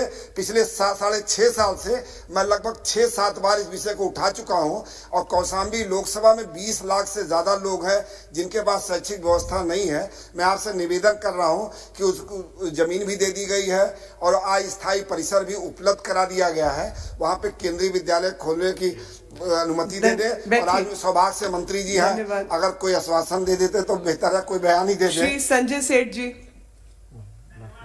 महोदया, मेरे झारखंड की राजधानी रांची में एक भारी उद्योग है HEC और उसमें कामगारों का एरियर बकाया है। ऐसे 7300 कामगार जो 1997 से लेकर 2008 तक उनका बकाया है। अब उनकी हालत इतनी खराब है, कितने बूढ़े हो गए, कितना का देहांत हो गया, अभी तक पैसा नहीं मिला। मेरा भारी मंत्रालय से आग्रह है कि उनका एरियर चुकता कराएं। और जब बात हुई थी, उन्होंने कहा था कि स्मार्ट सिटी परियोजना में अगर जगह बिकेगी उस पैसे से उस एरियर का बकाया वसूल कर दिया जाएगा। मेरा ये सरकार से आग्रह है कि अविलंब ऐसे कारीगर जो 7300 कारीगर हैं, ये अर्थव्यवस्था की रीढ़ है रांची की, उनकी पसीनों की कमाई है, वो पसीने की कमाई जो एरियर है उसको अविलंब भुगतान कराने का कष्ट किया जाए। श्री राजकुमार चहर जी। धन्यवाद माननीय सभापति जी। मैं अपने लोकसभा क्षेत्र फतेहपुर सीकरी में, जो आगरा जनपद का पूरा देहात का क्षेत्र है, राजस्थान के बॉर्डर के लगे हुए गांवों के बारे में बताना चाहता हूं, जहां पानी की बड़ी किल्लत है। जल स्तर 400 मीटर तक नीचे चला गया है। मैं आपको कहना चाहता हूं महोदय, सरकार से मांग करना चाहता हूं कि वहां पे सिंचाई की बड़ी दिक्कत है। लगभग 10,000 हेक्टेयर भूमि किसानों की बंजर रह रही है। मेरी आपसे मांग है और विनम्र प्रार्थना करता हूं सरकार से कि जो वहां पहले तो पानी हुआ करता था, खारी होता था, आज वो भी नहीं रहा है और अकबर के जमाने से लेके आज तक वहां पानी की समस्या चलती चली आ रही है। मेरी आपसे प्रार्थना है, सरकार से निवेदन करना चाहता हूं कि फतेहपुर सीकरी ब्लॉक में एक नहर की व्यवस्था की जाए, जिससे हजारों किसानों को सिंचाई के लिए पानी की व्यवस्था हो सके, जिससे उनकी बेरोजगारी की समस्या का दूर हो जाए और किसान खुशहाल हो सके। ये मैं आपसे मांग करता हूं, एक नहर वहां पर चलाई जाए। देवेंद्रप्पा जी, बहुत कम समय है, सब लोग अपनी पॉइंटेड बात कहें। ಕರ್ನಾಟಕ ರಾಜ್ಯದ ಬಳ್ಳಾರಿ ಜಿಲ್ಲೆಯ ಕೃಷಿ ಯಂತ್ರೋಪಕರಣಗಳು ಇಲ್ಲದಂತೆ ಕೃಷಿ ಮಾಡಲು ಸಾಧ್ಯವಿಲ್ಲ. ಆ ಕಾರಣ ಕೃಷಿ ಯಂತ್ರೋಪಕರಣ ಕಂಪನಿಗಳಿಂದ MRP ಅನ್ನು ತಮ್ಮ ಸ್ವಂತ ಕಂಪನಿ ವೆಬ್ಸೈಟ್ನಲ್ಲಿ ಮತ್ತು ಸರ್ಕಾರದ ವೆಬ್ಸೈಟ್ನಲ್ಲಿ ಪ್ರಕಟಿಸುವ ಬಗ್ಗೆ ಭಾರತ ಸರ್ಕಾರ ಆದೇಶವನ್ನು ಬರುವ ಲೋಕಸಭಾ ಕಲಾಪದಲ್ಲಿ ಜಾರಿಗೊಳಿಸಿ ಭಾರತದಲ್ಲಿ ಕೃಷಿ ಯಂತ್ರೋಪಕರಣಗಳನ್ನು ಕೊಳ್ಳುವ ರೈತರ ಹಿತಾಸಕ್ತಿಯನ್ನು ಕಾಪಾಡಬೇಕೆಂದು ಈ ಮೂಲಕ ವಿನಂತಿಸುತ್ತಾ, ಭವಿಷ್ಯದಲ್ಲಿ ಕೃಷಿ ಯಂತ್ರೋಪಕರಣಗಳಿಂದ ಕೃಷಿ ಸಾಧ್ಯವಿಲ್ಲ. ಈ ಅಂಶ ಪರಿಗಣಿಸಿ ಸರ್ಕಾರ ಆದೇಶ ಜೀವ ಜಾರಿಗೊಳಿಸಬೇಕು. ಕೃಷಿ ಯಂತ್ರೋಪಕರಣ ಕಂಪನಿಗಳು MRP ಅನ್ನು ತಮ್ಮ ಸ್ವಂತ ಕಂಪನಿಯ ವೆಬ್ಸೈಟ್ನಲ್ಲಿ ಪ್ರಕಟಿಸಬೇಕು ಮತ್ತು ಸರ್ಕಾರ ವೆಬ್ಸೈಟ್ನಲ್ಲಿ ಬಿಡುಗಡೆ ಮಾಡಬೇಕು. ಕಂಪನಿಯಿಂದ ಬಂದ ಬೆಲೆಯನ್ನು ರೈತರಿಗೆ ಕಾಣುವಂತೆ ಶೋರೂಮ್ಗಳಲ್ಲಿ ಪ್ರಕಟಿಸಬೇಕು. ರೈತರ ಇಚ್ಛೆಯಂತೆ ಎಲ್ಲ ಕೃಷಿ ಯಂತ್ರೋಪಕರಣಗಳು ಮತ್ತು ಟ್ರ್ಯಾಕ್ಟರ್ ಮೇಲೆ ದರ ಚೀಟಿ ಪ್ರೈಸ್ ಟ್ಯಾಗ್ ಅಥವಾ ಬೆಲೆಯನ್ನು ಕೃಷಿ ಯಂತ್ರೋಪಕರಣಗಳ ಮೇಲೆ ಮುದ್ರಿತವಾಗಿ ಬರಬೇಕು. ಕೃಷಿ ಯಂತ್ರೋಪಕರಣಗಳೆಂದರೆ ಪ್ರಮುಖವಾಗಿ ಟ್ರ್ಯಾಕ್ಟರ್, ಪವರ್ ಟಿಲ್ಲರ್, ಭತ್ತ ಕಟಾವು, ನಾಟಿ ಯಂತ್ರ, ರೋಟಿವೇಟರ್, ಕಬ್ಬು ಕಟಾವು ಯಂತ್ರ ಇತ್ಯಾದಿ ಗರಿಷ್ಠ ಮಾರಾಟ ಬೆಲೆ MRP ಬೆಲೆ ಸೇರಿಸಿ ನಿರ್ವಹಣಾ ವೆಚ್ಚ ಸೇರಿದಂತೆ ಬೆಲೆಯನ್ನು ನಮೂದಿಸಬೇಕು. ದಯಮಾಡಿ ತಮ್ಮ ಈ ಒಂದು ಮನವಿಯನ್ನ ತಾವೆಲ್ಲರೂ ಕೂಡ ಗಣನೆ ತಗೊಂಡು ಇದನ್ನ श्री यादव जी। धन्यवाद अध्यक्ष महोदय। स्वतंत्रता संग्राम सेनानी वीर तात्या टोपे जैसे महान योद्धा की बलिदान स्थली मेरे गुना संसदीय क्षेत्र के अंतर्गत शिवपुरी में स्थित है, जिन्होंने 1857 के प्रथम स्वतंत्रता संग्राम में झांसी की रानी महारानी लक्ष्मीबाई जी के साथ मिलकर अंग्रेजों से कड़ा मुकाबला किया था। महोदय, राज्य सरकार और कुछ सामाजिक संस्थाएं इस पवित्र स्थल को संवारने के लिए काम करती आ रही हैं। महोदय, आपके माध्यम से मेरा माननीय पर्यटन मंत्री जी से विनम्र निवेदन है कि वीर तात्या टोपे जैसे महान योद्धा की इस बलिदान स्थली को केंद्र सरकार द्वारा विकसित करने हेतु आवश्यक कदम उठाते हुए केंद्रीय संग्रहालय अनुदान योजना के अंतर्गत यहाँ एक मेमोरियल संग्रहालय व थिएटर की स्थापना की जाए, जिससे यहाँ पर्यटन की दृष्टि से भी आकर्षण का केंद्र बने व वहाँ के लोक कलाकारों द्वारा लोक कलाएं प्रस्तुत करने व क्षेत्र के उन कलाकारों को अपनी प्रतिभा दिखाने का अवसर प्रदान हो। बस साथ ही मैं केंद्र सरकार व वित्त मंत्री जी का धन्यवाद देता हूं, जिन्होंने शिवपुरी व चंदेरी के पर्यटन के विकास के लिए इस बजट में जो फंड एलोकेट किया है उसके लिए बहुत बहुत धन्यवाद। श्री संतोष पांडे जी। धन्यवाद अध्यक्ष महोदय, आपने समय दिया, मैं आपका आभारी हूँ। महोदया, मेरे संसदीय क्षेत्र जिला राजनांदगांव के वनांचल एवं आदिवासी बहुल्य नक्सल प्रभावित मानपुर मोहला चौकी में नेशनल ग्रीन ट्रिब्यूनल की गाइडलाइन की धज्जियां उड़ाते हुए बेतहाशा अवैध खनन किया जा रहा है, जिससे क्षेत्र की पर्यावरण संतुलन खतरे में आ चुका है। अवैध रेत खनन की स्थिति यह है कि विकासखंड मानपुर के ग्राम तोलुम वन्नवा गांव में नदी की दिशा ही बदल गई है। बिना रॉयल्टी पर्ची के शासन को लाखों रुपये का प्रतिदिन नुकसान हो रहा है। महोदय, 20 कीमती सागौन सहित इमारती लकड़ियों को अवैध कटाई कर परिवहन पड़ोसी राज्यों महाराष्ट्र, आंध्र प्रदेश में किया जा रहा है। नदी का कटाव बढ़ने, नदी से लगी भूमि व खेतों के क्षरण से आदिवासी कृषकों में आक्रोश की स्थिति पैदा हो रही है, जिसका विरोध गत 2 वर्षों से लगातार करते आ रहे हैं। यह स्थिति न सिर्फ उक्त स्थान वरन पूरे छत्तीसगढ़ में यही स्थिति है। महोदय, आपसे निवेदन है और पर्यावरण मंत्रालय सहित खनन विभाग व NGT की निरीक्षण व कार्यवाही आपसे अपेक्षित है। इतना ही निवेदन करता। श्री फजलुर रहमान जी। अध्यक्ष जी, आपका बहुत बहुत शुक्रिया।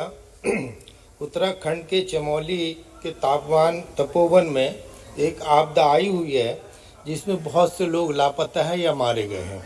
हमारे ज़िला सहारनपुर के तकरीबन 25 लोग से ज़्यादा लापता हैं।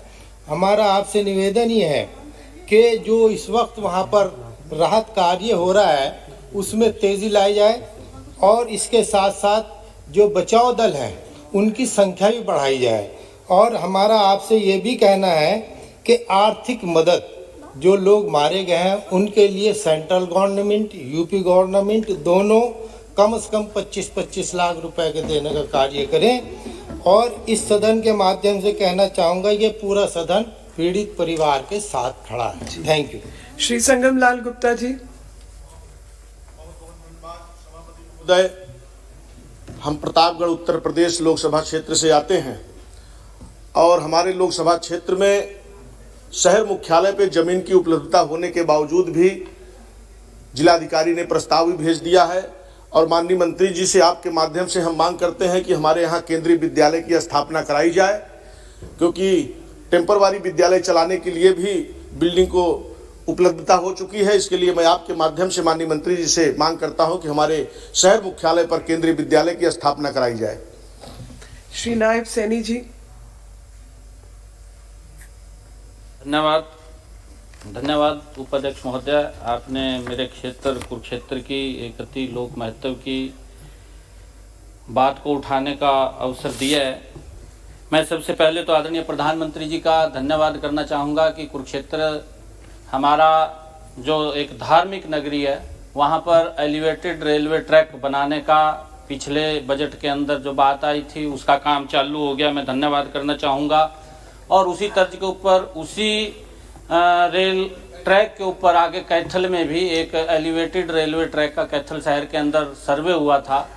मैं ये अपील करना चाहूँगा सरकार से कि उसका भी जल्दी बजट जारी करके उसके ऊपर भी शीघ्र काम किया जाए ताकि लोगों को राहत मिले।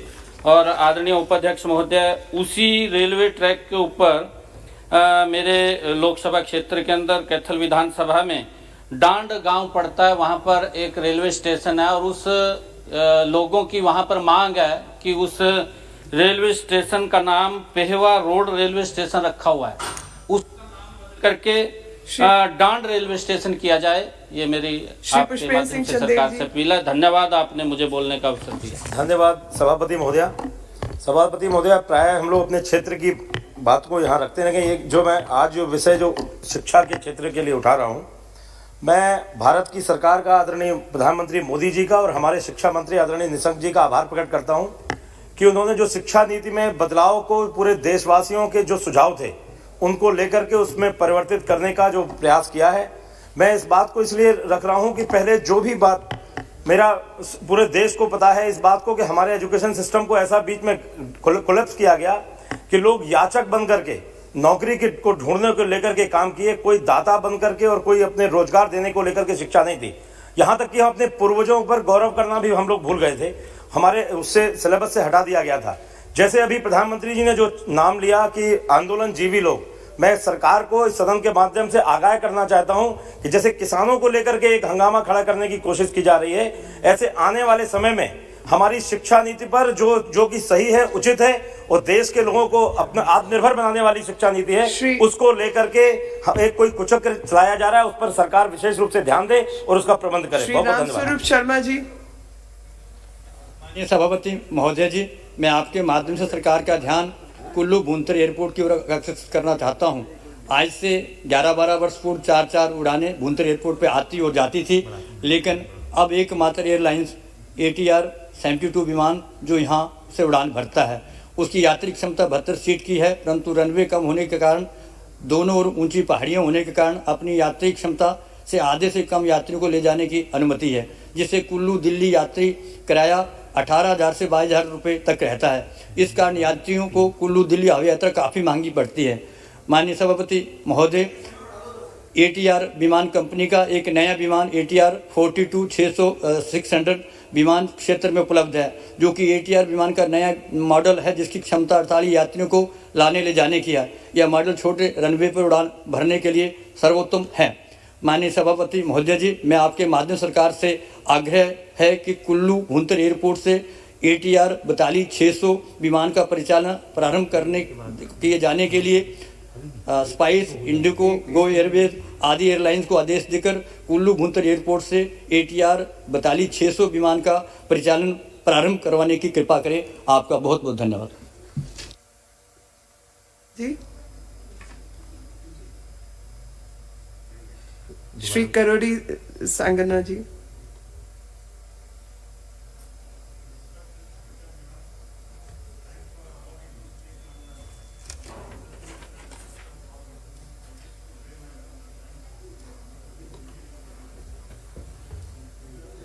The announcement of the Udan scheme, which was announced in the year 2016, and also wish to draw your kind attention on the present status in Koppal district, Karnataka. Madam, the people was very happy when it was announced, as they can save their valuable time by the connecting journey for the better use of their time into the various aspects. But when due regards, I wish to state that till today nothing has been happened into this scheme in Koppal, Karnataka. Madam, presently Koppal has almost 20 running big industries and toys cluster of Acres company is also in the pipeline for the setup in Koppal. The work has already started for the same with the employment opportunity of almost 25,000 people under the Atma Nirbhar Bharata scheme. Madam, a proposal of memorandum of understanding MOU had been sent to the government of Karnataka in 2007, but till today no communication has been made for the present status of the scheme. Due to this, people of Karnataka, especially of Koppal, is very much disappointed. Madam, I shall be very grateful to you if you could direct the concerned authority to get it done in the immediate basis for the betterment of the people of Koppal, Karnataka, as the ministry has given the deadline of the 2023 for start the operation of airport and Oblak. Thank you, madam. अभी 8-7 लोग रह गए हैं, तो उनके खत्म होने तक के लिए तकरीबन 10 मिनट तक का समय बढ़ा दिया जाए। सबकी सहमति है जी? Thank you. श्री रितेश पांडे जी, एक मिनट है जी सबके लिए। Thank you, Honorable Chairperson. India currently has 2 vaccines under emergency approval. One is Covishield, developed by AstraZeneca and Oxford University, and the other is Covax, developed by Bharat Biotech. While the efficacy data of Covishield was established before any government in the world approved for its emergency use, the efficacy data of Covaxin is still pending, and interim data of phase 3 trials may only be accepted in March, according to the chairman and managing director of Bharat Biotech.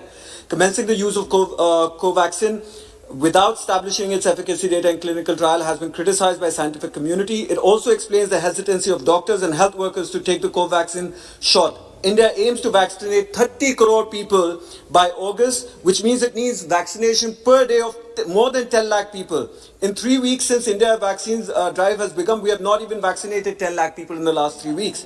Additionally, there have also been technical glitches with India's online vaccine platform, CoWIN, which have further created obstacles in our ability to carry out ambitious vaccine plan. People's mistrust in the vaccine is a serious public health issue, because the vaccination is the only safe way to immunize the Indian population against SARS-CoV-2 virus. This issue has become even more serious given that we have no definitive answer as to how long our body's antibodies will last, and whether the antibodies prevalent in the Indian population will offer a robust enough protection against novel strains of the coronavirus circulating around the world. We must be prepared for a second or third wave for the virus. Therefore, in light of this, Honorable Chairperson, I would request that the government takes... Shri Ajay Bhatt ji. माननीय अध्यक्ष जी, मैं आभारी हूं कि आपने मुझे बहुत ही अविलंबनी विषय पर बोलने का अवसर दिया है। मान्यवर, मेरी लोकसभा के अंतर्गत नानक मत्ता गुरुद्वारा है। ऐसी किंवदंती है कि वहां पर नानक जी को धरती ने आवाज़ दी कि ये गुरुद्वारा आपका है, और उसी के बगल में नानक सागर है। मान्यवर, अमृतसर के बाद यहीं का नंबर आता है इस पवित्र स्थल का, इसलिए यहाँ पर पर्यटन की दृष्टि से इसको विकसित करना अति आवश्यक है।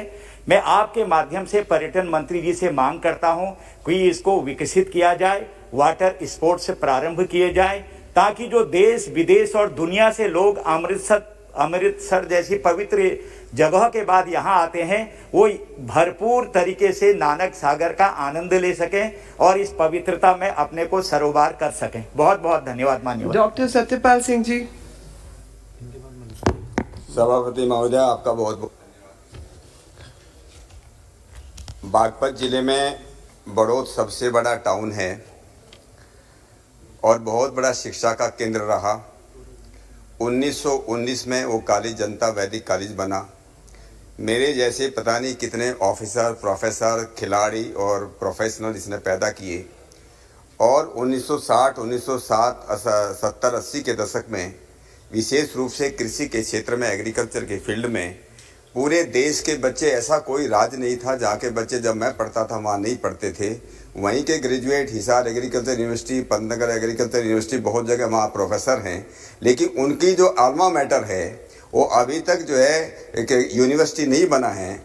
मेरा आपके माध्यम से कृषि और शिक्षा मंत्रालयों का ये निवेदन है कि इस जनता वैदिक कॉलेज को केंद्रीय किसान विश्वविद्यालय बनाया जाए, तो क्योंकि पश्चिमी उत्तर प्रदेश के अंदर कोई कृषि के बारे में कोई ऐसा केंद्रीय विश्वविद्यालय नहीं है। इससे यहाँ के किसानों को, किसानों के बच्चों को, और न केवल उत्तर प्रदेश के लेकिन हरियाणा के बच्चों, आसपास के प्रदेशों को भी बहुत उसका फायदा होगा। आपका बहुत बहुत धन्यवाद।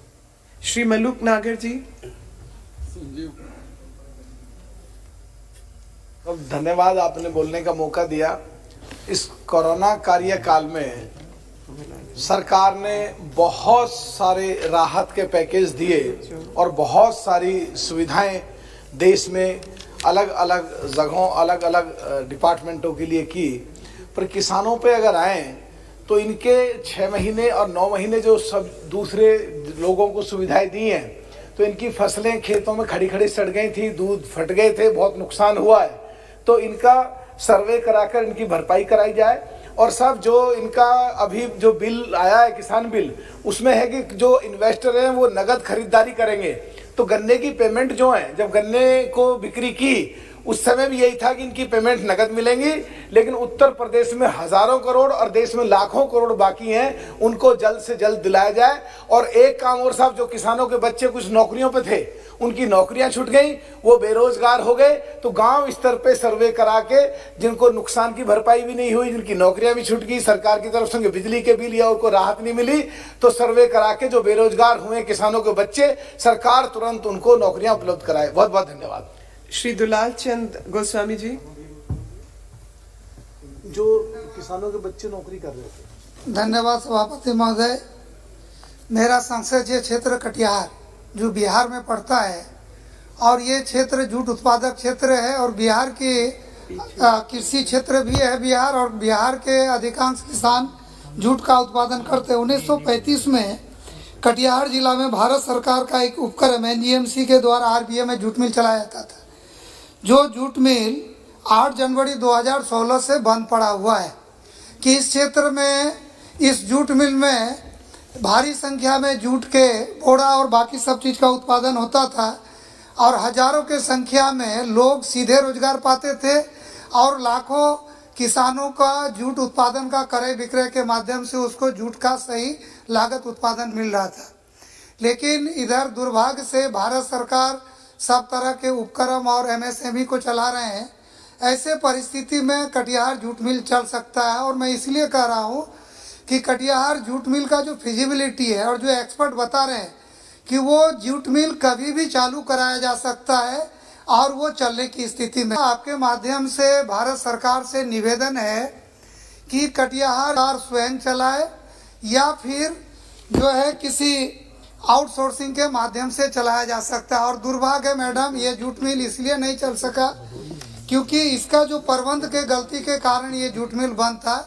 तो आपके माध्यम से मेरा सरकार से निवेदन होगा कि कटिहार जूट मिल चले, इससे किसानों को फायदा होगा और रोजगार का भी अवसर बढ़ेगा। और कटिहार जिला आकांक्षी जिला है, तो कटिहार जिला और बिहार का विकास होगा। आपने मुझे समय दिया, इसके लिए बहुत बहुत धन्यवाद। श्री अफजल अंसारी जी।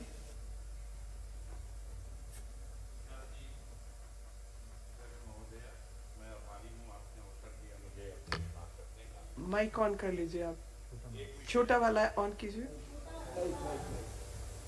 एक विषय जो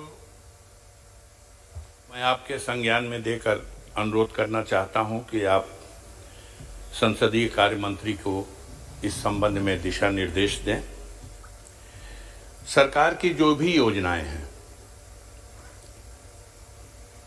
उन योजनाओं के अनुरूप जो गाइडलाइन तय हुई, जो बजट गए और जो काम हो रहे हैं, उसकी समीक्षा के लिए पूरे देश में जनपद स्तर पर दिशा कमेटी और उसके माध्यम से उसकी समीक्षा करने का एक प्रबंध किया गया था। दुर्भाग्य की बात है, पूरे विश्व में कोरोना काल में सारी व्यवस्थाएं ठप रहीं, अपने देश में भी यही रहा। लेकिन अब जबकि बहुत हद तक सब कुछ से उबरा जा चुका है, इस दौरान दिशा कमेटी की बैठकें कुछ जनपदों में हो रही हैं, लेकिन कुछ जनपदों में लगता है जैसे एजेंडे से ही हटा दिया गया। कैसे पता चलेगा अधिकारीगण जो बजट गया उस पैसे का किस तरह से उपयोग किए? जनता में तरह तरह की भ्रांतियां फैल रही हैं। जनप्रतिनिधि जवाबदेह है, जब उनके बीच में जाइए तो तमाम तरह के सवाल खड़े होते हैं। अफजल जी क्या चाहते हैं आप, वो बोलिए।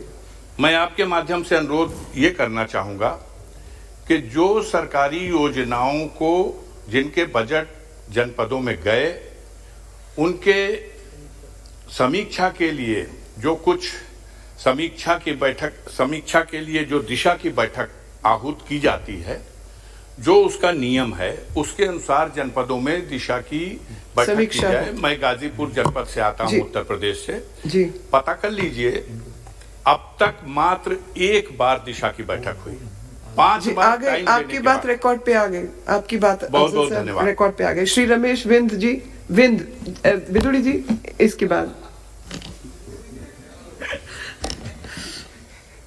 जी माननीय अध्यक्ष जी, आपने बोलने का मौका दिया, मैं आपका आभारी हूँ।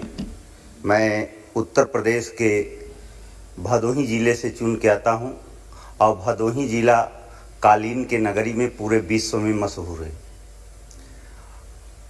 माननीय अध्यक्ष जी, पूरे प्रदेश में सफाई कर्मी की नियुक्ति हुई है।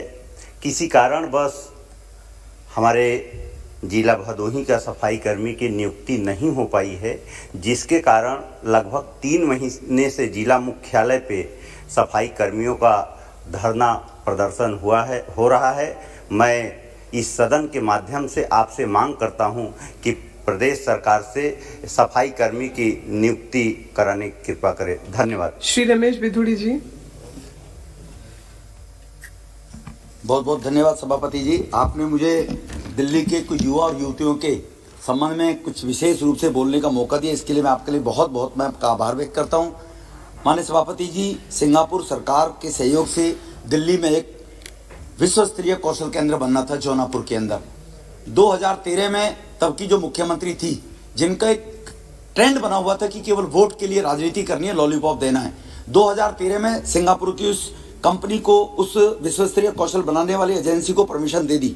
2 जुलाई 12 से हुई मंत्रिमंडल की एक बैठक करके और उसकी मंजूरी तो प्राप्त कर दी। दोनों देशों के साथ समझौता हो गया, उस पर हस्ताक्षर हो गए। तत्पश्चात क्योंकि 13 में विधानसभा के चुनाव आने थे, उसका बेनिफिट लेने के लिए, लोगों को केवल गुमराह करने के लिए दोनों देशों के संबंधित संस्थानों, तकनीकी शिक्षा विभाग द्वारा उस 3 वर्ष के समय अवधि वाला एक संदर्भ हस्ताक्षरित किया गया। गांव जौनापुर की ग्राम सभा की 37 एकड़ जमीन विभाग प्रशिक्षण एवं तकनीकी शिक्षा विभाग को 12 अगस्त को वो ट्रांसफर कर दी गई, जिसका कब्जा 18 सितंबर को राजस्व तकनीकी शिक्षा विभाग को पीडब्ल्यूडी को सौंप दिया। लेकिन उसके बाद वो सरकार नहीं आ पाई। 24 तारीख को, 24 दिसंबर को जब राष्ट्रपति शासन था लोकसभा के चुनाव के बाद, तब वहां 24 दिसंबर 14 को हमने शहरी विकास मंत्रालय के जो काम देख रहे थे, उनसे वो भूभाग परिवर्तन करा के status of land use transfer संबंधित अधिसूचना जारी करवा दी और 3.28 करोड़ रुपए ग्राम सभा जौनापुर के खाते में जमा करा दिए। मैडम, उसके बाद से लेकर एक नई विशेष प्रणाली की सरकार आ गई। मार्च 2015 में तब के मुख्यमंत्री ने, क्योंकि चुनाव आने थे लोकसभा के, तो वो मंजूरी दे दी डिप्टी स्पीकर ने। लेकिन मंजूरी के बाद दिखावे के लिए 2.74 करोड़ रुपए बाउंड्री लाइन के अलॉट कर दिए और उसके बाद 254 करोड़ की सहमति तो दे दी। वो चुनाव आ गए, चुनाव आने के बाद वो भूल गए, क्योंकि रूरल बेल्ट के नौजवानों को रोजगार ना मिल जाए, उनको याचक बनाकर रखा जाए और राजनीति से प्रेरित होकर उस कौशल केंद्र का, जिसे भारत के प्रधानमंत्री जी ने एमएसएमई के माध्यम से, कौशल विकास योजना के माध्यम से नौजवानों को रोजगार मिल जाए, लेकिन दिल्ली का मुख्यमंत्री रूरल बेल्ट के लोगों से एनिमिटी रखते हुए, क्योंकि ज्यादातर रूरल बेल्ट में वहां उनको लोगों ने वोट नहीं दिया, उस कौशल विकास केंद्र का प्रारंभ नहीं करवा रहे। उन बच्चों को याचक ना रखा जाए, वो टेक्निकल एजुकेशन लेकर दिल्ली देहात के बच्चे एजुकेटेड हो जाएं, उस लेफ्टिनेंट गवर्नर के माध्यम से अध्यक्ष जी उसको तुरंत चालू करवाया जाए। मेरा आपके माध्यम से निवेदन है, बोलने का मौका दिया, आपका बहुत बहुत धन्यवाद जी। Ravneet Singh Bittu. Speaker sir, thank you. आज फर्स्ट पार्ट का आखिरी दिन है सर। सर, लोग बहुत कुदरत की आफता होती है जिससे बेघर हो जाते हैं, तो लेकिन सर हमारे पंजाब के बहुत लाखों लोग बेघर हुए हैं सर। आपकी हाथ जोड़ के सर, आपके द्वारा सरकार से रिक्वेस्ट है सर, क्योंकि सारी सर्दी निकल गई, अब सर गर्मी आने वाली है, कोरोना है, डेंगू है और बहुत बीमारियां आ जाएंगी। सर, हाथ जोड़ के सरकार इन लाखों लोगों को किसी भी तरीके से बातचीत करके सर घर भेजे, क्योंकि सर हमारी रिस्पॉन्सिबिलिटी है। आपके हाथ जोड़ के सर 2020 से कोरोना के कारण पूरा ठप हो गया। 2021 में वैक्सीन से एक पूरी नई उम्मीद बनी। इंग्लैंड का जो स्ट्रेन आया, म्यूटेंट स्ट्रेन, उसको लेके बहुत विवाद था, लेकिन हमारे दोनों वैक्सीन उस पर कामयाब रहे। अध्यक्ष महोदय, आपका ध्यान मैं आकृष्ट कराना चाहूंगा कि अभी एक साउथ अफ्रीका का स्ट्रेन आया है जो अमेरिका सहित 30 देशों में कोरोना की बीमारी फैला रहा है, और अमेरिका में यह देखा गया कि उस पर यह वैक्सीन कामयाब नहीं हो रहा है। भारत बायोटेक का बहुत ही अच्छा वैक्सीन है। मेरा आपके माध्यम से स्वास्थ्य मंत्री को अनुरोध रहेगा कि भारत बायोटेक और आईसीएमआर द्वारा जो वैक्सीन बना है उसके सीरा को अफ्रीका भेजा जाए और अफ्रीकन स्ट्रेन पर भारत बायोटेक कितना कामयाब है इसकी जांच कराई जाए, जिससे कि भारत जो पूरे दुनिया में वैक्सीन का सेंटर बना हुआ है, अफ्रीका के नागरिकों को भी मदद कर सके और यह भारत में ये स्ट्रेन नहीं आए, इसके लिए भी मैं आप लोगों का ध्यान आकृष्ट कराना चाहूंगा। मेरा आपके माध्यम से यही अनुरोध है कि स्वास्थ्य मंत्री भारत बायोटेक के जो वैक्सीन से प्रोड्यूस सीरा है उसको अफ्रीका भेज करके अफ्रीकी स्ट्रेन की जांच करवाएं, क्योंकि अमेरिकन वैक्सीन थोड़ा भी उस पर कामयाब नहीं हो पा रहा। धन्यवाद। अध्यक्ष जी, मैं विषय बदलना चाहती हूँ और ये विषय आशा किरण जो है एक शेल्टर होम है दिल्ली के रोहिणी में, और ये इकलौता शेल्टर होम है जो मानसिक रूप से पीड़ित लोग हैं उनके लिए, जो दिल्ली सरकार चलाती है। इसमें जो रहने वाले लोगों की क्षमता है वो 500 के आसपास है, लेकिन यहाँ पर 900 से अधिक लोग हैं और जो व्यवस्थाएं वहाँ होनी चाहिए बहुत ही दर्दनाक स्थिति है। शौचालयों से लेकर प्रावधानों की कोई व्यवस्था नहीं है। आए दिन लोगों की मृत्यु यहाँ पर बहुत अधिक संख्या में हो रही है और तकरीबन 163 स्टाफ की यहाँ पर कमी है। इन सब के रहते हुए चाहे शौच है, चाहे उन लोगों को रोगियों की देखभाल का काम है और बहुत कठिन काम होता है ये, और ट्रेन्ड स्टाफ की जरूरत है। तो ऐसे में जो भी आर्थिक या मानव संसाधनों की आवश्यकता है, दिल्ली सरकार उसको पर्याप्त रूप से प्रावधान करे ताकि ऐसे रोगियों की जिनके परिवार नहीं है, कोई देखभाल करने वाला नहीं है, एक संवेदनशीलता का प्रतीक हो। लेकिन यहाँ पर तो दिल्ली के मालिक असंवेदनशील है और वो सबको दिखाई दे रहा है। खासतौर पे ऐसे मानसिक रोगियों तक के लिए ये प्रावधान नहीं कर पा रहे हैं। आपने मुझे बोलने का मौका दिया, बहुत बहुत धन्यवाद, आभार, जय हिंद। अब तो कोई वक्ता बाकी नहीं बचा। सभा की कार्रवाई सोमवार दिनांक 8 मार्च 2021 को दोपहर 4 बजे तक के लिए स्थगित की जाती है।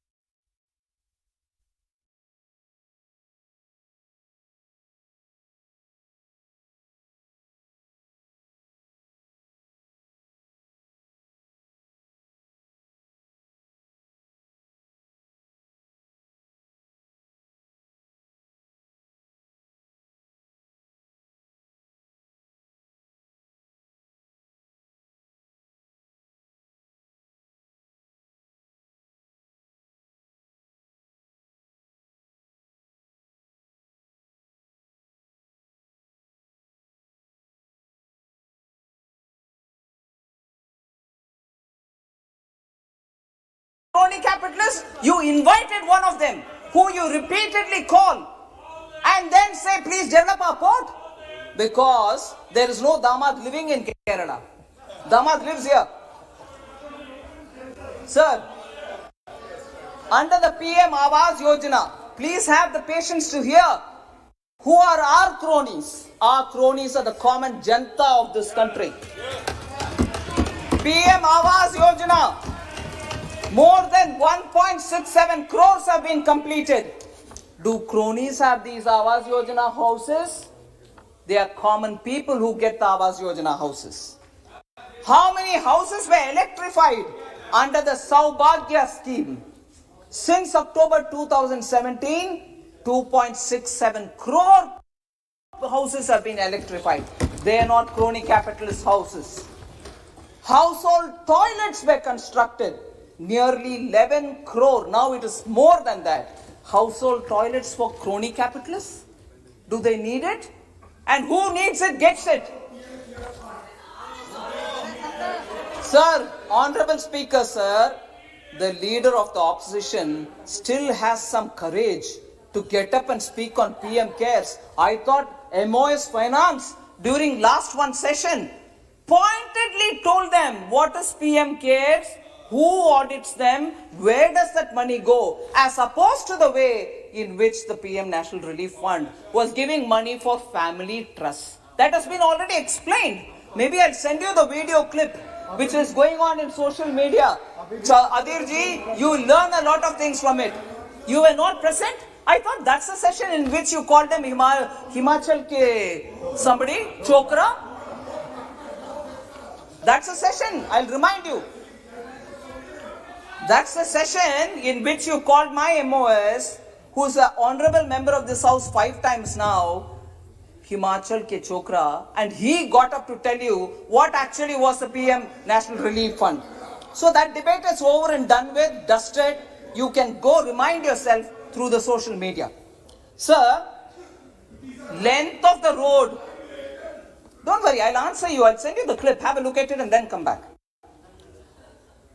PM Gram Sadak Yojana, sir, more than 2,11,000 kilometers of road have been built since 14-15, and Gram Sadak Yojanas don't go to the private gated communities of damads and crony capitalists. Sir, whose lifeline are these? हम नहीं बोल रहे भाई.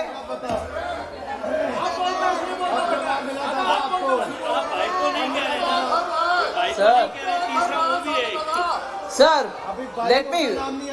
Professor is very. Sir, Professor is a very alert member of the House. When speakers speak, he catches every word and says, hey, but this one, hey, but that one. But you notice one thing, sir?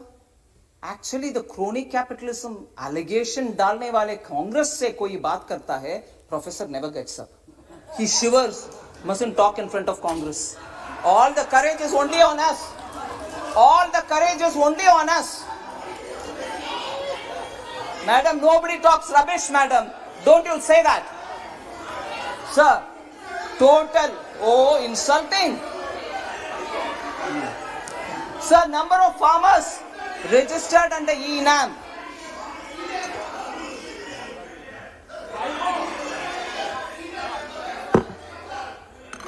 Sir, number of farmers registered on E-NAM, 1,69,000.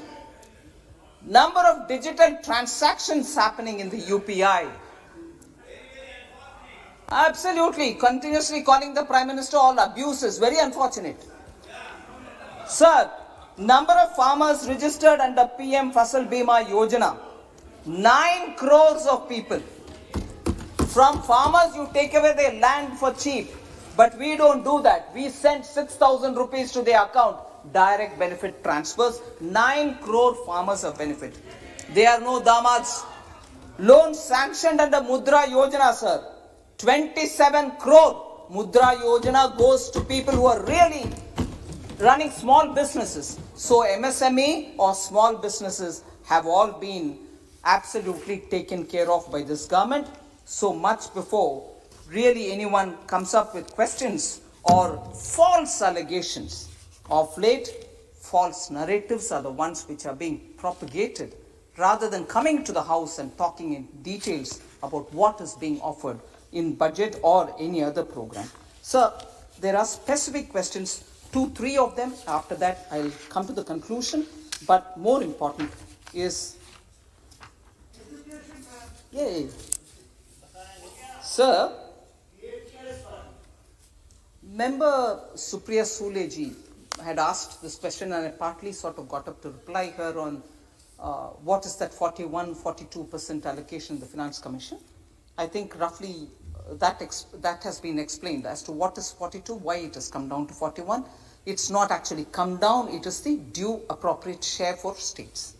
Sir, but the question she had then asked and which I chose to answer during the reply was what happens to this modernization fund for defense and internal security? So that is a proposition which is not even before me. whilst the Finance Commission's comment on a non-lapsable fund for defence is something in principle we have agreed, but the modalities and other things will have to be worked out, talking with the defence minister and the entire defence team. So that will be, this particular thing has been mentioned in the action taken report submitted to the Parliament. The modalities will be worked out and we'll see it in the due course. So then I think it was Shri N.K. Premchandran who questioned a discrepancy, which he saw as a discrepancy in the numbers in the budget speech about Atmanirbhar package estimated at 27.1 lakh crore vis-a-vis 29.86 lakh crores announced by the government. There is no discrepancy, sir. I want to let the honorable member know about it. Within 48 hours of declaring the lockdown, Pradhan Mantri Garib Kalyan Yojana was announced with an estimated value of 2.7 lakh crores, and that was announced for free food grains, for free cooking gas, for direct cash transfer to the farmers, for the women, for elderly citizens and so on. This I had mentioned in para 4 of my speech, no doubt. But later, the government announced 3 Atmanirbhar packages with a total financial impact of about 27.1 lakh crore, including the financial impact of measures taken by the RBI. The combined financial impact of Garib Kalyan and Atmanirbhar package is 29.87 crores, and therefore there is no discrepancy. I want to let no member. And also Member Premchandran again asked, how do you see that this budget would increase demand in the country? That was a question which he legitimately asked, sir. And I would like to point out that the course that we have taken for giving stimulus to the economy through spending on developmental activities, through spending on infrastructure, improving the capex of the government, has resulted in the increase in capital outlay from 4.12 lakh crore in the current year, which is nearing end, to 5.54 lakh crores in the new BE 21-22, which is a substantial increase. And when money is spent on capital expenditure, all of us would agree the multiplier effect will immediately create jobs, and that creation of jobs will also have a impact on core industry demands, because you'll need more cement, you'll need more steel, and that demand will also generate more and more jobs. So it will have both direct and indirect impact on the economy immediately and also be sustained in the medium and long term.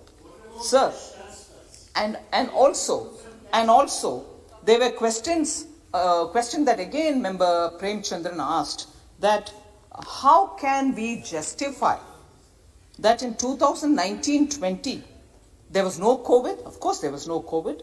The budget estimate of fiscal deficit was 3.3% of the GDP, whereas in the revised estimate for that very year, it has been shown as 4.6%. That's a question which Honorable Member Premchandran has raised, and I would definitely like to answer that, because it has, I'm sure, a matter of interest for a lot of members. In August 2020, sir, the government has placed a statement of deviation on the fiscal deficit as per the provisions of Section 7, 3B of the FRBM Act in the Parliament. This statement, and I draw your attention, Honourable Member, to this statement outlines the reason for deviation of 0.8% from the revised target of fiscal deficit of 3.8% of GDP for the year 1920. The deviation was necessitated on account of structural reforms both on the supply and on the demand side, and therefore that was brought in.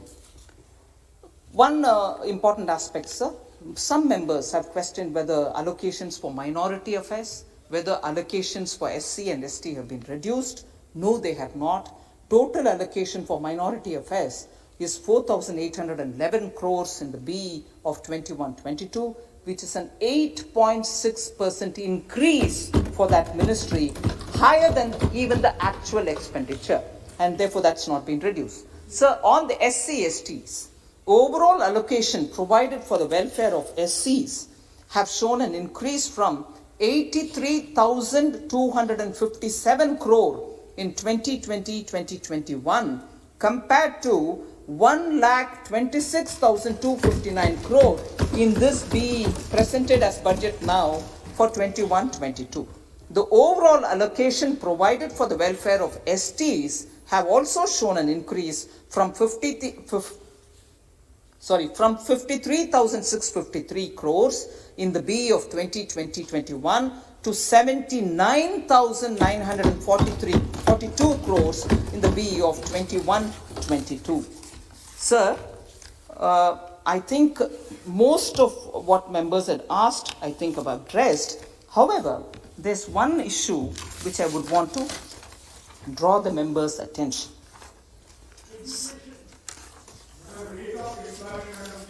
On employment, I've given a lot of information, opposition leader.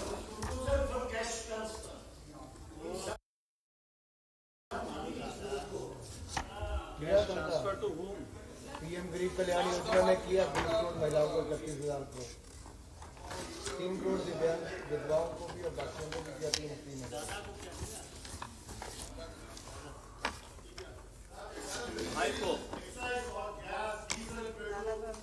Sir,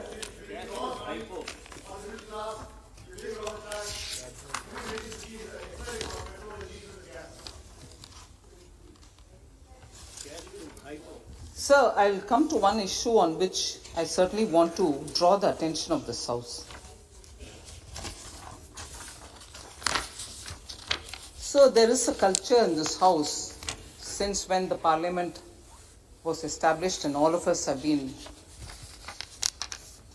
swearing by the Constitution.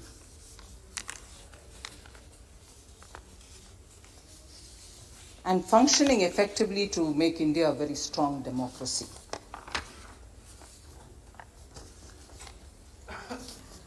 But it was such a disappointment for me. I was here that day to hear the former president of the opposition party stand up and say, I will only speak on the farmers' issue and then I'll go quiet.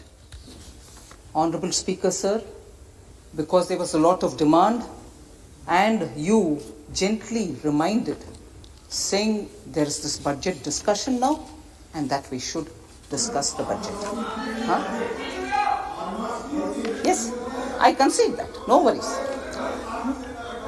What am I doing? Sir, I'd like to ask you, sir, what am I doing? I am talking on the budget. I am talking on the budget. I am replying to the members who stood up and spoke on the budget debate. For each one, they're on their issue. On each one, on their issue. Each member stood up and spoke the issues which they thought were... Please listen. Please listen. Please listen. Don't unnecessarily read my mind in advance. Please listen. Sir, Honorable Speaker, sir, the attempt here is to reply to each member for the various issues that they have raised. And I shall reply for the issues raised. And even justifying now, I agree. Oh, farm issues definitely are relevant for the budget. And even the honorable member who's not present here, and I'm not taking his name, but I also want to address the issues raised by him that day. Farm issues will have to be spoken because they are also part of the budgetary discussion. And yes, don't worry, I'm answering. Please hear now. Please hear. Sir, kindly sir, you don't want me to answer issues raised by your honorable leader? I'm answering. I'm answering. Sir, oh yes, don't worry, I'm answering that. You don't mind? You don't mind? Sir, if you have heard Honorable Member Suresh, who says I should take the name, and if you give me the permission, in the absence of that member, I'll take his name. All right, sir? Now therefore, and the member had said, farm bills are also part of the budget, and I'm laying the foundation. And therefore I'm speaking about it. And therefore I'll please respond, sir. I'm sure you will help me. When he stood up, since Kodikundil Suresh ji has given me permission, and you, I suppose, wouldn't mind me, Shri Rahul Gandhi, when he stood up and to speak, he's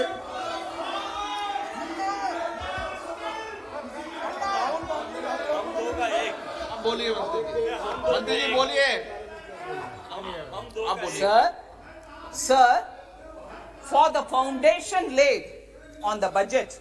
नहीं, एक minute मंत्री जी, माननीय सदस्य, माननीय मंत्री जी किसी का नाम ले रही है तो वो सदन का सदस्य तो नाम ले सकती है, उसमें क्या दिक्कत है?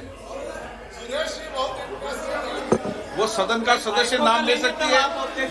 उपस्थित नॉन उपस्थित का सवाल नहीं, माननीय सदस्य का नाम ले सकते हैं। सर, सभी सदस्यों का नाम ले रही है मैं, जिन ने बजट पर चर्चा करी है। बोलिए sir, when the foundation was being laid for the budget speech, which never happened,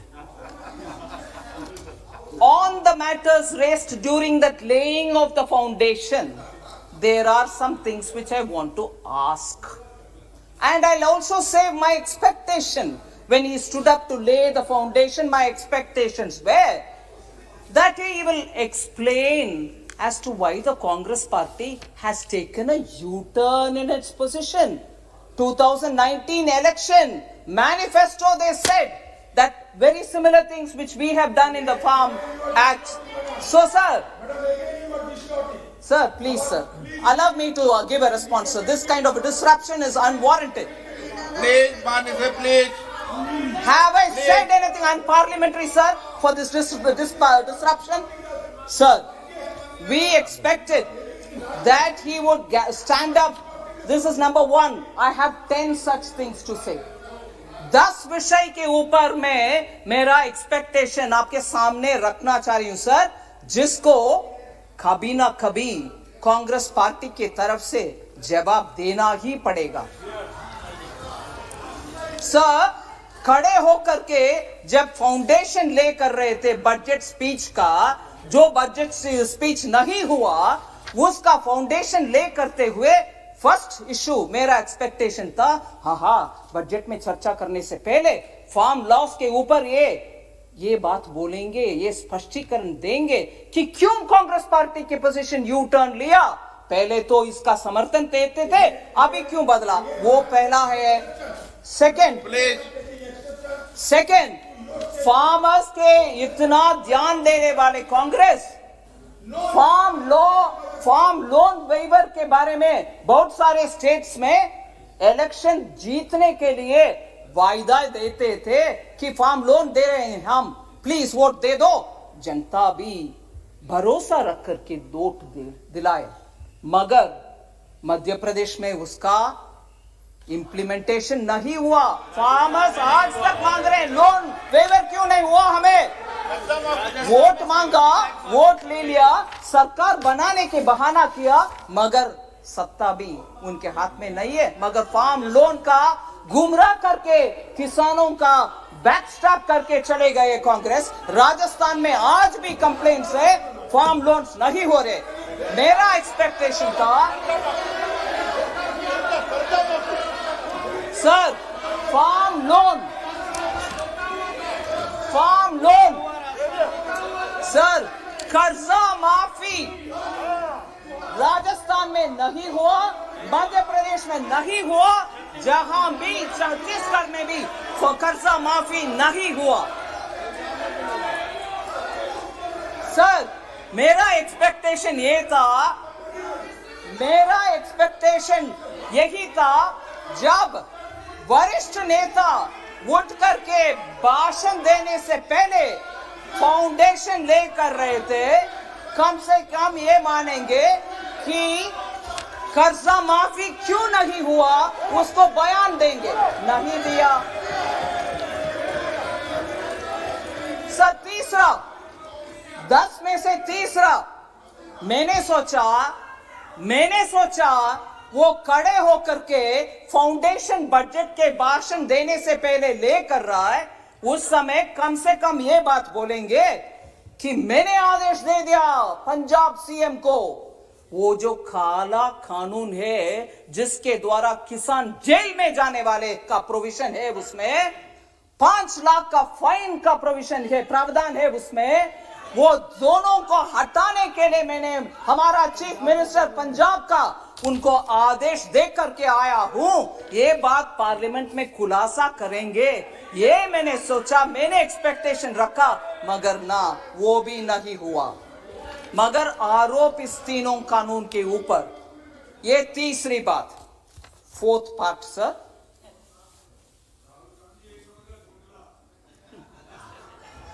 Rahul Gandhi ji उस दिन जब बात कर रहे थे बजट में नहीं, फार्म लॉस के ऊपर, फाउंडेशन है, ठीक है, सुनते हैं।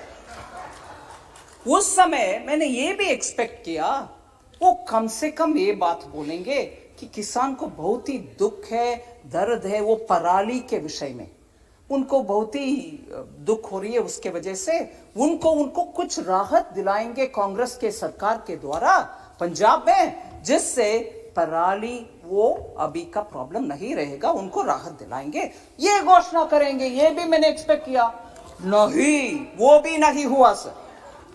5वीं, मैंने सोचा नहीं, बजट के ऊपर चर्चा नहीं, फार्म लॉस के ऊपर मैंने ये एक्सपेक्ट किया कि हमारे 3 जो कानून है उसमें से कम एक खंड निकाल करके, एक क्लॉज निकाल करके वो बोलेंगे देखो इससे क्लॉज के वजह से किसान को नुकसान होने वाले हैं, इसीलिए हम समर्थन नहीं करेंगे। इधर वोटिंग में भाग लिया, समर्थन दिया, फिर भी अभी मन बदल दिया और इस क्लॉज के वजह से, ऐसे करके इन 3 कानून से कम एक पॉइंट दिखाएंगे कि this is against the farmer. मैंने सोचा, मैं एक्सपेक्ट किया वो कम से कम वो बात बोलेंगे फाउंडेशन ले करने के समय, नहीं, वो भी नहीं हुआ।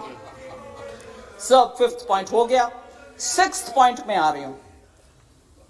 मैंने ये भी एक्सपेक्ट किया कि राष्ट्रपति भाषण के समय माननीय प्रधानमंत्री जी का जवाब था, उसमें उन्होंने बहुत सारे छोटा किसान के ऊपर बात बोली।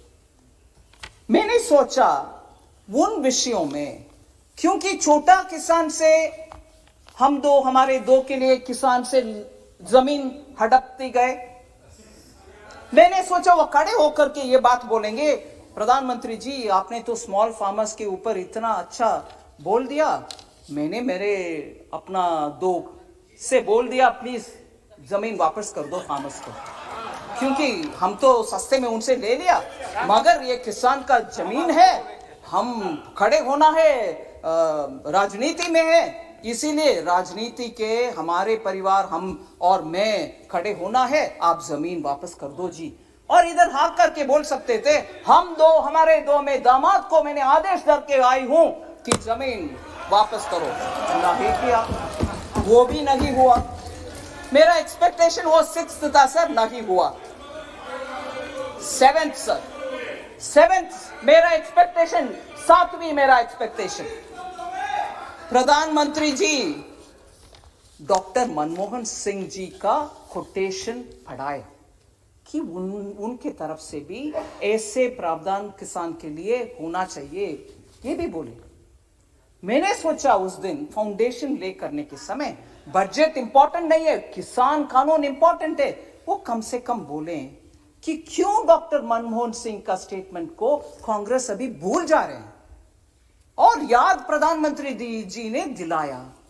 मैंने सोचा कम से कम वो मानेंगे, हाँ हमारे डॉक्टर मनमोहन सिंह ने ऐसे बात किया है, I have to respect, we will respect now, we won't dishonour doctor Manmohan Singh, ये कहेंगे, ऐसे मैंने एक्सपेक्टेशन रखा, मगर वो भी नहीं हुआ sir. That was the 7th। मेरा 8th एक्सपेक्टेशन यही था, मेरा 8th एक्सपेक्टेशन, मैंने सोचा चर्चा के समय, बजट के चर्चा के समय, क्योंकि किसान कानून बजट में भाग हो सकता है, इसीलिए बहुत सारे मेंबर्स ने यह प्रश्न उठाया, मुझे याद है मैं सुनी, कि एपीएमसी देश भर में कहीं ये तीनों कानून आने के बाद बंद हुआ है क्या? कहीं बंद नहीं हुआ। मैं मेरा एक्सपेक्टेशन के साथ अभी प्रश्न भी पूछ रही हूं। Prove even if one APMC Mandi was shut, not one was shut, but you are standing up and speaking। ऊपर से बजट में प्रावधान किया गया है that 30,000 crores which will be collected through that agricultural development infrastructure cess will be actually be going to the states so that APMC infrastructure can be improved। हम ऊपर से फंड भी दे रहे हैं स्टेट्स को APMC का इंफ्रास्ट्रक्चर बढ़ाने के लिए।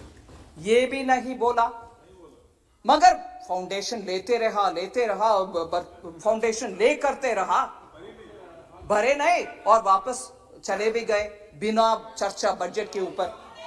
सर, नाइन्थ पॉइंट, ये मेरा प्रश्न है। एक्सपेक्टेशन था मगर अभी प्रश्न है, वो क्यों, why does he choose to insult constitutional authorities? Why does he choose to insult constitutional authorities? क्योंकि उस दिन इधर सम्मान्य स्पीकर साहब को इंसल्ट हुआ, उनके बड़प्पन है, उन्होंने जस्ट आप लोग ने मुझे चुनकर इधर बिठाया, इसलिए please house should go as per the rules of this house, ऐसे करके बात छोड़ दिया। मगर इधर इंसल्ट, इससे पहले डॉक्टर मनमोहन सिंह का इंसल्ट वो कानून के ऊपर, उससे पहले डॉक्टर मनमोहन सिंह विदेश में जब प्रधानमंत्री के नाते गए थे, उस समय उनके द्वारा पास किए गया ऑर्डिनेंस को फाड़ करके फेंका कूड़े में। Why does he choose to insult? And राष्ट्रपति के अभिभाषण के बाद चर्चा जो हाउस में होता है, वो खत्म होने के बाद भी उसी विषय के ऊपर चर्चा करना और उसी विषय को कुछ बहाने बात बोलते रहना, continuously insulting constitutionally elected authorities. राष्ट्रपति हो, प्रधानमंत्री हो, तब के प्रधानमंत्री हो, आपके प्रधानमंत्री हो, continuously insulting. Oh yes, Speaker. Sir, last 10th point, sir. 10th point. मेरा 10th point. Sir, continuously fake narratives create करते रहे। अरे रे कोविड आ गया, पूरे भारत नुकसान में चले जाएगा, अरे रे इतने सारे लोग मर जाएंगे। मेरे पास पूरे कोटेशन है, समय पर जो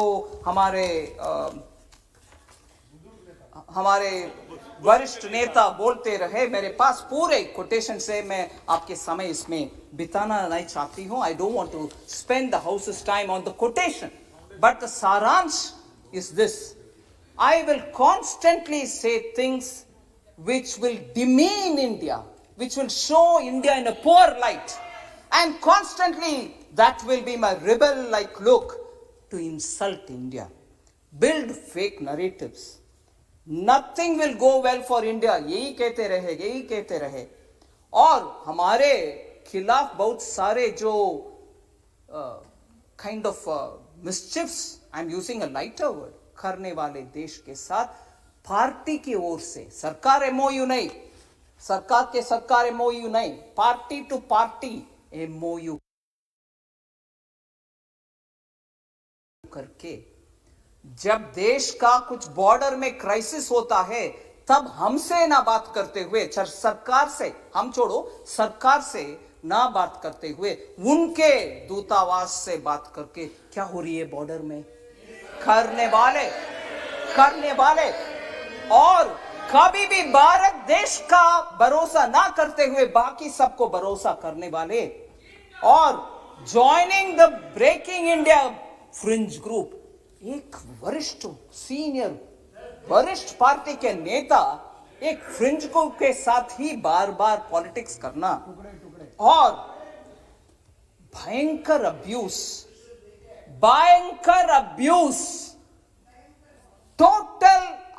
unacceptable terminology for constitutionally elected heads उपयोग करते रहना और सुप्रीम कोर्ट के द्वारा कटाक्ष होने के बाद अपोलोजाइज करना, मगर दोबारा वही साइकिल में अब्यूज करो, अपोलोजाइज करो, अब्यूज करो, अपोलोजाइज करो, यही रास्ते पे चलना, डिस्ट्रक्टिव पॉलिसीज करना।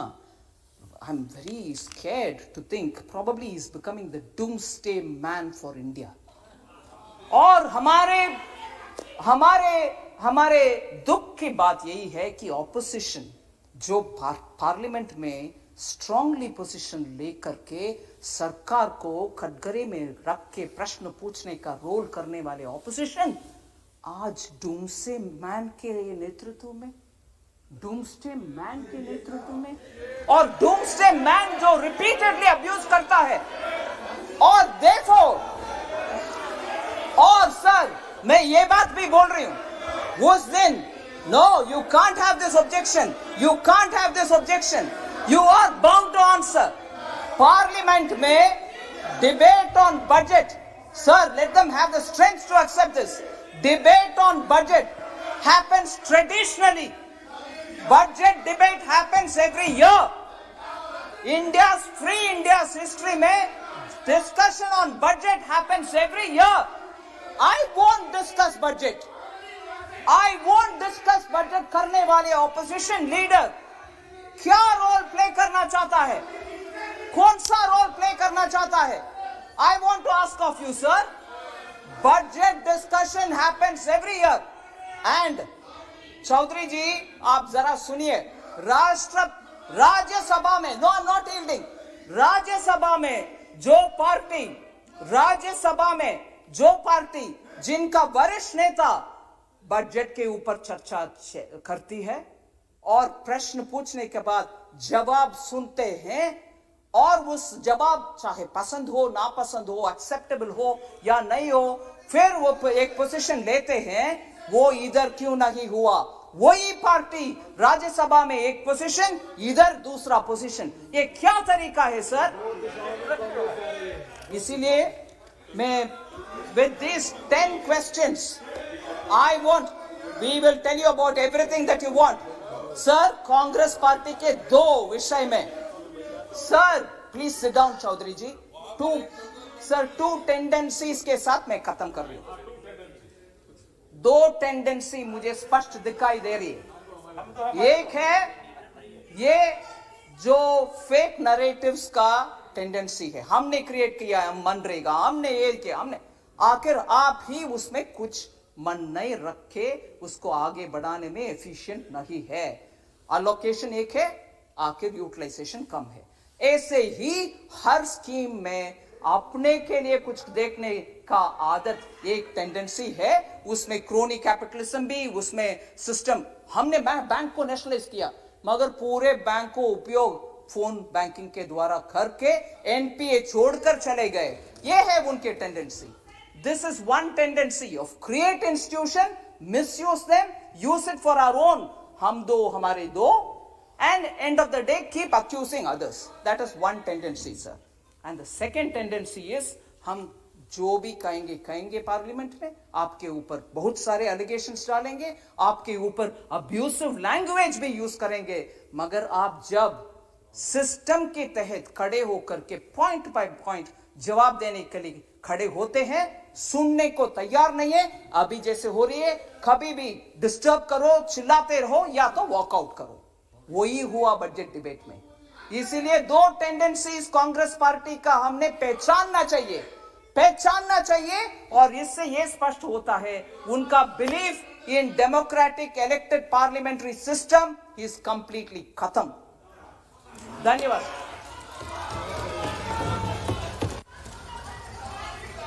आइटम नंबर 28-29 जम्मू कश्मीर पुनर्गठन संशोधन विधेयक 2021, सावधिक संकल्प श्री अधीर रंजन चौधरी जी। अच्छा क्वेश्चन आपका लिस्ट ऑफ बिजनेस दीजिए तो।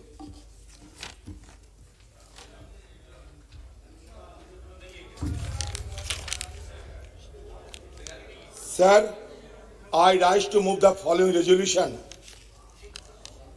that this House disapproves of the Jammu and Kashmir Reorganization Amendment Ordinance 2021, Ordinance number 1 of 2021, promulgated by the President on 7 January 2021. माननीय मंत्री जी, बिल इंट्रोड्यूस हल्का सा बता दें। बिल इंट्रोड्यूस हल्का सा Honorable Speaker, sir, with your kind permission, I rise to move that the bill to amend Jammu and Kashmir Reorganization Act 2019 as passed by Rajya Sabha be taken into consideration.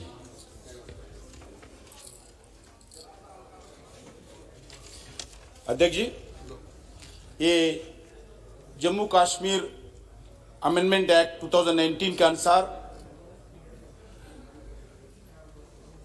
Jammu Kashmir को 31 अक्टूबर 2019 से Jammu and Kashmir UT का वित्त legislature और ले and Kargil जिलाओं को मिलाकर लद्दाख को UT को बनाते हुए विदाउट लेजिस्लेचर का रिकॉग्नाइज किया गया।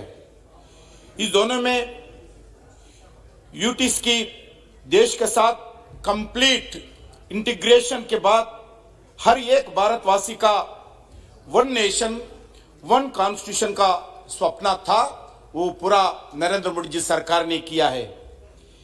अभी इसके बाद एक होलिस्टिक डेवलपमेंट सरकार का जिम्मेदारी बनता है। इसी दृष्टिकोण से पब्लिक वेलफेयर को हर लेवल पर होलिस्टिक डेवलपमेंट विकास के ओर 2 स्टेट को ले जाने के लिए हम प्रयास कर रहे हैं। मगर जो कैडर था वो सिर्फ जम्मू कश्मीर का आईएएस हो, आईपीएस हो, आईएफएस हो, ये कैडर जम्मू कश्मीर के कैडर अभी क्योंकि लगभग 170 आर्टिकल 370 एब्रिगेशन के बाद 170 सेंट्रल एक्ट पहली बार जम्मू कश्मीर में हम लागू कर रहे हैं और अलग अलग डेवलपमेंटल एक्टिविटी जो 70 साल में जम्मू कश्मीर में नहीं हुआ था, नेग्लेक्ट करते थे, पहली बार जम्मू कश्मीर एब्रिगेशन के बाद अभी डेवलपमेंटल एक्टिविटी इंप्लीमेंट कर रहे जम्मू कश्मीर में। इसके लिए थोड़ा सेंट्रली स्पॉन्सर स्कीम्स हो, स्टेट गवर्नमेंट का अलग अलग कार्यक्रम हो, इसके अतिरिक्त सोशल अपलिफ्टमेंट का प्रोजेक्ट हो, एग्जीक्यूट करना जरूरी था। ये इसके लिए अलग अलग स्कीम को लिए कैडर स्ट्रेंथ की बेहतर करने के लिए यूटी एडमिनिस्ट्रेशन का एक्सपीरियंस रखने वाले ऑफिसर्स बहुत जरूरी है। जम्मू कश्मीर का एडमिट कैडर के साथ विलय करना, मर्जर करने के लिए प्रपोजल से जम्मू कश्मीर यूनियन टेरिटरी का जो भी कैडर है, आईएएस हो, आईपीएस हो, आईएफएस हो, उसको एडमिट का कैडर के साथ ऑल इंडिया सर्विस के अधिकारियों को सेवा में लेने के लिए ये हम ऑर्डिनेंस था, अभी विधेयक रूप में आपके सामने लाए हैं। ये इसके कारण जम्मू कश्मीर के अलग अलग एक्टिविटी बढ़ाने के लिए जो कैडर स्ट्रेंथ कम था, अभी सेंट्रल पूल से जो एडमिट पूल से कैडर को ले सकते हैं, यही विषय इसमें। इसलिए मैं आपके द्वारा संसद से महानुभावों से अनुरोध करता हूं इस विधेयक को पारित करने के लिए। श्री अधीर रंजन चौधरी जी। सर, मेरा तो पहला आपत्ति ये है कि जो हमारे मंत्री कह रहे हैं इसके लिए ऑर्डिनेंस लाने की क्या जरूरत था, मैं ये समझ नहीं पा रहे हैं। क्योंकि if you invoke and promulgate ordinance at a regular interval, I think it does not augur well for the parliamentary democracy of our country. Yes, you certainly promulgate ordinance, but it should be preceded by emergency situation or any urgency and extraordinary phenomena. But if you go for promulgating ordinance at a regular interval, it appears that you are losing your confidence and faith upon the parliamentary democracy of our country. The fact is that you have promulgated the ordinance in a very supercilious manner without having any reason or rhyme. You are simply indulging the root of ordinance. There lies our objection. That is why I have moved the statutory resolution. You should not be appeared as a government of ordinance savvy. It may be discussed inside the parliament during the session, regular session. We have never objected for summoning winter session, but it is the government of NDA who had not subscribed to the view expressed by us that winter session should be summoned because number of issues are there to be discussed. Sir, मासूदी साहब को देने के बाद मैं sir speaker साहब मासूदी साहब को देने के बाद मैं इंटरवेंट करे फिर अभी 2 मिनट बोल लें.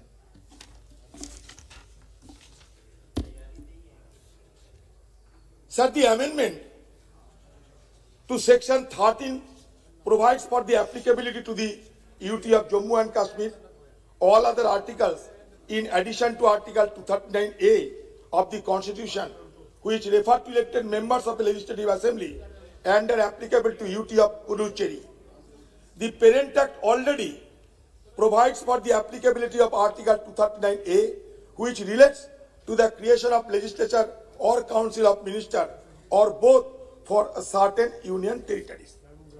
Second issue is merging of All India Services Cadre that you have mentioned. Our Honorable Home Minister is also here. Sir, the ordinance amends it by section 88, subsection 2, that all the officers of the existing cadre of Jammu and Kashmir shall be born and become part of the Agmut cadre, and all future allocation of All India Service Officers for the Union Territory of Jammu and Kashmir and Union Territory of Ladakh shall be made to Agmut cadre.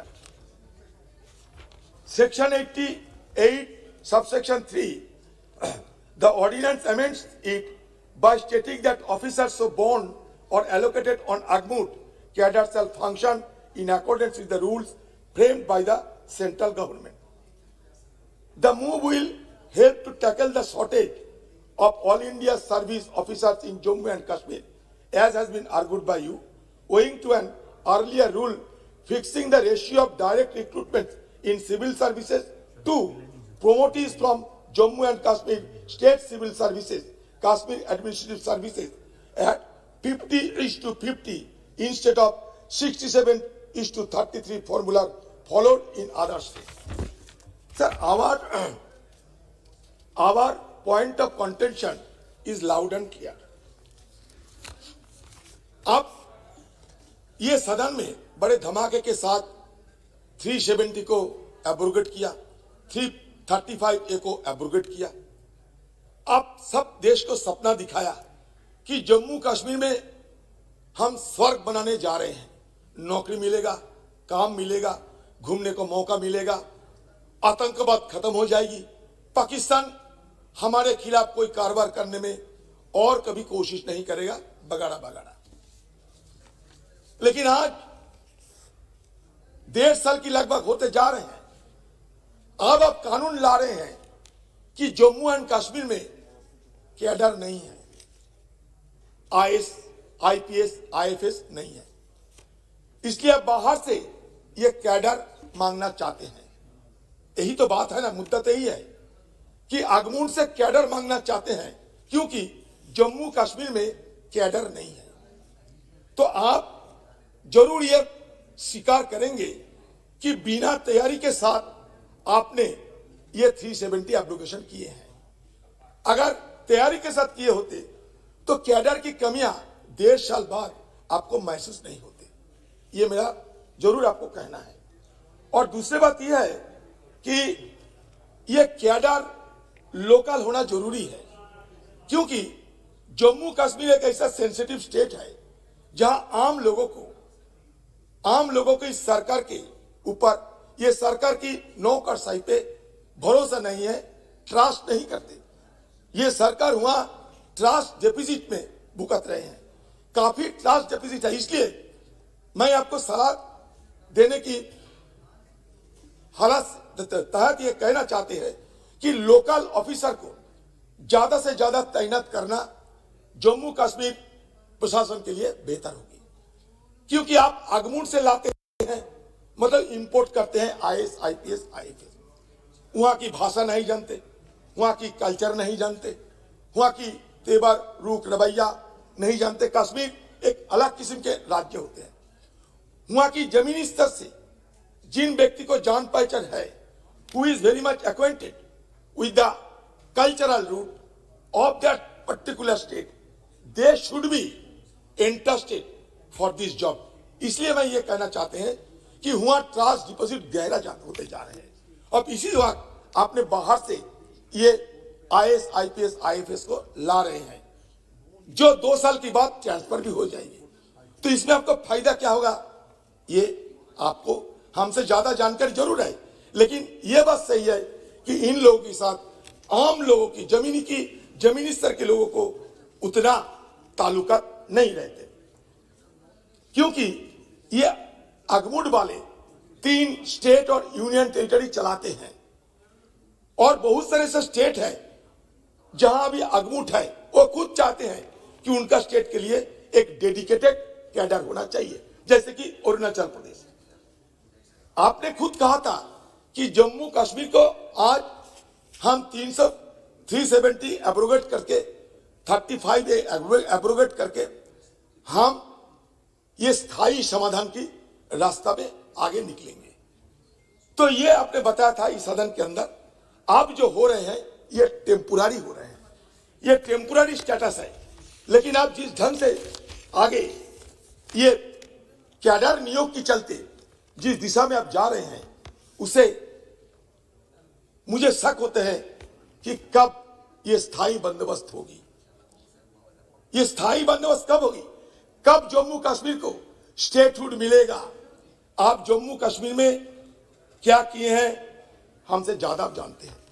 पहले बताइए कि जम्मू कश्मीर में 370 के पहले IAS, IPS, IFS कितना था, अभी कितना है और आपको कितना जरूरत है, और ये जरूरत जो है वो कैसे पूरा करेंगे। हम लोग जम्मू कश्मीर के लिए बड़ी चिंतित है। चिंतित इसलिए है कि जम्मू कश्मीर में अभी तक सामान्य हालात पैदा नहीं हुआ। जम्मू कश्मीर में मिलिटेंसी चलता है। जम्मू कश्मीर में लोगों के अंदर डर, भयभीत, सारे कुछ जो भय की महल वो अभी तक मंडरा रहे हैं। जम्मू कश्मीर के हमारे पूर्व चीफ मिनिस्टर साहब फारूक अब्दुल्ला जी, मुफ्ती जी, उमर अब्दुल्ला साहब, सबको अब हिरासत में ले लिया था। कितने अनगिनत लोग अभी भी जेल में सड़ रहे हैं, इसका कोई हमारे सामने तथ्य नहीं है। तो आप जम्मू कश्मीर को हिंदुस्तान की एक हिस्सा मानने के बाद भी जो हिस्सा पहले से था, आपने सपना दिखाया था, फिर भी आप सारे जम्मू कश्मीर को एक कैद खाना में बदल देने का कोशिश किया था उस समय। आप याद करके देखिए, जहां जम्मू कश्मीर में लाखों की तादाद में फौजें तैनात हुई थी, जम्मू कश्मीर में हर 20, 30, 40 मीटर की बात कंक्रीट का वॉल बनाया गया था। जम्मू कश्मीर में सारे इंटरनेट सेवाएं, सारे कम्युनिकेशन को बंद कर दिया गया था, जैसे कि हिंदुस्तान की एक अलग हिस्सा। फिर भी आप जम्मू कश्मीर को अभी भी सामान्य हालत वहां बहाल करने में नाकामयाब रही। आप कह सकते हैं कि डीडीसी चुनाव कर दिए हैं, लेकिन डीडीसी चुनाव में भी हमने क्या देखा टीवी पे, जो उम्मीदवार को आपका सिक्योरिटी उनको एक कैद खाना के अंदर बंद करके रखते हैं, और कितने सारे लोग डीडीसी में भाग लिए हैं और लेने में सफल नहीं हुई है, आपका ये जानकारी है। क्योंकि अनगिनत पॉलिटिकल वर्कर आपको ये जबरदस्ती डेमोक्रेसी को बहाल करने की मसले पे अभी भी जेल में हिरासत में गुजर रहे हैं। आपने बहुत सारे स्वच्छता लाने का कोशिश की, रोशनी स्कीम और रोशनी एक्ट से आप बहुत सारे घोटाला निकालने का कोशिश किया, क्योंकि वहां की हाईकोर्ट ने यह कहा था कि रोशनी जो स्कीम है, ये स्कीम में आप निकालो कहां घोटाला हुई है, लेकिन आप की तरफ से हाईकोर्ट आप गए और ये रोशनी जांच ना हो, इसलिए आप हुआ अपनी तरफ से जोर शोर कोशिश भी किए हैं। DDC election was marred by the detention of political leaders, the onslaught of nomads, and the unidimensional discourse of the Rohini scheme. All this shed light on the tactics of the BJP government at the center, employed to eliminate any chance of resurgence of its opponents in the erstwhile Himalayan state, in particular in the Muslim majority state Jammu and Kashmir Valley. आपका lieutenant governor Jammu Kashmir, while participating in the IT 2020 Global Summit on November 5, 2020, said the young population is ready to be an entrepreneur and contribute to Atmanirbhar Jammu and Kashmir. We are devising new path, new policies, new technological tools to strengthen our business ecosystem. However, the pertinent question is, where is that newness? There is unemployment, restriction, lost avenues and total confusion. आपने और क्या किया?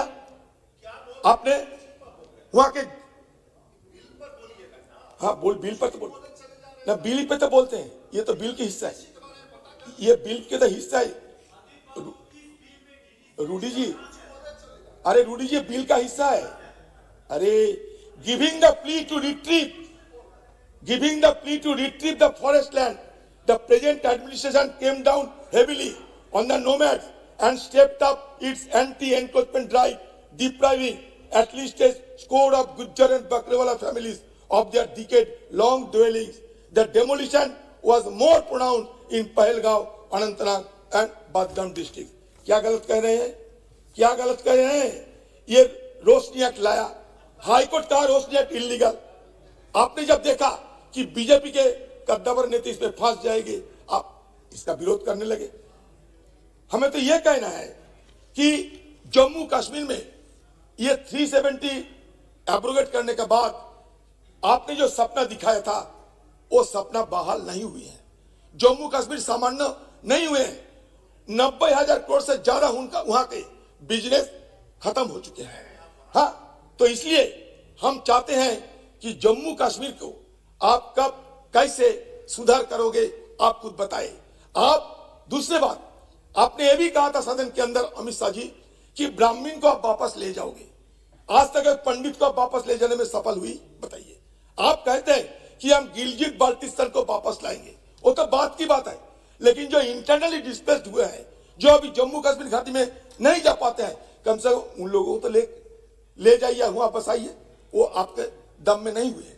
आप industrial sector को 3,000 करोड़ जमीन आपने दे दी है, लेकिन ये पंडित लोगों को 200 से 300 एकड़ जमीन अब देने में कामयाब नहीं हुए हैं।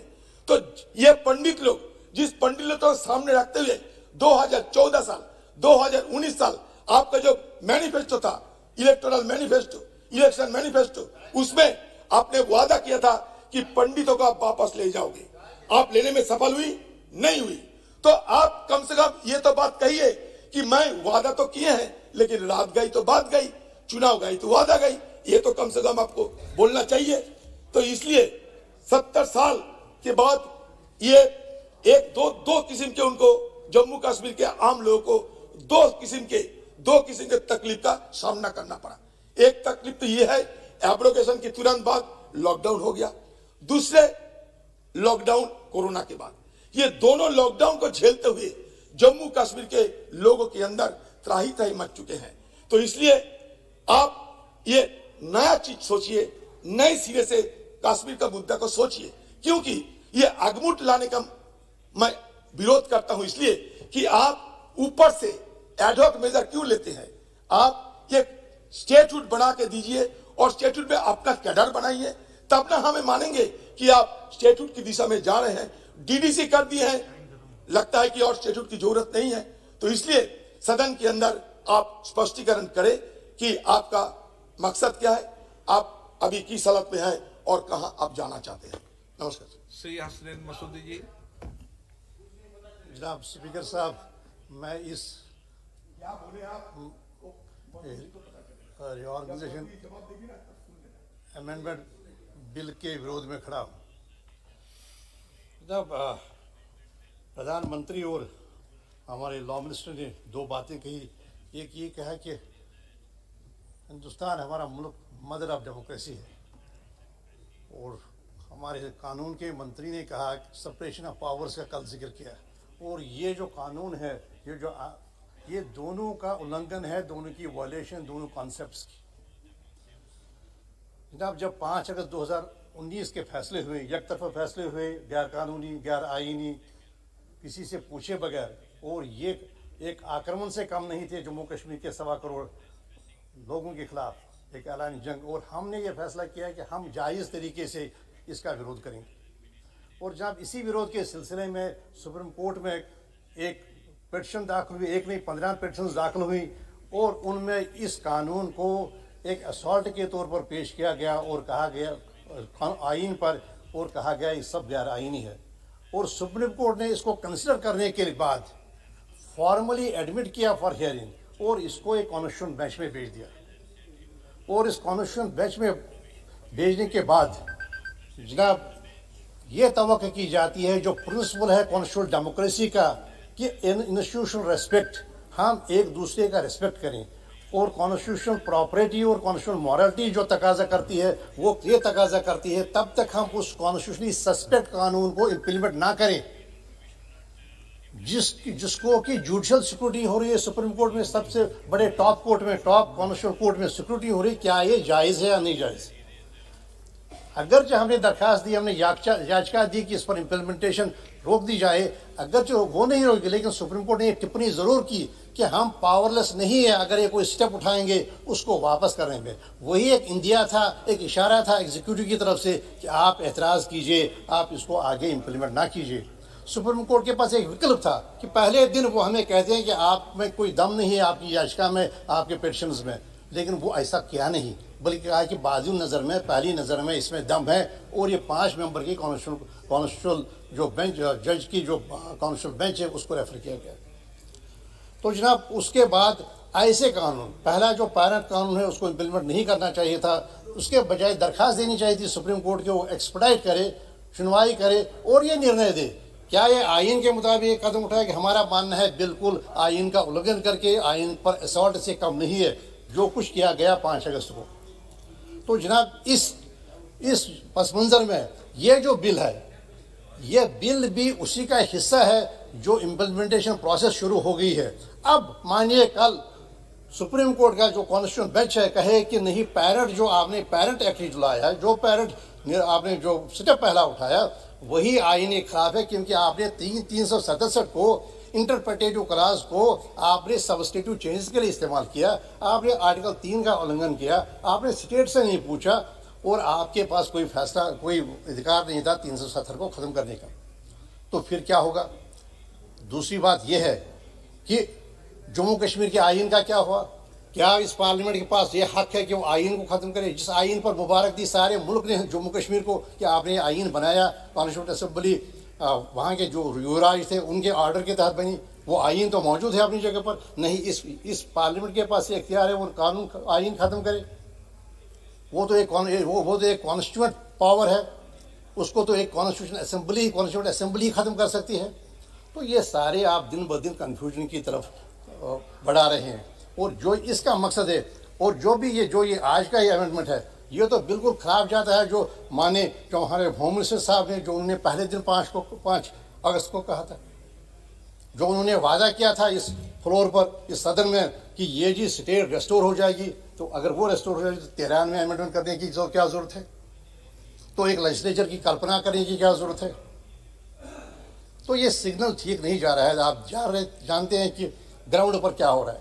400 के करीब एक साल में सिविलियन डेथ्स, 100 के करीब encounters, 20 encounters, armed encounters urban areas में। तो जनाब 200 के करीब हमारे सिक्योरिटी फोर्स के जवान और उनमें से कुछ ऑफिसर्स भी, कहीं पर डेवलपमेंट का आता पता नहीं। तो दूसरी बात है, आप जो कंटेंट पर जाएंगे तो क्या पहले डेप्यूटेशन पर ऑफिसर्स नहीं आते थे? अगर कभी हमारे कम अलॉटमेंट्स होती थी, क्या वो नहीं सप्लीमेंट होती थी? तो इसको अमेंड करने का क्या मकसद है? क्यों आपको, दरअसल आप क्या करना चाहते हैं? आप एक डेमोक्रेटिक स्वर्ड रखना चाहते हैं कश्मीरी ऑफिसर पर, जम्मू के ऑफिसर पर, कि आपका मिजोरम जा सकते हैं, you are not part of it. और आज की तारीख में जो हमारे डिस्ट्रिक्ट्स हैं, उस डिस्ट्रिक्ट्स में 80% पर आपने बाहर के लोग जो क्या नाम है हमारे ऑफिसर्स हैं, डिस्ट्रिक्ट मजिस्ट्रेट लगाए हैं, जिनको जैसे चौधरी साहब ने कहा, जिनको कि जो फंडामेंटल जो नीचे की बात है, जो रियलिटीज़ हैं ग्राउंड की, उनसे वो